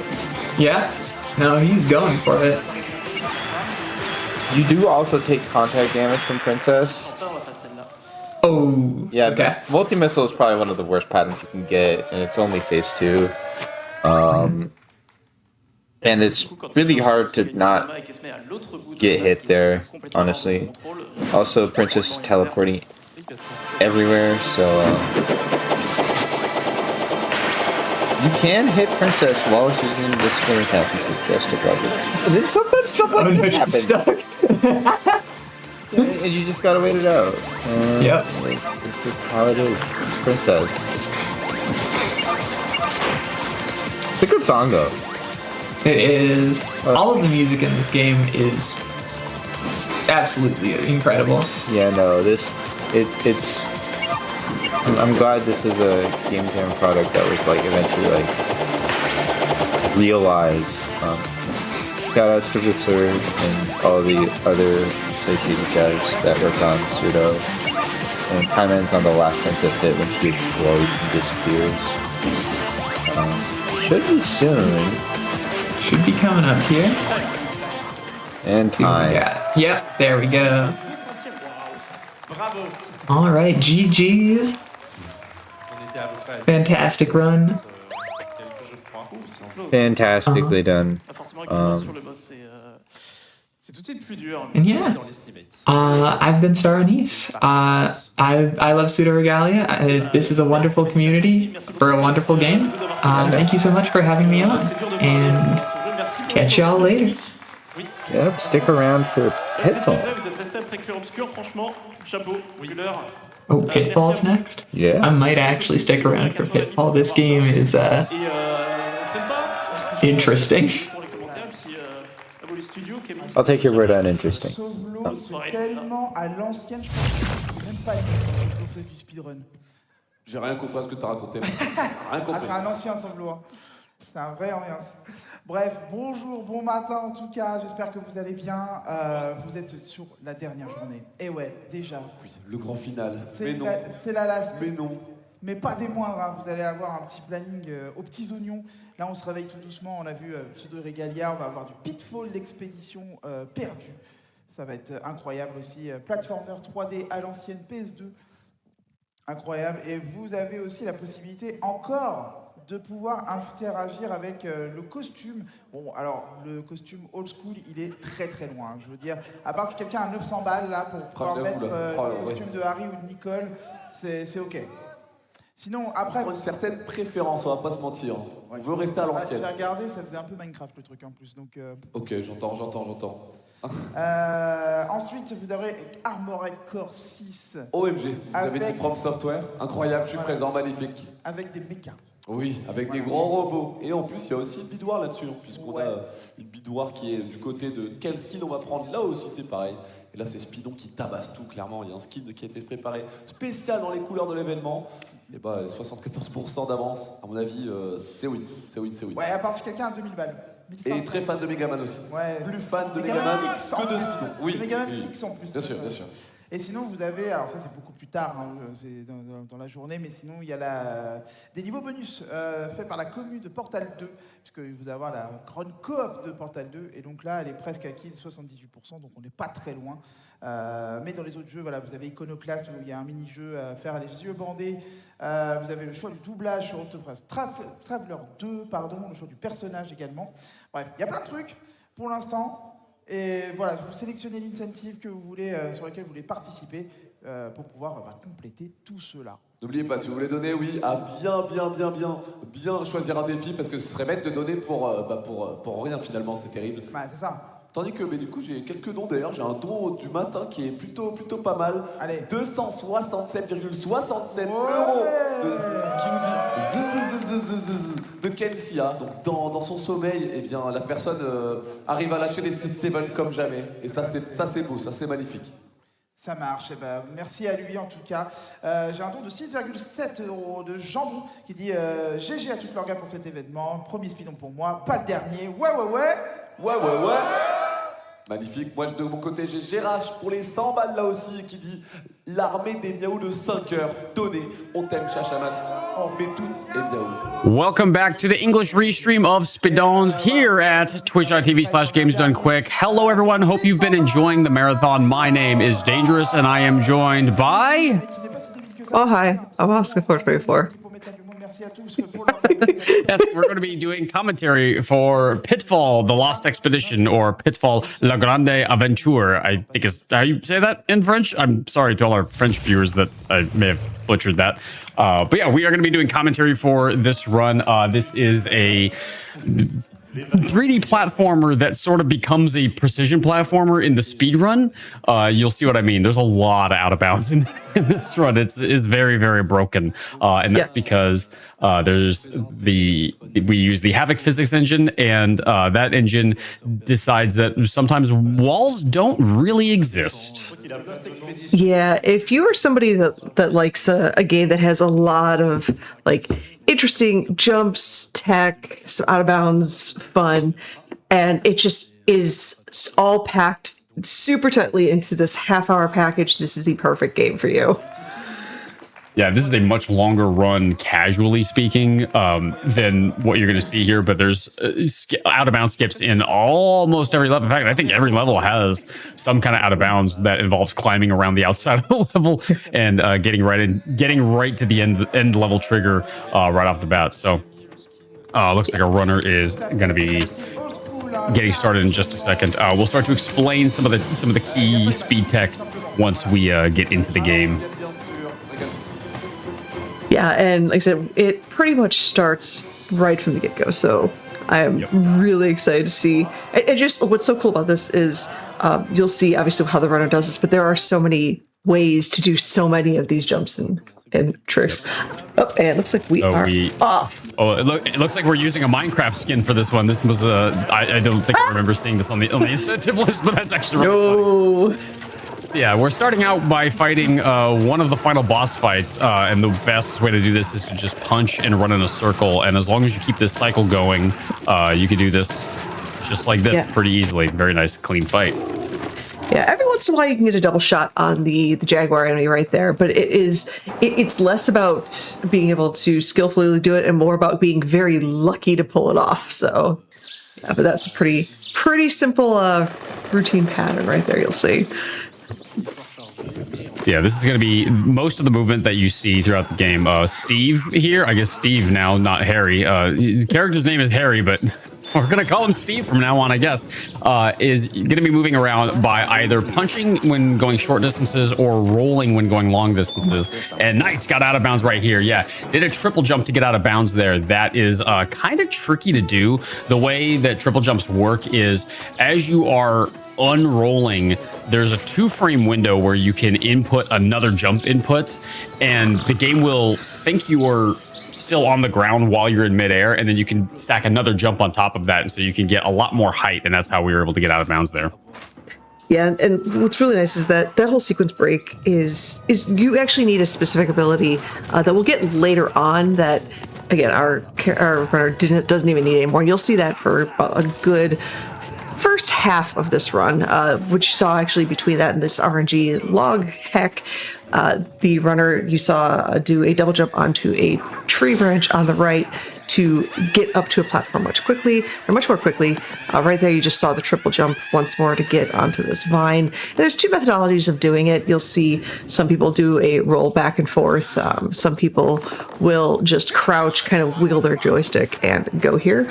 Oh, wow, he did that so fast. Yeah. The gate skip is a very difficult skip that actually saves about 13 seconds. So to pull it off, that is super impressive. I'll mark this on my map. Actually, no, I'm mistaken. This is the appropriate gate skip. So right then and there. Oh, he just missed it. But that's okay. This is the second gate skip. Yeah, if you're fast enough, you can get through the gate, but if before it closes. But if you don't make it quite in time, you can do a backup. It involves doing a triple jump off of this wall. Oh, it's giving the runner a little trouble. There we go, and then you can climb right over. Nice and simple. I say simple like it was a simple skip. It's not a simple skip at all. It's very difficult, but runner is a pro and makes it look easy. Yeah, those triple jumps, when they're pretty straightforward, they're difficult, but significantly easier than those side triple jumps as the runner just showed right there. Here we're using tree trunks and branches, which you'll see very frequently to bypass the level and go to where they're not quite supposed to go. And right here you saw a very cool looking jump that was basically straight vertical, and just how you angle the runner is exactly what you need to do right there to get where he is. Gotta slide down. Jumped in the wrong spot, but recovered pretty quickly out of that. Yeah, you want to try to grab the vines a little bit lower so that you can swing off of them to kind of get up onto the branch a little faster. Actually, that particular one, that's like the only one in the game where you want to be up the highest point. Oh, is it? Oh, yeah. right. It's You're doing the jump. Oh, you're doing the jump. The jump to get back onto it. That's right. Yeah, the runner basically completely broke physics right there, which is awesome. All right. So, yeah, this next part is pretty straightforward. I say straightforward, but there's a lot of movement. The big one is right now this Bitten Binders camp. There's going to be a lot going on here, including the first super major out of bounds right here. Nicely done. Squeezed right through that wall. Yeah. Oh, something you're going to learn pretty quickly with this game is if it's not a wall, it's a floor, and that means it can be scaled. Yeah, and what's so cool about this particular run of Pitfall is so much of the atmosphere and the walls have these little tiny ledges that our runner has very much found the perfect ways to use to the best effect of getting out to where they need to be. So right now, we're finishing that first giant out of bounds, rolling through absolute blackness and getting where we need to go to get to the mysterious temple. Now, at the end of, once we get through here, and it's pretty straightforward swim at this point, the falling logs or platforms, a little bit of RNG, and sometimes you just have to take the hit and mash through it, and you're fine with that. But at the end, as the runner just did right there, but at the end of it all, we will get the Rising Strike, which our runner has not... It shouldn't be where the runner is right now, because that strike is what the triple jump is actually trying to fake.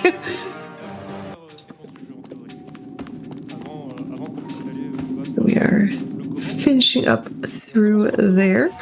We're gonna get through a quick cutscene and then more cutscenes, all fun and dandy. That's the thing. It looks so weird standing next to Steve. That's the thing. The graphical anomaly right there.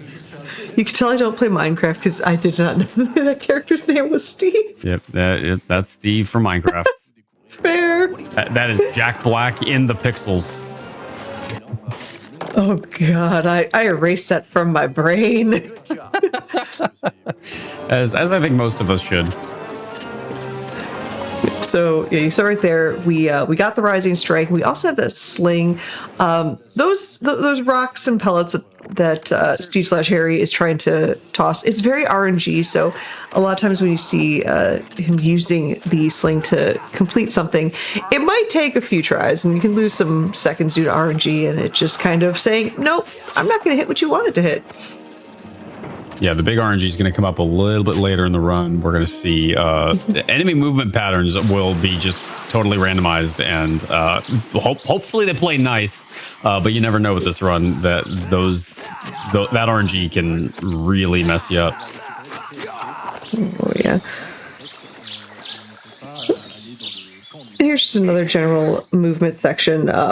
What's so interesting is these movement sections are super tight, but with all the very precise jumps and having to have the backups ready, these super tight, precise movement sections are kind of like the relaxing portions. This is one of the big RNG sections for getting the pellet in that face's mouth. That single pixel that you can clearly see on the screen. There we go. Yeah, the sling is not exactly the most consistent weapon, so it doesn't always play nice. Yeah. Right there, he actually took kind of a safe jump. Sometimes you can bonk against the wall and lose some momentum, but jumping into the water right there did save things quite a bit. Now we are heading into the first part of Torch Skip, and Torch Skip is quite literally we're not picking up an item to save time, but to also make things a little bit more difficult when we enter a very dark cave. Is the item we're skipping called the torch? Possibly. I could be wrong though. Torch skip? Possibly. I don't know what the French equivalent of torch is, but it is in fact torch skip. But this one requires does require jumping up to a tree, followed by jumping onto a second tree, and then just doing a lot more jumps and try to hit that perfect out of bounds spot right there. And once you hit that wall, as shown, the runner is free from that area. So we've almost gotten to through at least most of Torch Skip, although the scariest part of it is coming up right at the end of this bridge section. There is a really finicky tree jump that hopefully runner gets first try, but this is a tricky jump to actually pull off. So let's see. Yep, the hardest part is try. Let's go. What a beast! Yeah, that is nice. actually much harder than it looks. It's very easy to slip off of the branches there. Yep. Very well done. It's like, but wait, there's more. Yeah, but wait, that was just the beginning, because Steve is now a mountain climber because we're just going to scale the outside of the level like this. And okay, we're good. It's this particular jump right here that to hit that spot is super impressive first try, because there is a very razor thin edge that the runner is trying to hit, and just aced it.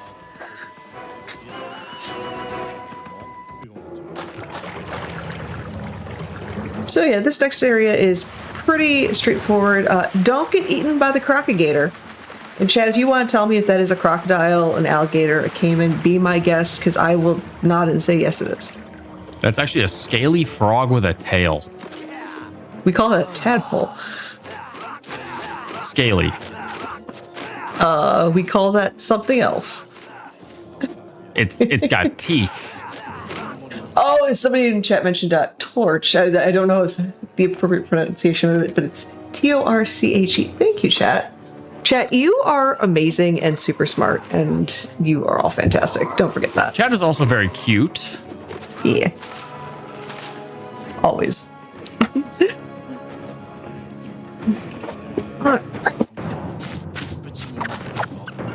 So we are heading towards a monkey pit.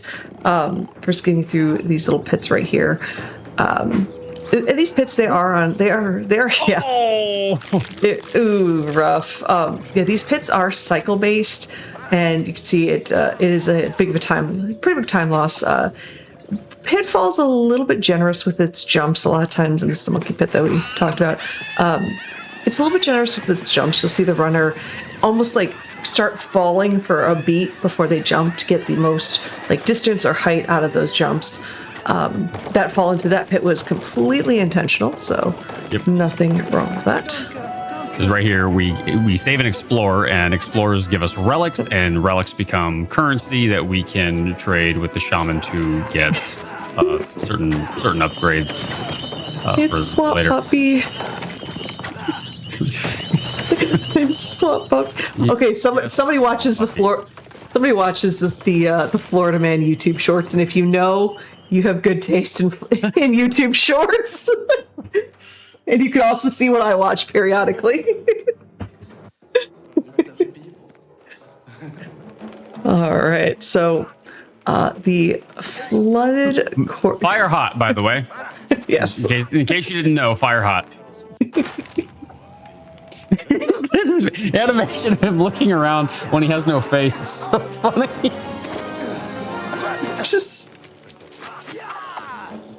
Yeah, we've picked up what is called the heroic dash. This is the fastest way to move around in the game. Ooh, yes. So the scaling on this wall is, as you can see, definitely not intended, and it's a little bit finicky. But if you just mash the dash button over and over, you can like gain a lot of speed. So you're gonna see runners taking advantage of that by using that whenever possible. Is giving him a little bit of trouble. There we go. Got up on the top of the thing, and then he's going to jump across this gap, jump across here, and then ooh, not fall down. oh, okay. Yeah, and you're seeing what Oscar was talking about before with runner the jumping being very generous. They're abusing a mechanic called coyote time, something that if you've seen a speedrun before that had any kind of platforming, you've probably heard of coyote time. Think Wile E. Coyote from Looney Tunes, how he would run off a ledge and then be kind of frozen in midair for a second and wouldn't fall until he looked down and then held up a sign. Similar kind of idea. Developers will sometimes give you a little bit of leeway when you get to the edge of a platform before you actually fall, just as kind of like a fail-safe to make sure that you can actually jump off the platform. And so they're using that mechanic because they gave you like an extremely generous window for the coyote time in this game. You'll actually see the runner like run off of the side of a ledge and just continue running for like almost a full second before they actually start like going through the falling animation, which is very funny. Yeah, these next couple of levels are pretty straightforward. Our runners kind of blaze through these really quickly, and I believe pretty soon we are getting close to the cave section where having a torch would be really beneficial. Right? Yeah, just a little bit.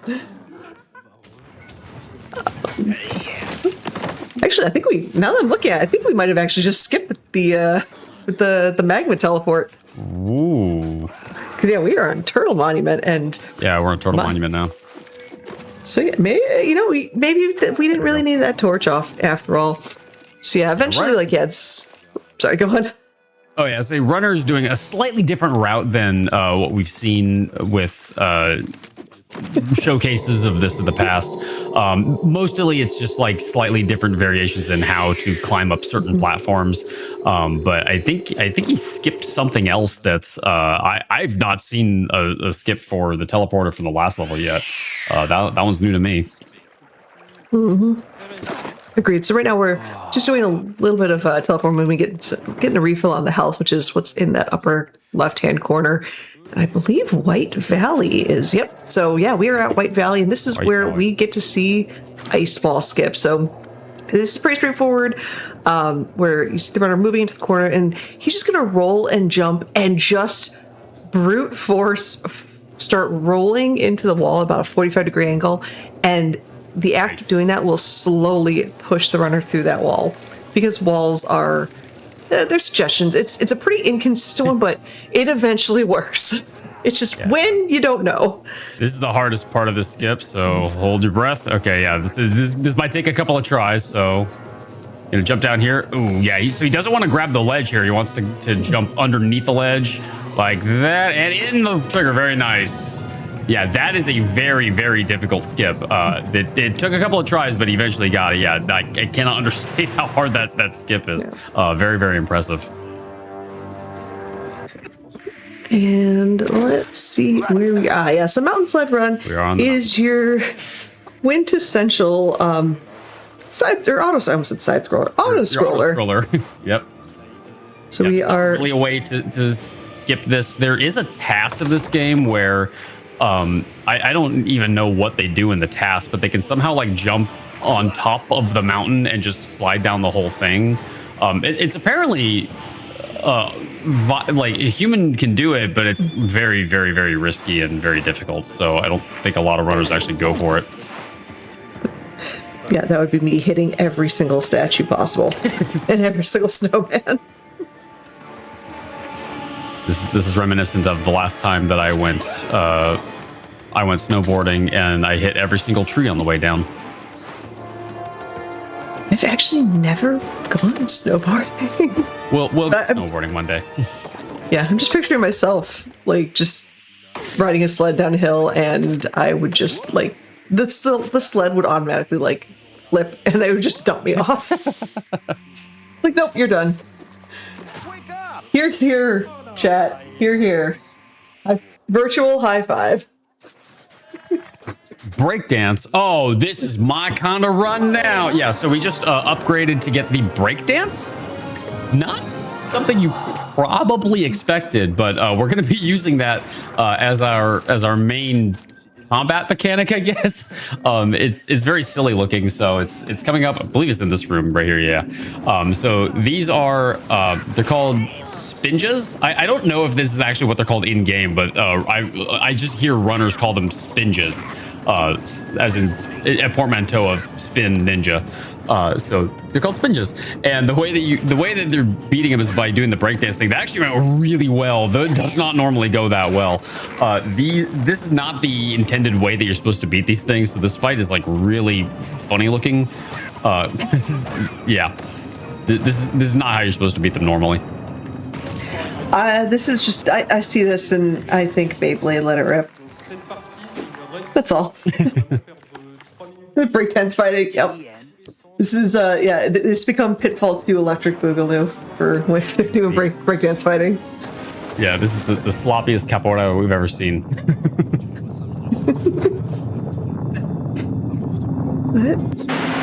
We are just waiting for this cutscene and then... in the White Valley. Yep, so again, it's more straightforward movement. Penguin Den's next big little slide out of bounds. There's two ways of doing this, and we're seeing the very fun-looking way where they use the item slide to glitch through the wall, and our runner is quite literally just going to run on the subfloor of this and avoid everything. Like, if you do this casually, you have to just avoid the penguins, take out the glacier, or the ice statues, and yeah, it's how we just run. That's fine. Yeah, to my understanding, that skip was only found a couple of years ago. That was actually a relatively recent find, you know, in the trajectory of the whole game, like the whole game's history. That was probably one of the more recent ones. Yeah. Agree. This is another one where, yeah, you have the toxic poisonous gas, which pretty easy to take care of depending on where you are. A lot of times, if it's in a box, you can throw some dynamite at it and destroy the box, or you can just straight up walk through it, like our runner did right there. This is another fairly easy, straightforward jump up, take some jumps, and go a fairly unintended route right there. You can see what I mean about coyote time. Like, he's running, he's still running while being in midair. It's not even coyote time. It's like coyote seconds at this point. And here it's gonna be kind of interesting when you get to a wall filled with crystal, or a wall made of crystal. There's gonna be some enemy scorpions that are there and having a grand old time trying to defeat our protagonist. Our protagonist is just gonna say that's nice and actually use them as platforms to get over this wall of crystal. And that should be coming up fairly soon here. Yep, there it is. There, it's right here. So yeah, you're not supposed to do it this way, but if you use the scorpions to boost yourself up, that was really fast. Holy cow. Yep. That does not normally go that fast. That was really good. Yeah. Yeah, there's a little bit of a time loss there. Like, as mentioned earlier, you want to just be able to jump straight up on the ledge and not grab on anything, because that's about a second and a half time loss each time. But still, to pull it off first try is very, very, very impressive. And now this is the next, like, couple areas are pretty, you play pretty much casually. You swim and you avoid the swamp puppies, and yeah, just proceed on to the next big area, which will eventually be the excavation camp, which is right there.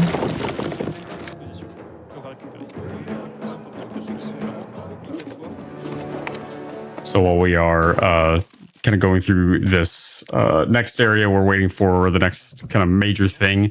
This is a good time to remind people that the SpeeDons stream is raising money for Médecins du Monde, or Doctors of the World. This is an international medical non-governmental organization that has been around for more than 40 years. Médecins du Monde is made up of thousands of workers and volunteers helping to provide care to vulnerable populations and fighting for fair and more accessible health policies. While I was reading that, the French Restream was shushing, and so I took it a little bit personally for a second. I thought they were shushing me, but then I realized they were not talking to me. They were talking to the audience in the studio. I was like, I am reading to the audience at home right now. How dare? Yeah, you get to see a nice another wall clip there, which was after you got through a gate. Went to a second gate, and you just dash. You just find the specific corner and dash into the wall, and eventually our protagonist just falls through the floor because dashing is that powerful in this game. Also, what was nice is they were able to take out the two guards pretty quickly. If you don't take those guards out, they'll alert the rest, and then it just turns into a heck fight. So thankfully, that was easy breezy, beautiful cover, Steve. At this point, yeah, things you probably weren't expecting on that Restream commentary bingo card. Now I'm just waiting for like a shampoo commercial with Steve blowing his pixelated hair in the wind. I'd be down for that. But yeah, we're pretty much just the next like 2 levels, although we've kind of gotten through that section, are almost all movement based. You saw him throw some dynamite into that toxic cloud box, but now there's not a heck of a lot going on in here, other than the funniest looking swimming that I have ever seen. Swamp Puppy saying hi. Everything's fine. Said hi a little bit too close to me. I felt a little uncomfortable with that. Also fire. Fire. The floor is literally lava.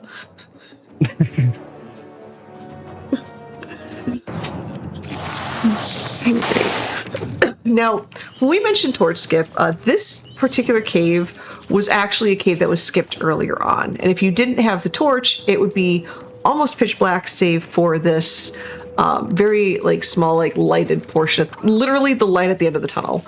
And you have to jump through these columns, avoid these pits in the ground.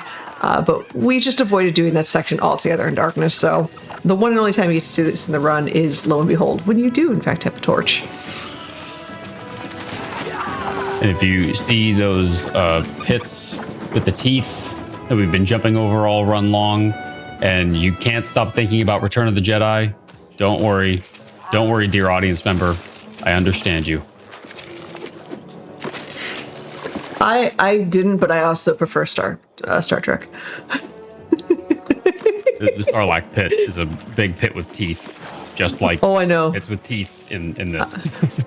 I know, but I'm an agent of chaos, and anytime I can pit Star Wars and Star Trek fans against each other. Anyway, so Firebomb Towers. There's 2 ways to complete it. This is the higher level way of doing it, where runner is using a combination of. Yep. Yeah, I fell out of bounds there. Yep, it's a combination of kicks and jump kicks to climb up the stone wall, and then eventually, when he gets to the top, he'll traverse the top of it and eventually be rolling onto some statues. Yeah, this is the super, super hard section of this particular jump. Yep. Nice. Yeah, these rocks are coated in motor oil, and so they're very easy to slide up and down on. Oh, missed it. Yeah, so he's going for he went for kind of a trickier skip here. There's a backup that's a lot safer. You just have to climb up a little bit higher and then jump like that. And it's much, much safer to do that. A little bit slower, but not by much, maybe like a couple of seconds. And that gets us into the final section of the game. We are rapidly closing in on the final boss fight. So you should remember the boss fight from the beginning of the game. It's also the boss fight at the end of the game. Here we are. So it's the same fight again. You just run in a circle and punch and try to keep this cycle. The cycle's a little bit harder to keep here because, and sometimes that can happen if you get unlucky. But if you can manage to keep the cycle where you run to the left and just in a circular fashion and punch, you can kind of. It's like the fastest way to get through this fight. This is not the final boss yet. That's going to be the next phase. Ooh, yeah, this guy's being real feisty today. There we go. Nice. All right, and now we are heading on to Pushka, who is the final boss. Time will be when Pushka's health runs out. So the nice thing about Pushka is the attack pattern's always the same. There are 4 ghost Pushka that will arrive, take those 4 out, and eventually Pushka will rise into the air like that, and you just smack them back onto the ground. So this is a 2-cycle fight if done correctly. So this should be one. Oh no. There we go. Yeah, the faster you take out those ghosts, the safer it is. Yeah, they can stun lock you. Mm-hmm. All right, and this should be the last hit. Right here. As we get into the air, just waiting for Pushka. Oh, darn, yeah. Oh, no. Only got 1 hit on Pushka there, so it has to do with 3 cycle. That's okay. It's just an extra cycle. It's like maybe a minute. It's actually a lot less. Runner got really lucky with the ad cycles there,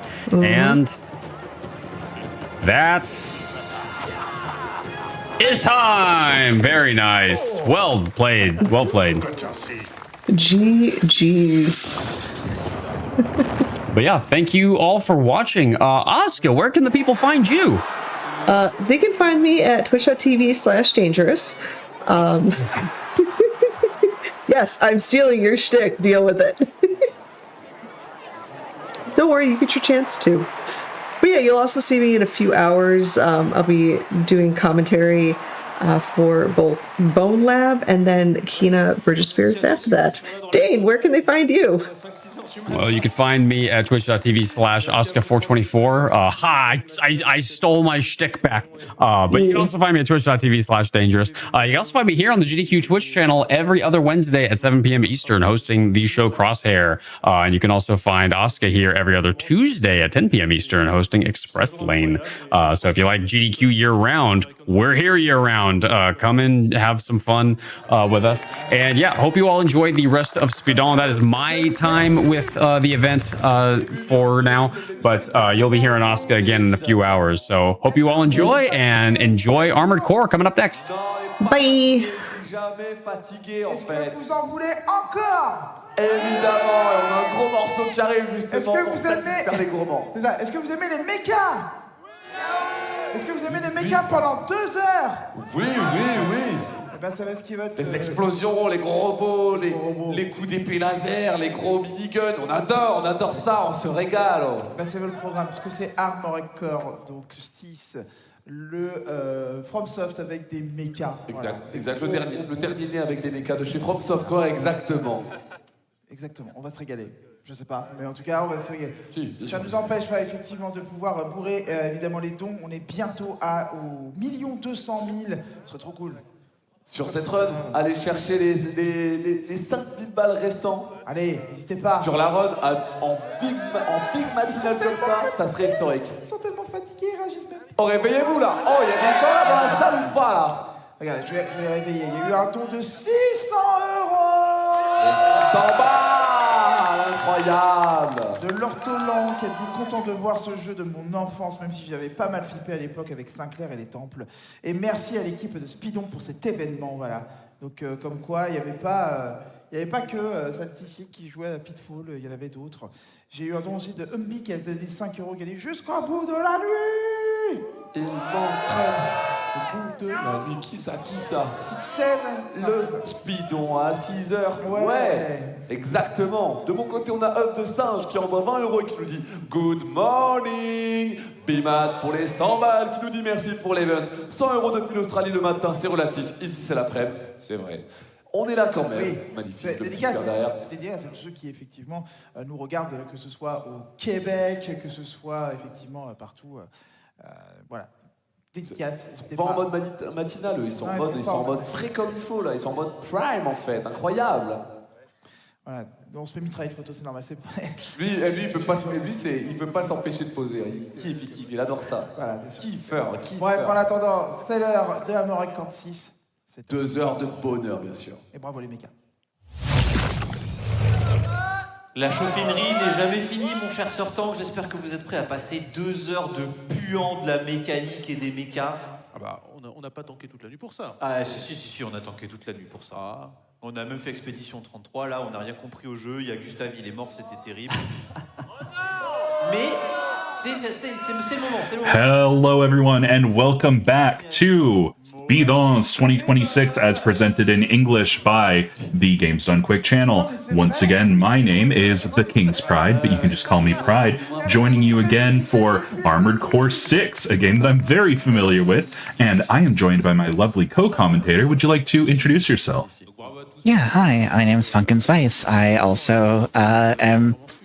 You could say a fan of the game as well. You could say that. Looks like we're getting right into it. So we had a incentive bid war for the colors of the mechs that our runner Moa here is going to be using.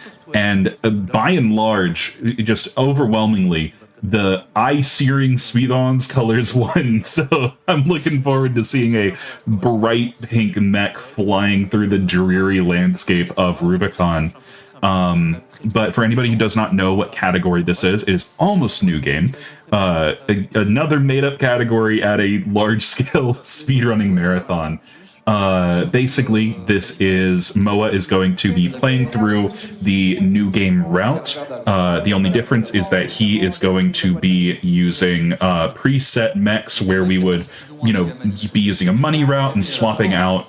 The money route for new game is very tight, so that's going to save us a bit of heartbreak, and also it's going to save us a lot of time. But we're about to get started here. Counting in. And that is start. So Pumpkin, do you want to talk about mission 1 a little bit? Sure, just throw me right straight in there. Hey dog, I want to share the mic. I'm not gonna hog it all. Oh, but you were having such a good time. I mean, it is a fairly straightforward mission. I mean, it is the first mission that you do after all. And you were actually telling me something that was interesting about this last we talked about it, about how you don't have to take out everything, right? Is what you were saying, I believe? That is correct. So in this first area, this is kind of your tutorial zone, telling you how to play the game, how to use your multi-lock on your missiles and such. But technically, you don't have to fight anything here. So we go directly through, unlock that door, and head to our big mass cannon over here. On occasion, you will see Moa is going to side dash while doing the assault boost forward. That's usually going to be right at the end of his battery length, right at the bottom of the screen. That just gets us a little bit extra distance because your side dash animation has to finish before your dash does, so we can extend that battery just a little bit further. Right now, though, so a little rundown of what's going on in the game. We are C4621, a mercenary who is on the planet Rubicon for many reasons, chiefly among them is hidden to us in the beginning. But our first mission here is to loot the battlefield and find some dead merc's license. It is an Armored Core game through and through. It starts a little bleak. We're going to find 3 different licenses, I believe, that don't work, and then we're going to head to the first boss of the game, the Grand Filter. Fun fact, there it is. That's the big helicopter. And yeah, fun fact about this game, this first mission, you cannot customize your mech. You always have to play through with the starter build. So if you've ever played this game and you haven't replayed the first mission, I would recommend giving it a shot, because it really goes to show that as you level up as a player, this mission becomes much easier, even with this kind of lackluster starting build. Yeah, although, I mean, as much as Loader 4 is not the best build ever, it is, how to put it, it's comfy. Does that make sense? From the worst. Yeah, it's very balanced. It's not super fast, it's not super heavy. It doesn't have a huge amount of firepower, but it also doesn't have a very limited issue with like reloads and that kind of thing. Loader 4 is not terrible. It does also have a weapon that a lot of people don't immediately realize is much better than it seems, which is, well, the affectionately named Butter Sword, but... I call it the Butt Sword, but yes, the BUTT-4, the laser, or the pulse blade on the left arm there, is actually one of the best melee weapons of the game. Fantastic cooldown, very high damage, chews through shields. Incredible, but we're not going to be seeing it for too terribly long. It'll stick around for a little while. But right now you're going to be picking up this license, and you can see that we fired some missiles off into the distance here. So check this out. Boom, hits the helicopter before it even gets in. Just amazing. This boss, if you've ever fought it, it is a headache and a half. It's always flying around, shooting missiles at you, but we're going to make pretty quick work of it here. We hit it with the sword once we stun it. The stagger meter, if anybody's ever played Sekiro before, very similar mechanic since it's by the same creators. As you deal damage, you're going to fill up the enemy's stun bar up at the top there, and once it hits full, it's going to put them into a momentary stagger, and they will take very much increased damage from most of your weapons, especially including those melee weapons. Ooh, the helicopter being really mean right now. Yeah, just hovering outside of melee range, but Moa very adeptly finishes it off with those missiles, and we are headed into mission 2. Yeah, even with that flying like out of bounds a little bit there, like that was still very fast. Yep. Played Sekiro Shadows Die Twice is the game I'm referring to. I don't know if I flubbed the word there. Oh, unless this is an inside joke. I'm reading the chat, and I think somebody is teasing. But yeah, so this is where we're going to see that time save from the almost NG category. So we would normally have a lot of dialogue as we load out of the mission, a lot of dialogue loading into the next one, but instead we are going to load up directly into mission 2 here. No muss, no fuss, no something that rhymes with those two words. But don't judge me, man. I'm trying to actually. That's why I'm here right now. I mean, true. But yeah, so we are on to mission 2, same map here. We are just doing a little bit of mercenary work, very classic armored core setup. We're going to be taking out some artillery here that is owned by the PCF, or not the PCF, the RLF, the Rubicon Liberation Front. There's so many acronyms in this game, man. There's so many acronyms. But yeah, so the Rubicon Liberation Front is currently occupying this town. The corporations really don't like that, so to get in good with the corporations, we are going to be doing some atrocities, and we're going to be taking out the defenses of the natives. This is definitely not a commentary on anything. Don't ask questions. It's not really an Armored Core game if it takes more than 30 minutes for you to ask, am I the bad guys? Hey, am I the bad guy? Am I destroying vital defensive equipment for the people who literally live here in the name of a corporation that wants to control their natural resources? That's like good guy stuff, right? Also, can we talk about this? There is no way that this AC is ever going to sneak up on anything, by the way. Oh, it's very sneaky. It reminds me of the Death Scythe Gundam from Gundam Wing, which is also very sneaky somehow. Giant white machine running around on the battlefield. But we are going to make our first swap here. So we would normally be going into the armory and buying these, but again, that almost NG category, we have a preset for it. So we swap out our rifle for a slightly higher DPS one, and by slightly I mean quite a bit higher. We get a second missile launcher on the left arm, or the left shoulder, and then we get the a light head that is just going to make some room in the build for a lot of stuff down the line. The Tanchang, I think is how it's pronounced. I apologize for my Chinese pronunciation or lack thereof. But this is a mission where we're back in that tutorial area, and this time we do have to kill everything. So you see that we're going to make good use of that multi-lock missile. If you hold down the missile button, then you can charge up a little meter, and as you see there, we hit 4 different targets. It's very satisfying every time you do it. And then with these guys with the shields, we're going to whack them in melee, because that's quite a bit faster than trying to wear them down with our gun. And then they have reinforcements coming in, so since we know that those are headed in, we're just going to snipe them out as they enter. 2 hits with the melee, and I believe that's it. Very well done. Yeah, that was almost as fast as I can explain it.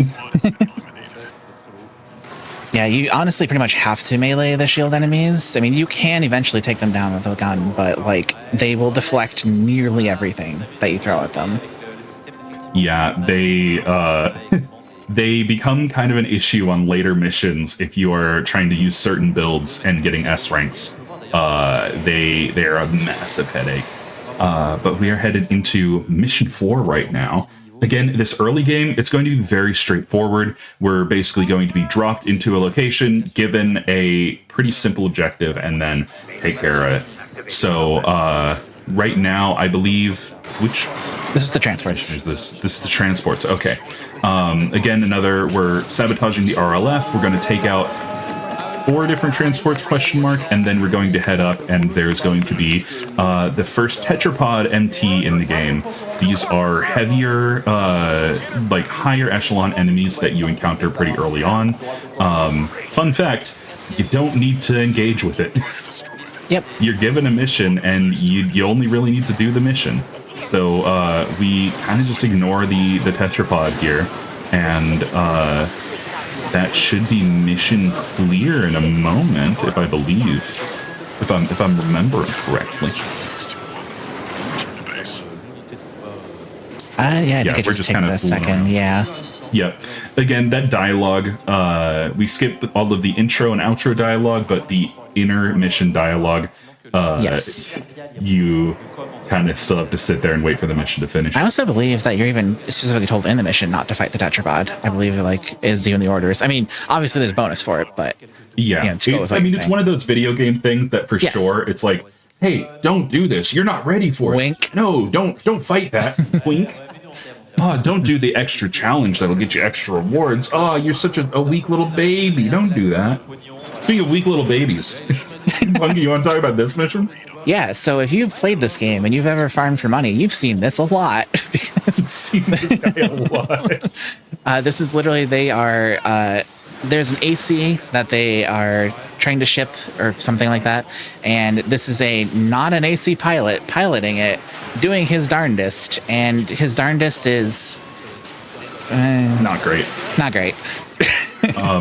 So for anybody who caught at AGDQ my run of the arena mode of this game, this shows up in the New Game Plus exclusive arena, and this AC sucks to use.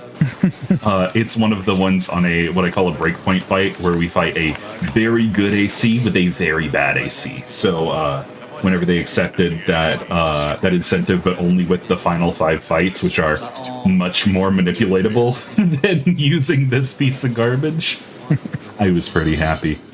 But yeah, it's arguably the shortest mission in the game. It's literally, here's an AC, go shoot it, you're done. Yeah, here's one guy, go kill him. GG's, he did it. Gives a decent amount of money, pretty easy to do pretty well. I'm sorry, I just looked at the SpeeDons chat, and they have an emote of their mascot doing the 6-7 hands, and I need all of you to know this now. Oh, that's equal parts awesome and awful. Awesome. But yeah, so we're headed into our field trip now. So this is the introduction to the Red Guns. This is one of the Corporation Balaam's elite squad of AC pilots. Most of whom suck.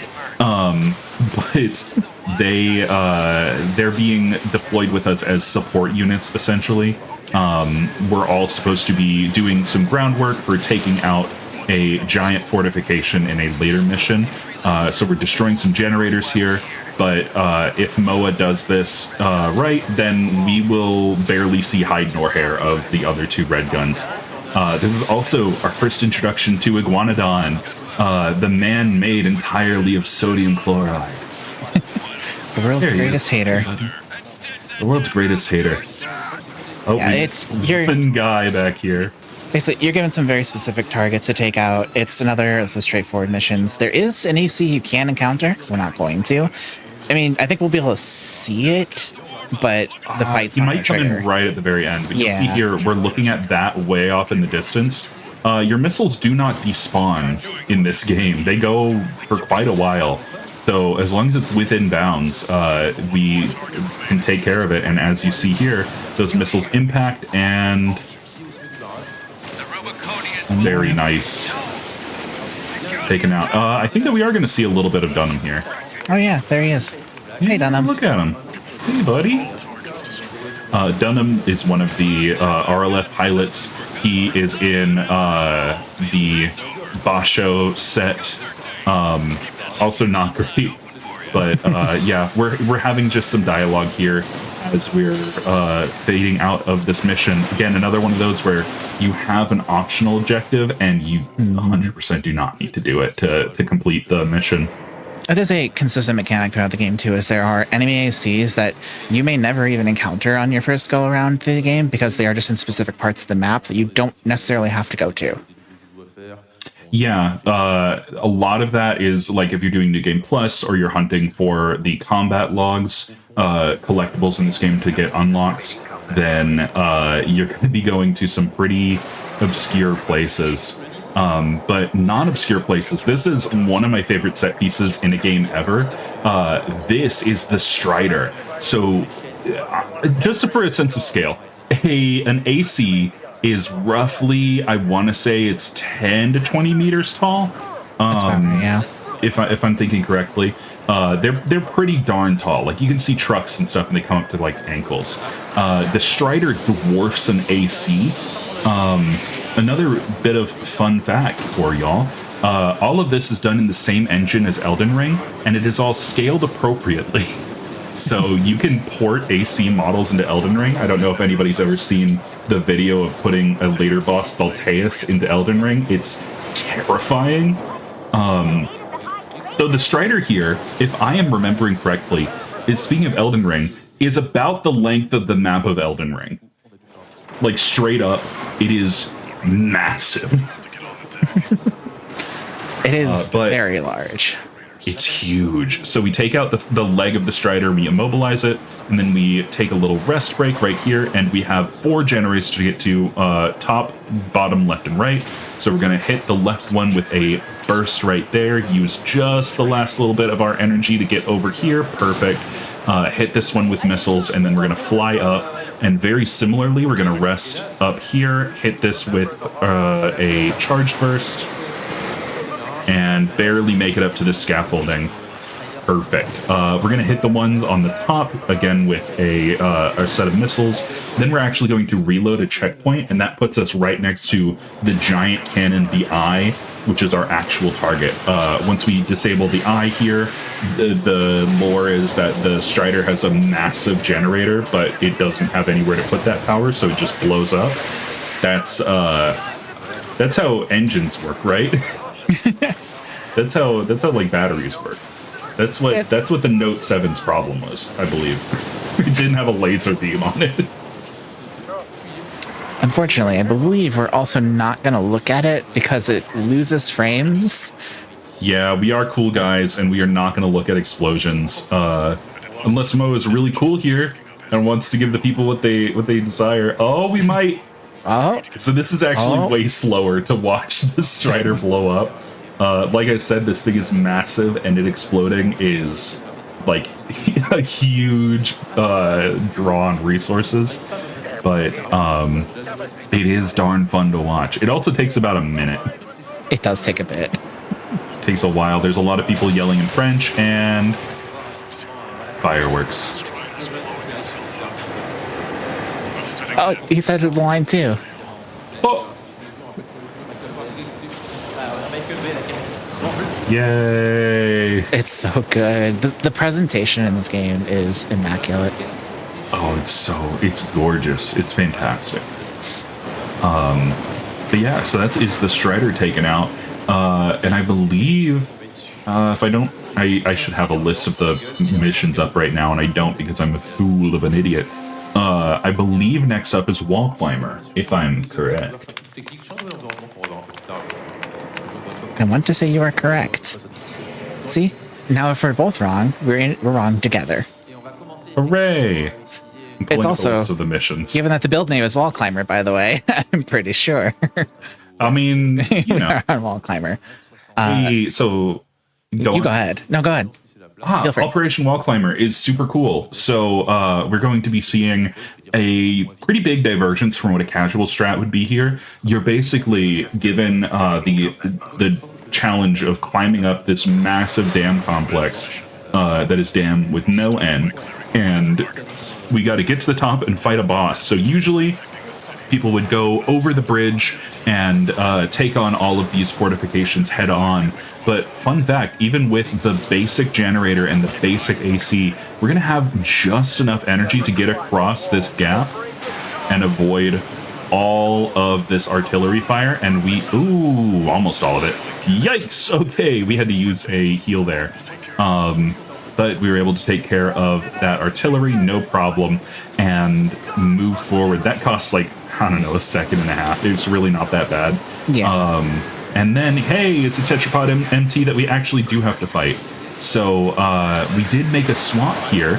We got a shotgun and a laser cannon on the left shoulder. So this laser cannon you're going to be seeing quite a bit of moving forward. It does a huge amount of damage, and the shotgun is very important because remember that stagger meter that I mentioned earlier?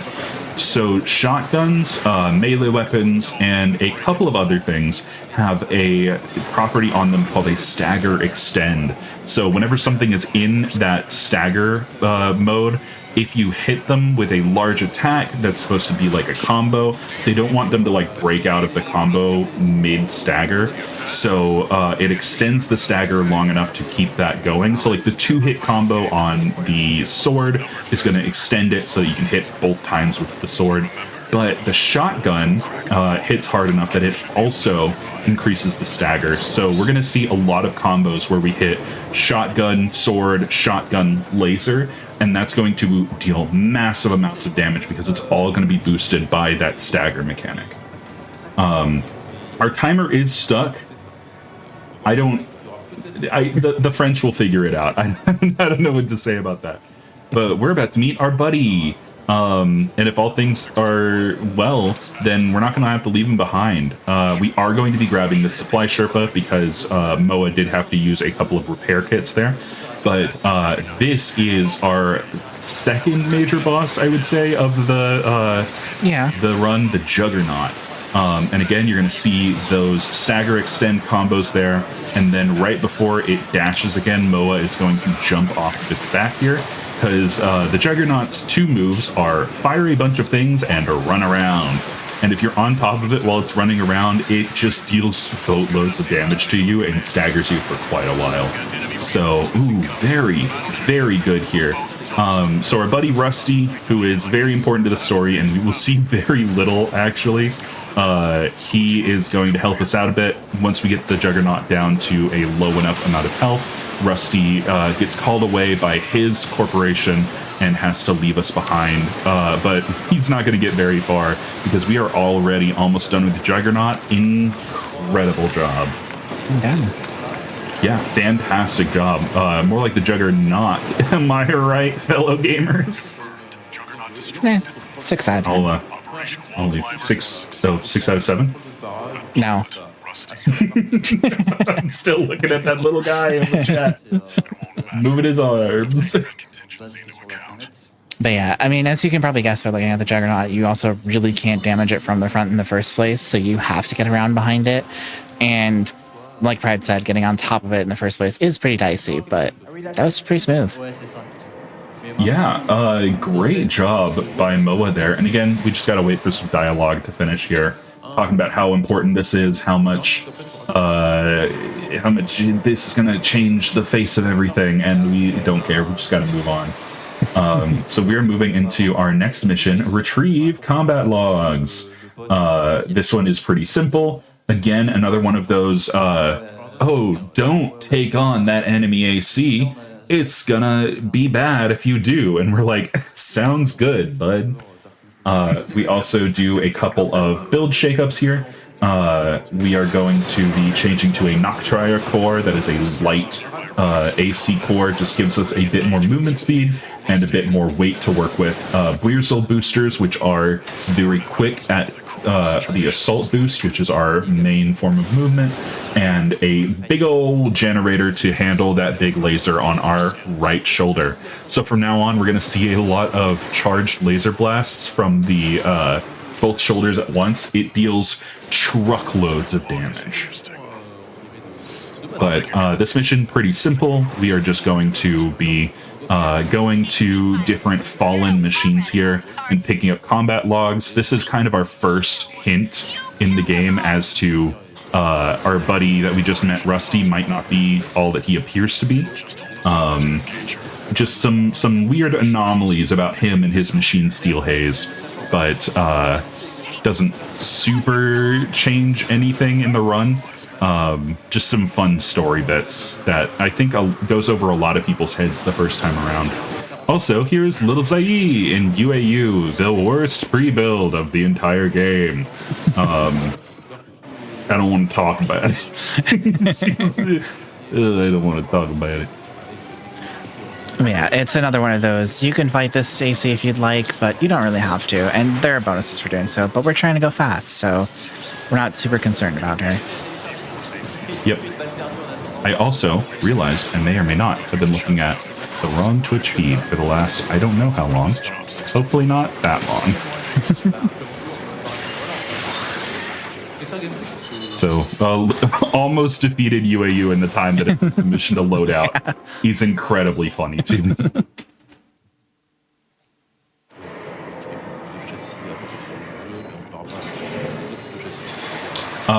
To address in the chat, the timer is broken. We don't know why. Assume that the runner's doing good. But we are actually going to be entering into the arena here. This is my world. We are fighting Mad Stomp. This is the first fight in the arena. This is the guy who is the worst in the entire game at being an AC pilot, and we just dumpster him immediately with that double laser sword and shotgun. So this is actually very important because defeating enemies in the arena gets you upgrade points. So we don't need like a ton of upgrade points like our damage increases or our health increases or any of that. What we really want is assault armor, which is a huge giant shield blast around us, does a lot of damage and a lot of stagger, but it also is going to give us the greatest weapon in the game. Pumpkin, what is that weapon? The kick! The kick! It's the foot! We have the boot to the head, the kick of destiny, the foot of Rubicon. Yes, the kick is the greatest thing in this entire game. I played through the entire game not realizing how good the kick was. And then I started doing arena speedruns and I was like, oh my god, the kick is the most vital part of this entire game. It does a good amount of stagger, is a great distance closer, and overall is just fantastic. It's also dependent on the legs of your AC as well. Different legs will have different kicks. That is a fun fact. If you have reverse jointed legs, you have a special kicking animation that does a good amount increased damage and is just so satisfying. Like maybe one of the best mech animations. It's not exactly the Char Aznable kick, but it is very, very similar. Also, crazy moment. I just looked in the SpeeDons chat as I said the words Char Aznable and spotted them on my screen, and I was like, that's not supposed to happen. Wow. Mech fans watching a mech game. Who would have thought? I thought that I was the only person in the world who's ever seen the anime Mobile Suit Gundam. Little known anime in the mech scene. So, for this mission itself, by the way, it's another of the straightforward, go here, do a thing. Something that is interesting with this mission is there are enemies that are normally cloaked and you have to scan and reveal them, etc. They are just actually there, though. So as long as you already know where they are, which someone running the game normally does, you still can actually start damaging them before revealing them. Yeah, the ghosts do just spawn in at certain points. So if you just watch their spawn points, like right there, Moa was able to just take him out. We're going to fight 3 more of them at the bottom of this well. It's going to take a little bit for just some story revelations of, oh my god, they're mining for the unobtainium here. That's crazy. For anybody who's not played this game, you're going to hear the word coral a lot. If you do, don't worry about it. It's fine. It's probably fine. Probably doesn't mean anything. It's a nice sky that we're just looking at. Oh, wow. Something fell out of it. Oh, look at that. Wow. Something fell out of the sky. This part's really annoying if you're using a heavy build, by the way. The ghosts love to just leap around the entire arena. They love to latch onto walls and just like chill out while sniping you. So you play a bit of Ring Around the Rosie if you're doing a heavy build. There's a couple of them that get into melee, like this guy. Ooh, missing that assault armor, unfortunately. But we do have the pulse shield, or the pulse blade, which is going to chew through this shield pretty quickly. And then you get a free stagger on ghosts whenever you eat through their shield. So not too bad whatsoever. Oh, yeah. And I believe, let me check my mission list here that I did pull up. Arsenal, skipping the New Game Plus missions. Yes, we are moving on to Attack the Watch Point. This mission, very neat. This is going to be our first major boss in the end of Chapter 1. So, Attack the Watch Point is very much, if you've ever played this game, like a filter point. At least it was for me. You're going to first fight an AC, and this is going to be your first, like, actually challenging AC fight, I would say, against Sula. And Sula kind of makes you rethink your build. If you are doing just the standard build, you know, rifle in one hand, melee in the other, missiles, you know, whatever, you might have a tough time with Sula because he really challenges you if you're not specialized. If you are trying to spread yourself out a little too thin, then he's going to punish you in many different directions. But if you, like, have a super fast build, he can't keep up with you. If you have a super tanky build, he can't outdamage you. All of that kind of thing. And it's a really neat part of the game where it's like, you can at any time shake up your build after you have been defeated. There's literally an option on the menu to enter the garage and change your build up. And Sula really prepares you for Balteus, which comes directly after him, the first major boss of the game. We hit that checkpoint, and Moa is electing not to reload here. He didn't take very much damage, didn't need to use a repair, so makes sense. And here is Sula. Who, if we were using any kind of pulse shield, would be shredding it because of that weapon, but you're not. Yeah. You're not. He's just being awful right now. Yeah. Oh, he is really just kind of playing the long game and dodging. But you can see there, the kick does a good amount of damage to him, and again, that double laser blast. And he just dodges out of the way of the sword.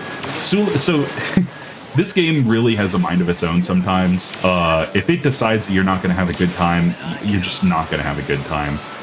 But we get him in a corner there, and the corner is where Sula really does not like to be. So we take him out pretty quickly, and we're headed on to Balteus. Is this game about transhuman X-robot romance? It's about something. it's about something. There's something a little romantic about. Yeah, we'll talk about Air in a second. This game. Yeah. There's a lady in my head who calls me Stud Muffin.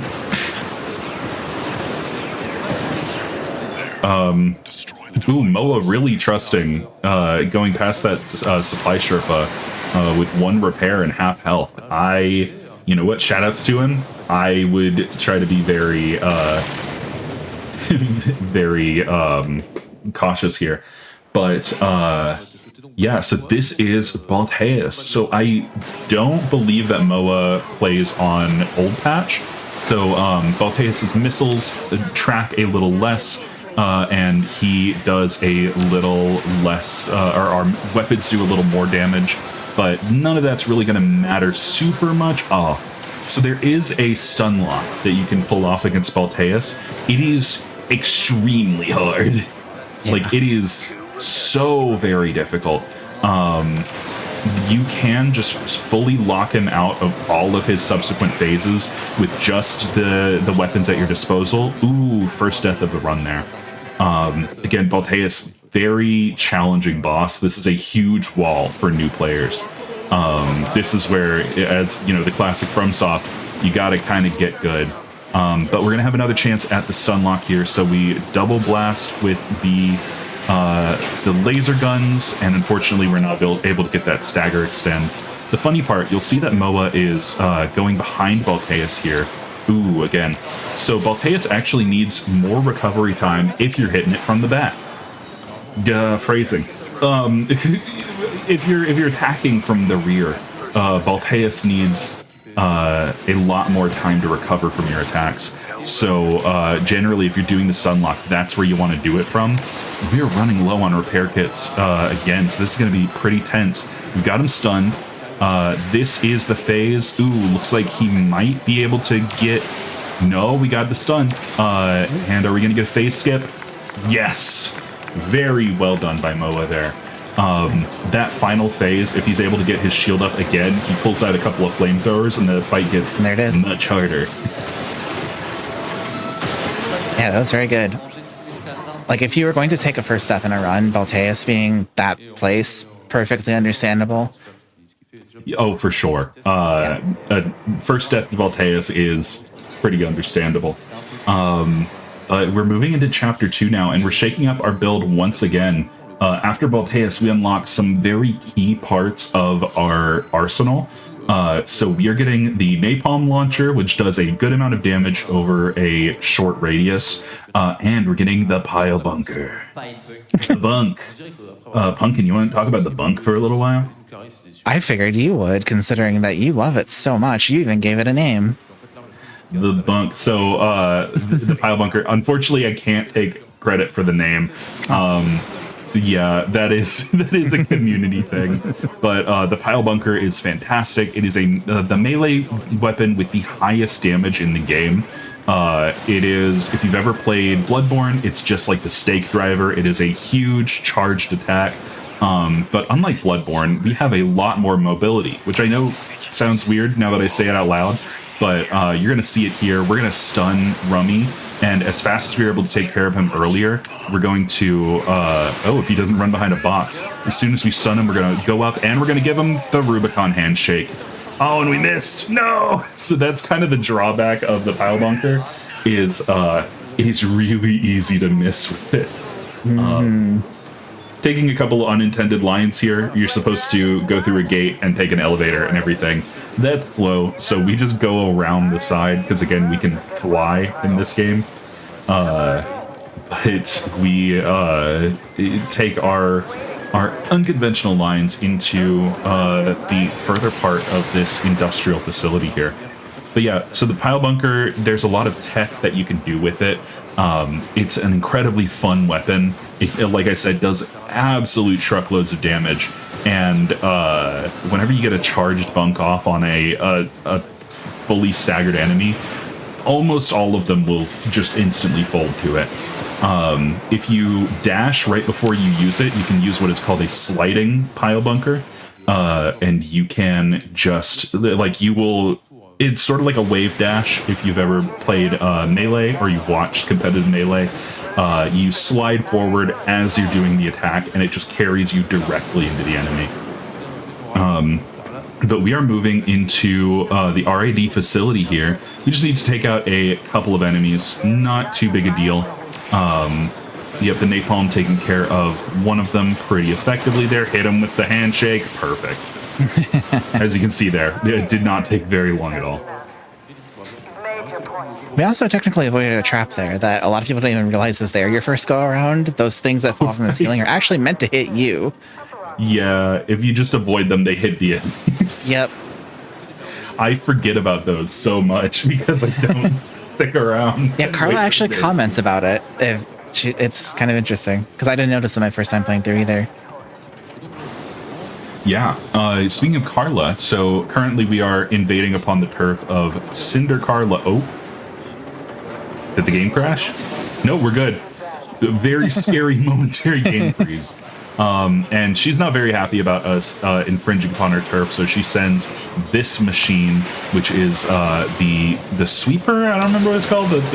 Yes. Yeah.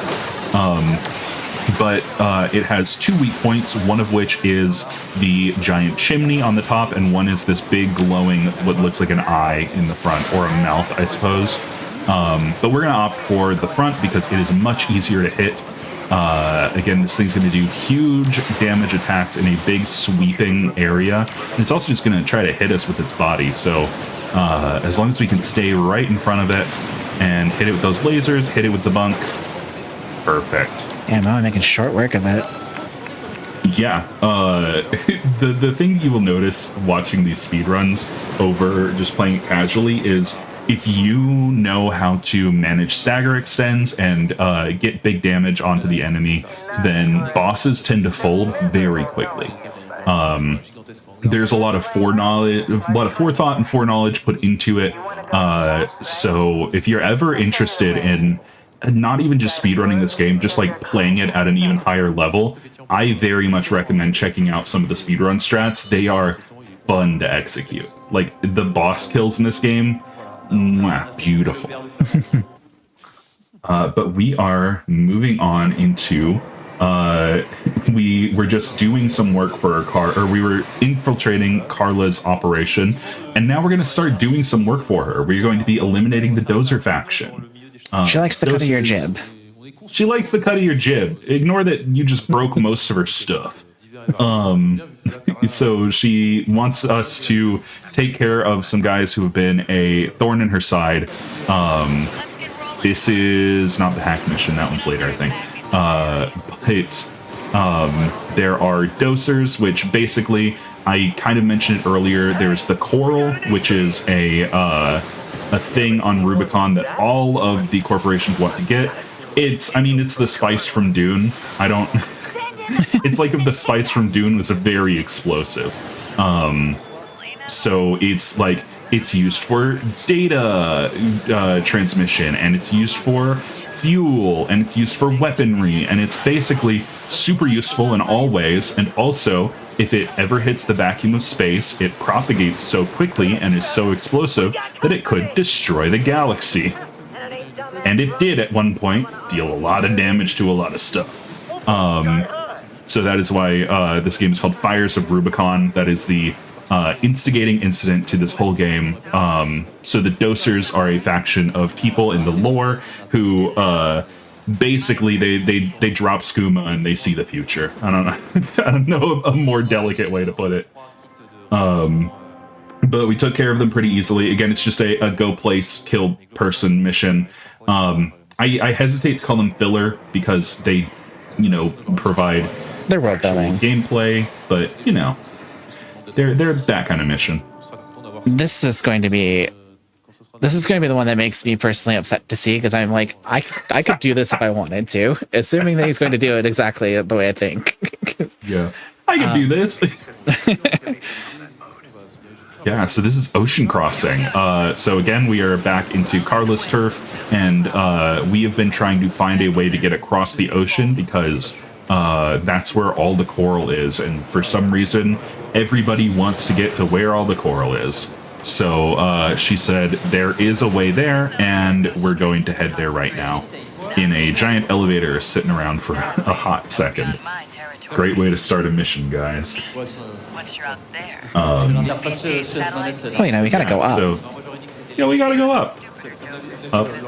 Up. It is our moment. I mean, it's supposed to be kind of our introduction to the PCA proper and what they are capable of. Yeah. So the PCA, the Planetary Closure Administration, is another faction in this game. They are going to be our next tier of enemies, basically. We had the Rubicon Liberation Front for a while, and now we have the PCA. And they have big old space lasers that stop us from getting to this this cargo thing. So what if we just dodged the lasers? This mission's great. Yeah, so you're actually not seeing it because we're just dodging them that effectively, but there are giant space lasers firing at us. Mo's just avoiding them. Yeah. Which most people are not able to do their first time through, including me. Yeah, it's pretty tight timing to avoid them. You have to dash at just the right time, and usually you'll run out of energy by the time you get there. But we again have that big old battery to charge those lasers, and right now we're fighting the Pinecone. It's technically called the Sea Spider. That is C, I think SEA. It's supposed to be a joke that it's like a coral weapon, but something like that. Don't get it's de mer in the French as I'm looking, which is the same pun. I don't know, man. It works the same. You know, Coral, the sea, whatever. We're gonna bunk it a bunch of times. Yeah, it's kind of our introduction to Coral technology, basically. Yeah, so anything with this big red glowing sparkling aura, that's going to be Coral stuff. Anything that is Coral actually bypasses all of your resistances, so if you get caught in its attacks, it's gonna make things hurt, but hopefully we will not be caught by it too much. There we go. Or at all, really, yeah. Yeah. And that is Sea Spider down. Another note about this mission is that a lot of people miss that there is just like a walkway that you're supposed to take, quote unquote, underneath all of the lasers. In my opinion, it's very much a callback to Dark Souls 1 with the Drake on the bridge, where it's like, oh, I gotta find another way around. But it's like, what if the more fun option is just to dodge? What if fast?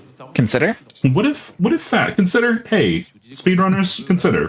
What if fast? But that is chapter 2 done, and we're on to chapter 3. So everything here so far has been on a frozen wasteland or an industrial wasteland. We're on to an even more frozen wasteland. The frozenest of wastelands, if you would. The frozenest of wastelands, you might even say. We are on to steal the survey data. So basically, Arquebus, who is the people who had us taking on the dam complex early on, have done a lot of surveying, and we want all their data. So we're just going to run around and we're going to steal that. You can see the 4 different spots that we need to go to. Again, this is a Go Places Do Things mission. Pretty simple. We just need to go to these probes, download their information, and not die while we're doing it. So the fun thing about this, to speak to this category a little bit, I really like this category that MOA has come up with. It's a very good beginner's category because in regular any percent, as I mentioned, there is a money route. So all Armored Core games tax you for playing them effectively. You have to deal with ammo costs and repair costs. Every time you get hit, it costs you money. Every time that you shoot your weapons, it costs you money. It's actually a lot more forgiving in this game, but in the speed run, it is not. You have to balance shooting enemies, but not using too much ammo while you're doing it, and also not taking damage while you're going through these missions. So damageless is the best because you pay no money at the end, and all of that is in the name of getting the equipment that we need at the time that we need it. So big kudos to MOA for this category, because not only does it skip 2 of the snoringest missions in the game where you're just sitting there waiting for 5 minutes, but it also frees up so that if you later want to take on the additional challenge of dealing with the money route, you absolutely can. But if you want to try out this run at any time, just load up a New Game Plus file, make sure that you have your presets, because that's going to save you a bit of time, and give it a shot. I think that's great, and huge shoutouts. Yeah, it really focuses on what I think the strengths of the game are in the first place, which is just the traversal and the fighting. Yeah, piloting giant mechs. It's awesome.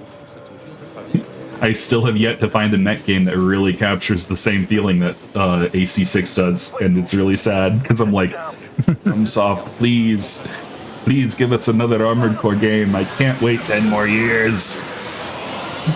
Oh, wow, that's a huge ship. I bet that's really hard to destroy. It has lots of health, and you definitely don't take out tons of them as the game goes on. Oh yeah, well, I mean, all these people down on the ground are screaming. They're really scared. There's this battleship here. It's doing a big laser sweep that does a ton of damage. Definitely, that's going to be a boss, right? That's going to be an end game boss as we fight these. Yeah, for sure. Yeah, we fight that LC, which does not live for very long at all. There was an LC. Probably. There was 3 of them. What is an LC, Brian? What is an LC? That's a great question that the game never really answers for you. So the PCA, instead of using ACs, armored cores, they use their own form of mechs, which are there are MTs, which are muscle tracers, which are kind of the goons. There are LCs, which are light cavalry. They are more quick and agile dudes. There are HCs, heavy cavalry, which is like kind of basically mini bosses anytime they show up. And then there's a couple special units that we will see later. Also, that ship's dead, by the way. Killed it in one shot, yep. we killed it in one shot. Those things are... I mean, if you've ever seen a Gundam show, I'm going to call it a reference and not a design choice, you know? Yeah, the PCA warship is much more intimidating in its appearance than it is in its function. Yeah.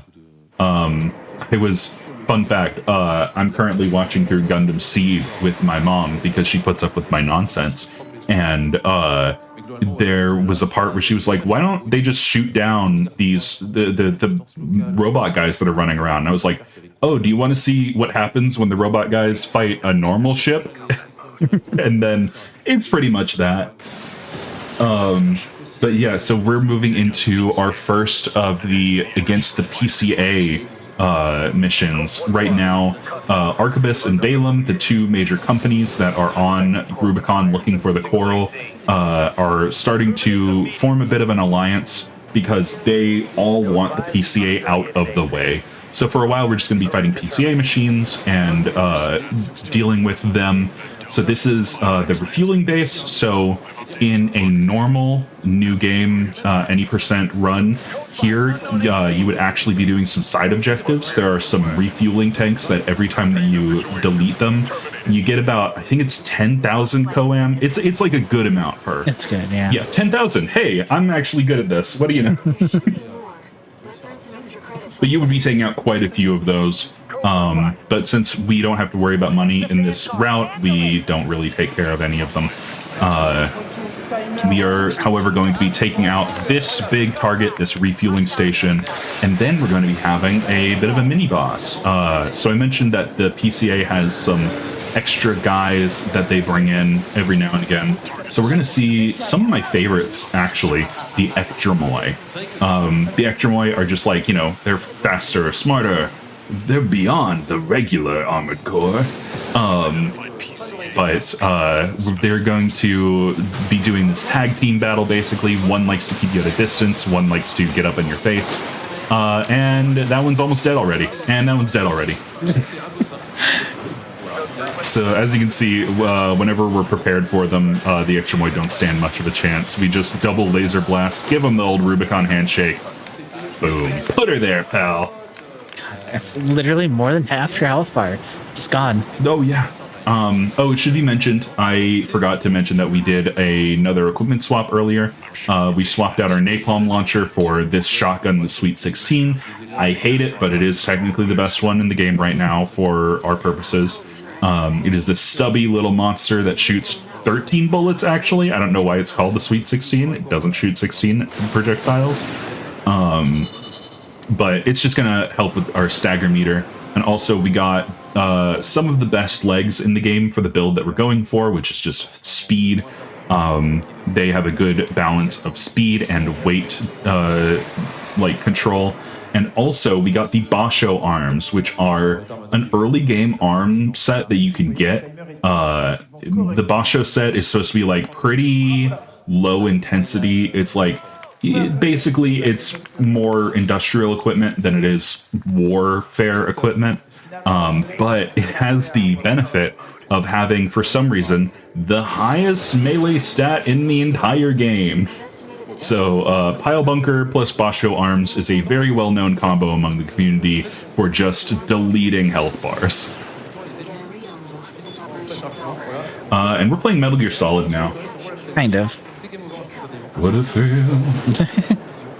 Yeah, so we're trying to skirt around all these machines. If they spot us for too long, then they're going to call the guards and we fail the mission. Fun fact, you can just shoot them. You can just kill them. nobody can notice if there's nobody around to notice, and all of that. Yeah, it's as stealth as you can be in a giant robot, basically. Yep. And we have everybody's favorite guy. It's Swinburne. Look at him. Oh, this is so satisfying. So Swinburne is a real little monster. This is a mission actually from the Rubicon Liberation Front to eliminate Swinburne. Fun fact, Swinburne, whenever he gets to low enough health, will try to negotiate with you. He will offer you a ton of money in exchange for sparing his life. Most people will deny this because why would you ever say yes? But you actually can accept. You will get paid a little bit more for this mission, and you'll fight an AC that most people never see for a good number of new game cycles. Or you can say yes, and then any amount of damage you do to Swinburne instantly kills him. It is one of my favorite things in the game. Like, literally just assault boosting through him, doing an actual 1 point of damage will kill him after that. It's really satisfying. But that is Swinburne taken care of, and that is going to have us moving into our next mission, which I believe is Tunnel Sabotage. This is another Go Places Do Things mission. I believe that the tunnel missions have a lot of good lore in them. If you you seek out the hidden areas and you read all of the stuff inside. But this is a mission that is given to us by Air, who we actually haven't mentioned yet. Oh, hey, our timer's back. I just noticed that. Hey, neat. But yeah, Pumpkin, do you want to talk about Air a little bit? Sure. So when we encountered Balteus, there was a cutscene there that obviously we didn't see because, speedrun. But we made contact, as she refers to it, with the coral, and it's talking to us. Take from that how you will. And it is a sentience that calls herself Air, and she is kind of in our head. It's not entirely clear, if she's got a physical form, so to speak, or not. But she is able to interact with technology and is able to give us missions and give us money that we're not really asked where it came from. And this particular one... She doesn't pay you for this mission. Really? I know she pays you for some. She says that she can't pay you. You get money only from what you salvage in this game. Right. That's what it was, yes. Yeah, but oh no, we touched a thing and it's making the coral explode. Oh darn, this is probably not what we wanted. But a fun fact, anytime there's coral exploding everywhere, it makes your energy refill a little bit faster. But yeah, Air it's the worst twist in the whole game, because it's like, wow, I just got hit with a giant coral explosion, and now this lady, who is represented as a red waveform on my screen, is talking to me, and she says we made contact. And then later she's like, Raven, I have something to tell you. I'm actually a sentient coral waveform. And we're like, that was supposed to be a surprise? I'm sorry. Hit me again with that. We weren't supposed to know that? Question mark? It's just the worst twist in this whole game. It's barely a twist, I would say. It is, yes, but yeah, that's Air. She lives in our head, and will mostly tell us nice things, and I'm sure it'll stay that way. Yeah, she's going to be our best friend forever. But we are moving on to Survey the Uninhabited Floating City. This is actually a very neat area that is pretty contrasted from what we see so far in the game. Coralless people? No way. No way. That's impossible. Oh, are we in Silent Hill? We are in Silent Hill. We're in Xylem Hill, actually. You've been waiting so long to make that joke. I'm going to be so 100% real with you. Just came up with it right now, and I'm inordinately proud of it. I'm actually very happy about that one. So this is the Xylem.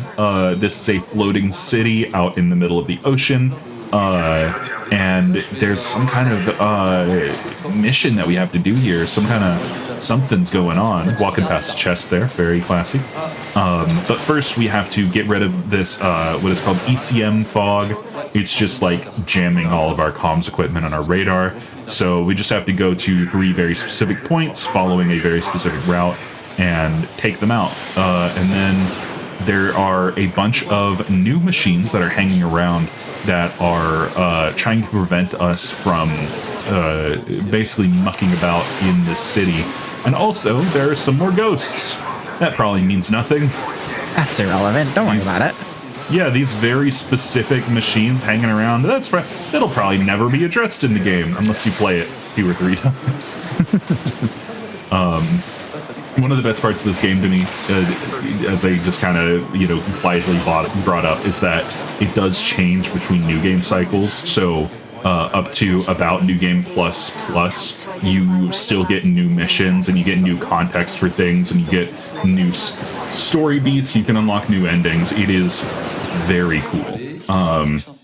But we have taken care of all of these, and now we are getting rid of the final ECM jammer, and we're going to see a very familiar face pop up. Well, yes, not face. That's kind of really a face. In this game. It kind of has a face. People leave. I mean, some of the AC heads have a face to a degree. It's the helicopter. The helicopter. It's back. But we're stronger this time. We are stronger this time. It's also stronger. It's just like, it's very buff. Ooh, whiff on the handshake there. But yeah, we have a much more capable AC this time around. It is flanked by some LC units here. They're not going to put up much of a fuss at all. The biggest problem with the helicopter, in my opinion, and one of the problems with trying to S-rank all of these missions, is that it dang old sticks up there in the air for quite a while. It's really annoying. I believe that in my successful attempt at S-ranking this mission, I just brought every vertical missile that I possibly could in the game and sat underneath it and fired directly upwards. Yeah, we thankfully are not using a particularly heavy AC, so we are able to get in the air pretty easily and take it on, but if you have a heavier AC, it's a lot rougher to deal with. It's real annoying. Especially if you're playing with tank legs. There's really no sniping in this game. All of the long-range weapons have a range of about like 500 meters, which sounds like a lot and is nothing in this game. But if we can get one good hit with the pile bunker here. Good assault armor. There we go. Yep. Very nice. Yeah, it's a little awkward to get a good hit in with the pile bunker because, again, the bunker is just like a very thin hitbox. And you hit it at an upward angle, and the helicopter is very round. So if you're above the helicopter at all, and it's flying, if you're above it at all, you're kind of just going to whiff over it. But GG's, that is the helicopter taken out. We are going to be skipping heavy missile launch support. Again, you just have to kind of sit around for 5 minutes dealing with waves of enemies. It's essentially our defense AC is not. Yeah. We're going to be changing up our build a little bit here. We are going to get we grabbed the aorta generator. We ran past the chest for it because we kind of have to. But we grab the aorta generator later, but we are grabbing a special targeting chip and the Lammergeier core that is going to be our final big shakeup to the actual form of the build. The Lammergeier core is basically, it looks like a Lamborghini. It's like the Bugatti of ACs, and it holds up the damage just about as well as it. Shoutouts to this boss. This is the Cataphract. Very cool, highly mobile tank. And shoutouts to the Armored Core community on Reddit, actually, right now. There's a bit of a meme going around where everybody is speedrunning this boss. For some reason, speedrunning has become a meme. Shoutouts to Molten AMF, who, of course, I knew was going to get in on this. Molten has done a lot of great for this community. And, really fast fight, by the way. Really fast fight. I was kind of being blithe about it because I was like, oh, this is that fast. Molten's fastest time on this, I think, is 7 seconds, but like 20 seconds is still really fast for this boss. Oh yeah. This is a boss that lives sort of, it like zooms around, it'll smack into you, it'll shoot you with all these massive guns on it. So that was a very quick boss kill. And we are moving forward into attack the old spaceport, where we're going to be seeing our buddy Rusty again.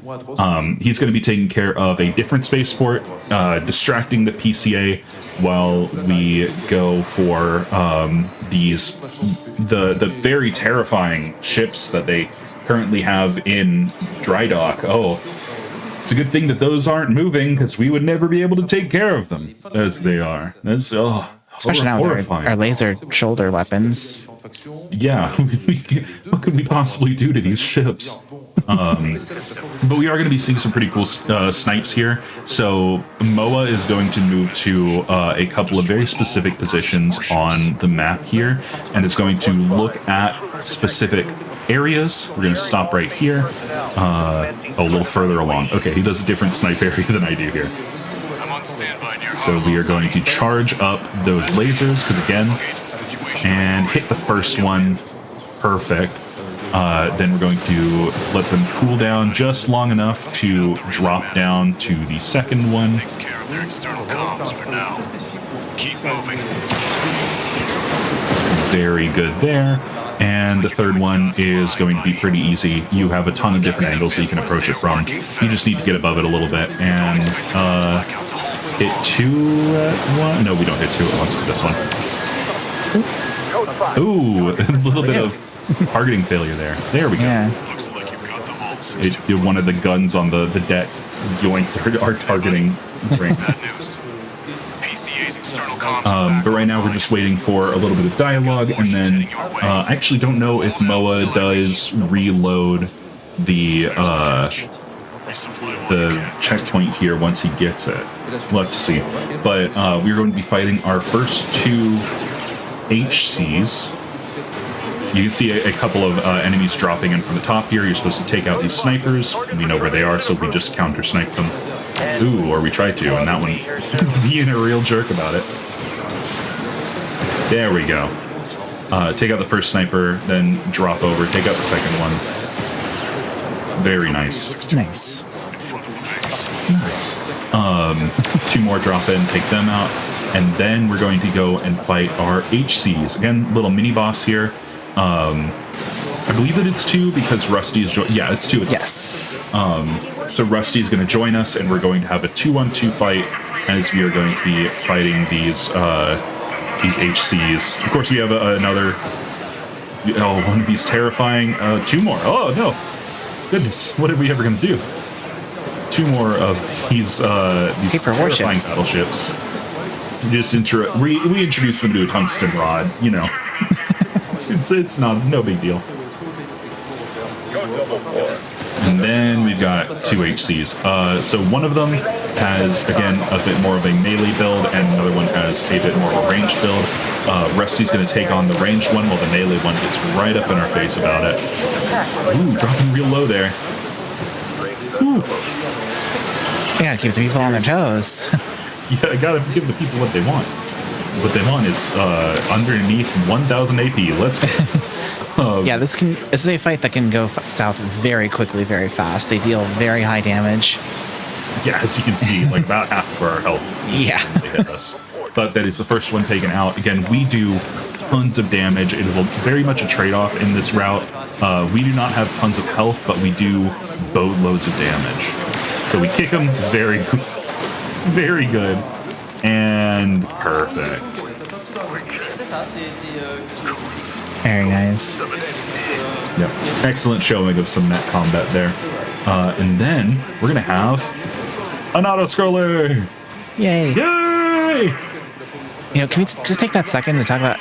No matter how many times I see the slowdown explosion when you defeat an enemy like that. By the way, it doesn't get old. Oh, it's always so good. It's one of the little subtle parts of this game that really show off like the intentionality behind the design that FromSoft. I just sounded like an absolute tool there. I apologize. Anyway, it just shows that FromSoft knows what they're doing in even subtle ways. Like not everything has to be big and flashy, even the big and flashy parts. Just that little bit of slowdown as you defeat a major enemy, watching them explode and all the particle effects fly around. Cinema. What's that? Dune. Oh, okay. Yeah. Hi, Dune. We're doing a Dune. Here's $10. Watch a Dune. Gee, shouldn't we be fighting this thing? Do you think? Well, let's hear its opinions on theater and ballet first. I mean, maybe we should at least help Rusty. Yeah, no, Rusty's got this. He's doing. Oh, he's got it. Yeah, he's got this. Look at him. Did Rusty just get hit by it? I think he just went straight into it. No, he should be very dead. But yeah, so if you couldn't tell, it's literally just timed. You just have to wait it out. Yeah, we just have to hang out. It's Sad Al Gaib. Yeah, so that's our next major boss that we are looking at. So we have a couple of things that we have to do before we can take that out. The first of which is we have to go beat up a schizophrenic man. So this mission, Eliminate Honest Fruit, we have to go and recover a bit of technology that Carla lost to a guy who was like, hey, I'm super not evil, and you can definitely trust me.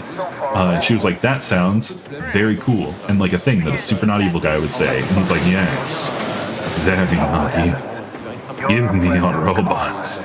So he stole a giant cannon, so we have to go get it back. It's the only thing that is going to let us fight the ice worm. And then we're going to need a thing called a stun needle, but somebody else will take care of that. We also talked about how Honest Fruit has the most uncomfortable AC name in the game, by the way. Oh, yes, Milktooth. I don't like it. Awesome. Me, when I get a giant robot and I name it the worst imaginable thing. Milktooth. But yeah, it is again like a go places do things mission. But basically we're just going to be moving through this area. You can snag a flamethrower in this room if you're so inclined. And then we're just going to go and kill Brute. So the fun fact about Brute is that he is waiting up in the rafters of his arena. He's already spawned in whenever you get into the arena. We already know where he is, so we're just gonna go and we're just gonna hit him. He has dialogue for this. He's just like, aw, you ruined the surprise. And then the very iconic slow, quick, slow. His flamethrower is also surprisingly dangerous. You might think, well, I'm in a robot. Why is the flamethrower all that effective? And I'm going to be honest, I can't tell you that one, but it is one of the better weapons. Fine. Yeah. You need to play Lancer. You'll find out why heat weapons are dangerous. Yeah, it has really good tracking. It has a wide area. It hits basically all the time, but we hit harder, so. Yep. We take him out. Fun fact, apparently, Brute is like one of the Japanese community's favorite characters in this game. Why? I don't know why. I don't know why. They really love the guy. Yes, Fuller Auto.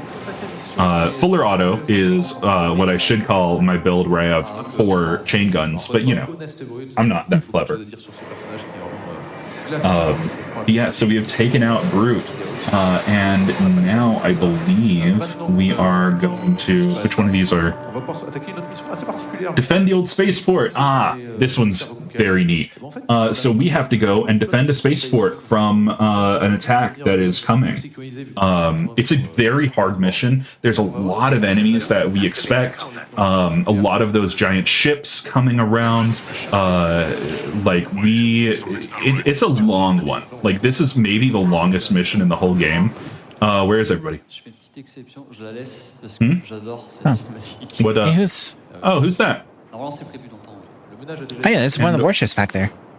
Yeah, and what? Why are they in a machine that looks very much like the machine that we started in? Could this be themes and such? So yes, this is Raven. This is the actual Raven. We found their downed AC in the beginning of the game and stole their call sign, and it turns out they were not dead. So they have not so much come to kill us or come to like get revenge as much as test us for how like worthy we are or how worthy we are of the name of Raven. So fun fact about Raven, it has what we like to call the Wombo Combo, the noob trap. Raven seems at first like a not amazing build, but it really can take you by surprise at pretty much any moment, and it has the bump. Raven's Rubicon Handshake is a nasty thing. Oh, dodging our own. Very good. Yeah, Raven reads your inputs. This fight is This is your anime protagonist fight, basically. Yes, this is proving that you do deserve. Sorry, my breath caught in my throat there. I thought that we were about to get owned.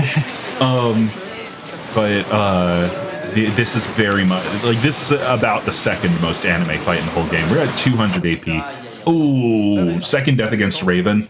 I would call that fair, frankly. Yeah, same. Raven's AI is very good. If by very good you mean it cheats. Yes, I do. Yeah.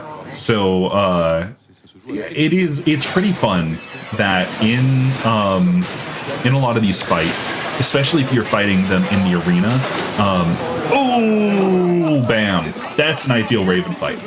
If you combo Raven perfectly, it's instant, and if you don't, it's over. In the arena fights, Raven actually has like a couple of very specific things that he wants to do. He very much wants to assault armor you and then hit you with the bunk. So you can, as mentioned in the chat right there, you can actually bait Raven with pretending to melee, and then you can just dash cancel, which is a bit of tech that is very cool, and we don't actually use it very often in the speedrun, but you can cancel your melee by dashing out of it, and you can bait Raven into fighting on your terms, basically. But that was very good. And now we're back in the cave again. Back in the cave. I'm back in the cave again! So this time around, we are we're doing another mission for Air. We are getting historical records. This is another one of those missions where you're not getting paid directly. It's just in what you salvage, and it is meant to give you some story. You also get some very nice AC parts out of this mission. If you ever play this game, give a look around. Use your scanner often, because some of the bits that you can get in here are very good.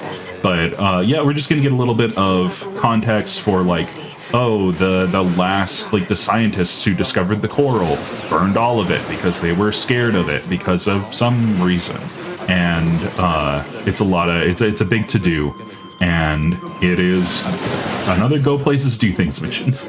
It is. And which means it's all just kind of about optimizing your movement, and it's probably a good time to talk about how, in a casual playthrough, by the way, if you're curious, I think we did mention a little bit, but there are divergences in the missions themselves. There are also missions that will show up on subsequent playthroughs that are entirely new, and then missions like the Xylem mission earlier, where things will play out a bit differently depending on your playthrough. Like, there's replayability to even the most simple of missions in this game.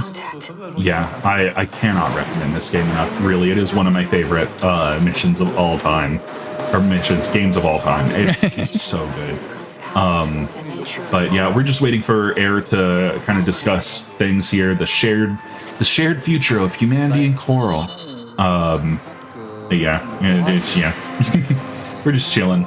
But the reason why we did that mission for no money is we were waiting for the creation of our next and not quite final, but close to final swap in. We are getting the ice needle, or the stun needle.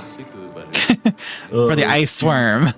For the ice worm. It's too hot in my room and it's late at night. But the stun needle is one of the best weapons in the game. Deals a ton of stagger, a lot of damage, reloads way quicker than it should, and we love it for that. We love the stun needle. But the stun needle is not required for this boss fight, but makes the boss fight quite a bit better. Basically, we are going to go to specific spots on this map. We are going to look at specific angles on our compass down at the bottom, and the ice worm is going to pop up right where we want it to, and then we're just gonna snipe. Oh, and we're gonna miss. We're gonna reload. So this mission, playing it normally, is chaotic. It is messy. It's, your allies are getting hit left and right. Missiles are flying around everywhere. The ice worm is digging in and out of the ground, and you can manipulate the entire thing. If you stand at certain spots, the ice worm will pop out at certain places. It does the same attacks every time. And you can just snipe it as it comes out of the ground. And you know what? I'm gonna hold my mouth shut for a second while we let Rusty do the talking. Opening energy turbines. Output at 80%. Setting correction A-OK. 90, 95.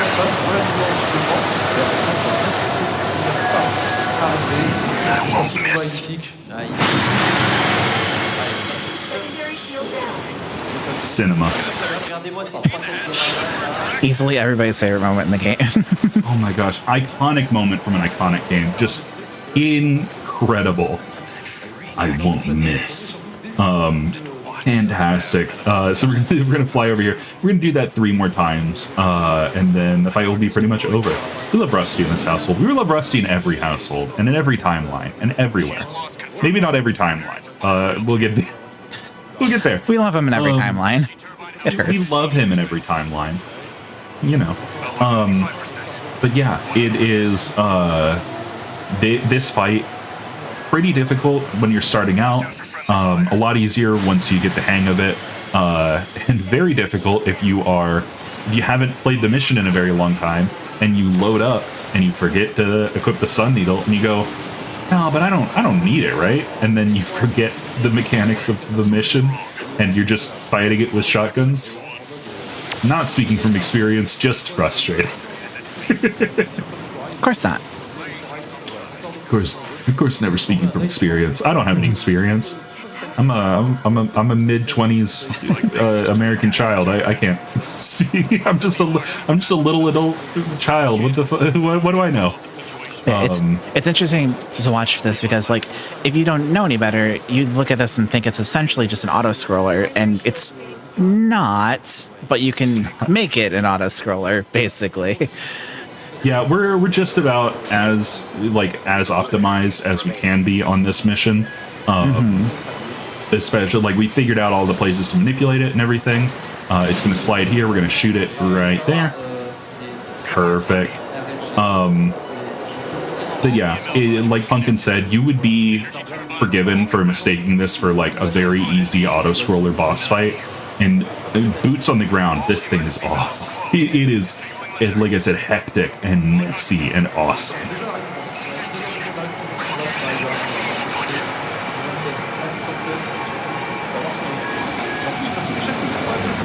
All or nothing. Get him, Rusty. All or nothing. God, I love it so much. Yeah, it's my robot husband. One of the fights where you definitely see like how FromSoft took what they really did well with like Elden Ring and stuff and applied it to Armored Core. Because like this is a very Elden Ring kind of presentation, but it works in Armored Core. Oh yeah, 100%. This is very Elden Ring in all of the best ways. Exactly. Modern FromSoft is a gem, and we should appreciate having it. But that is the end of Chapter 3, and we're on to Chapter 4. So we're going to see a new kind of environment here. These are underground research facilities. So the first thing that we're going to do is Depth 1, which is pretty infamous, I would say, among players of the game. This is, you're just dropping down a giant vertical shaft while a massive laser array below you is just constantly firing. It is, I'll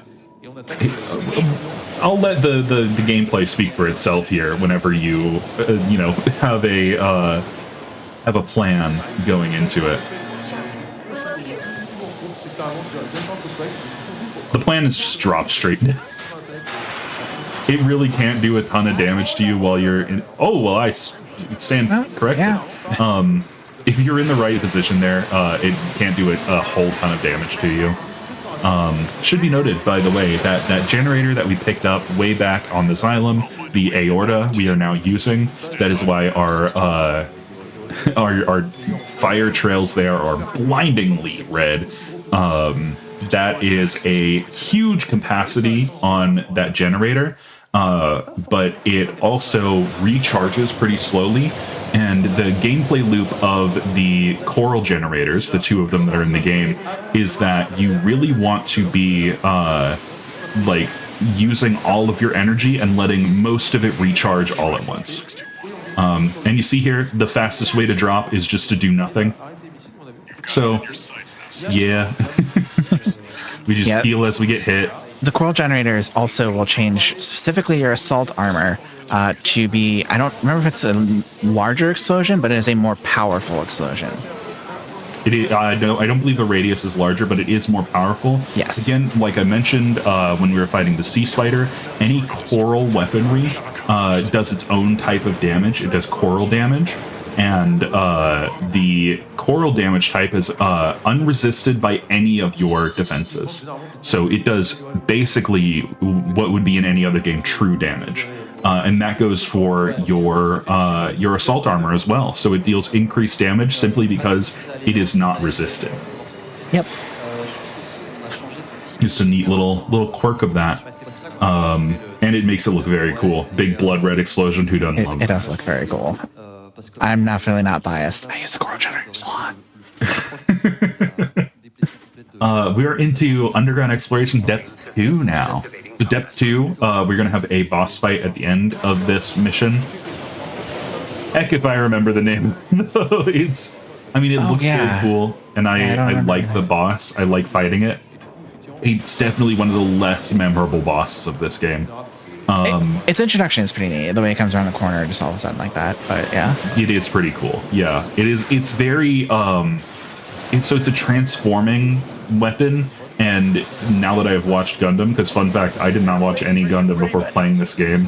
I didn't get the references. It is very Zeta Gundam. It's like almost beat for beat, bar for bar Zeta Gundam. But we're just going to be activating these doors, headed through. Fun fact, at this point, so our handler Walter, who we haven't mentioned at this point, but who's been giving us most of these missions, he gets very suspicious at this point. He's like, when were you so good at exploring? Because Air is the one who's directing us through all of this. Also, Iguanodon is back. He's very, very salty. He's abandoned his post. He's just trying to kill us, and good luck, buddy. Ooh, he's actually kind of schmoovin' with it. He's kind of schnasty with it right now. I mean, at least it's the last we'll ever see of him, so. That is true. This is the last that we're going to see of Iguazu in this run.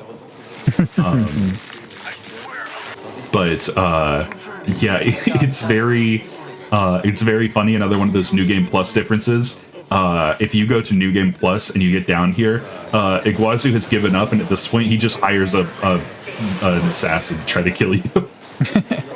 He is so salty. Yeah, to address it in the chat, yeah, I'm the mecha guy in a lot of my communities, and this game was kind of my introduction to mecha. It's not been a very long ride. It's been about, I don't know, a year and a half-ish. and I'm fully in on it. It's so good. I'm not even really into Mecha. I just like Armored Core. Armored Core, it's such a great series. But yeah, so we saw the boss just a little bit, and we're going to be moving forward to encounter him here in just a minute. I guess it's kind of a robot. Yeah, it is. I believe it's an Institute robot, isn't it? Is that correct? Yes. So all of that should be mentioned. We've moved on from the planetary closure admission machines largely, and we are now into Institute territory. All of these underground areas were owned by the Rubicon Research Institute, and their defense systems are still active, and this is one of them. It is Executor. I guess Execution. I don't remember the name of this boss. I'm going to be so honest with you folks. It looks so cool. It's big and scary. It's big and scary, and I love it. It's awesome. It's fun fact. It's got design language, as you would expect from all of the Rubicon Research Institute machines.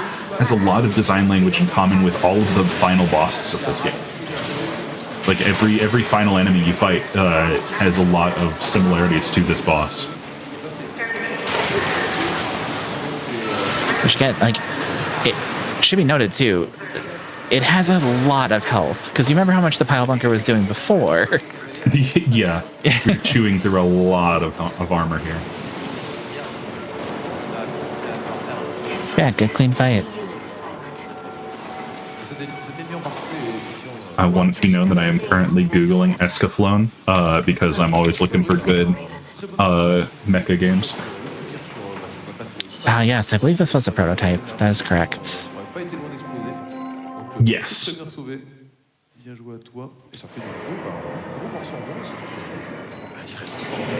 Did I commentate Crimson Clover before I got introduced to mecha? I did. In fact, I did host for Crimson Clover before I was introduced to mecha. That is correct, Ray. You know. It's probably fine. Activating combat mode. Commence mission. Destroy the reactor and disable the laser barrier. So we are now into Depth 3. Depth 3, very similar to Depth 2, but we have this huge open cavern. So our goal is going to be to get inside of this massive structure here and take out this giant laser grid below us. Again, the scale of this game, I cannot stress enough. You kind of lose sight of it whenever you're actually playing.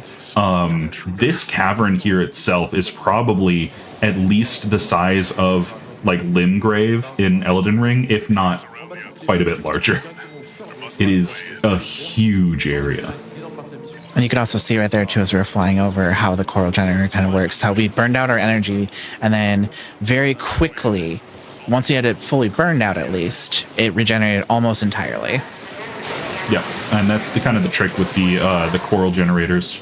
Again, they don't recharge very fast, but their supply recovery, as the stat is called, is massive. So yeah, it's a good 2/3 of the bar. Yep. Reset the checkpoint there. That actually skips a fight. Or no, it doesn't skip a fight. It skips the door opening animation. I'm ahead of myself. Here's the fight. So this giant door closes, and then we have another fight against an AC. This is the Institute AC that you can actually unlock later in the game.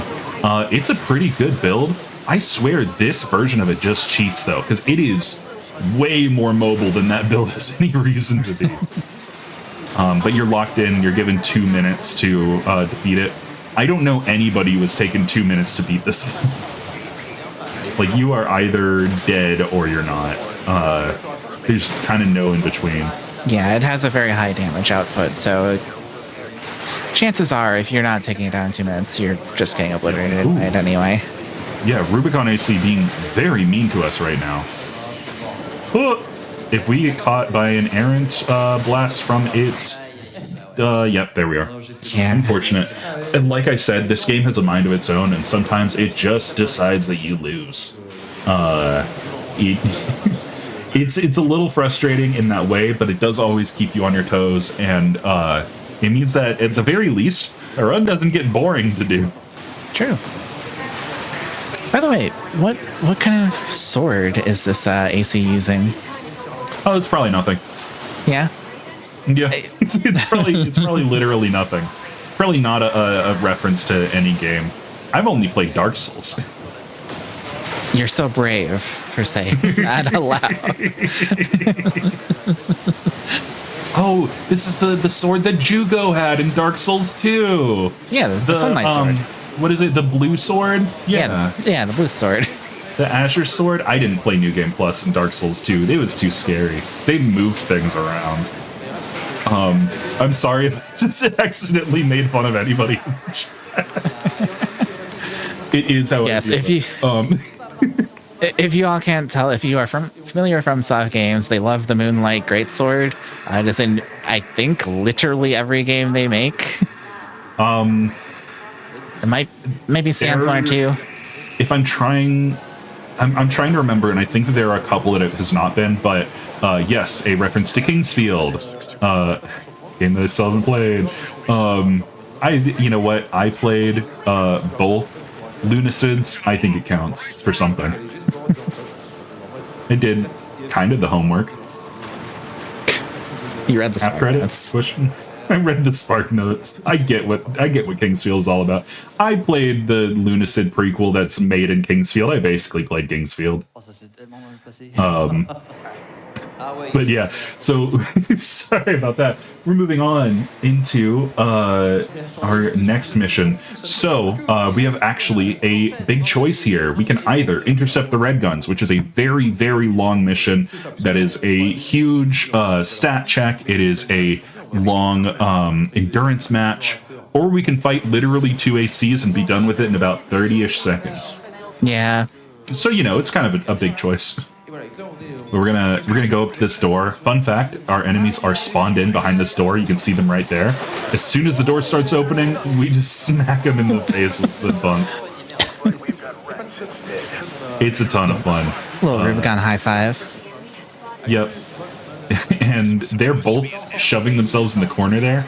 Actually very dangerous, as you can see that giant laser sword sweep right there.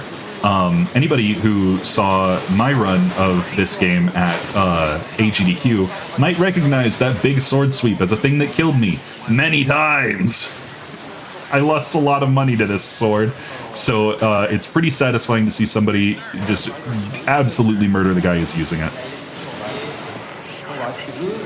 Yes, these are two of the Vespers. You have V5 Hawkins and I believe currently 7 for Pater. So he's moving up a little bit as the game goes on, which is a funny and nice touch, in my opinion. Yep. Yeah. You keep on killing Vespers.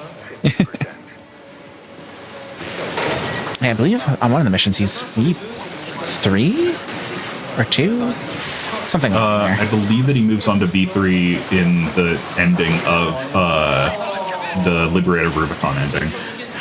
Right. Yep. I think. Don't quote me on that. I might be entirely wrong. Something like that, but it's still a nice touch. Yeah. He keeps getting promotions because we keep killing the guys above him. Yeah, and even in this mission, if you defeat Pater first, or not, other way around. Yeah. You know what I'm getting at. You defeat Hawkins first. Pater is yes. Like, sir, no. Oh my gosh. Anyway. Awful. And then he goes, wait, now I'm V5. Oh, I really like that. He's like, that's pretty cool. Crazy. It's pretty awesome. It's almost like all of the Vespers suck. Almost. Hey, he's not a Vesper. Not really. Yeah, you're not wrong. But yes, we are now moving into another mission as we are descending into these caves. Unknown territory survey. We're going to have a boss fight against somebody that everybody might recognize. Well, probably not. We've barely seen him in this run. But we're going to descend down, and we're starting to get a little bit of a look at one of the kind of crazier parts of the lore of this game, which is just the life on Rubicon, where it's like oh, these mealworms are hanging around, and they've gotten huge on the coral. And it's like, I'm sorry, the what worms? It's like, oh, this is a dystopia, right? So we're just gonna dash past all of them. Some of these guys like to explode, we just ignore them. But we are moving forward, and we are going to enter a boss battle with Rusty, sadly. But we're gonna have to kill Rusty. We'll never see him again. Definitely. And again, Steel Haze, really low health machine. Yeah. It is the still one of the better is ACs. Really good. Yeah. Yeah. Oh, Steel Haze is maybe my favorite pre-build in this entire game. It's fast, it deals a lot of damage, and also if you ever get caught once, you're dead. It's a very classic fighting game archetype. But we're descending here. This is, I wouldn't even call this a go places do things mission. This is really like a go places bully a man that we love and then go place and sit for a second. But that is going to bring us to the ultimate level of Chapter 4, which is Reach the Coral Convergence. This is the reveal that what we've been moving towards this whole time has not been exactly a facility or like a giant mass of coral. It has been a city stuck underneath an ice sheet. This is Institute City, which by all accounts was a massive metropolis if you consider the scale of this game. And we're going to have to fight two more of, not the Vespers per se. One is a Vesper and one is actually a turncoat from Balaam. Our Arquebus, the Vesper's parent company, has pretty much destroyed Balaam at this point, and we are just cleaning up the scraps here. And he's giving us a little bit of trouble. There we go, we got him. And then we have one more machine, Materlink, over here in Infection. If we can get her in a corner... Ooh, missed the bunker. It's no problem, though, because she is almost down. Materlink, again, kind of not a flimsy AC per se. Oh my goodness. She can hose you in damage, though, as we just saw. Oh, yeah. Already 3 repair kits used. This, yeah, again, if you get caught lacking for even a second, this game really likes to put you in your place. Yeah, we are in a part of the game where basically everything deals high amounts of damage very quickly. Yep, but we are moving forward. Fun fact, if you do want to pick up the Moonlight Greatsword in this game, you can get it in this area, and it's painful. Down below in the water here, underneath the Golden Gate Bridge, you can see a couple of wheels moving around. Basically, imagine the skeleton wheels from Dark Souls, but if they spat fire at you. We see one here, we dodge it as it follows its pre-programmed route. Just down and to the left here is where you can find the chest with the Moonlight. We don't need it, obviously. It does not do as much damage as the Pile Bunker. It's a good weapon, just not for our purposes here. But we are moving into the final boss of Chapter 4, which is the Ibis unit. This thing is so cool, looks awesome, and probably the bane of a lot of people's existence. It flies around, it does a ton of damage. We're gonna see exactly what Moa's gonna do to it. Let's pray for good RNG, and let's see if Moa gives us a showing here. So Moa's gonna restart the checkpoint, just get his health and his repairs back, just in case. Then, ooh, misses the kick. But there we go. We shotgun blast, we hit with the Pile Bunker, and then 2 more stun needles. Ooh, missed with the stun needles. We just need to get like 1 more hit on this thing. You can see it is super mobile. If it gets away from you, it really gets away from you. But should be 1 more kick and a shotgun blast away. There we go. Very nice. And it's down. That's it. It's down. That's it. It's done. This is like Dark Souls 1, right? There's no second phase bosses in the whole thing. Yeah. Oh, that's weird. Oh, it's cheating. You do Ref that. hacks. So yeah, the Ibis enters phase 2. It's invincible for a good little while here until it gets its first big attack in. Now its health bar is back up. We're just going to dodge out of the way of its lasers there. Gosh, another thing that I'm just realizing, because I haven't paid much attention to this boss fight in a while. I've been too arena maxing. There's a lot of Gundam in this game. That's straight up using funnels.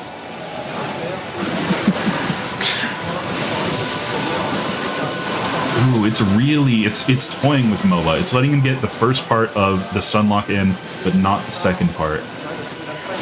And as you can see, it is super mobile. It loves to just kind of play games with you. Should be able to get it here. Ooh, dodged out of the way.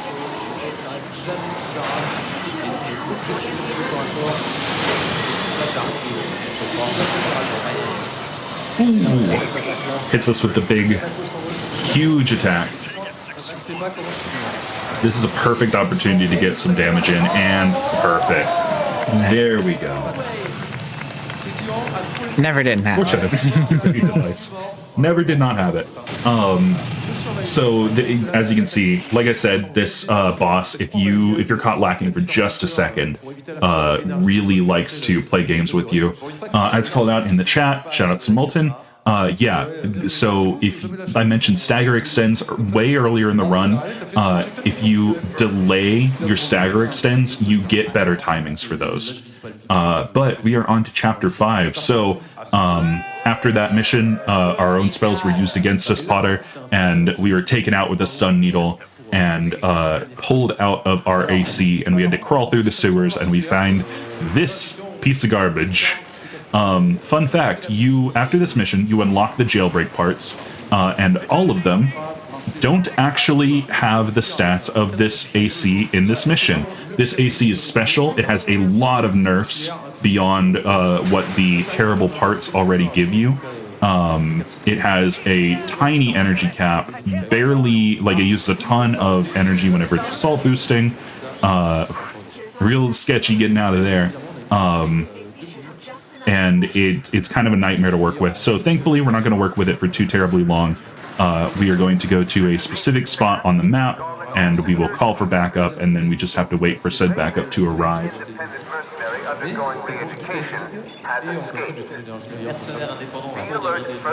They are very bad parts. No, they're terrible parts. Real bad.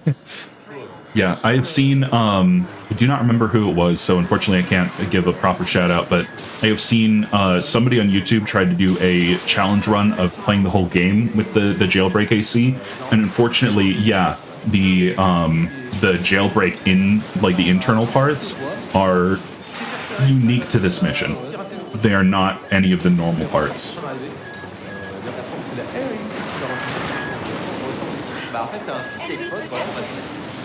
I see people posting something cursed in the chat. New Game Plus Ibis with the jailbreak. Not my idea of fun, but if you enjoy it, power to you. It's a great time. But yeah, we're getting swarmed by archivist units here. We just chill out. We wait. We're hanging out. While we were waiting, though, I'd like to remind everybody that SpeeDons 2026 is raising money for Médecins du Monde. Médecins du Monde is, or Doctors of the World, is an international medical non-government organization that has been around for more than 40 years. MDM is made of thousands of workers and volunteers helping provide care to vulnerable populations and fighting for fairer and more accessible health policies. Shoutouts to SpeeDons for helping us with this incredible cause. We've already raised 1.1 million euro, and folks, we are not done yet. So, exclamation point donate in the chat. Any money that you donate helps a massive amount. And thank you for supporting Just Even with your viewership.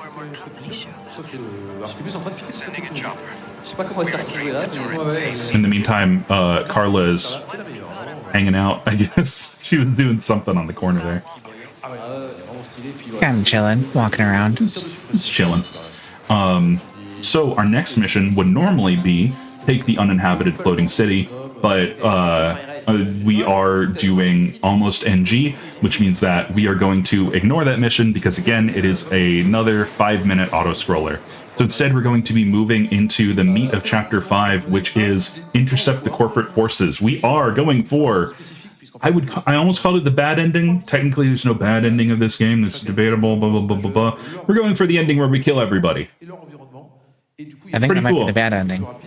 Well, you know...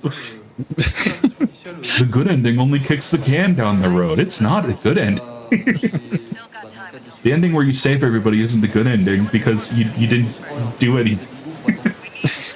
But yeah, so we are going for what is kind of seen as the bad ending. It's really funny because at this point of the run, or this point of the game, rather, you were given a 2-option choice, and the option is intercept the corporate forces, which seems, you know, pretty innocent. You want to get rid of Arquebus, or kill Cinder Carla, the person who's been helping you out this entire time.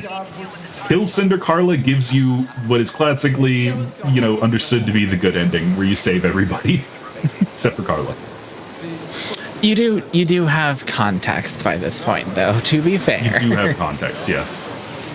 It does kind of feel like a slap in the face of somebody who's been helping you, but that's, you know, that's Armored Core in a nutshell, baby. Yep. You gotta make choices.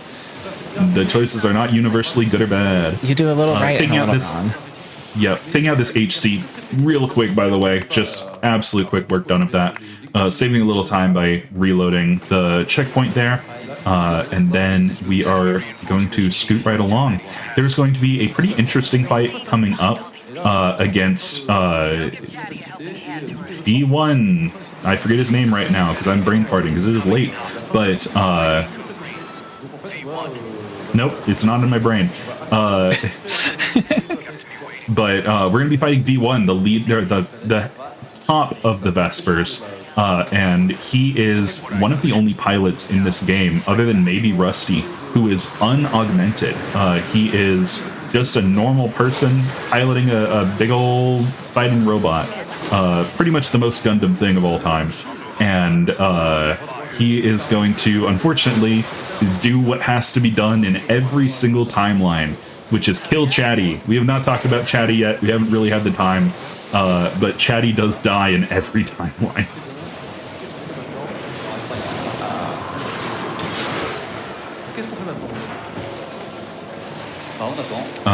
But yes, so this is the, like I mentioned, this ending, you are following through with the mission that you came to Rubicon for, which is to burn the coral. So in this ending, not only you are, you know, you're supporting Walter, who is your handler. Also, B1's dead. Freud, that's his name. Freud does not last long. Admittedly trying to find a way to say Freudian slip at some point, but there's Freudian slip opportunity. Yeah. Oh, the 07's filling up the French chat is really funny. Poor Chatty. But yeah, so you are supporting Carla, who has helped you out. You're supporting Walter, who has been your handler this whole time, and you're betraying Air. Air is, you know, he's made of coral, and you're trying to burn the coral. So you know. Just a little sad about it, yeah. Yeah, I've triggered the Ultra Kill fans in the chat. Machine.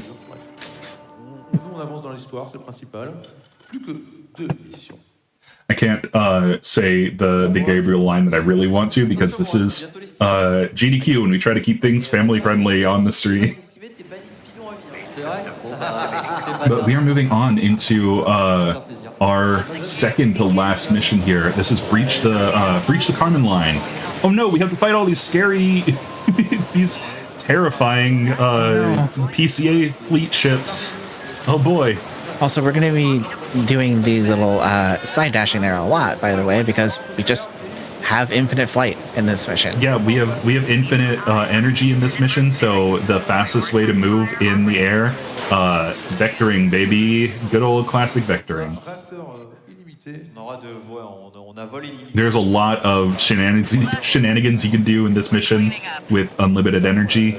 I love to just put the assault boost stat as high as possible and see how fast I can go. It's a lot of fun. This mission, as much as like it may be an emotional gut punch, what's coming up, this mission feels so good. Like it is. I can't stress enough. It's so anime. It's extremely anime in all of the best possible ways. You feel like an absolute monster flying through, demolishing these ships, just a one-person army. It's so good. But yeah, we just have to take out these 3 ships on the left here, and then I believe one more after this set, and then we'll be on to the boss of the mission, who may or may not be a familiar face. Well, not a familiar face. Again, there's no faces in this game. Not a single one. A familiar voice. You know. Hey, buddy. Hey, buddy. Definitely doesn't do it in that tone of voice. My favorite part of this game is how calling you buddy is recontextualized in this mission. That it is no longer a term of endearment. It is bad at you with the venom. It's so good. Shoutouts to the voice acting in this game. It's top tier. It's so good. Yeah, there's generally not a single human face ever in this game, so the characters are entirely just their voice, and they still have just that much personality. Yeah, it's so good. Also, I neglected to mention, but the Xylem, that ship, or that floating city that we were on, is actually a spaceship. It's fine. It matters a lot, but you barely see it if you skip all the cutscenes. But we have an unidentified AC that is wrecking the Xylem, so to keep that thing going, we have to go fight. And we have the coolest intro to a boss fight as we fight Rusty. This is the moment where it's like, oh, I'm the bad guy. And then Rusty has his own anime moment where he breaks the rules. He uses his own terminal armor upgrade, and he fully heals, and we're into phase 2. This AC, by the way, Steel Haze Ortus, again, not something that I appreciated when I first played, but this is the most Gundam-looking AC in the entire game. And basically Rusty is, he's the actual protagonist of the game. We're here for his story, and we just ended it. 07 in chat for Rusty. He'll fly high. Touch the sky into dawn. But yeah, we are moving into our final mission here. Time is going to be coming up after this mission. But we have shut down the closure satellites where our actions have come back to haunt us. We have one final enemy, and that enemy is Air. She is no longer in our head, and she is no longer calling us Stud Muffin. So Air found this experimental piece of... Whoa! Game froze. It's good. It's Coral. We're fine. Game didn't crash. It's the Coral's fighting back. Oh no. This is so good. This boss fight, very tough. This is actually, in my playthrough, the first... Whoa! Sorry, I haven't seen that happen. I have not seen somebody get dragged by that attack before. That was awesome. Yeah, this boss is hard. She flies all over the place. This is the first time in my casual playthrough that I actually used the hard lock feature because she was just flying too much for me to keep up. But she pops a shield very similar to Balteus. We have to take that shield down before she can manage to kill us, in which case we can deal a lot of damage. And now she's entering phase 2, where she's going to fly around even more. She makes clones. She makes shadow clones out of pure coral. She starts whacking us with this giant sword. It's so good. This boss fight is... It's not even the best boss fight in the game, and it's still so peak. But once we get this final stagger, we should be able to finish her off with a pile bunker, and time No, no, not yet. We're almost there. Time. There we go. Very, very good showing by Moa there. Couple of unfortunate deaths, but overall, a fantastic showing of this game. Again, if you want to try out, not even just speedrunning this game, but if you want to like check out some of the speedrun strats for the bosses, this category is super cool. Shoutouts to the Armored Core community. They're super great, multilingual, as you can tell, and always down to lend a hand and help out. But that is going to be it from us, I think. Pumpkin, do you have any final shoutouts? Where can people find you? You can find me on Twitch, and I mean, you know what? It'll be easy enough. I'm not too stressed about it. If you want to find anybody, look no further than the person on the stream. Yeah, absolutely. I have been the King's Pride. Thank you all so much for having us. And I believe that is going to be it from us. Thank you all so much. Take care, everybody. Un peu augmenter l'estimate et je vais vous faire une petite confidence maintenant que c'est terminé et là je vais définitivement me faire bannir de Speedon. Je pensais que j'avais mis un estimate à 2 heures, voilà, et du coup... Oh là là là là là. Oh là là, il a underestimate, terrible. Mais bon... reviewer, plus jamais. Reviewer. Désolé, je suis vraiment désolé dans ma tête et c'est quand j'ai vu le planning que j'ai fait ah tiens, ouais, bon, ok. Mais non, j'espère que ça s'est bien passé. Du coup, bah, merci SpeeDons d'avoir accepté cette run. Ça me fait vraiment plaisir de présenter les gros robots sur un événement de cette ampleur.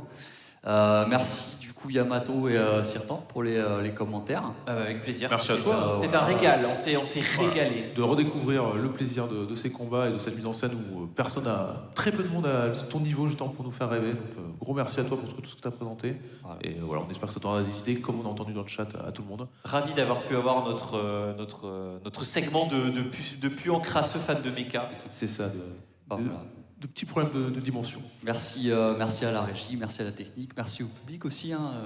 Ouais. Merci malgré l'heure. Accompagné malgré l'heure. Maintenant c'est l'heure d'aller grave un petit déj des familles, hein, clairement. Et c'est l'heure surtout de continuer à donner vu qu'on est toujours pas loin du million. On est pas loin. Ouais, ce serait bien là. Merci beaucoup. Un petit dernier message vite fait pour réparer une injustice. Donc en 2023, j'ai rené un jeu, Princess Remedy.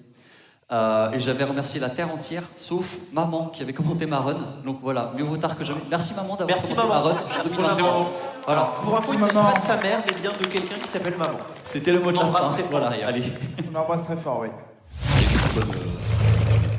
Merci beaucoup. De retour. Merci, incroyable. Ce sera notre dernier ambiançage. Et oui, c'est finito après. Finito après, mon cher Kim. Après, on est en vacances. Ça y est, toujours.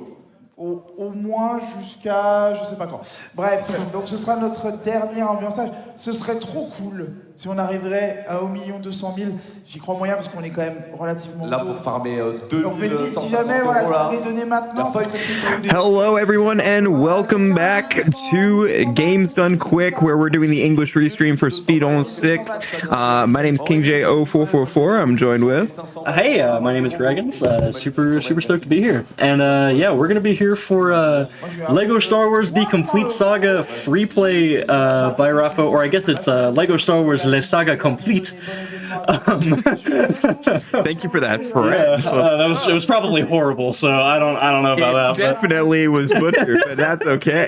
That's all right. That's why we're on the English restream. So that's why we aren't being told to speak. Absolutely. So if you saw Lego Star Wars any percent at AGDQ 2025, that's the year that it happened, right? No, 2026. It was 26. It was right. this year. No, that's right. Yeah, I just kind of like forgot. It is. Yeah. The year. I knew it was the most recent one. I just like forgot the number for some reason. But yeah, so if we are in 2026. Yeah. I know it's wild to think of, but if you we're almost halfway through this year. Yeah, but anyway, if you saw that run at AGDQ and you thought it was broken when you saw any percent.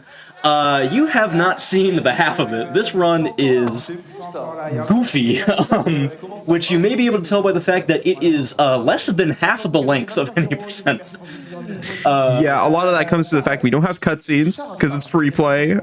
So it's gonna go by really quick, not much downtime. And then there's also some interesting glitches, which we'll get into in a second. Also, I would like to shout out that someone said King J's on that commentary grind. Listen, y'all are probably sick of me at this point. Don't worry, this is my last commentary session. I've been here for a lot of these runs, but hey, I'm always down to commentate, especially when it's 2 in the morning. So here we are. This is the perfect time. Also, I would like to point out Mario Kart World doesn't count because that was like a showcase. It wasn't really like a speedrun category. So I have a 100% success rate with both of the runs that I have commentated so far. They have PB'd, which means that these two, this runner coming up, we are gonna see a PB. I don't make the rules, okay? Like Rafa must lock in.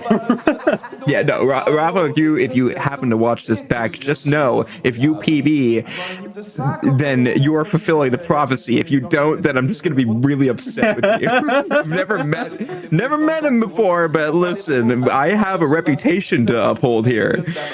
I'm sure he'll understand the gravity of the situation.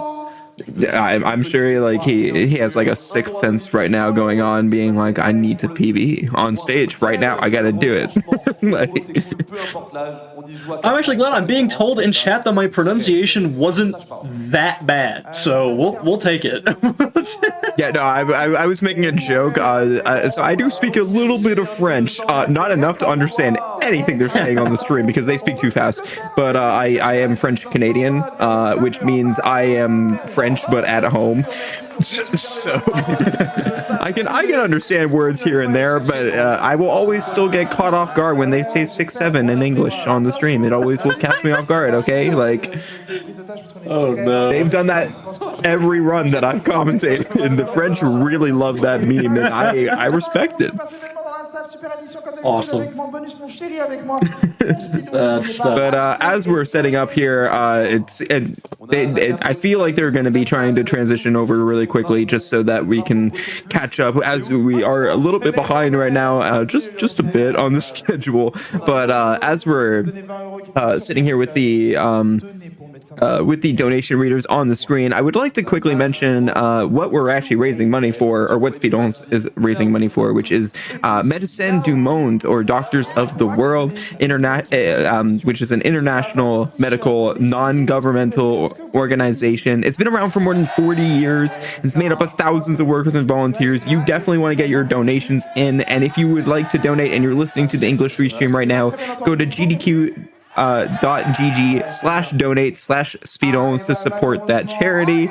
And if you want to get some merch out of it, it is worldwide shipping. That shirt looked awesome too. They just showed it. Yeah, they just showed it. Yeah. I'm looking at not the screen right now. Oh, nice. So that was perfect timing. Wow, look at that. I should commentate on GDQ more often. Wow.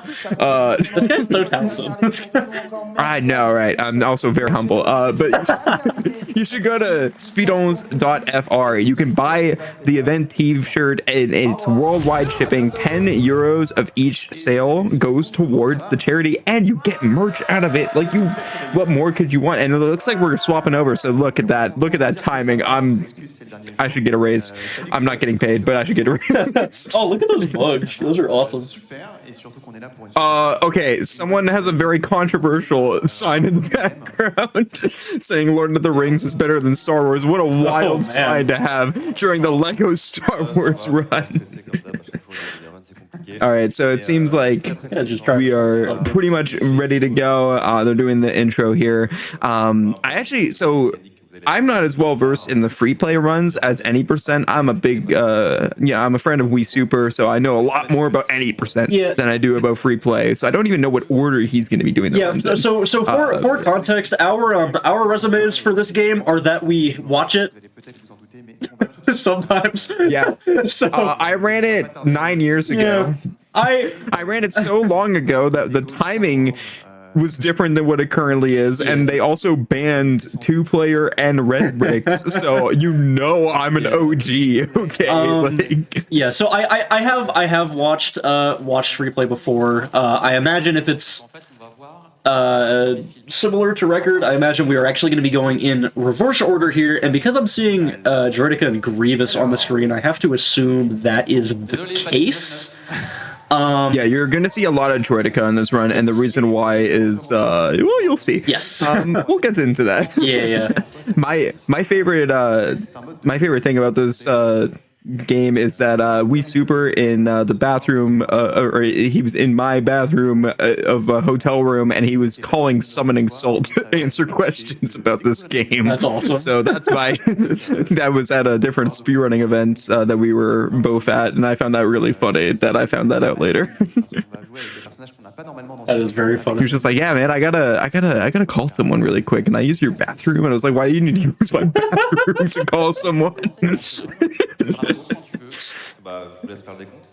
All right, but yeah, Droidica you're going to see very often. And the reason why is because Droidica is very fast movement. So anyhow, we are going, that timer is... All right, so, okay, yeah, so we're starting here with this super long fight against the Emperor. This is one of the longest levels in the game.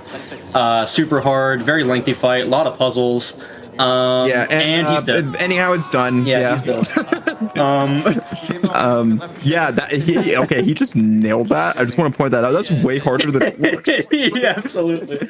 So basically, you're supposed to like go around that like arena and fight him in like 7 different places, and so you can just push him off the edge, and he's dead. So we are jumping into 6-6 here.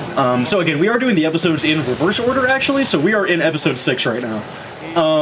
And you're going to notice we have 2 pod racers on the screen. We got 2 pod racers because they move very fast. The unfortunate thing about using a pod racer is that they don't shoot. So we actually have the infinite torpedoes extra on because we are in free play. We're allowed to use any extras. I say we like I run this game, but you're allowed to use... Okay, look, this is our run now. Absolutely, yeah. But yeah, so you use infinite torpedoes as the pod racer, which just kind of allows you to have a substitute for shooting, but still be able to move very fast. We are also going to see so that is going to be so that is the first instance of a recurring theme that you're going to see in free play, which is that most walls in this game don't really matter. So essentially you can get this super small hitbox of the pod racer up here against the wall, and then Ruffo just kind of switched to the X-Wing there, or I guess it was the Falcon, and just clipped right through that wall. So we will see that a lot more in the ship levels with these bigger hitbox clips, but we will also see them in the normal levels as well. We will get into that very soon, but I guess it's... Yeah, so I don't know much about Star Wars, but we're blowing up a Death Star already. We're on great pace. This is awesome. In a pod racer, no less. This is canonically... This is canonically... pod racing. Okay. This is canonically Anakin Boy destroying his own creation however many years later. This is self-sabotage, actually. Like, this is wild. This is actually canon. So... And, you know... We insert, like, just, like... insert the clip. This is pod. Yeah, absolutely. But yeah, this is just kind of an auto-scroller. I mean, you still can, like, save time here and there as long as you fly cleanly, but you're just going against the screen. So this is how we end off this level, and that will be the second one. So there are 36 total levels in this game. So that's 2 out of 36. I know 36 might seem like, oh, it's pretty quick. Nah, some of these levels are long. Yeah. And with that, we are actually now getting into what is the second longest level in the run, actually, which is Endor. And so this is going to be the first, like, actual, like, substantial level we have. And we're going to be introduced to a useful tech very early here. This is the triple jump. So the way you execute a triple jump, because you can't do that normally, is you double jump as a character that can do that, and then do a Jedi Slam, but you cancel the Jedi Slam animation by switching characters. This is a free play exclusive trick. Well, I say trick, you kind of use it for the entire run, but and it allows you to get a lot of extra height, and so that's why we're actually using Grievous for this first set of levels instead of our second main character that we will be introduced to shortly, because Grievous is actually the only high jumper character that can also do a Jedi Slam, which allows you to get even more height off of that triple jump. Yeah, and as I mentioned earlier, like before the run even started, we are using Droidica, and you can see just from like the ground speed why we're using Droidica. Very fast, very zoom. Yeah. Also, yeah, who needs to open that gate? You know, like you can just go over it. Yeah, like, you can just kind of triple jump over everything. And so yeah, Droidica is one of our two, I would say, main characters of this speedrun. We don't really need to do that puzzle, I don't think. I don't think that's important. Up and over. Oh, look at that snow trooper, or that's not the snow trooper, the speeder trooper, I don't know, whatever they're called. He was going crazy. Yeah, Star Wars. I agree. But yeah, so this is actually another extra that we have access to that you might not notice if you haven't played the game before, but you actually have exploding blaster bolts, which makes your blaster bolts explode on contact, which makes a lot of things very fast. That's actually one of the extras you go out of your way to get in any percent, and this is actually a very cool little trick here. So yeah, just pop them right through. Yeah, so that is actually done in any percent as well. That is called a super jump cancel. So, sparing a lot of the details, the AIs have a means of not getting stuck, which is basically if they detect that they're stuck, they can do a super jump to go back to their last safe point, which goes through literally everything, including every wall in the game. So by setting Boba Fett's safe point up at the top of that building and then getting him stuck down below and then dropping Boba Fett out, the AI just tried to jump back to the top of the building, and then we called Boba Fett in. I say we, I keep saying we, I'm not doing anything, but Rocco called Boba Fett in the middle of that super jump to interrupt it. So that is a super jump cancel. Yeah, and that's basically the end of the level. We just have to build up these bombs here. Then that will be the end of one of the longer levels. That one took a couple minutes. I know, a couple minutes. That's a lot. Yeah, and I really hope not fast, you know. Yeah, and I really hope you enjoyed the fast build Grievous building animation at the end of that. It was really beautiful. You go zoom. Yeah, and you know, let's talk about something that like. Again, if you're familiar with LEGO speedruns, you know about this. He is using 2 players, and you may be thinking like, oh, is this a co-op run? Like that wasn't on the schedule. No, he's controlling both of them by himself. That's 2P1C. This is something that is very well known in the LEGO community. Every LEGO game uses it, and it just breaks everything. So. Yeah, no, I should have mentioned that early. I kind of forgot to do that. That's a pretty important part to mention. Oh, by the way, we're just gonna clip through this, by the way, because you know, triple jumps. You know, go up. You're supposed to. That angers me so much because you're supposed to go through like 4 different sections in order to unlock that gate. It's so slow.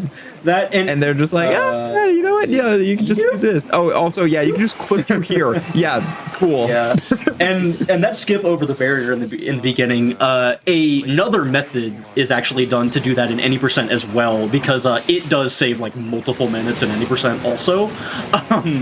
Because it just skips the entire speeder section of the Speeder Showdown. This level's called Speeder Showdown, by the way, in case you know, you couldn't tell. You know, the reason why is because they're speeders and there's a show. Surely, yeah, they're and we saw all of the speeders. We definitely saw some speeders. We didn't use them, you know. But yeah, like again, LEGO speedruns are really awesome to me because I grew up with LEGO games. Like I'm sure a lot of us did, and who are watching this right now. And you know, like I didn't do any of these glitches, obviously, when I was a kid. So whenever I see these, I'm like, yeah, man, I too like to flex my muscles in the mirror, but you know, it's okay. Like, it's just like some of these tricks are so wild, dude. So, all right, so here he is. This is our second main character of the run. This is Ghost Yoda. I'm just going to call him Yoda for the rest of the run, because the only difference him being a ghost makes is that enemies don't target you, which... He's also dead. Yeah, he is dead. Yeah, he is a ghost, that is true. Yeah, so Yoda in LEGO Star Wars is a little freak.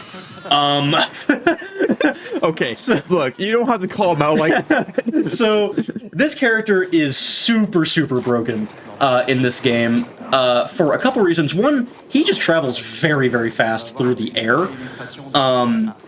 Second of all, his hitbox is so bizarre and lets you do a lot of clips very, very easily. And we're also going to notice that we have Boba Fett just in our rotation. In free play, you get certain character, like the game guarantees that you get one of like each certain character type. There's several different character types in the game. One of them is a bounty hunter. There are 2 bounty hunters that can fly. It's Boba Fett and Jango Fett. So you're actually on a file where those are or actually I guess Boba Fett is the only one you need unlocked. You only need one of them unlocked.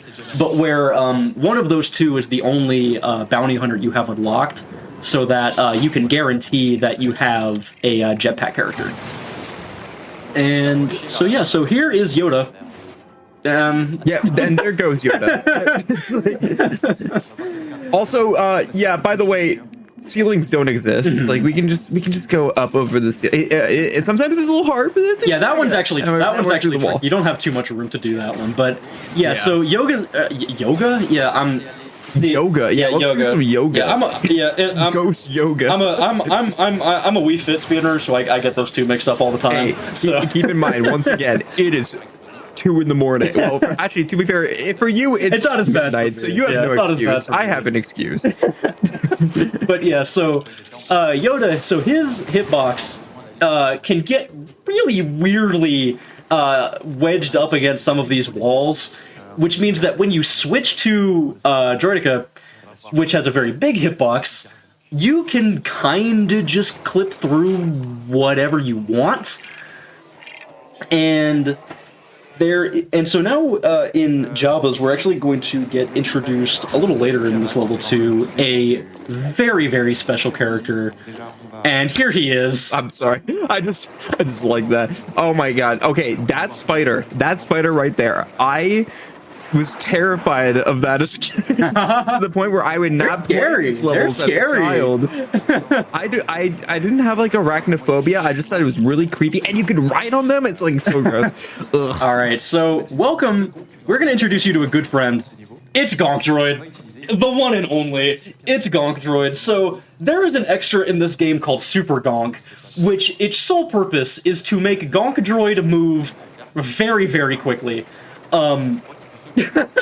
Which Gonk Droid is such a meme character because he usually moves so slowly. But the benefit of having Gonk Droid here is you can walk very fast under the level here, but have your hitbox stay out of bounds, because with Droideka it would not be able to stay out of bounds. So Gonk Droid with Super Gonk is our solution, and I'm so happy that he is a part of this run. Yeah, I love that Gonk Droid actually became the meta. It's so sick. And also, yeah, it's like, you know, who needs like go through that? There is like level design in this level, but you wouldn't really know. Wow, there are hard levels in this game, we promise. Yep. So this is the Rancor fight. You don't actually do this fight too much differently than you do in 80%. It's actually I think yeah, this is actually identical. like the most like human that Rafo's gonna look. Yeah, I know, right? Like. This is some of the most normal gameplay you will see today. Yeah, and even then, you just see him hanging out with this guy over here. Poor knight, just vibing with him. And then we're just gonna wait by here with our 2 Yodas. And yeah. And also, when you see a menu down to the second last option, that's him dropping out the second player. You can drop out the second player whenever you want to. And so sometimes it's better to have two players, but sometimes it's better to have one, just because of either the camera, because both characters have to be in the camera in order for it to like work. So with that though, we are now heading into episode 5, and we're again keeping the trend of doing these levels backwards in backwards order. So we're in Cloud City Trap here. In any percent, this is actually the last level that you do usually, and there is a super weird in-depth trick here that we're gonna do a different variation of, because it's free play and we can just kind of clip through whatever we want. But essentially, at the end of this level, you're going to have the Millennium Falcon, and you have to fight a horde of stormtroopers to open the door. We are manipulating the game so that the door remains loaded, and we're going to do that by putting TC-14, kind of immobilizing her there on that safe spot, running all the way back here with Droideka, and then tagging TC-14 back in. And this has manipulated the loading zone to end of the level to still be active. And it's a lot easier in free play than it is in any percent. In any percent, it is a... If that's sounding confusing, don't worry, it is. Yeah, I don't really know what I'm talking about, if I'm completely honest. Like, the thing is with LEGO speedrunners, I don't know how they found this, because, like, look at this. Like, yeah. This is just some wild stuff. Like, they find the most nutty things. If you haven't seen the summoning, there's a Summoning Salt video on this game, and they go over some of the stuff that was found, and it's just, I don't know. Also, shout outs to 1.2 million euros raised for Medicine du Monde. That equals to just over 1,400,000 US dollars, which is just... It's wild. Shout outs to the French speedrun community. The fact that they do this and raise this much within 4 days is beyond me. Like, and also the schedule is also correct. That has something to do with it. Like, the schedule is so stacked the whole way through. But yeah, so with that note, and I'm now realizing I said the levels backwards. Any LEGO runners watching this are probably yelling at me. This is Cloud City, this is Betrayal Over. No, sorry. This is Cloud City Trap. Cloud City Trap. The other one. You read the first one. Yeah, so this is Cloud City Trap. The other one is Betrayal Over Bespin. I think I said Cloud City Trap the first time, unless I didn't. I honestly didn't notice. Not paying enough attention. This is like in any percent. This is like known as the run killer. Yeah, like, it has definitely gotten easier over the years, but it is still super brutal. But this clip is a lot easier in free play. You can just do that. No, so that's DV2. Every single Darth Vader like fight sequence part has like a skip. Yeah, that's also much easier because you can just jump over with the Droideka launch. You know. Yeah. So that and also Yoda. Yeah, that was DV3, and I believe so. Normally you have to do a very precise double jump to get over that gap, but because we can triple jump, it's fair. And any percent, I think it is literally like. It's like a 2-frame. I think it's 2 jumps, but you have to be frame perfect on one of them. But I might also be completely wrong. It's something like that. Very precise. It's something along those lines. Yeah. But yeah, in free play, it definitely trivializes a lot of this. Yeah, and like we're already CCT's already done, and like that's one of like the longest and hardest levels in any percent. But now we are heading into Dagobah. Which this is another like kind of long one, just a little bit. But we're not going to talk to Yoda in this one because, as we have established, he's dead. Can I get an F in the chat for Yoda? Yeah. Pour one out for the man. For the man himself. Went out of what? I don't know. Whatever they got in the Star Wars universe. I don't know. The swamp water. I don't think they got Bud Light in the Star Wars universe, so I can't really do that. I don't know, man. We could pop open a cold one with the boys, you know. We do not condone drinking and Yodoing. Okay, listen. Please LEGO Star Wars responsibly. Yes, of course. right, so now we're into the cave. Because we're not doing the story mode, we don't have to really worry about like, you know, getting the Force and learning it with Luke. So we can, yeah, Yoda's been dead for a while, and he kind of knows how to use the Force, and he also knows how to do things that Luke can't, like this triple jump nonsense. So you know, we're just gonna keep going. And a small movement thing you will actually notice a lot. So we use Druidica a lot when we are rolling on the ground, but if we're going up a slope, it's actually a lot faster to keep switching to Yoda. Also, we're not going to fight Vader. I don't think that's important. He's fake in this level anyway, so you know, it's fine. Also in the movie, this is fake too. Yeah. I know spoilers. Yeah, we fought the real one in the last level. It's fine. We fought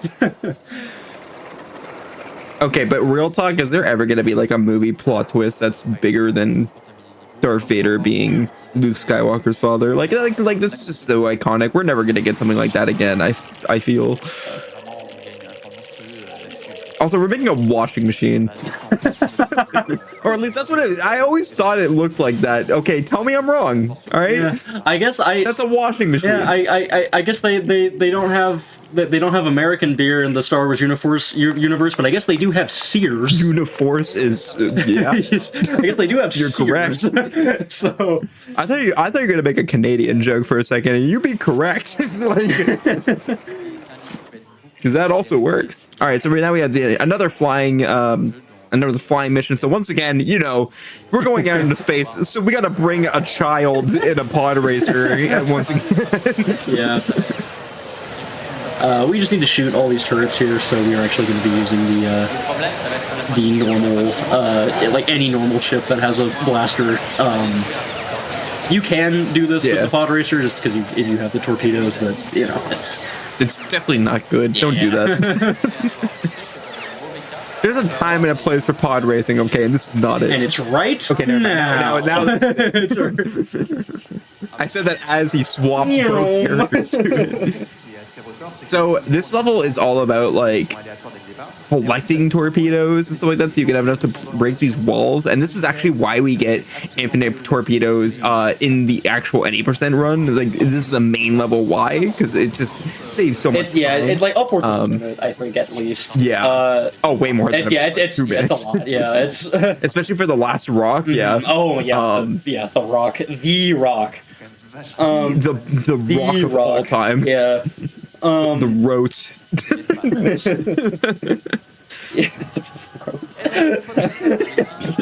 I hope you all are enjoying this commentary. It's very insightful. I know. It's late. Yeah, no, we're bringing the late night vibes. Also, yeah. By the way, you can do this. Yeah. Yeah, you don't even need to switch for that too. You can just fly. Run the pod racer right up there. Yeah. Anakin's going where no pod racer has gone before. Out of bounds. Yeah, now we're coming to the Rock TM. Yep.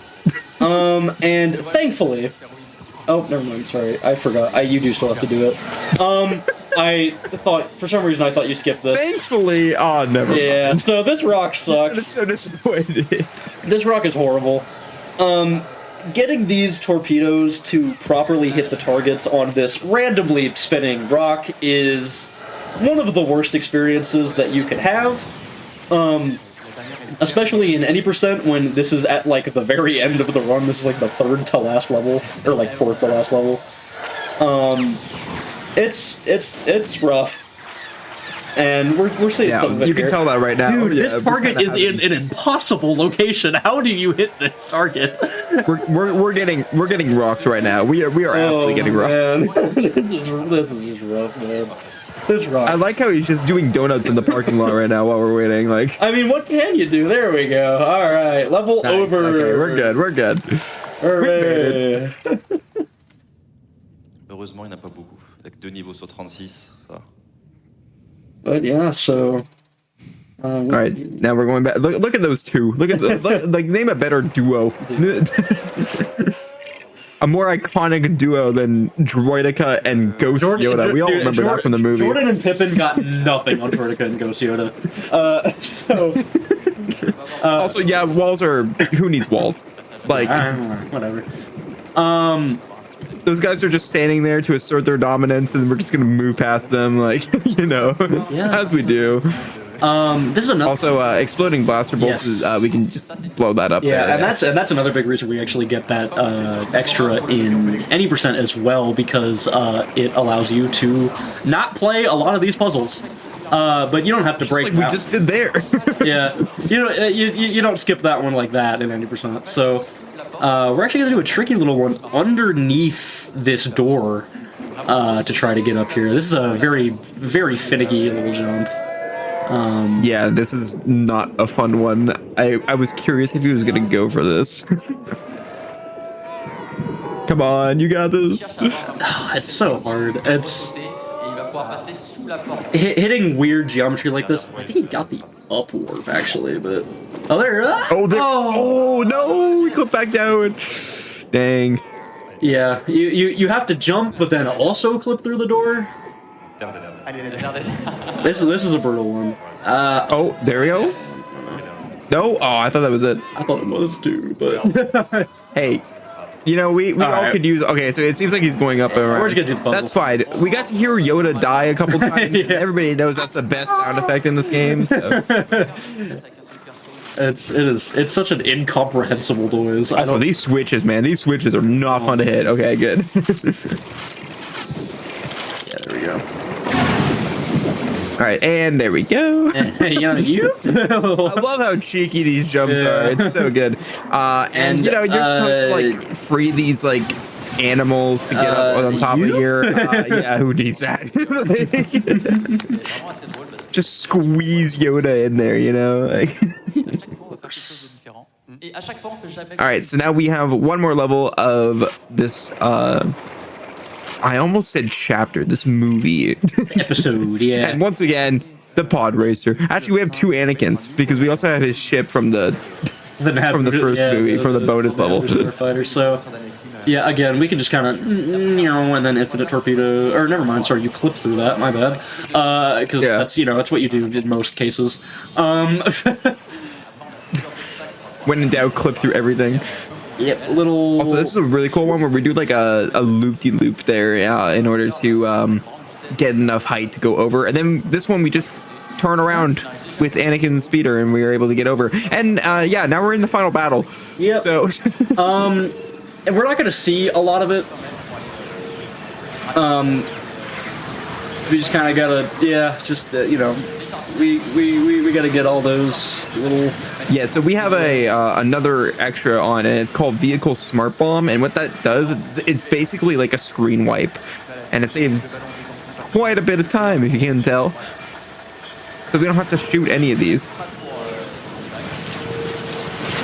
Absolutely. But the only issue is they do have to be on screen in order for it to count. And they do kind of spawn in random locations. This Hoth arena can be quite annoying at times, but we are now. Where is it? There it is. Hello? This one was given a little bit of an issue. Where is it? And so now we got the AT-AT coming in, and this is actually why we have the Naboo Starfighter. So we actually have to take these AT-ATs out with tow cables, which the Pod Racer does not have. Only certain ships have them, the Naboo Starfighter being one of them. Yeah, honestly, that's kind of a skill issue on young Anakin. Like, he should have installed that, honestly. Like, come on. And so we also need to bring a bomb into it as well after it falls down. Yeah, also. And that's something that, like, is supposed to be a big part of, like, the puzzle solving of this level. But we just flew over everything. That's a Pod Racer twin. You don't have the bomb. Yeah. There we go. There we go, and now we're gonna have one last phase here that like combines all of the enemy types together. But we have vehicle smart bombs. So the only one we really have to worry about are the AT-ATs. Yeah, it is obviously if you're not able to tell, very, very hard to keep track of both players at the same time. It is stuff like that is bound to happen. It's all right. Incredibly impressive that like Rafa was not forgetting what he's doing every 4 seconds. Now, listen, I got a question for you. Is it do you call it AT-ATs, right? You don't call it like AT-ATs or something? I have definitely called them both in my life. But right now it's AT-AT for me. Okay, because I played Jedi Fallen Order, and they literally say in the cutscene AT-AT at one point, and they made me go down a rabbit hole of what is the correct terminology. that it ruined me. I was like, what? I've been wrong this whole time. Oh no. All right, so now we're moving on to episode 4, A New Hope, and this will be the last of the original trilogy. Once again, if you don't know anything about like Lego Star Wars: The Complete Saga, it is all the first 6 Star Wars movies, aka we pretend that the other ones don't exist, and this is before those came out. Yeah, before the Disney acquisition. I was gonna say 2007. They didn't have to pretend. Yeah, it's true, but now we do. So, yeah. Yeah. So there was originally Lego Star Wars, just Lego Star Wars, and then they had Lego Star Wars: The Original Trilogy, and then they combined them together the next year into Lego Star Wars: The Complete Saga, and this is the game that a lot of people grew up with. Was this version of it? Also, Darth Vader. Look, we all know that iconic scene where he walks under the floor and sees himself. Yeah. So because you do that little clip through the top of the doorway, and not actually like properly trigger that room, the Darth Vader just kind of like stands there. Like the whole little thing where he like blocks the door and you have to shoot a bunch of stormtroopers doesn't actually happen. So he's just hanging out. Once again, I love just like jumping over these pits, you know? Like you're supposed to do like like puzzles to get over there. Yeah, no, who needs that? Alright, so now we have more fighting. Guess what? That is a drop-in warp that's a drop-in warp that I saw earlier, and I have no actual idea how that works, but all you need to know is that it does. All you need to know is that Rafa was crap. Exactly. Also, you can't see it right now. We're activating a panel to finish level level. end. just trust us, okay? Like things are happening. Also, we're not doing these levels in the reverse order. That's actually the first level of episode 4. So we are going to be doing these in the actual order. Yeah, for sure. And yeah, so here we are in. This one is, and I know this level, and it's called. You remember the level name? It's called Jundland Waste. That's what it's called. Okay, but there was a part before it. What's the part before it? Do you remember that part? No, that's just I don't know. It's just through the Jundland Waste. God, I'm so this sorry. Guy isn't even a fan of the game. I'm sorry. Who put me with? Oh my God. Who invited this guy? Oh man. Anyways, we're just gonna do whatever this is. Yeah, that's what I was saying earlier. Where if you are jumping up a slope, you want to do a lot of just Jedi, like not the double jump Jedi slam, but I think it's called a Jedi slash. The Sonic spin dash, obviously. Yes, you know, of course. But you just repeatedly cancel that by switching to Droideka, so you can just like keep spamming that move, and then you know, we don't really need to worry about that door, and then yeah, so pretty cool. I love that they're doing free play for this. Yeah, this category is so silly. This category. Oh, there goes Droideka. No, slowly. You don't get to see people run this category that often. And I think it's really unique. So it's really cool. Yeah, it's also just like non-stop action. Yeah, too. it is definitely a super fast-paced and super silly alternative to any percent. It is. God, I love seeing Gong Droid's feet wiggle. it brings me so much joy. top 10 things I never think I'd say. That is, oh wow, channel, that's but, actually you really know. nice. That is actually a very tight triple jump that That's Rocco so hit, tight, that yeah. Rocco hit first try. That's actually quite difficult. We were memeing, but that's yeah, that is actually very really cool. hard. And yeah, now we have the Droidica on the speeder, which causes some very interesting interactions that we might see here in here we go. Just yeah, through the door. You actually do that exact clip at 80% also, but yeah, you know. Yeah, you do it with that's with R2, right? I think. I believe so. It's I think it doesn't really matter too much which character, but I might also be completely wrong, so don't listen to me. No, we are very qualified to talk about Lego Star Wars.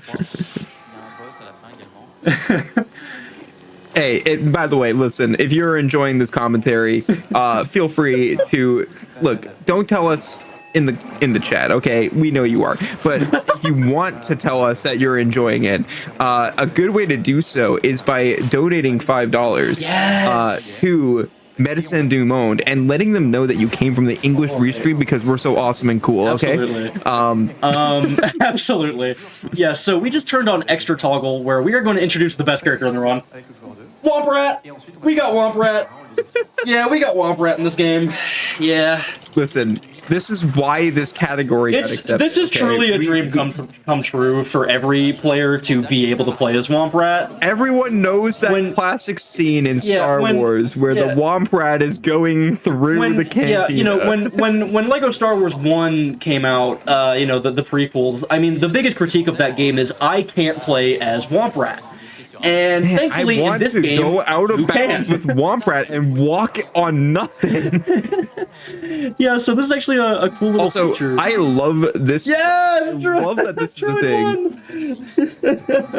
This strat is so funny. So right here, we're going to just jump over a fight trigger, and just like that, there's supposed to be this whole fight where we fight with this like plague doctor looking guy over there, and yeah, we just skip that. So yeah, we're done. Now, of course, and that's actually a rare example. That level is honestly even more silly in any percent. There is a what is normally an incredibly detrimental glitch is actually used to their advantage. It's a player 3 glitch that's used in any percent, which is absolutely ridiculous looking if you have not seen it. But I think Womp Rat makes up for the fact that we're not seeing that one. I think that's. We also get the little car. Yes, dude, mouse droid. Yes, mouse droid. And whatever that guy is, I forgot that guy. I don't even know. Yeah, we got totally mouse. Forgot that guy was the thing. Look, we're blending in. There's 3 of them. Look at this jump. Look at this jump. Oh, it's awesome. Yeah, so don't mind me, we're just minding our business. Yeah, so this is actually a feature of the game called Extra Toggle, which in specific levels just lets you play as special other characters that appear in the level that you can't select otherwise, which includes the Womp Rat and which includes the Mouse Droid. A lot of rodent theming in this run. This is the first rodent type game. Hey, honestly, let us know your favorite rodent in Star Wars. What sort of creature is Jar Jar Binks? Honestly, okay, look, I made a call to action about donating $5 and telling them that you came from the English Restream because we're so cool and awesome and cool. But what if you donated $5 and just said mouse droid? like they might be a little confused, but I think it would be funny and it would be raising money for a good cause. So listen, call to action. Let's tell them that we love our Lord and Savior, Mouse droid. Mouse droid or Womp Rat. You have free reign. Yeah. So we're gonna get more Mouse droid action. This is Death Star Escape. We're not gonna be in bounds all that much in this level, really. Yeah, you know, there's ways that you can play video games, and we choose to play them the right way, which is the wrong way. Of course. That made a lot more sense in my brain, but yeah. And so there's actually a similar strat to what we saw in Betrayal over Bespin, where you did some weird room reloading to get a the end level trigger on the Falcon to load. You actually do that again here. just a little differently. So we actually go back through that screen transition and then scoot around with mouse. Oh, actually, no, okay. He's actually doing it very... Oh, my God! We just gotta... That was not intentional. Mouse Droid's big adventure. So we're trying to hit, like, this corner here, and what that's gonna do... Oh, if it's able to work. Come on now. Come on now. You got this. You got this. This is a wacky jump. But essentially, you want to go over there by the Stormtrooper panel. This is actually quite similar to how it is done in 90%. Where you can... or that's another... That is another way to do it, I guess. I did not know that. All right. Wow, okay. Commentator here cutting in to say, I've never seen that before. To be fair, that's not done in record. But yeah, with that, level's over. He's breaking out the forbidden strats that we weren't prepared for. Yeah. So to briefly explain what happened there, so we manipulated. I keep saying we. Okay, Raffo. I didn't do anything. I mean, I would love to take credit for it because he's killing it, but Raffo manipulated that end level trigger to stay loaded in by doing a bunch of weird stuff. I'm not the one to explain the actual specifics of how that works, because I know is basically we're supposed to like raise up the Millennium Falcon, but we loaded in the end trigger so that like the ending trigger is still there, even though the Millennium Falcon is still like down below. Yeah, the way you do that and the way you also do it in Bespin is a very technical explanation that exists elsewhere. We did not get paid enough for this. that exists elsewhere. Shoot, I mean, I would have explained it if I understood it, but I don't, so. I would understood it if I explained. I would understood it if I had more than a 4-hour time in any percent. Anyway, so now we're going through this wall. And hey, by the way, remember that part of that famous movie from the hit movie Star Wars that we're watching? You know, that part where Anakin's speeder is in space and blows up the Death Star? Yeah, and the first one this time. Yeah, and also that they chase you and just like not shoot at you really ever. Yeah, also, you know, he also morphs into the Millennium Falcon. Yeah, I love that part. The cloaking device. And there's a level. Alright, so now we're going to the prequels. Listen, I'm gonna open a hot button debate. I love Revenge of the Sith, okay? Revenge of the Sith is so good. It's a top 2 Star Wars movie, and if you think that's wrong, that's okay. I'm not gonna complain. Hearing the words prequel and debate that close to each other is terrifying. I know I made everybody like jolt up. People who were like probably sleeping in the background to this stream just like jolted awake. Like, what hot button issue are you going to start today? Yes. Oh no, that's really bad. Okay, so if you die in this screen, you start all the way from the beginning. This is like the most Dark Souls this game gets. Yeah, thankfully, Jordica fast. What? Also, by the way, what just happened there was he hit an explosion, which, yes, that counts as a death. I thought he hit the transition. Oh, wow, okay. Yeah, no, yeah. I did not see that, bro. Yeah, he did not do that. Anyway. Also, yeah, who needs that room, you know? Like, also, we're just going up here. Yeah. We all love that famous scene where it's Droidica versus Droidica. Yeah, so... and so another thing that we, I mentioned earlier, manipulating the characters you have unlocked so that you can guarantee a jetpack character in your bounty hunter slot.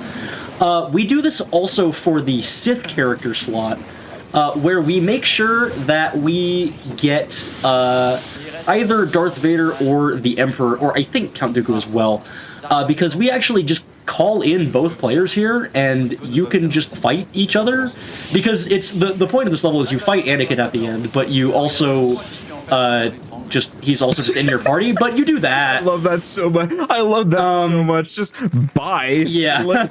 it's you need a character that either has the lightning choke or just the regular force choke, and when you do that, it just like super kills player 2 apparently. So yeah, you know, of course. All right, so now we're going into the next level here. So this is actually a really interesting level. So a little bit of history here. Lego Star Wars, the original Lego Star Wars game, came out before Episode 3 released. This is real. You can look up this information. So these like hooded Jedi figures, they were supposed to be in the movie, but they got cut. So this was actually something that like you can see an unused story idea. Also, that was definitely part of the story too. Yeah, no, so what actually happened there, it's really funny and they're laughing about it too. Raffo forgot to turn off extra toggle from our from the mouse droid days. And so he tried to do a triple jump and he turned into the orb. Yo, wait, orb? Wait, this game's got orbs in it? Hey, chat, can I get an orb? Wait, this game has orbs in it? Wait. Do you know the history of orb? Do you know like the actual history of that? Do you know the story of it? I mean, the only thing I really know is that it was just a Mario World thing, but I guess there's more than it to This is like more to it. Listen, I love this story, so I'm going to tell this story. This is my favorite GDQ story, and people don't know the origin, but like there was someone who was commentating and like on the couch of a Mario World run. This was back in like 2013 GDQ, and he was like half asleep. And he didn't say anything, and then the one level where there's an orb, he just wakes up, sees him grab the orb, and just says, orb, and then goes back to bed. That's it. So, if you ever wondered why orb is a meme, that's why. That's how it started. So, there's your history lesson.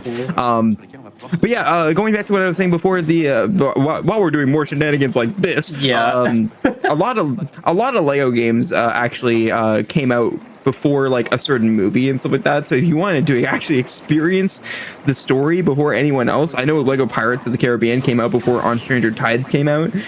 It was so wild that they actually did that. Like you could spoil the movie for people, but in Lego form. Yeah. So I will also say, Kashyyyk has some of the weirdest looking out of bounds in the entire run. Because the camera just doesn't follow you like at all. Yeah. That's that's fun.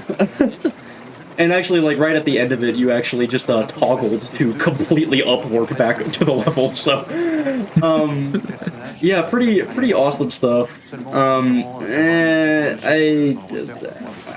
on, Yoda, work with us. Stop being a goofy little guy. Come on. Also, yeah, by the way, we're in the prequels now, so of course we have battle droids, which are going to be like your main like horde of enemies, and also the clones as well, because you know, execute order 66, not 67. It's one away, but like it's not close enough. Okay, listen, France, you're gonna make that joke. I know you are. I'm gonna listen for it as soon as I say the number, the funny number, I'm going to say I told you so. I also do want to point out, I have no idea why he switched to Jar Jar there. I don't... Hey, I respect it, okay? We have to play as a Sith Lord at some point, so... Yeah, that's true. Did anyone else thought that Jar Jar was going to become, like an emperor or something, and he just never did, and it was surprising. All right, that's that level done. That was. So we are now. Yeah, it was wild. So we're now getting into what is my favorite level in the entire run. This is Grievous. This level. We are selecting Wicket. You may be asking, why are we doing that? What? First of all, what's a Wicket? Is a wonderful little Ewok person who also happens to have torpedoes that he can shoot out of his slingshot. Yeah, so you may be looking at that health bar and you're like, how? Yeah. The answer is Wicket. That's the answer. Yeah, so if you get Grievous off screen here, you can actually just shoot him with a projectile character. That is done in any percent as well. But with Wicket, you know, there's an extra that allows the Ewok characters with slingshots to shoot torpedoes out of the slingshot. And it's very funny. And yeah, so that's you're supposed to like chase Grievous around and stuff like that and go progressively like higher and higher up the level. Yeah, even in any percent, we don't have to do that because like we have a way of just shooting him with a blaster bolt. So. Whoa, that's a weird death. That was a weird one. Yeah, that's a strange death.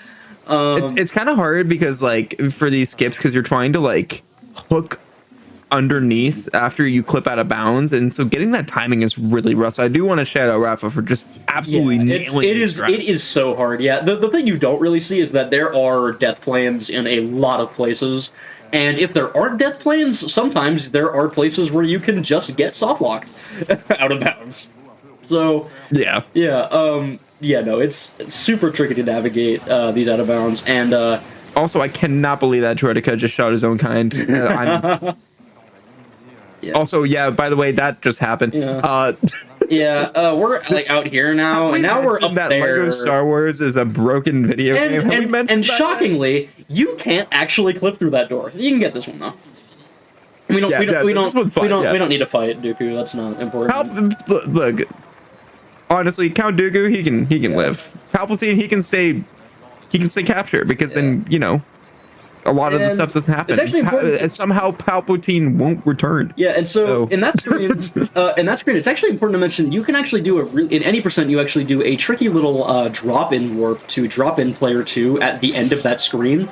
But because we have Droideka and he moves so fast, it doesn't actually matter, and it's just not worth it. So. I like how someone in the GDQ chat said, "Wow, this is just like the movies." Look, I know we're making that joke, but I hope you're not serious. There's a lot wrong with what you just said. It's just like I remember it. What the main characters of the game, it's Droideka and Ghost Yoda. I thought this is closer to Star Trek than Star Wars. I'm gonna be honest. Yeah, no. At the end of because they did it in like episode 5 where they like did the plot twist and it's like Ghost Yoda is Droideka's father or something like that. Yeah. Whoa. Wait. Yeah. I need to watch that movie. What is that family tree? That's the plot twist. Yeah. So wow. We are now in the longest. Thanksgiving's gonna be crazy. Oh jeez. Anyways, this is an auto scroller. Yeah. So hi, how's it going? So this is Battle Over Coruscant. This is 3-1. This is the longest level in free play. It's also the most boring. You can do some funny little stuff here if you like hug the screen in a certain way because it is on rails. You can kind of manipulate the camera and save like some time, but it is still just this. So I am not used to seeing 2 Millennium Falcons on screen. You can barely see half. They are so big. Like, they're kind of thick, like just a little bit. Please say something after I just said that. Please. I'm sorry. My brain lagged there. That's my bad. I have way. Okay, listen. It's 3 in the morning, and I have way too much energy. Has anybody realized that? Like, I've been like very energetic this run. I don't know why. I'm gonna crash as soon as this run ends. We're having a great time here. Hey, I'm enjoying it. I hope chat's been enjoying it. But yeah, so this is the last level of episode 3, and then we have episode 2, and then episode 1. Like, we're getting near the end. Yeah. We're getting there. Yeah, and episode 2 and 1 are, well, honestly, in free play, the length of these episodes is kind of. They're actually they get pretty normalized actually in free play. In any percent, they're kind of like the 2 shortest, but yeah, we do not have too much to go here, man.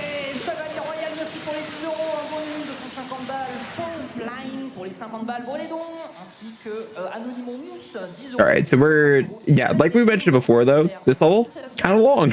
Yeah, still going. Yeah, we're getting towards the end here. We're making our way. You see that little like blue screen. While we're going through this, by the way, let's just like quickly reminder that if you want to speedrun this game, there is a awesome community that you can join. Yes, and you can learn everything that you're seeing right now.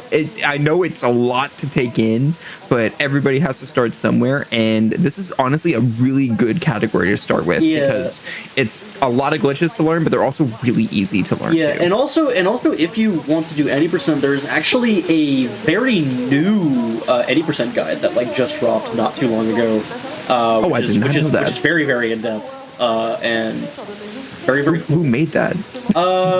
Zach and others. Okay, I was gonna say, that sounds like a Zach thing to do. I think there were a lot of people involved. I think it's just on Zach's channel, if I'm not mistaken. Fair. Oh yeah, Anakin Speeder, let's go. Yes. Now this is pod racing. Let's go save the Chancellor. Just kidding. Just kidding. We'll keep him locked up again. All right, so now we have episode 2. Now listen, if you thought my last take was hot, this one's hot too. This episode sucks. That's such a hot take. Wow, can't believe. Listen, someone made fun of the fact that I said it was going to be a hot take and it was a cold take. That's the joke, though. I was trying to make you think that I was going to say like, oh, the prequels are better than the sequels. No, I would never say that. Let's see. I'm here to keep you all on the edge of your seat and make you possibly question your life decisions. That's just how I am. So we're getting also, by the way, because we clipped through that wall there, that door doesn't close. Yeah. Also, 2 Darth Vaders versus Count Dooku, just as I remembered it. Exactly.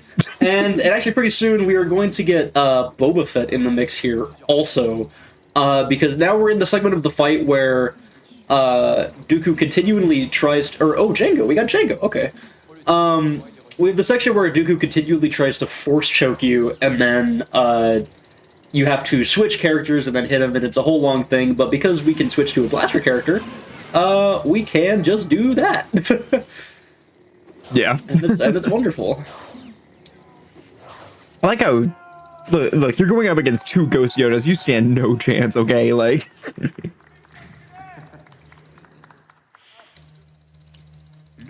All right, so now we're moving on to the next level.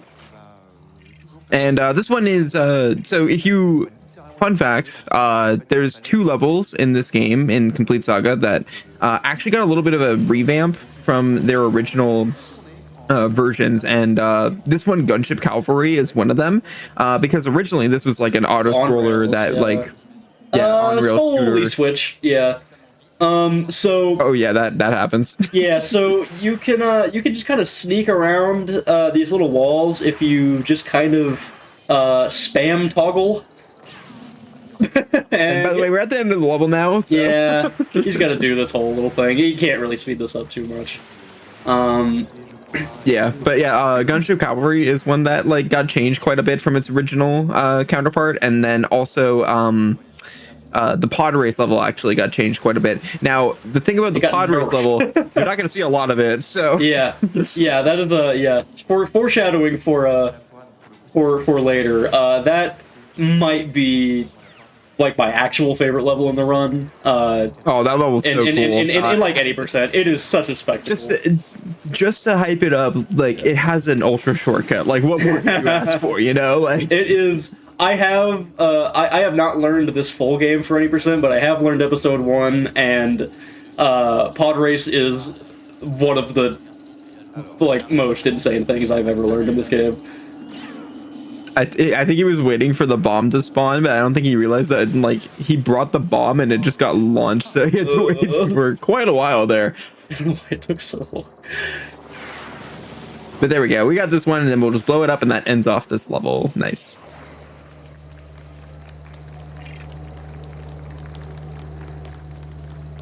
All right, so now I have to remember what the 4th level is. Going backwards through these levels is hard for me to remember. Yeah. Oh yes, the Bataille de Jedi. I agree. Jedi battle. Yeah. So this level. Oh god, yeah, I forgot this level. This level blows, dude. This level. levels. So this level is like mostly RNG at the end. Yeah. It's not fun. Now, there is, in any percent, there is manip for it, but it relies on you doing Camino first, I believe, which is 2-2. It's a whole thing that, once again, I don't understand, and I could just be completely wrong about, but there is some sort of manip to get, like, a certain pattern, but it still sucks. Yeah, thankfully with Droidica, though, it makes it much better. Yeah, Droidica and Exploding Blaster Bolts, very, very convenient here.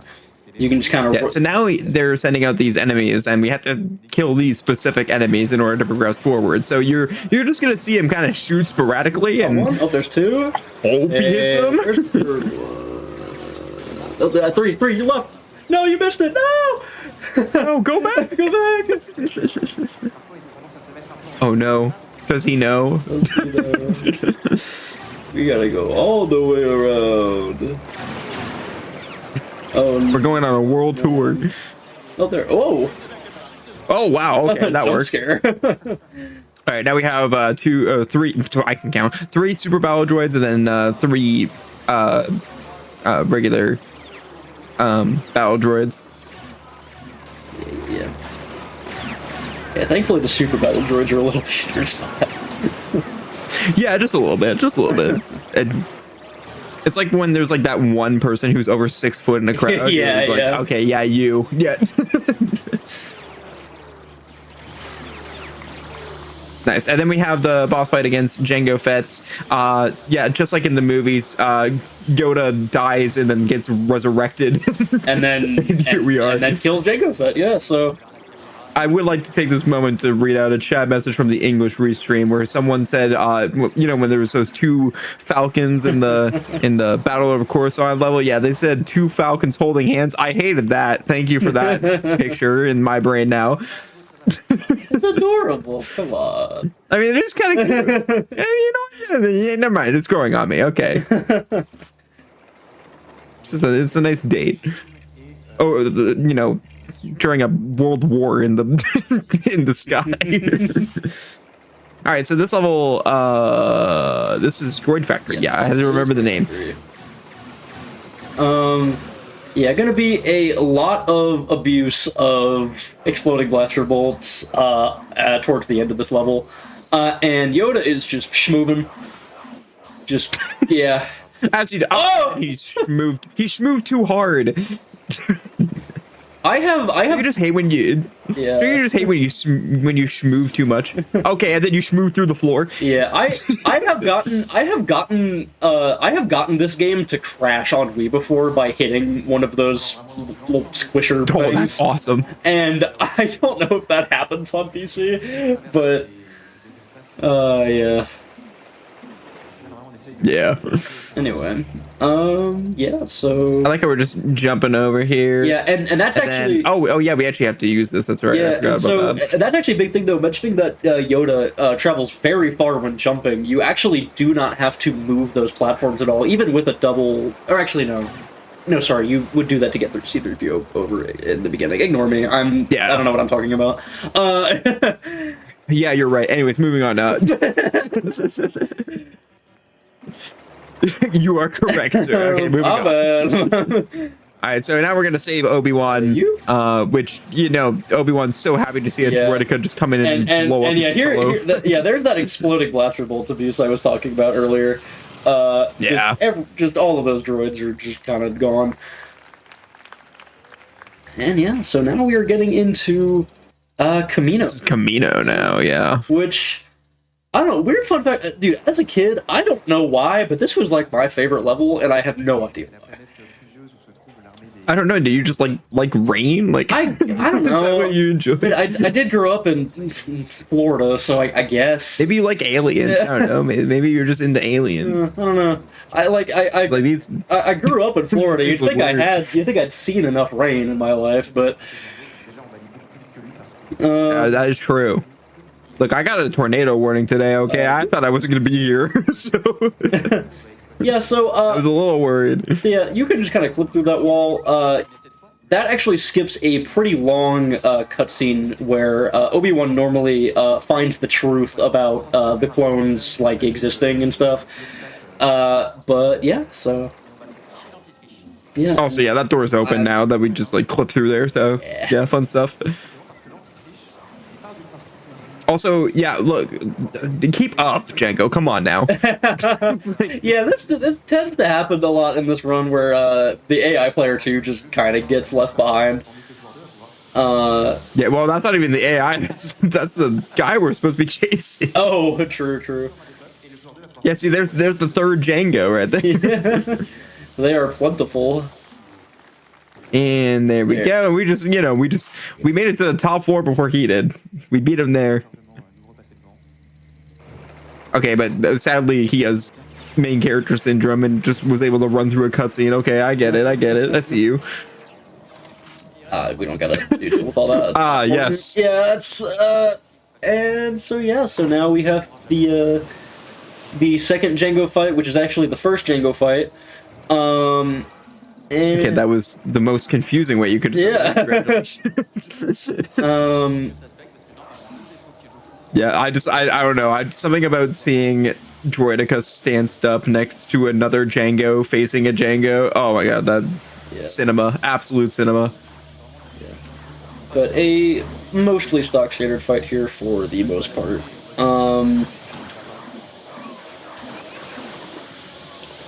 Yeah, it's basically just jump slams. Which actually you cannot do normally. I believe it is an extra that allows the Jedi Slam to like hit that high, but don't quote me on that actually. Yeah, I think it's a super. I think it's super slam. Yeah. I thought it was an extra, but then I like couldn't remember what it would have been called, and so I just like gaslit myself into thinking that it didn't exist. So. Just to answer a question from the English Restream chat, just this is free play, which means we can do the levels in any order. Even any person can do the levels in any order as well. So Lego games are pretty open with that, and yeah, that makes it really cool. We're effectively going backwards. Yeah, but yeah, we're going. This puzzle is pretty. This puzzle's pretty hard or whatever. I'm gonna like try to make this bit work. I know that. Whatever.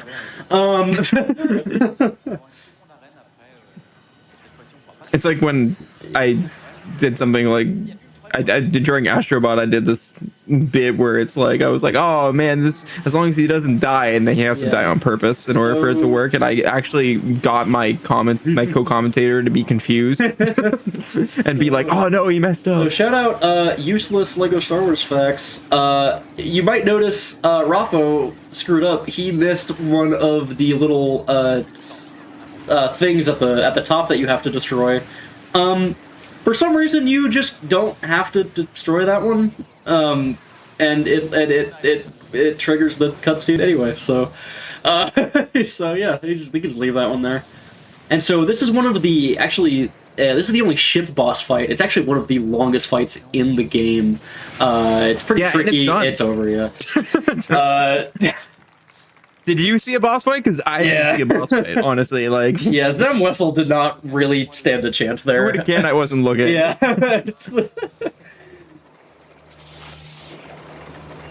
And yeah, so... Alright, so now we are moving on to the final episode, which is the first episode. If you're confused, don't worry, it makes sense.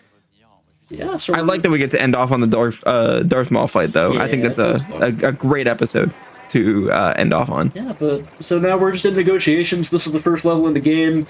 Fairly straightforward. We're gonna clip on one of these little barrels here, just whatever. Listen, I think every person in the world has played this level. Okay, this is like the most nostalgic level of any video game ever, and I will fight anyone on that. I'm 100% this level's joking, iconic, but hey, it's still I'm 100% joking, but like in all seriousness, this level is iconic. Very iconic level, yeah. I'm just gonna jump over the little fence. And yeah, we do. Oh yeah, I forgot if we could like clip in there or not, but I guess the answer is no. You can. I think it's just slower. I think you have to do a super jump cancel. Oh, fair. Yeah, I think super jump cancel is the only way. Yeah, I know it's wild, but we only have 5 levels left. I've listen. It's been great. Absolutely, yeah. This No, run has been this has been so much fun. This run is so silly. So yeah, we are now in Invasion of Naboo. Yeah, that's right. Yeah, you got it. Yeah, You're good. I was like, well, because Naboo's in the name of the next level too, and I'm like, oh shoot, did I mess that up? But there's so many, like 90% of this movie is in Naboo. That's like, true. Yeah. It's a lot. But yeah, it's that and Tatooine, but like we don't stay on Tatooine for much in this game. So yeah. So these first two levels are actually fairly linear here in the Phantom Menace. So isn't too much going on, but. Yeah, when you actually like start from a fresh file, the only level you're allowed to start with is negotiations. So that was kind of like our tutorial level. Also, what is going on? Okay, there we go. Oh, yeah, that is got a little stuck there, but that's okay. We're good. Yeah, and so normally just drowning the yeah. Droidica. So normally, if you're playing as a character that walks normally, it's actually faster to jump through the muck. But if you're a Droidica, anything is possible. So, and that's the end of the level. We're just, we're gonna submerge ourselves in water. Yeah, we're gonna fry its circuitry and then head on to we're gonna head on to Escape from Naboo. So, or is it Escape from whatever this level's called? It's Naboo something or other. Yeah, I'm pretty sure it is Escape from Naboo. Yeah. And then yeah. And so we're gonna just go like over here. Yeah, nice upwarp. Yeah, so that's like half the level done. Yeah, so fun fact about that upwarp, that's actually caused by cosmic rays. A lot of people don't. Yeah, we're sorry, I had to. Wow, and that is a just ridiculous jump all the way to the bridge. I mean. We're 2/3 of the way done with this level. Yeah, we're literally about to enter the last. Yeah, this level normally is like a whole lot of walking, and yeah. I like how we nail those two strats, and then this is like the simplest jump, but it's still hard. Yeah, that difficult. one is actually a little tricky. That just shows like don't take any of this stuff for granted because like all of these jumps are really hard. Yeah. And we're actually gonna do a cool little trick here where he calls in player 2, and then which actually allows that little short cutscene of the thing opening to be skipped. Oh, excuse me, sorry, to be skipped. And yeah, so that is Naboo. We are now heading into. We alluded to it earlier. We are heading into Pod Race. I am curious to. Time for that. Yeah. Time for that. Oh, actually, no. Pod Race is. Oh wait, no. You're right. I'm so not right.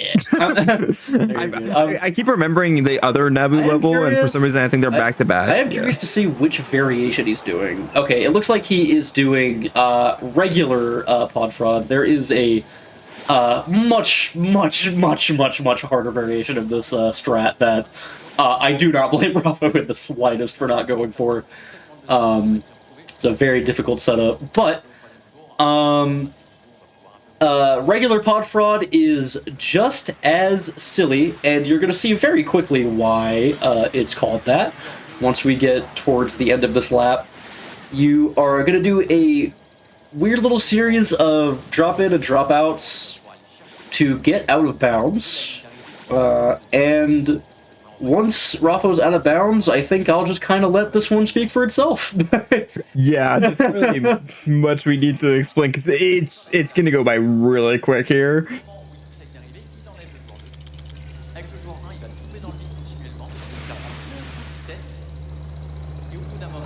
This is so wild. Oh my god. Whee! That's the audience. Yeah. So now we're on the final lap. Yeah, so we're on lap 3. There's a Bulba. Yeah. By the way. And there goes Sebulba. Yeah, so that was pod fraud. Shout outs to the mad lads who found that one. It's so wild. That is and that is actually one of the tricks in this game that I personally have learned, and it feels so awesome. It is such a cool trick. I cannot relate to learning it. It's actually there's actually a pretty simple way of doing it. Raffo actually did a lot of the out of bounds movement. You could actually do it in a way. Oh, we're gonna do it again just to finish it out. This only saves a couple seconds to finish out the race. For the fans, nice, let's go. But yeah, there's actually a pretty simple way of doing it. Is once you get out of bounds and do the dropouts and drop-ins properly, once the cutscene is over, you can actually just like press no buttons on the controller, and eventually it'll just autocorrect itself. Alright, so this is like our last like long level that we have left. This is retake the palace. I say long, it's not gonna take long though, because you know, Rafa's pretty goated, okay? As we've seen today. Like the current score is Raffo 147,000, walls 0. So yeah, there's not really any walls that can hold him back. I mean, like, look at, like, we're gonna go off the statue and just pop through that corner. There you go. Of course. I love that this is still like loaded in too. Like, it's not like again, these old Lego games are like surprisingly really sturdy for how broken the speedrun community makes them. Yeah. So like, it's actually just impressive that these games just don't implode with the stuff that we do to them. So shout out to TT Studios, Travelers Tales Games for making the game that not explode. Yeah, I have only ever gotten soft locked in 2 of the levels in this game unintentionally. So it's only. Yeah, so also, yeah, look, we took a nice look at that sunset up there. So this room is actually a very rare example of a screen where we're not gonna clip out of bounds in a screen where you normally would in any percent. But we can just kind of get up here a lot faster, and we only have 2 buttons to work with. In any percent in the story mode of this level, you have 6 characters, and all 6 of them need to be on one of those buttons to open the door. And so we clip out of bounds, so we don't have to do that. But it also requires, at least the way you do it in any percent. I'm sure there's about 14,000 different ways to get out of bounds in that room in free play, but in any percent, it actually does require having more than 2 characters present in the level. But yeah, there's some battle droids up there. These snipes. Yeah. Oh my god. They're up there. Yeah, Source, trust me, bro. Trust me, bro. And oh, actually, you can see that one. Snipe. Yeah, you can see that one. Yeah, you can see that one there. Now you can. Also, by the way, so we did go over estimate. To be fair though, a 115 is a wildly low estimate. I was surprised it was that low. Yeah, I was too, honestly. So, and also that estimate could also be with LRT in mind. This game usually that is true. This game usually does use load reduced timing. But it's okay. We're not going to be going too far over. Like this is the last level. And this level is not very long. It also has a very funny thing that you can do. We don't got to worry about that first part. It's not important. Yeah, we're just gonna roll up with Maul. Yeah. And once again, let's race him to the end. Let's see if we can beat him there. And once again, this is actually one of the levels where we want Grievous instead of Yoda, just because you can do the triple jump, but also be a high jumper. And it makes. Oh, he's booking it. Wow, he went fast. Okay. Yeah, and so this is pretty awesome. There's a cutscene here we don't want to trigger, so we're just not gonna let Maul do it. What we are doing, you might not be able to tell, but we are very slowly pushing Darth Maul into the void, which we don't usually do until later, but we're doing it now. And that way, he doesn't do the cutscene to lower this bridge, and so we can just run across it. If anyone can find a way to do that at any percent, the TCS community will be very happy with you.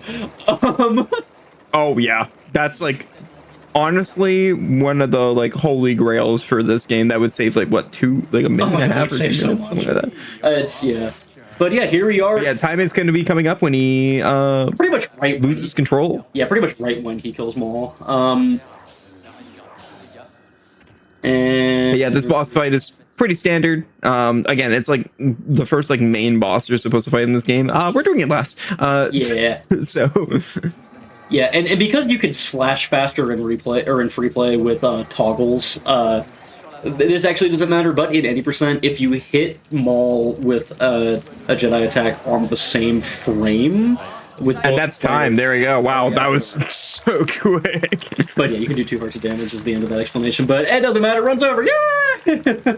But yeah, shout out to Rafa again, doing this, like, pulling off Fantastic. all these tricks in front of like that audience. By the way, is packed. Like, yes, such a hard level. It has been packed the entire event. That's something I love seeing from SpeeDons. Is just like how.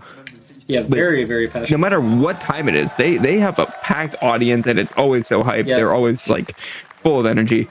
Yeah, so passionate over there. It's really awesome to see the French community putting this on. But yeah. But yeah, that was Lego Star Wars, the complete saga. Next up, we have Shady Knight, which is going to the English commentary will be by Type Def _ Sorbet. I'm so sorry, I totally butchered that name. And Brian Otto. So we are. I've been King J0444. Do you have any shoutouts you want to do? Not particularly. I was just gonna say, if you want more Lego Star Wars action, don't follow either of us. Just kind of low key, just go on speedrun.com and pick your poison. Honestly, hey, follow Rafa. Honestly, yeah, follow Rafa. Obviously, of course. Yeah, I mean, you can follow us if you want to. If we fit speedrunning sounds like something. If you enjoyed our yapology, like we're. Yeah, if we fit speedrunning sounds interesting to you, then you know what, that's the right place. My channel's the right place to be. But I think I'm like a 3D platformer runner, yeah. So anything of that nature. But that's it for us. Thank you for having us having us on for the English restreams, and have a great rest of the event. See you later. Ah mais vous êtes en wow! Ce dernier jour à Well et Drapeau, bonjour! Ça va les dolls? Oui! Ça se rompt doucement, mais sûrement. Eh, quand même, quel régal Star Wars, dommage pour les musiques. Et quel régal quand même. Ouais, mais attends, je pense que justement, on peut refaire une version orchestrale. Attends, j'ai ma banane. Allez, vas-y, c'est parti.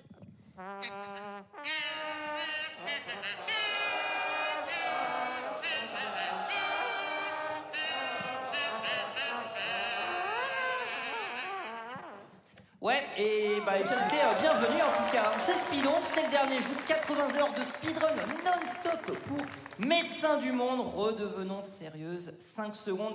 Médecins du Monde, c'est une ONG médicale internationale qui a plus de 40 ans. Bien sûr, il soigne les plus précaires dans plus de 30 pays et aussi en France, bien entendu. L'association militante qui se bat donc pour les politiques de santé plus justes et accessibles à tous et à tous. Ce sont surtout donc près de 3786, j'ai le chiffre exact, acteurs et actrices de 1402 bénévoles qui apportent des soins aux plus vulnérables. C'est pour ça qu'on est là, c'est pour ça qu'on fait les pitres et c'est pour ça que eux sur scène, ils jouent très très vite. Très très vite et très très bien à plein de jeux vidéo. Au programme aujourd'hui, il n'y a que des bonnes choses parce que là c'est l'autoroute du kiff jusqu'à la fin. L'autoroute du kiff, bien sûr. On a Shady Knight qui arrive là tout de suite en run any %. Ensuite on aura je me piou, ça c'est... Il y aura du Symphonia, il y aura du Paper Mario. On n'avait pas encore vu Mario ce week-end, il me semble. Quasi pareil. Oui, non, c'est un des derniers runs, mais c'est vrai, sinon il y a Paper Mario. Donc il y a Paper Mario, il y aura du Pawn Lab, il y aura du Portal de Rocob, Iconoclast, Arkea, et puis après ça enchaîne Kena, Octopath Traveler. Bref, restez avec nous toute la journée, on est là jusqu'à minuit. Et peut-être même plus, évidemment, jusqu'à ce qu'on nous coupe Internet, mais ça va être exceptionnel. T'inquiète, le retard va être comblé, nul ne le doute. Non, mais on leur fait confiance, ils vont vite, ce sont des professionnels. Vous pouvez faire des dons, vous pouvez remplir des initiatives et vous pouvez également acheter le t-shirt. Le t-shirt avec ce design qui a été fait par Zo. Il y a une boutique sur place, je pense qu'il reste 2-3 trucs qui n'ont pas été dévalisés dans le Ouais, des t-shirts, il en reste. Faut les procurer. Et les t-shirts en ligne, c'est jusqu'à dimanche minuit. Aujourd'hui, minuit. À minuit 1, ça sera fini. Vraiment, on a eu également hier l'annonce alors de ces le hoodie, il est en rupture de stock. All right, hello, GDQ viewers of SpeeDons, of the English restream of SpeeDons 6. We are your new commentary duo coming in here. What's up? I am Brian Otto, and I'm joined by my good friend Sorbet. Sorbet, what's up? It's going good. How are you? Doing great. I was really happy when I saw that you applied to do Shady Night commentary. I was like, I want to do Shady Night commentary with Sorbet. And here we are. We find ourselves at 12:47 a.m. on the West Coast. We're picking up. We're getting into the graveyard shift here. I love that as soon as I hopped on the broadcast as well, we saw the two hosts here just in their bathrobes, like sleeping and everything like that. Like I was just like, yeah, I mean, I think it's like 9:40 something a.m. over there, but it felt correct to me. I mean, honestly, I should have like grabbed something before the run, like gotten all cozy and stuff like that. That sounds awesome. If I got any more cozy, I just might fall asleep. So yeah, I'm a danger. I can only imagine how the folks working in the studio, or the GDQ studio right now on the East Coast are feeling, given that it's almost 4 a.m. So shout out to Ray and Richard, who are doing a lot of the work that behind the scenes to get all the commentators in and out here, getting everybody set up, getting Sorbet and I ready to go. So yeah, big shout outs to them. Anyway, I hope that y'all have been enjoying the English restream of SpeeDons 6. It has been a blast so far. This is our second year in a row doing this with SpeeDons, and it's just a pleasure to be able to help out and assist in their event. I mean, for folks that don't know, this is basically the best. This is the biggest speedrunning event that isn't GDQ at this point. Especially we consider the amount of funds that they raise in only a 4-day event. It's pretty incredible. Do you have any are you familiar with SpeeDons at all, Sorbet, or have you been watching them for a while, or kind of what's your experience with them? I remember tuning in, I think last year for a couple of runs. I forget which ones I caught exactly, but it's something that I've had my eye on for a little while. But it's definitely my first time participating in anything around the event. So it's an honor just to get more involved. Absolutely, and it's a low-key kind of a bucket list thing for me. I was like, I would love to apply and run at one of these someday. Yeah. Anyway, so we got Shady Night coming up, and Shady Night is a game that I would imagine that a lot of people on the schedule aren't really familiar with or haven't heard of. The first thing I'm going to recommend that you do is go check out Shady Night on Steam. It is not very expensive. It's really inexpensive, actually. There's a free demo that you can check out as well. That is kind of how I think both of us got into the game originally, Sorbet, if I remember correctly. Mm-hmm. Yeah, I think you had recommended the game to me in a Discord a while ago, and I have a litmus test for a lot of the games that I focus on, where if I'm playing the demo for anywhere over an hour and I don't want to quit, I immediately write down the name of that game. I'm going to play it eventually. This game has the sauce. And I just want to give a big shout out to Captain Sai in chat. That is the solo dev of Shady Night, and they are in GDQ chat right now. Oh my gosh, that's awesome.